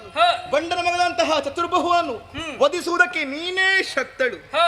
ಮಗಳೇ, ಆದಷ್ಟು ಬೇಗ ನಕ್ಷತ್ರವನ್ನು ಸೇರಿಕೊ. ಬಂದಂತಹ ಆ ದುಷ್ಟನ ದಮನವಾಗಲೇಬೇಕು. ಅದಕ್ಕೆ ಬೇಕಾಗಿ ವೀರ ವನಿತೆಯರು ನಿನಗೆ ಬೇಕಾದಂತಹ ವಸನಾವನಗಳನ್ನು ತೊಡಿಸಿದ್ದಾರೆ. ಮಾತ್ರವಲ್ಲ, ಇದೋ ಈ ಧನುರ್ಬಾಣಗಳನ್ನು ಸ್ವೀಕರಿಸು. ಇದು ಕೇವಲ ಧನುರ್ಬಾಣಗಳಲ್ಲ, ಆ ದಾನವರ ಹಣೆಯಲ್ಲಿ ಬರೆಯುವಂತಹ ಮರಣ ಲೇಖನಿಯಾಗಬೇಕು. ನಿನ್ನ ಹೆಸರು ಎನ್ನುವುದು ಲಲಿತ ಸಹಸ್ರನಾಮದಲ್ಲಿ ಒಂದಾಗುತ್ತದೆ. ಹೋಗಿ ಬಾ, ಶುಭವಾಗಲಿ. ಹಾಗೆ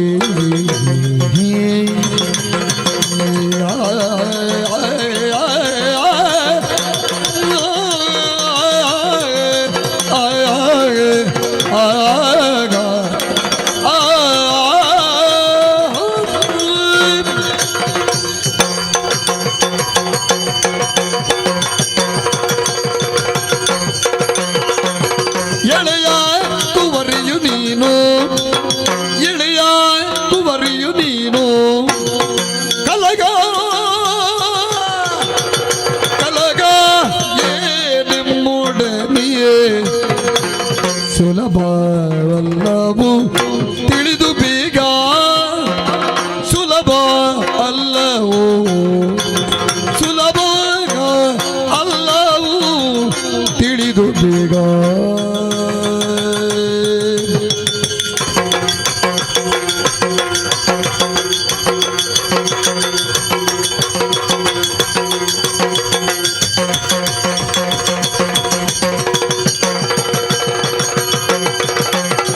ಗೆಳೆಯಕುವರಿಯು ನೀನು ಕಲಗಬೇನೆ ಮೂಡನೆ ಸುಲಭವಲ್ಲವು ತಿಳಿದು ಬೇಗ ಅವಳನ್ನು ಕಳಗು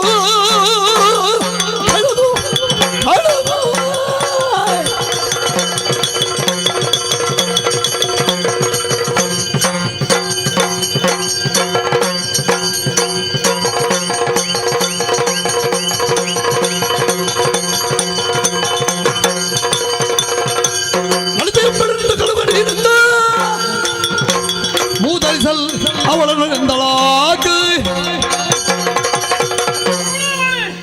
ಆಶ್ಚರ್ಯವನ್ನು ಕಾಣುತ್ತಾ ಇದ್ದಾನೆ. ಯಾಕೆ? ರಣಕ್ಷೇತ್ರದಲ್ಲಿ ಎದುರಾದ ಭಟಭಟರ ಶಿರವನ್ನು ಕಡಿಯುತ್ತ ಮುಂದಾದಂತಹ ಸಂದರ್ಭದಲ್ಲಿ ನನ್ನ ಕಣ್ಣ ಮುಂದೆ ಗೋಚರಿಸಿದವಳು ನೀನು. ಏನು ಮಾಡುವ ಹೇಳು? ಏನಾಯ್ತು? ನಿನ್ನನ್ನು ನೋಡುವಾಗ ಆಯುಧ ಎತ್ತುವುದಕ್ಕೆ ಮನಸ್ಸು ಬರ್ತಾ ಇಲ್ಲ. ಸಣ್ಣವಳು ನೀನು, ಇನ್ನು ಬಾಳಿ ಬದುಕಬೇಕಾದವಳು ನೀನು. ಹಾಗಾದ ಕಾರಣ ನನ್ನ ಜೊತೆಗೆ ಯುದ್ಧ ಮಾಡುವುದಕ್ಕೆ ನೀನಲ್ಲ, ಮತ್ತೆ ನಿನ್ನ ಅಮ್ಮನನ್ನು ಕರೆಯಿತು. ನೊರಜುಗಳ ಒರಸೆ ಮದಕರಿಯಾಕಿಗೆ ಮದಕರಿಯಾಕಿ ನೊರಜುಗಳು ನೀವು ನೊರಜುಗಳು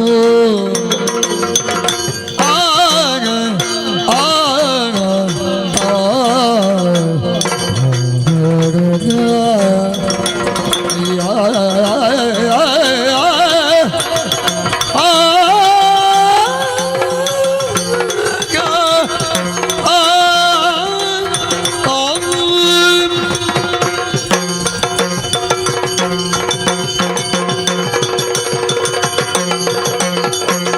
ನೊರಜುಗಳ ಒರಸೆ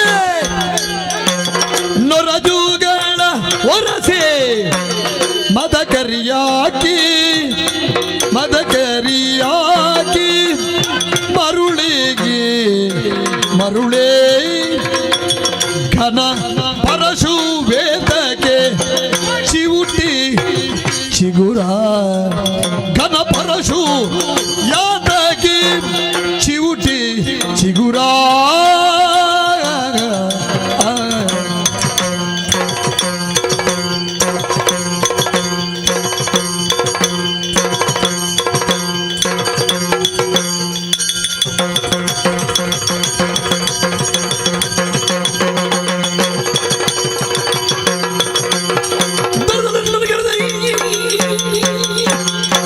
ಎನ್ನನ್ನು ಗೆಲ್ಲದೆಯ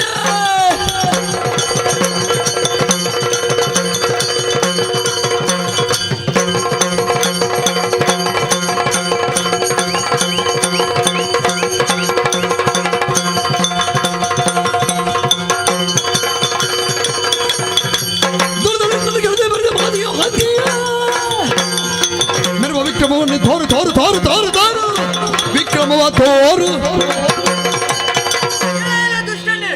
ಬೆಳಕಾಗಿ ಬಂದಂತಹ ನೀನು ನೇರವಾಗಿ ಯುದ್ಧ ಮಾಡುವುದನ್ನು ಬಿಟ್ಟು ನನ್ನ ತಾಯಿಯನ್ನು ಕರೆಯುತ್ತಾ ಇದೆಯಲ್ಲ. ಯಾವುದಕ್ಕೂ ಒಂದು ಯೋಗ್ಯತೆ ಅಂತ ಬೇಕು. ಓಹೋ, ಯೋಗ್ಯತೆಯನ್ನು ನೀನು ಸರಿಯಾಗಿ ಆಲೋಚನೆಯನ್ನು ಮಾಡು. ಇಲ್ಲದಿದ್ರೆ ಯುದ್ಧಕ್ಕಾಗಿ ಬಂದಂತಹ ನೀನು ತಾಯಿಯನ್ನು ಕರೀತಿರ್ಲಿಲ್ಲ. ಬದಲಾಗಿ ಯುದ್ಧಕ್ಕೆ ಯಾರು ಬರುತ್ತಾರೋ ಅವರ ಜೊತೆ ಹೋರಾಡಬೇಕಿತ್ತು. ಸರಿಯಾಗಿ ಆಲೋಚನೆಯನ್ನು ಮಾಡು. ಚಿಗುರನ್ನು ಚಿರುಟುವುದಕ್ಕೆ ಕೊಡಲಿ ಅವಶ್ಯಕತೆ ಇಲ್ಲ. ಬೇಕು ಅಂತ ಇಲ್ಲ. ಅಷ್ಟು ಮಾತ್ರವಲ್ಲ, ಆನೆಯನ್ನು ಪಲಗಿಸುವುದಕ್ಕೆ ಒಂದು ಅಂಕುಶ ಇದ್ರೆ ಸಾಕಾಗ್ತದಪ್ಪ. ಅದೇ ರೀತಿಯಾಗಿ ನಿನ್ನ ಜೊತೆ ಹೋರಾಡುವುದಕ್ಕೆ ನನ್ನ ಅಮ್ಮನ ಅಗತ್ಯವಿಲ್ಲ. ನಾನಿದ್ದರೆ ಸಾಕು. ಪರಾಕ್ರಮ ಉಂಟು ಗೆಳೆಯರೆ.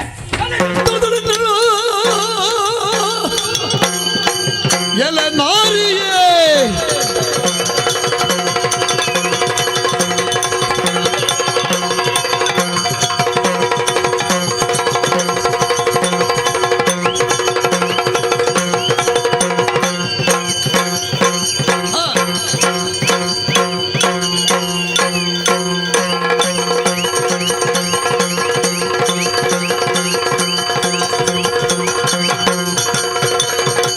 ಮೂರು ಲೋಕಗಳಿಂದ ಕಾರ್ಮಿಕ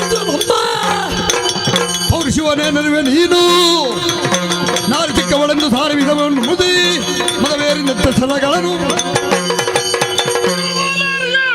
ಸಣ್ಣ ಹುಡುಗಿ ಎನ್ನುವ ಕಾರಣಕ್ಕೆ ನಿಧಾನವಾಗಿ ಮಾತನಾಡಿದ್ರೆ ಏನು ತಲೆಯ ಮೇಲೆ ಏರಿ ಕುಳಿತುಕೊಳ್ಳುತ್ತೀಯ ನಿನ್ನ ಕಟಾರಿಯಿಂದ ತಲೆ ಕಡಿಯುವಾಗ ನಿಪುಣ ನಿಪುಣ ನಿಪುಣ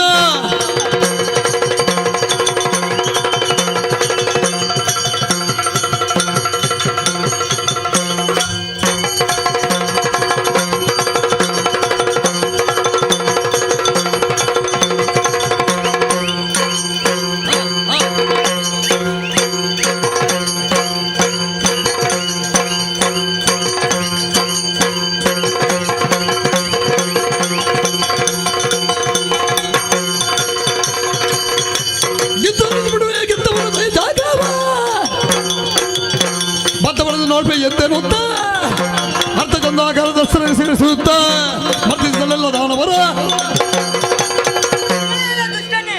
ಮಾತಿನಲ್ಲಿ ನೀತಿ ಬೋಧನೆಯನ್ನು ಮಾಡಿದರೆ ಹೇಳುವವ ನೀನಲ್ಲ, ನಿನಗೆ ಇನ್ನು ಬಾಣ ಪ್ರಯೋಗ.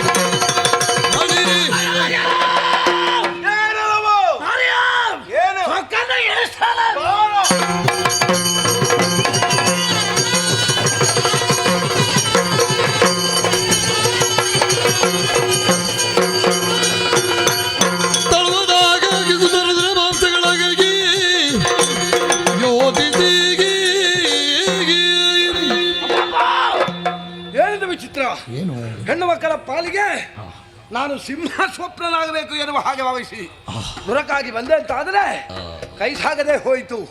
ಪರಾಯಣ ಸೂತ್ರವನ್ನು ಕೈಗೊಂಡೆ, ಕಾಯದ ಕಸುವು ಇಂಗುತ್ತಾ ಇದೆ. ಹಾಗಾದ್ರೆ ನನ್ನ ಅಣ್ಣನಿಗೆ, ನನ್ನ ಒಡೆಯನಾದಂತಹ ಬಳ್ಳರಿಗೆ ಈ ಪಾಲಿಗೆ ಸೋಲವಾಗುವುದಕ್ಕೆ ಬಿಡಲಾರೆ. ಹೆಮ್ಮಕ್ಕಳ ಸತ್ವವನ್ನು ಕುಂದಿಸಲಾಗಬೇಕು. ಪ್ರತಿ ಸೃಷ್ಟಿಯ ಅಧಿಕಾರವನ್ನು ನನಗೂ ಇತ್ತಿದ್ದಾನೆ. ಈ ಕ್ಷಣದಲ್ಲಿ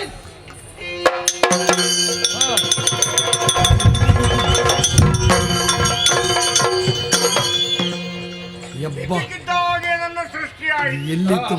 ಯಾಕಂತೇಳಿ ಗೊತ್ತಾಗಲಿಲ್ಲ. ಹತ್ತಿರದಲ್ಲಿ ಯಾರು ಅಂತ ನೋಡುವಾಗ ನನ್ನ ಸೃಷ್ಟಿಗೆ ನೀನೇ ಕಾರಣ ಅಂತ ಗೊತ್ತಾಯಿತು. ಆದ್ದರಿಂದಲೇ ಬಂದು ನಿಂತಿದ್ದೇನೆ. ಕರೆಸಿದಕ್ಕೆ ಕಾರಣ, ಸೃಷ್ಟಿ ಮಾಡೋದಕ್ಕೆ ವಿಷಯ ಏನು? ಕಾರಣ ಉಂಟು, ಆದರೆ ಯಾವುದು ಔಷಧೀಯ ಸಸ್ಯಗಳು ಉಂಟ. ಯಾಕೆ ನಾನು ಅದರ ಮಧ್ಯದಲ್ಲಿ ಸೃಷ್ಟಿ ಮಾಡಿದ್ದು ಅಂತ ಅವನ ಕುತ್ತಿಗೆ ನೋಡುವಾಗ ನನಗೆ ಹಾಗೆ ಅನಿಸ್ತಾ ಉಂಟು. ಉಂಟೆಷ್ಟು ಅದು ಸಂಗ್ರಹ ಮಾಡಿದ್ದು ಮುಂದೆ ಯಾರಿಗಾದ್ರೂ ಬೇಕಾಗಬಹುದು ಅಂತೇಳಿ. ಹರಿ ಕಂದ, ನಿನ್ನ ಜನ್ಮಕ್ಕೆ ಕಾರಣೀಭೂತ ನಾನಾಗಿದ್ದೇನೆ. ಯಾಕೆ ಈ ಮಂದ? ಕಂದ, ನಿನ್ನ ಸೃಷ್ಟಿಗೆ ಕಾರಣ ನಾನಾಗಿದ್ದೇನೆ. ನಾನು ನಿನ್ನ ಅಯ್ಯ, ನಿನ್ನ ಅಪ್ಪ. ಅಯ್ಯಪ್ಪ ಅಯ್ಯ ಅಪ್ಪ ಅಪ್ಪ ಅದೆರಡು ಒಂದೇ. ಬೇಡ, ಯಾವ್ದಾದ್ರು ಒಂದು ಹೇಳು. ಒಂದು ಹೇಳು. ಸೃಷ್ಟಿಸುವುದಕ್ಕೆ ಕಾರಣ ಇದೆ.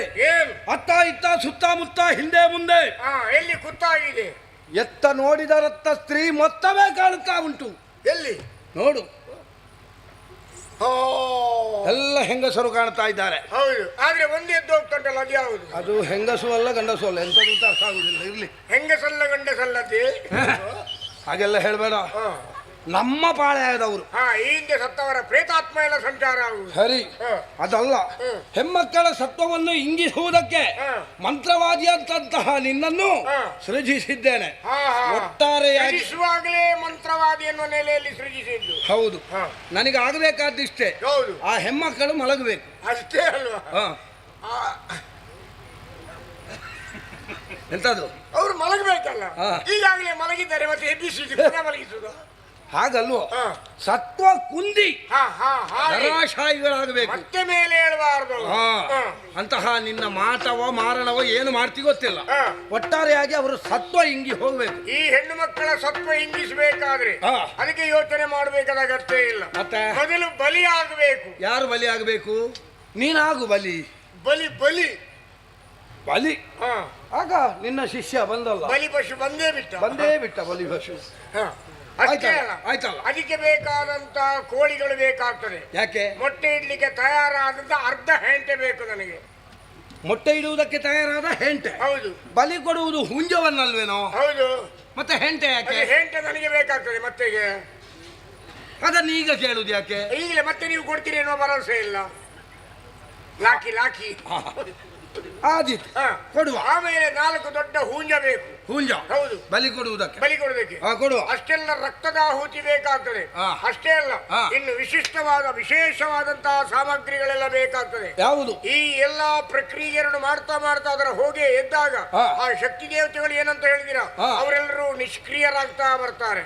ಆಮೇಲೆ ನಮ್ಗೆ ವಿಜಯವನ್ನು ಸಾಧಿಸಲಿಕ್ಕಾಗ್ತದೆ. ಬೇಕಾಗಿರೋದು ಇಷ್ಟೇ, 4474 ದೊಡ್ಡ ಜಾತಿಯ ಗೋಂಕರ್ ಕಪ್ಪೆ. ನಾವೀಗ ಯುದ್ಧದ ಹೊತ್ತಿನಲ್ಲಿ ಅದನ್ನು ಬಿಟ್ಟು ಈ ಕಪ್ಪೆ ಹಿಡುಕುವುದಕ್ಕೆ ಎಲ್ಲಿಗೆ ಹೋಗುದು? ನೀನು ಮನಸ್ಸು ಮಾಡಿದ್ರೆ ಆಗ್ತದೆ, ಬೇಕಾಗ್ತದೆ, ತೊಂದರೆ ಇಲ್ಲ. ಆಮೇಲೆ 75,775 ದೊಡ್ಡ ಜಾತಿಯ ಸೊಳ್ಳೆ. ದೊಡ್ಡ ಜಾತಿಯ ಸೊಳ್ಳೆ? ಸೊಳ್ಳೆ ಹಿಡಿಯುವಾಗ ಒಂದೇ ಒಂದು ಸೊಳ್ಳೆಯ ಕಾಲು ಮುರಿಯಬಾರದು. ಇದೊಂದು ಹೊಸತು ನಿಬಂಧನೆ, ಇದು ಕಲ್ತಾಗಬೇಕಷ್ಟೇ. ಆಮೇಲೆ 14,000 ನೀರೊಳ್ಳೆ. 14,000 ನೀರೊಳ್ಳೆ. ಅದ್ಯಾವುದು? ನೀರೊಳ್ಳೆ ಅಂತಂದ್ರೆ ಒಳ್ಳೆಕ್ಕಿಂತ ಸ್ವಲ್ಪ ದೊಡ್ಡದಾಗಿರ್ತದ, ಸರೀಸೃಪ. ಸರೀಸೃಪ. ಆಮೇಲೆ 15 ಗರ್ಭಿಣಿ ಕತ್ತೆ. ನೀನು ಮನಸ್ಸು ಮಾಡಿದ್ರೆ ಆಗ್ತದೆ. ಆ ಕಟಾರಿಯಲ್ಲಿಂಟು ಕೊಡಿ, ಅವನ ತಲೆ ಕಾಡಿದ್ದೇನೆ. ಅದು ಕೊಠಾರಿ ಇಟ್ಕೊಂಡು ಹೋಗಿ. ಗರ್ಭಿಣಿ ಕತ್ತೆ ನಾನು ಮನಸ್ಸು ಮಾಡಿದ್ರೆ ಆಗ್ತದೆ. ಯಾವುದಾಗ್ತದೆ? ಅಲ್ಲ, ತರಿಸ್ಬೇಕು ಅಂತ. ತರಿಸ್ಲಿಕ್ಕೆ ಆಗ್ತದೆ ನಿನ್ನ ಸಿದ್ಧಿಯಿಂದ. ಅಷ್ಟೇ ಅಲ್ಲ, 75 ಕೊಡಪನ ಬೊಗ್ಗಿ ನಾಯಿಯ ತುಪ್ಪ. ಅದನ್ನೆಲ್ಲ ಯಾರೋ ಸಂಗ್ರಹಿಸುವುದಕ್ಕೆ ಹೋಗುದು. ನೀನು ಮನಸ್ಸು ಮಾಡಿದ್ರೆ ಆಗ್ತದೆ. ಸರಿ, ಆಯ್ತು. ಇಷ್ಟೆಲ್ಲ ಬೇಕಾಗ್ತದೆ. ಆಮೇಲೆ ಕೊನೆಯದಾಗಿ 2 ಕೂರ್ಮ, 2 ಮಸಾಲೆ. ಅದು ಕಷ್ಟ. ಈಗ ಬೇಕು. ಅದು ಸಾಯಂಕಾಲದ ಒಳಗೆ ಏನಾದ್ರೂ ವ್ಯವಸ್ಥೆ ಮಾಡಬಹುದು. ಒಂದು ನಾಲಿಗೆ ಇಲ್ಲದ್ದು, ಒಂದು ಕೂದಲಿಲ್ಲದ್ದು. ಕೂರ್ಮ ಅಂತ ಹೇಳಿದ್ರೆ ಆಮೆ. ಹೌದು. ಮೊಸಳೆ ಆಲೋಚನೆ ಮಾಡಬೇಡ. ನಮ್ಮಲ್ಲಿ ಕೆಲವು ಮಲಗಿ ಸಾಯುವವರಿದ್ದಾರೆ, ಅವರನ್ನು ಇದನ್ನೆಲ್ಲ ತರುವುದಕ್ಕೆ ಬಿಡುವ. ಅಷ್ಟು ಸುಲಭದಲ್ಲಿ ಆಗುವುದಿಲ್ಲ. ಯಾಕಂದ್ರೆ ಕೂದಲಿಲ್ಲದ ಆಮೆ ನಮಗೆ ಬೇಕು. ಅದ್ಯಾಕೆ? ಅದು ಈ ಮಾಟಕ್ಕೆ ಬೇಕಾಗಿರೋದು. ಆಮೆಗೆಲ್ಲಾದ್ರೂ ಕೂದಲು ನೋಡಿದ್ಯಾ ನೀನು? ಇಲ್ಲ. ಮೊಸಳೆಗೆಲ್ಲಾದ್ರೂ ನಾಲಿಗೆ ನೋಡಿದ್ಯಾ? ಇಲ್ಲ. ಹಾಗಾಗಿ ಅಥರ್ವ ಕ್ರಿಯೆಗೆ ಇದೆಲ್ಲ ಬೇಕಾಗ್ತದೆ. ಹೌದು. ಮತ್ತೆ ಯಾರೋ ಮೊನ್ನೆ ನಕ್ಷತ್ರ ಆಮೆ ಬೇಕು ಅಂತ ಹೇಳ್ತಾ ಇದ್ರು. ಅದು ಬೇರೆ. ಅದು ಬೇರೆ ಪ್ರಕ್ರಿಯೆಗೆ ಇದಕ್ಕಾಗುದಿಲ್ಲ. ಆಮೇಲೆ ಮುಟ್ಟು ಬಂಜೆಗಳ ಉಚ್ಚಿಷ್ಟ ಪತ್ರದ ನೀನು ಕುಳಿತುಕೊಳ್ಳಬೇಕು. ಅದನ್ನೆಲ್ಲ ಹೇಳ್ಬೇಕು ಅಂತ ಇಲ್ಲ, ನೀನು ಮಾಡಿದ್ರೆ ಆಯ್ತು. ನರನೆನ, ರಂಜ, ಲಸೂನ, ಖಂಡ ಕೂಷ್ಮಾಂಡ ಕುಕ್ಕುಟಾಂಡವೇ ದ್ರವ್ಯಗಳಿಂದ ಇದನ್ನೆಲ್ಲ ಅರ್ಚಿಸಿ ಇಡೀ ಧೂಮವು ವ್ಯಾಪಿಸಿದಾಗ ಅದರ ವಾಸನೆ ತಗೊಂಡಂತ ಎಲ್ಲ ಹೆಣ್ಣುಮಕ್ಕಳು ಎಲ್ಲ ಮನೆಗೆ ಹೋಗಿ ಕೌಚಿ ಮಲಗೋಗಿ ಸ್ವಲ್ಪ ಹೊತ್ತಲ್ಲಿ ನಾನು ಮಾಡ್ತೀನಿ. ಹೌದು ಪುಣ್ಯಾತ್ಮ, ಅದನ್ನು ನನ್ನಲ್ಲಿ ಹೇಳುವುದಾ? ನೀನು ಮಾಡ್ಬೇಕಾದ ಸಾಮಗ್ರಿಗಳನ್ನು ತರಿಸಿಕೊಳ್ಬೇಕು. ಸಾಮಗ್ರಿಗಳು ಯಾರಲ್ಲಿ? ಆಮೇಲೆ ಬರ್ಲಿ, ಕೊಂಡ ಬರ್ಲಿ, ಕೊಂಡ. ಅವನಿಗೆ ಅಪ್ಪನ ಮೇಲೆ ಬಹಳ ಗೌರವ. ಅವನಿಗೆ ಒಂದು ಎಷ್ಟು ಇದ್ದಿದ್ರು ಅಪ್ಪನಿಗನ್ನು ಮೊದಲು ಕೊಡ್ಬೇಕು. ಬಾಯ ಅಪ್ಪನಿಗೆ ಕೊಂಡ ದೂಪೆ ಇಡುದು ಇಲ್ಲೆಲ್ಲ. ಎಲ್ಲಿ ಕೊಂಡ? ಕಂದ, ನಿನ್ನ ಈ ಪಿತೃಭಕ್ತಿಗೆ ಮೆಚ್ಚಿದ್ದೇನೆ. ಕೊಡು. ಪಿತೃ ಶ್ರಾದ್ದ ಮಾಡ್ಬೇಕಂತ ಉಂಟು ನಮ್ಗೆ. ಅಪ್ಪನನ್ನು ಎದುರು ನಿಲ್ಲಿಸಿ ನೀನು ಕುಡಿಯುವುದಾ?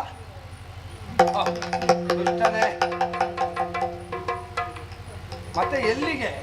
ನೀನು ಉದ್ದಾಗುವುದಿಲ್ಲ, ಅದಕ್ಕೆ ಅಪ್ಪನನ್ನು ಎದುರಿಟ್ಟು ನೀನು ಕುಡಿ. ಅಪ್ಪ ಮಾಡುವುದನ್ನೆಲ್ಲ ಮಾಡಿ ಉದ್ದಾಗಿದ್ದ.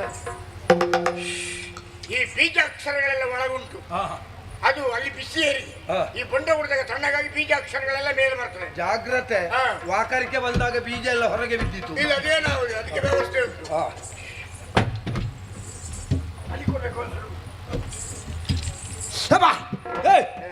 ಏನು ಮಾಡಿದ್ದು? ಬೆರಳು ತುಂಡು ಮಾಡಿದ್ದು. ಬೆರಳಿಲ್ವಾ ಇನ್ನು? ಉಂಟು, ಮತ್ತೊಂದು ಬೆರಳು.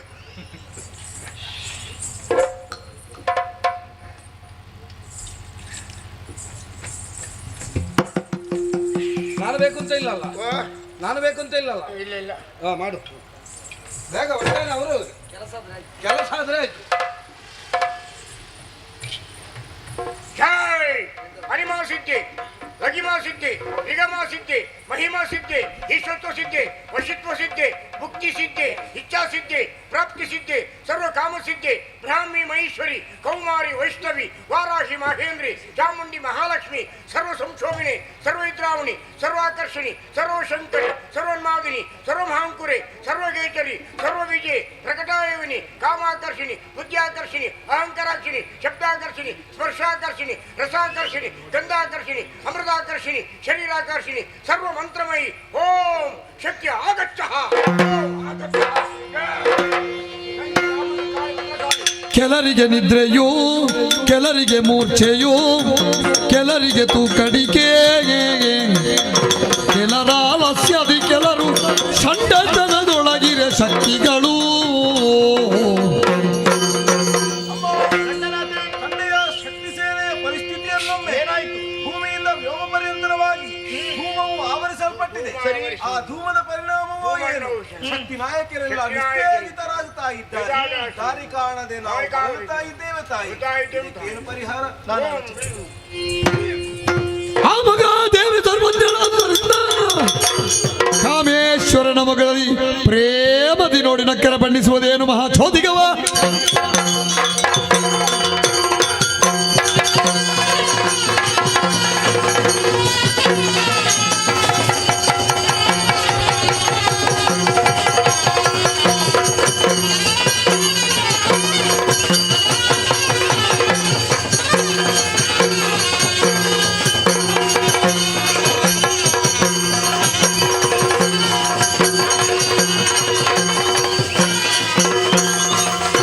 ನುಡಿದನು ಮಾತನೇ ಪಡೆದಿಹುದ್ಯಾಕೆ?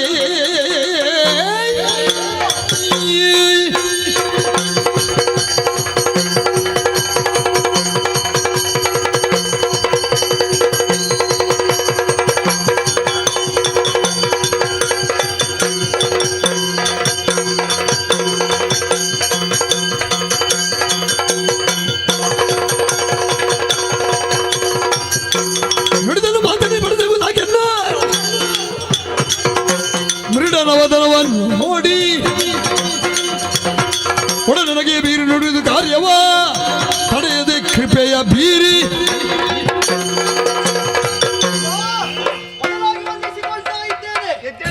ಒಮ್ಮೆಂದೊಮ್ಮೆಲೆ ನನ್ನ ಸೃಷ್ಟಿ, ಯಾತಕ್ಕಾಗಿ ನನ್ನ ಸೃಷ್ಟಿ ಹೇಳಿ ನನ್ನ ಮುಂದೆ. ಕಂದಲಾಲಿಸು ಕಳರಿಂದು ಮಾರಣ ಮಂತ್ರ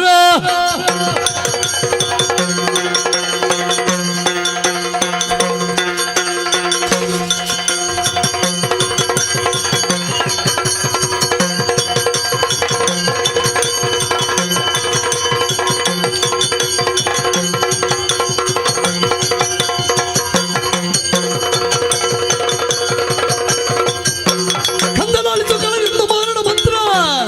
ಮಂತ್ರದಿಂದ ಗೆಲ್ಲಿದರೆಮ್ಮನು ಕುಂದದ ಜಯ ವಿಘ್ನಯಂತ್ರವ ಛೇದಿಸಿ ಕೊಂದು ಬಾ ದೈತ್ಯರನು. ನಿನ್ನ ಹುಟ್ಟಿಗೆ ನಾನೇ ಕಾರಣೀಕರ್ತನಾಗಿದ್ದೇನೆ. ಕಾಮೇಶ್ವರನ ಮುಖವನ್ನು ನೋಡಿದ್ದೇ ತಡ ಹುಟ್ಟಿಕೊಂಡವ ನೀನು. ದಶಭುಜ ಗಣಪತಿ. ಕಾರಣ ಏನು ಬಲ್ಲೆಯ? ಈ ಕಾಲದಲ್ಲಿ ಎದುರಾಳಿ ಪಕ್ಷದಿಂದ ಆ ದಾನವರು ನಮ್ಮನ್ನು ಗೆಲ್ಲುವುದಕ್ಕೆ ಬೇಕಾಗಿ ಮಾಟವನ್ನೋ ಮಾರಣವನ್ನೋ ಮಾಡುತ್ತಾ ಇದ್ದಾರೆ. ಹಾಗಾಗಿ ನೀನು ಹೋಗಿ ಆ ಮಂತ್ರದ ಕಲ್ಲನ್ನು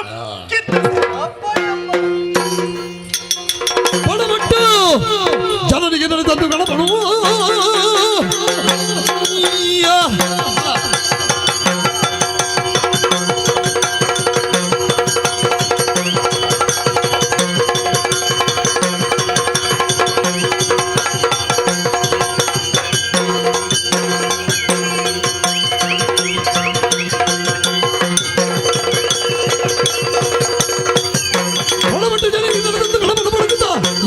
ನಿಂತವನು ಒಡನೆ ಝೇಂಕಾರದ ಮಾಡಿದರುಳ ಅಡಗಿಳಿದ ಸಿದ್ಧಿಗಳು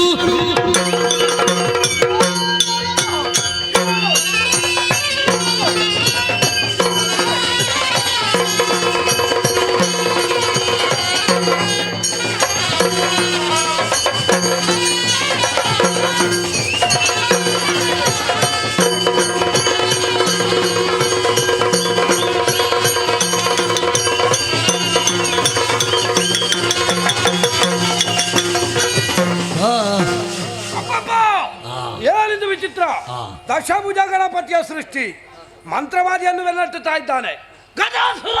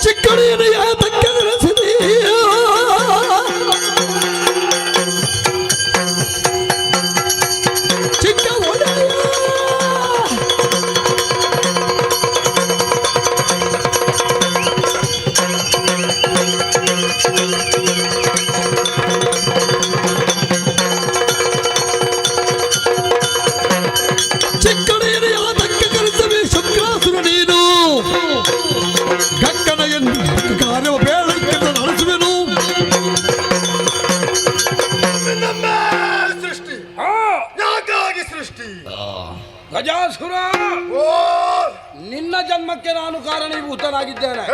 ನೋಡಲ್ಲಿ ದೂರದಲ್ಲಿ ದಶಭುಜ ಗಣಪತಿ ವಿಜೃಂಭಿಸ್ತಾ ಇದ್ದಾನೆ. ಅವನ ದಮನಕ್ಕೆ ನಿನ್ನ ಸೃಷ್ಟಿ. ಹೋಗಿ ಬಾ. ಅಪ್ಪಣೆ.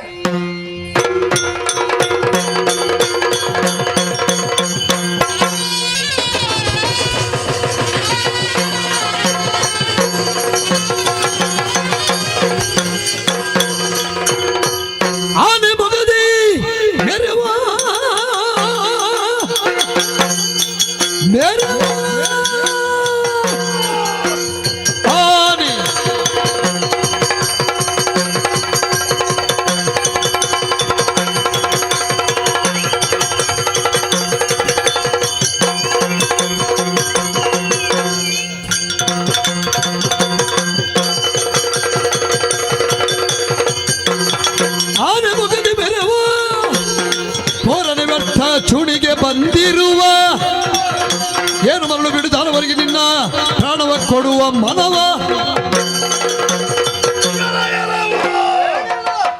ಮುಖನ್ನ ಮರಿತಾ ಇದೆಯಾ? ವೀರತ್ವ ತೋರಿಸ್ತಾ ಇದೆಯಾ? ನಿನ್ನನ್ನು ಸದೆ ಬಡಿದಕ್ಕಾಗಿ ಬಂದಿದ್ದಾರೆ. ಪ್ರಾಣವ ತೆಗೆಯುವವರು ದೈತ್ಯರು ಬಂದು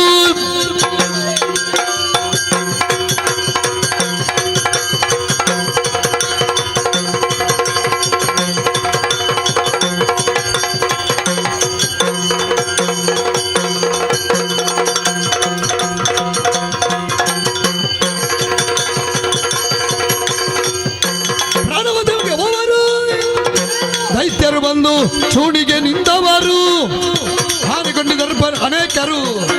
ಡಂಬವ ನೀನನ್ನು ಆಡದಿರು. ತಪ್ಪು, ಅದನ್ನು ಒಪ್ಪು. ಬದುಕುವುದಕ್ಕೊಂದು ಅವಕಾಶ ಕೊಡ್ತೇನೆ.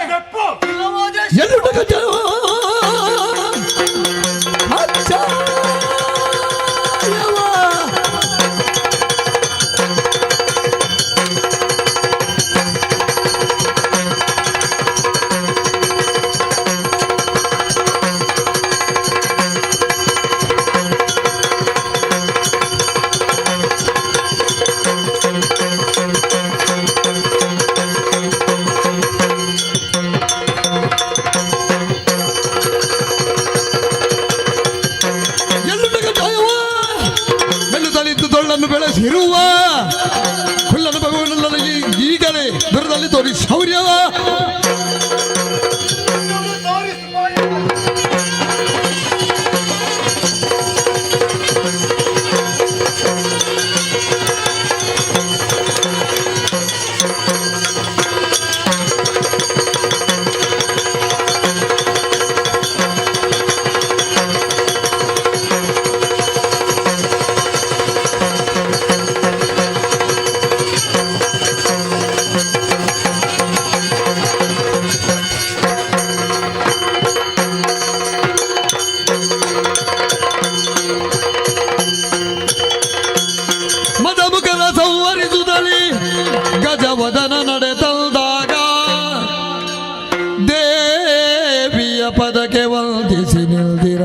ಸಂತಸವ ತಾಳುತ್ತಲೀಗಿ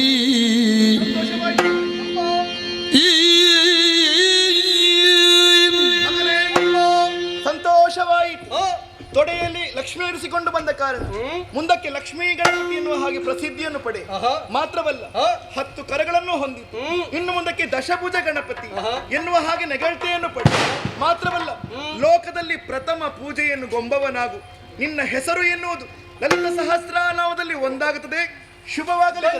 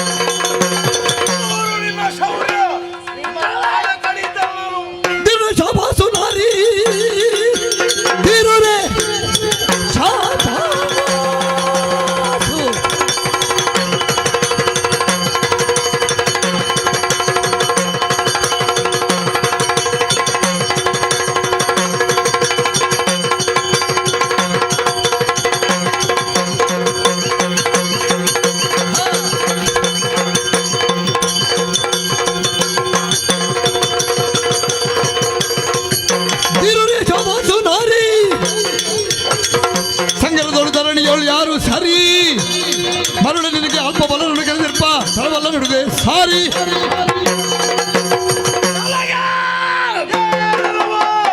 ಶಕ್ತಿಶಾಲಿಗೆ ಸೇನಾನಾಯಕಿ ನೀನೆ. ವಂದನಾತೆ ನಿನ್ನ ಅವಸಾನದಲ್ಲಿಂದ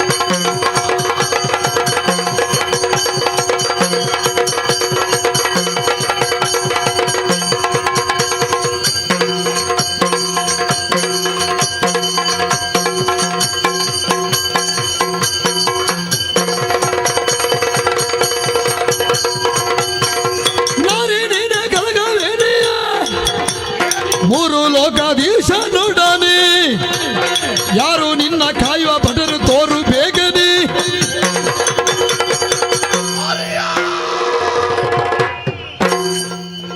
ಹೆಣ್ಣು ಮಕ್ಕಳನ್ನೆಲ್ಲ ಸೇರಿಕೊಂಡು ಶೂನ್ಯಕಾಪುರವನ್ನು ಪ್ರವೇಶ ಮಾಡಿ ಇಲ್ಲಿದ್ದ ವೀರರನ್ನು ತಳಿದೆ, ನಾನೇ ಕೊಂದೆ, ವಿಜ್ಞಾಪಿಸಿದೆ.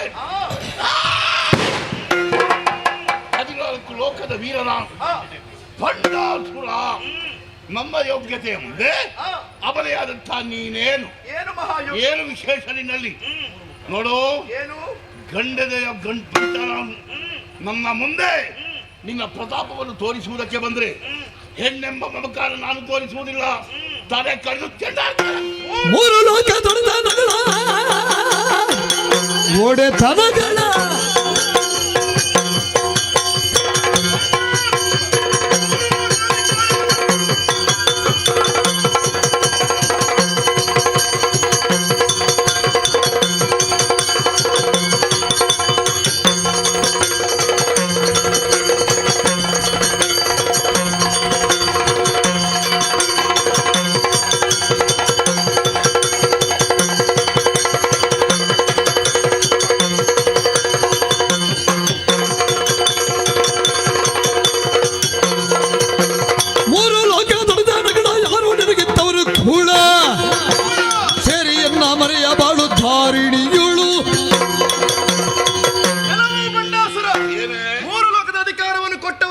ನಾನೇ ಪಡ್ಕೊಂಡದ್ದು. ಈ ಹಿಂದೆ ಸೃಷ್ಟಿ ಸ್ಥಿತಿ ಲಯಕ್ಕನುಗುಣವಾಗಿ ಬ್ರಹ್ಮ ವಿಷ್ಣು ಮಹೇಶ್ವರನ್ನು ಸೃಷ್ಟಿಸಿದವಳೇ ನಾನು. ಏನೋ ಈ ಕಾಲಕ್ಕೆ ಆ ಪಾರುಪತ್ಯವನ್ನು ಮಾಡುವಂತಹ ಅಧಿಕಾರವನ್ನು ಕೊಟ್ಟವರು ಯಾರು? ಸಾರಿ ಹೇಳುತ್ತಾ ಇದ್ದೇನೆ, ಬದುಕುವಂತಹ ಆಸೆ ಉಂಟು ಅಂತಾದ್ರೆ ಶರಣಾಗತಿಯನ್ನು ಹೊಂದು, ಇಲ್ಲದೆ ಹೋದ್ರೆ ಇನ್ನ ಶಿರವನ್ನು ಹಾರಿಸಿಯನು. ಅದನ್ನು ತರದ ಮಾತು, ಅದನ್ನು ಬಿಗಿ ಹಿಡಿಯದಿದ್ರೆ ನಾನೇನಂತ ತೋರಿಸ್ತೇನೆ.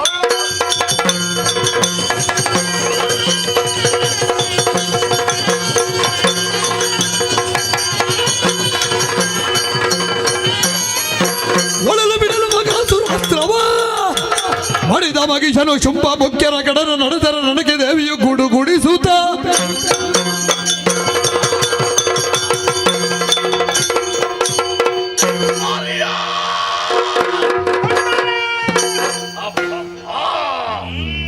ಬಹಳಷ್ಟು ಪರಾಕ್ರಮವನ್ನು ಬೆರೆಯುವುದಕ್ಕೆ ಮುಂದುವರಿಯುತ್ತಾ ಇದ್ದಿ. ಆದರೆ ಭಂಡಾಸುರನ ಯೋಗ್ಯತೆ ನಿನಗೆ ಇನ್ನೂ ಗೊತ್ತಿಲ್ಲ. ಏನು ಮಾಡಬಲ್ಲೆ ಎಂಬುದನ್ನು ನೀನು ಇನ್ನೂ ಅರಿಯದಾದೆ. ಏ ಹೆಣ್ಣೆ, ರಕ್ಕಸನೆ, ಮೂರು ಮೂರ್ತಿಗಳನ್ನು ಸೃಷ್ಟಿ ಮಾಡಿದವಳು ನೀನಾ? ನಾನು ಸೃಷ್ಟಿ ಮಾಡುವುದಕ್ಕೆ ಸಾಮರ್ಥ್ಯವಿಲ್ಲ. ಗೊತ್ತಾಯ್ತಲ್ಲ? ಯುಗ ಯುಗಗಳಲ್ಲಿ ವೀರಾದಿ ವೀರರಾಗಿ ಬೆಳೆದಿದ್ದಾರೆ. ಎಷ್ಟೋ ವೀರಾದಿ ವೀರರು ಒಳಿದು ಹೋಗಿದ್ದಾರೆ. ಅಂತಹ ವೀರರನ್ನೇ ಸೃಷ್ಟಿ ಮಾಡಿ ನಿನ್ನ ಮೇಲೆ ಯುದ್ಧಕ್ಕೆ ಕಳುಹಿಸಿಕೊಡ್ತೇನೆ. ಯಾರನ್ನು ಕಳುಹಿಕೊಡ್ತಿ? ಏನ್ ಮಾಡ್ತಿ? ಯಾರನ್ನು ಕಳುಹಿಕೊಡ್ತಿ? ಹೌದಾ? ಮೊದಲಾಗಿ ಬರ್ತಾರೆ ಶಿಶುಪಾಲ. ಕೃಷ್ಣನಾದೇನು? ರಾವಣ ಬಂದ್ರೆ ರಾಮನಾದೇನು? ಚನ್ನಮಂಡರು ಬಂದ್ರೆ ಮಹಿಷಾಸುರ ಬಂದ್ರೆ ಅಷ್ಟಬುದ್ಧಿಯಾದೇನು? ಹೌದಾ?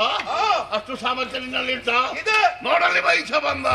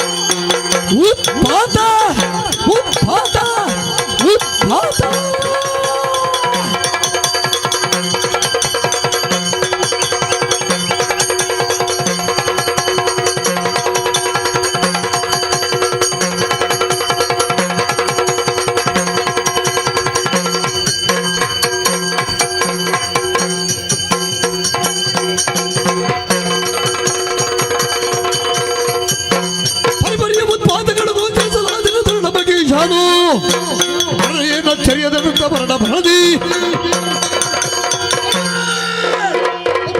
ನನ್ನ ಸೃಷ್ಟಿ ಏನೋ ಆಶ್ಚರ್ಯವನ್ನು ಕಾಣುತ್ತಾ ಇದ್ದೇನೆ.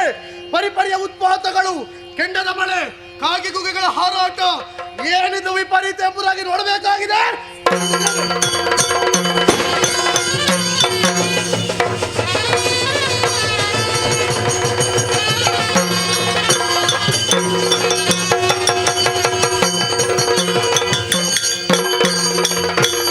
ಅಷ್ಟಭುಜದ ಮೆರವ ನಾರಿ ನಾರಿ ನಾರಿ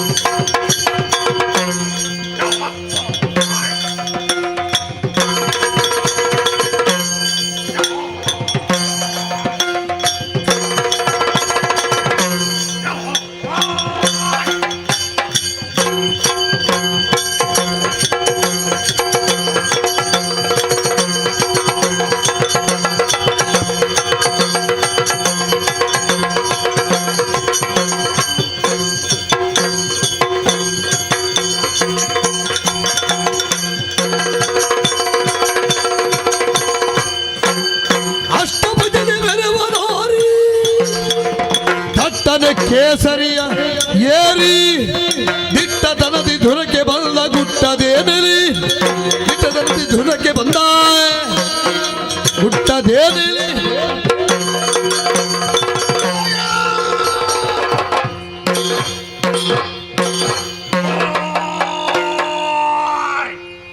ಅಷ್ಟಭುಜ ಸಿಂಹವಾಹಿನಿ ಕೈಯಲ್ಲಿ ವಿಧ ವಿಧವಾದ ತಾಯಿತಗಳನ್ನು ಧರಿಸಿಕೊಂಡು ಈ ಮಹಿಷರ ಮುಂದೆ ಯುದ್ಧಕ್ಕಾಗಿರುತ್ತೆಯೋ ದಿಟ್ಟತನದಿ ಧುರಕ್ಕೆ ಬಂದ ಗುಟ್ಟು ಹಟ್ಟಿಸುರರ ನಾಕವಾಳುವ ದುಷ್ಟ ಮಗೀಶ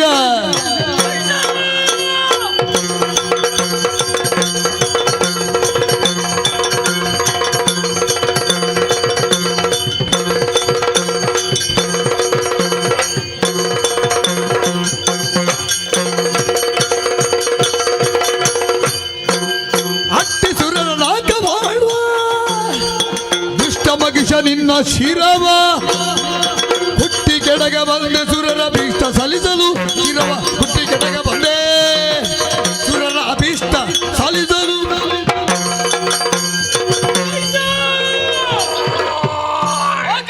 ದಾಳಿಯನ್ನು ಮಾಡಿದೆಯೋ ಅಧರ್ಮದಿಂದ ಮೆರೆದೆಯೋ ನಿನ್ನನ್ನು ಕೇಳುವುದಕ್ಕೆ ಬಂದವಳು ಸಾಮಾನ್ಯನಲ್ಲ ಬಂದವಳು ಅಷ್ಟಭುಜ ಅಯ್ಯೋ ನಿಜ ತಪ್ಪಾಯ್ತೆಂದು ಕಾಲಿಗೆ ಎಳಗಿದೆಲ್ಲ ಒಳಿತು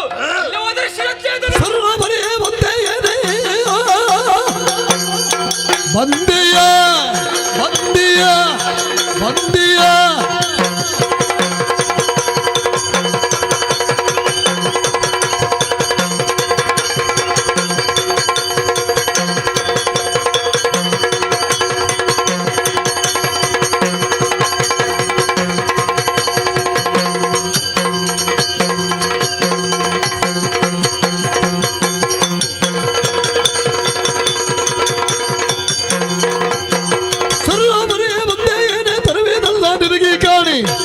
ಸರಿಯಾರನಿಗೆ ಮೂರು ಜಗದಿ ಧುರದ ಮಧ್ಯದಿ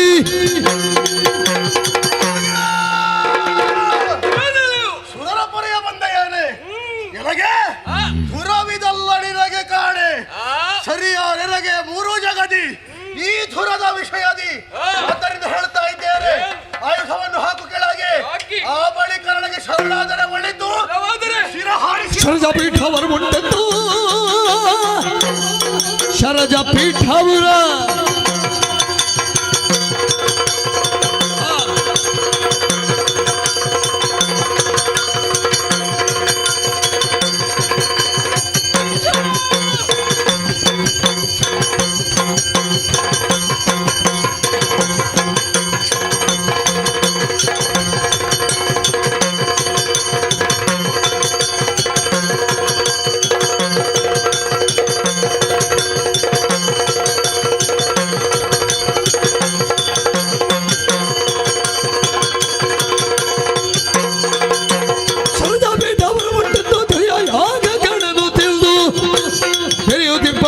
ನಿನ್ನ ಉರವ ಬಗೆಯುವೆನು.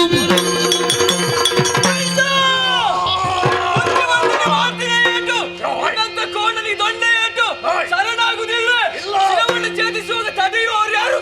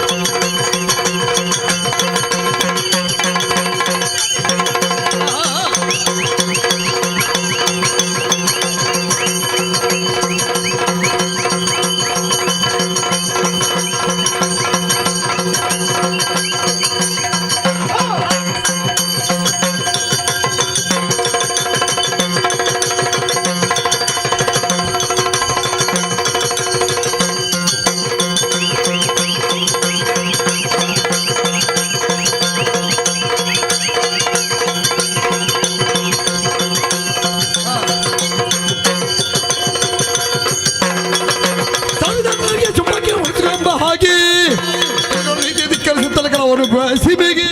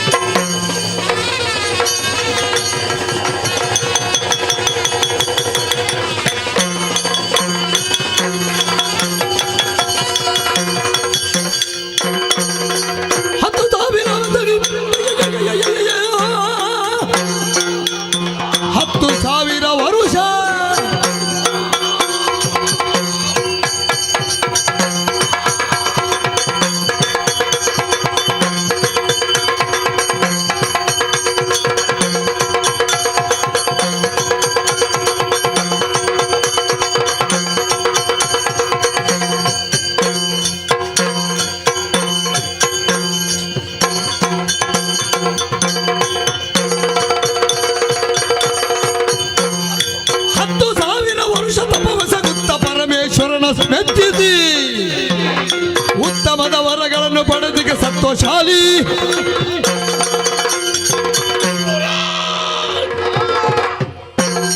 ಸಾಧನೆ ನಿನ್ನ ಹಠ ಮೆಚ್ಚಬೇಕಾದ್ದೆ ಸರಿ. ಆದ್ರೆ ಮತ್ತೊಂದು ವಿಷಯ ತಿಳಿಯಬೇಕು. ಯಾವುದು? ಬಂಡಾಸುರ ಅಸಾಮಾನ್ಯನಲ್ಲ, ವೀರಾದಿ ವೀರನೇ ಹೌದು. ಮಾಡಿದ ಸಾಧನೆ ಅದು ಅಸಾಮಾನ್ಯವಾದುದು. ಯಾವುದು ಗೊತ್ತೇ? 10,000 ವರ್ಷಗಳ ಕಾಲ ತಪಸ್ಸನ್ನಾಚರಿಸಿದವ ನಾನು. ಆ ಶಿವನನ್ನು ಮೆಚ್ಚಿಸಿ ಬೇಕು ಬೇಕಾದಂಥ ವರಗಳನ್ನು ಪಡೆದಿದ್ದೇನೆ. ಸೃಷ್ಟಿ ಮಾಡುವಂತಹ ಉದ್ಯೋಗ, ಲಯ ಮಾಡುವಂತಹ ಕೆಲಸ. ಆಮೇಲೆ 60,000 ವರ್ಷಗಳ ಕಾಲ ದೀರ್ಘಾಯುಷ್ಯವನ್ನು ಪಡೆದವ ಅಂತಹ ಬಂಡಾಸುರನ ಮುಂದೆ ನೀನು ಅದನ್ನು ತೋರಿಸುವುದಕ್ಕೆ ಬಂದ್ರೆ ನಾನೀ ಪ್ರಯೋಜನ. ಗಿರಿಜೆ ಶುಕ್ರಾಚಾರ್ಯ ಮುಖ್ಯರು ಅರುಹಿದ ನೀತಿಯ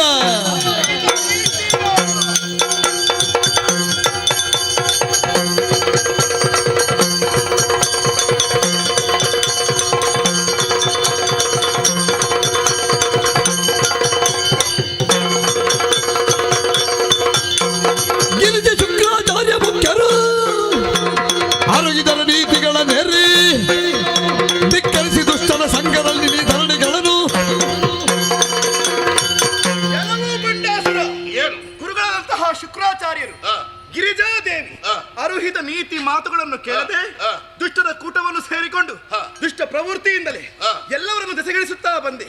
ಇದೋ ಸಾರಿ ಹೇಳುತ್ತಾ ಇದ್ದೇನೆ, ಬೆಂಕಿಯೊಂದು ಆರುವಂತಹ ಕಾಲಕ್ಕೆ ಪ್ರಕಾಶಮಾನವಾಗಿ ಉರಿದು ಹೌದು ಆರುವುದು ಸಹಜ ಸ್ವಾಭಾವಿಕ. ನೀನು ಆರುವಂತಹ ದೀಪ ನೋಡಿದ್ಯಾ? ನೀನು ಕಳುಹಿಕೊಟ್ಟಂತಹ ಅಸುರ ವೀರರೆಲ್ಲ ಧರಾಶಾಯಿಗಳಾಗಿದ್ದಾರೆ. ಬದುಕುವಂತಹ ಆಸೆ ಉಂಟು ಅಂತಾದ್ರೆ ಶರಣಾಗತಿಯನ್ನು ಹೊಂದು, ಇಲ್ಲದೆ ಹೋದ್ರೆ ಅವರಿಗಾದಂತಹ ಸ್ಥಿತಿ ನಿನಗೂ ಆದೀತು. ಏನು ಶರಣಾಗತಿ ಬದುಕುವಂತಹ ಜಾಯಮಾನ ನನ್ನದ್ದಲ್ಲ, ಮತ್ತೆ ಬಂಡಾಸುರ ನಾನು. ದೇವರಿಂದ ವರಪ್ರಸಾದವನ್ನು ಪಡೆದವ. ನಿನ್ನ ಯೋಗ್ಯತೆ ರಣಭೂಮಿಯಲ್ಲಿ ನೋಡಬೇಕು. ಬಾ ನೋಡೋಣ.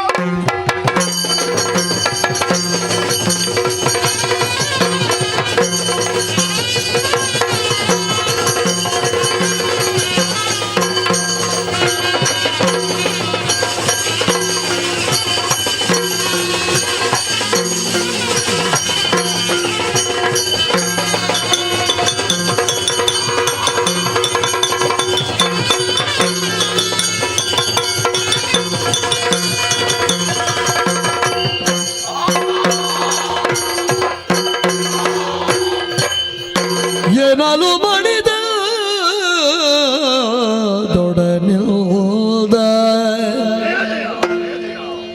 ತ್ರಿಜಗಜ್ಜನನಿ ತವ ಘನ ವಚನ ಸುಧಿಯಾಗ,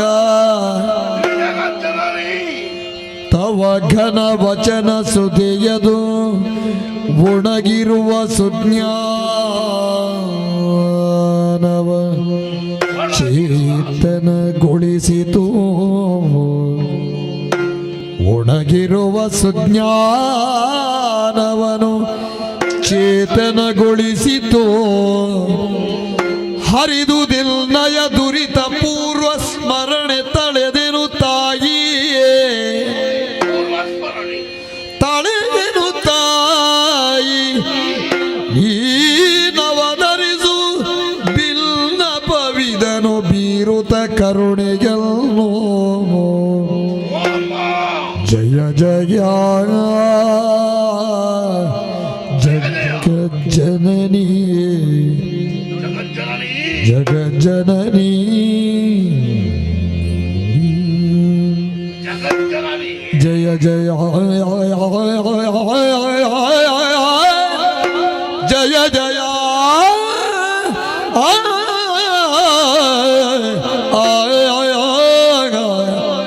ಜಯ ಜಯ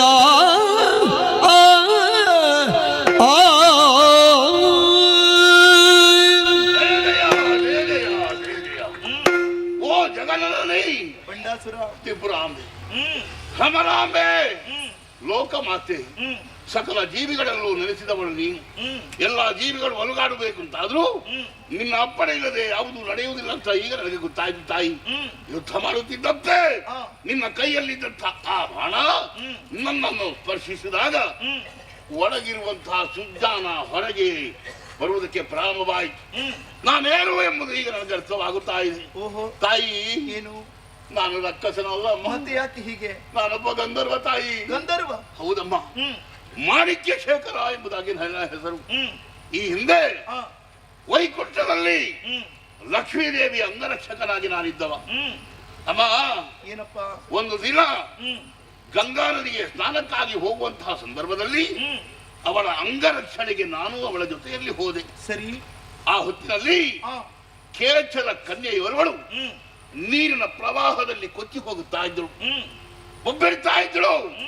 ನನ್ನನ್ನು ಯಾರಾದರೂ ರಕ್ಷಣೆ ಮಾಡಿ ನನ್ನನ್ನು ಎತ್ತಿ ಬೇರೆ ಅಂತ ಒಬ್ಬ ಇಡುವಾಗ ನನಗೆ ನೋಡುವುದಕ್ಕೆ ಆಗಲಿಲ್ಲ. ಹಾರಿದೆ, ನೀರಿಗೆ ಧುಮುಕಿದೆ, ಕೊಚ್ಚಿ ಹೋಗುವಂತಹ ಆಕೆಯನ್ನೆತ್ತಿ ದಡ ಸೇರಿಸಿದೆ. ನಮ್ಮ ಒಳ್ಳೆ ಕೆಲಸವನ್ನೇ ಮಾಡಿದೆ ಅಮ್ಮ. ಆ ಹೊತ್ತಿನಲ್ಲಿ ಯಾಕೋ ಏನು ಮನಸ್ಸಿನಲ್ಲಿ ಚಂಚಲವಾಗುವುದಕ್ಕೆ ಪ್ರಾರಂಭವಾಯಿತು. ಅವಳ ಒದ್ದೆಯಾದಂತಹ ಮೈಯನ್ನು ನೋಡಿದ ಕ್ಷಣ ಅವಳನ್ನು ಕೂಡಬೇಕು, ಬಲತ್ಕರಿಸಬೇಕೆಂಬ ಹಂಬಲದಿಂದಾಗಿ ನಾನು ಅವಳನ್ನು ಕೂಡುವುದಕ್ಕಾಗಿ ಹಾತೊರೆದೆ. ಕಾಮಾತುರನಾದೆ. ಹೌದಮ್ಮ. ಆ ಕಾಮಾತುರದಿಂದಾಗಿ ಈಗ ಪಶ್ಚಾತ್ತಾಪ ಪಡೆಯುವಂತಹ ಕಾಲ ಒದಗಿ ಬಂದಿದೆ ಅಮ್ಮ. ಒಬ್ಬಿಟ್ಟಳು ಆ ಕೇಚರ ಕನ್ನಿ. ತಾಯಿ ಹಿಂತಿರುಗಿ ನೋಡಿದ್ರು. ನೋಡಿದ ಕ್ಷಣವೇ ನನ್ನ ಕೃತ್ಯವನ್ನು ಕೊಂಡು ನನಗೆ ಶಾಪವನ್ನು ಕೊಂಡು ನೀನು ಭೂಮಿಯಲ್ಲಿ ದುಷ್ಟರಾಗಿ ಹುಟ್ಟು ಎಂಬ ಹಾಗೆ. ಆಮೇಲೆ ದುಃಖಿಸಿದ ತಾಯಿ. ಪರಿಪರಿಯಾಗಿ ಲಕ್ಷ್ಮೀದೇವಿಯಲ್ಲಿ ಬೇಡಿಕೊಂಡೆ, ನಿನ್ನ ಸೇವೆ ಮಾಡುವಂತಹ ಭಾಗ್ಯ ನನಗೆ ಕೊಡಮ್ಮ, ನಾನು ತಪ್ಪೆಸಗಿದೆ, ಹೇಗಾದ್ರೂ ನಾನು ಬದುಕುತ್ತೇನೆ ಅಂತ ಕೇಳಿದಾಗ ಕೊಟ್ಟಂತಹ ಶಾಪವನ್ನು ಹಿಂಪಡೆಯುವುದಕ್ಕೆ ಸಾಧ್ಯವಿಲ್ಲ. ನೀನು ಭೂಮಿಯಲ್ಲಿ ರಕ್ಕಸರಾಗಿ ಹುಟ್ಟಬೇಕು. ಮುಂದೊಂದು ಕಾಲದಲ್ಲಿ ಲಲಿತಾಂಬೆಯಿಂದ ನಿನಗೆ ಮೋಕ್ಷ ಸಿಗುತ್ತದೆ. ಅಮ್ಮ, ಏನಪ್ಪ? ಅವಳಿಂದ ಅಪ್ಪಣೆಯನ್ನು ಪಡೆದು ಬಂದಂತಹ ನಾನು ಹೀಗೆ ನನ್ನ ಆತ್ಮಜ್ಯೋತಿಯನ್ನು ಈ ಭೂಮಿಯ ಮೇಲೆ ಸುತ್ತಾಡಿಸ್ತಾ ಇದ್ದೆ. ಆ ಹೊತ್ತಿನಲ್ಲಿ ಒಂದು ಘಟನೆ ನಡೆಯಿತು ತಾಯಿ. ಯಾವುದು? ಕೈಲಾಸಗಿರಿಯಲ್ಲಿ ಗಣಪತಿ ಪರಮೇಶ್ವರನಿಂದ ಅಪ್ಪಣೆಯನ್ನು ಪಡೆದು ಆಟ ಆಡುವುದಕ್ಕಾಗಿ ತಮ್ಮರ ಜೊತೆಯಲ್ಲಿ ಕೈಲಾಸಗಿರಿಯ ತಪ್ಪಲಿಗೆ ಬಂದ. ಅಲ್ಲಿ ಒಂದು ಭಸ್ಮದ ರಾಶಿ ಇತ್ತು. ಓಹೋ. ಆ ಭಸ್ಮದ ರಾಶಿ ಯಾವುದು ಗೊತ್ತು ತಾಯಿ? ಯಾವುದು? ಹಿಂದೆ ಶಿವನ ಹಣೆಗಂಡಿನಿಂದ ಭಸ್ಮೀಭೂತವಂತ ಮನ್ಮಥನ ಭಸ್ಮದ ರಾಶಿ. ಇದನ್ನು ನೋಡಿದ ಕ್ಷಣ ಗಣಪತಿಗೆ ಸಂತೋಷವಾಯಿತು.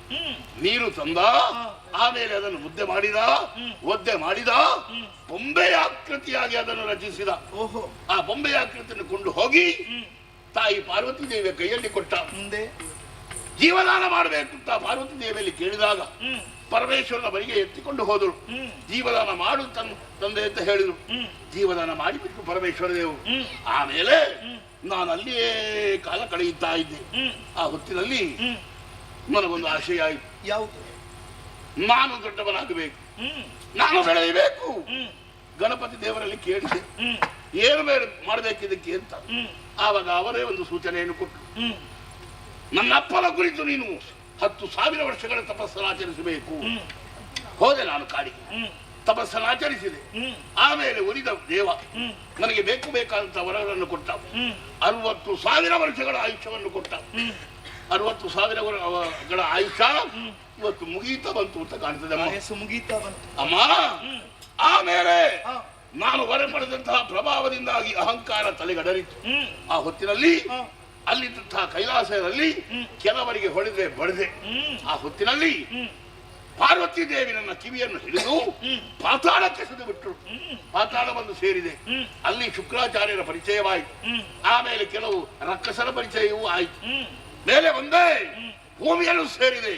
ಭೂಮಿಯಲ್ಲಿ ಒಂದು ಪುರವನ್ನು ನಿರ್ಮಾಣ ಮಾಡುವುದಕ್ಕೆ ಶುಕ್ರಾಚಾರ್ಯರು ಹೇಳಿದರು. ಅವರಿಂದಲೇ ವಿದ್ಯೆಯನ್ನು ಕಲಿತು ಬಲಿತಂತಹ ನಾನು ಮಾಯದಿಂದಾಗಿ ಶೂನ್ಯಕಾಪುರವನ್ನು ಸೃಷ್ಟಿ ಮಾಡಿದೆ. ಅಲ್ಲಿ ಅರಸನಾಗಿ ಮೆರೆದೆ. ನಮ್ಮವರೆಲ್ಲ ನನ್ನ ಜೊತೆ ಇದ್ರು. ಆದ್ರೆ ಕಿವಿ ಊದುವುದರಲ್ಲಿ ಅವರಷ್ಟು ಜನರು ಮತ್ತೊಬ್ಬರಿಲ್ಲ ತಾಯಿ. ಸಹವಾಸ ದೋಷ ಅಂತ ಆಮೇಲೆ ಗೊತ್ತಾದದ್ದು, ಈಗ ಗೊತ್ತಾಗ್ತಾ ಇದ್ದದ್ದು ತಾಯಿ. ಹೌದು, ಎಲ್ಲವೂ ಹಾಗೆ. ಯಾವುದು ಗೊತ್ತಾಗುವುದಕ್ಕೆ ಪ್ರಾರಂಭವಾಗ್ತದೋ ಆವಾಗ ಹೊತ್ತು ಕಳೆದು ಹೋಗ್ತದೆ. ನಾನು ಅಂತದ್ದು ಮಾಡಿದ್ದೇನೆ ಇಂಥದ್ದು ಮಾಡಿದ್ದೇನೆ ಅಂತ ಬಾಯಲ್ಲಿ ಹೇಳಿಕೊಳ್ಳಬಹುದೇ ಹೊರತು ಇಂಥದ್ದು ಮಾಡಬಾರದು ಅಂತ ಯೋಚನೆ ಮಾಡುವಂತಹ ಶಕ್ತಿ ವಿವೇಕ ಕಳ್ಕೊಂಡಿರ್ತದೆ. ಎಲ್ಲವೂ ಕೈ ಮೀರಿತಲ್ಲ ಅಲ್ವೇ ತಾಯಿ. ಆ ಹೊತ್ತಿನಲ್ಲಿ ಅವರ ಚಾಡಿ ಮಾತು ಕೇಳಿ ದೇವಲೋಕಕ್ಕೆ ಲಗ್ಗೆ ಇಟ್ಟೆ. ದೇವತೆಗಳನ್ನು ಪೀಡಿಸಿದೆ, ಋಷಿ ಮುನಿಗಳನ್ನು ಹಿಂಸಿಸಿದೆ, ಮಾಡಬಾರದಂತ ಅನ್ಯಾಯವೆಲ್ಲವನ್ನು ಮಾಡಿದೆ. ಗೋಹತ್ಯೆ, ಶಿಶುಹತ್ಯೆ, ಭ್ರೂಣ ಹತ್ಯೆ ಎಲ್ಲವನ್ನು ಮಾಡಿಬಿಟ್ಟೆ. ಪಂಚಮಹಾಪಾತಕಗಳು ಯಾವುದೆಲ್ಲ ಇದೆಯೋ ಎಲ್ಲವನ್ನು ಮಾಡಿ ಮುಗಿಸಿ ಆಮೇಲೆ ವಿಜೃಂಭಿಸಿದೆ.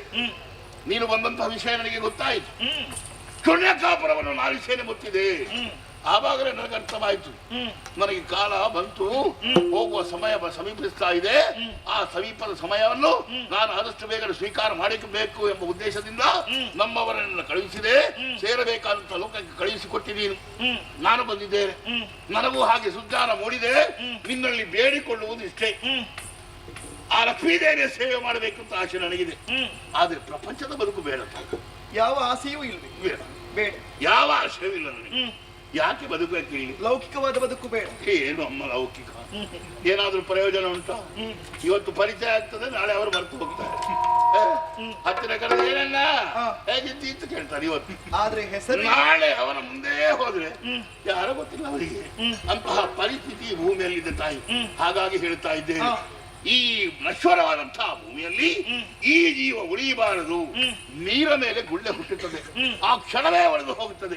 ಆ ರೀತಿ ನನ್ನ ಬದುಕಾಗಬಾರದು. ಅಮ್ಮ, ಏನಪ್ಪ? ನನ್ನ ಹೆಸರು ನಿನ್ನ ಹೆಸರಿನ ಜೊತೆ ಶಾಶ್ವತವಾಗಿ ಉಳಿಯುವಂತೆ ಸೂರ್ಯ ಚಂದ್ರ ಇರುವಲ್ಲಿವರೆಗೆ ಅದನ್ನು ನೀನು ಅನುಗ್ರಹಿಸಬೇಕು. ಆಮೇಲೆ ಈ ದೇಹಕ್ಕೆ ಮೋಕ್ಷ ಕೊಡಬೇಕು. ಬಂಡಾಸುರ, ಲಕ್ಷ್ಮಿಯಾಗಿ ನನ್ನನ್ನು ಶಪಿಸಿದೆ, ಶಾರದೆಯಾಗಿ ಅನುಗ್ರಹಿಸಿದೆ, ಪಾರ್ವತಿಯಾಗಿ ಪೊರೆದೆ. ಈ ಕಾಲಕ್ಕೆ ಲಲಿತೆಯಾಗಿ ಬಂದಿದ್ದೇನೆ. ನಿನ್ನ ಮನದಿಂಗಿತವನ್ನು ಚೆನ್ನಾಗಿ ಅರ್ಥೈಸಿಕೊಂಡಿದ್ದೇನೆ. ನಿನ್ನ ಹೆಸರು ಎನ್ನುವುದು ಸೂರ್ಯ ಚಂದ್ರ ಇರುವ ತನಕ ಶಾಶ್ವತವಾಗಿ ಉಳಿಯುತ್ತದೆ. ಲಲಿತ ಸಹಸ್ರ ನಾಮದಲ್ಲಿ ನಿನ್ನ ಹೆಸರು ಅಡಕವಾಗಿರ್ತದೆ. ನಿನ್ನ ಹೆಸರಿನ ಜೊತೆಯಲ್ಲಿ ನಿನ್ನ ಹೆಸರು, ನನ್ನ ಹೆಸರು ಸೇರ್ತದೆ. ಅದನ್ನು ಯಾರು ಎಲ್ಲರೂ ದಿನನಿತ್ಯ ಪಠಿಸ್ತಾರೆ, ಖಂಡಿತವಾಗಿ ಪಠಿಸ್ತಾರೆ. ತಾಯಿ ಮಾತ್ರವಲ್ಲ, ನೀನು ಬಯಸಿದ್ದು ಮೋಕ್ಷವನ್ನು ತಾನೆ. ಹೌದು. ಇದು ಕಾಮೇಶ್ವರ ಅಸ್ತ್ರ, ಪ್ರಯೋಗಿಸಿದೆ.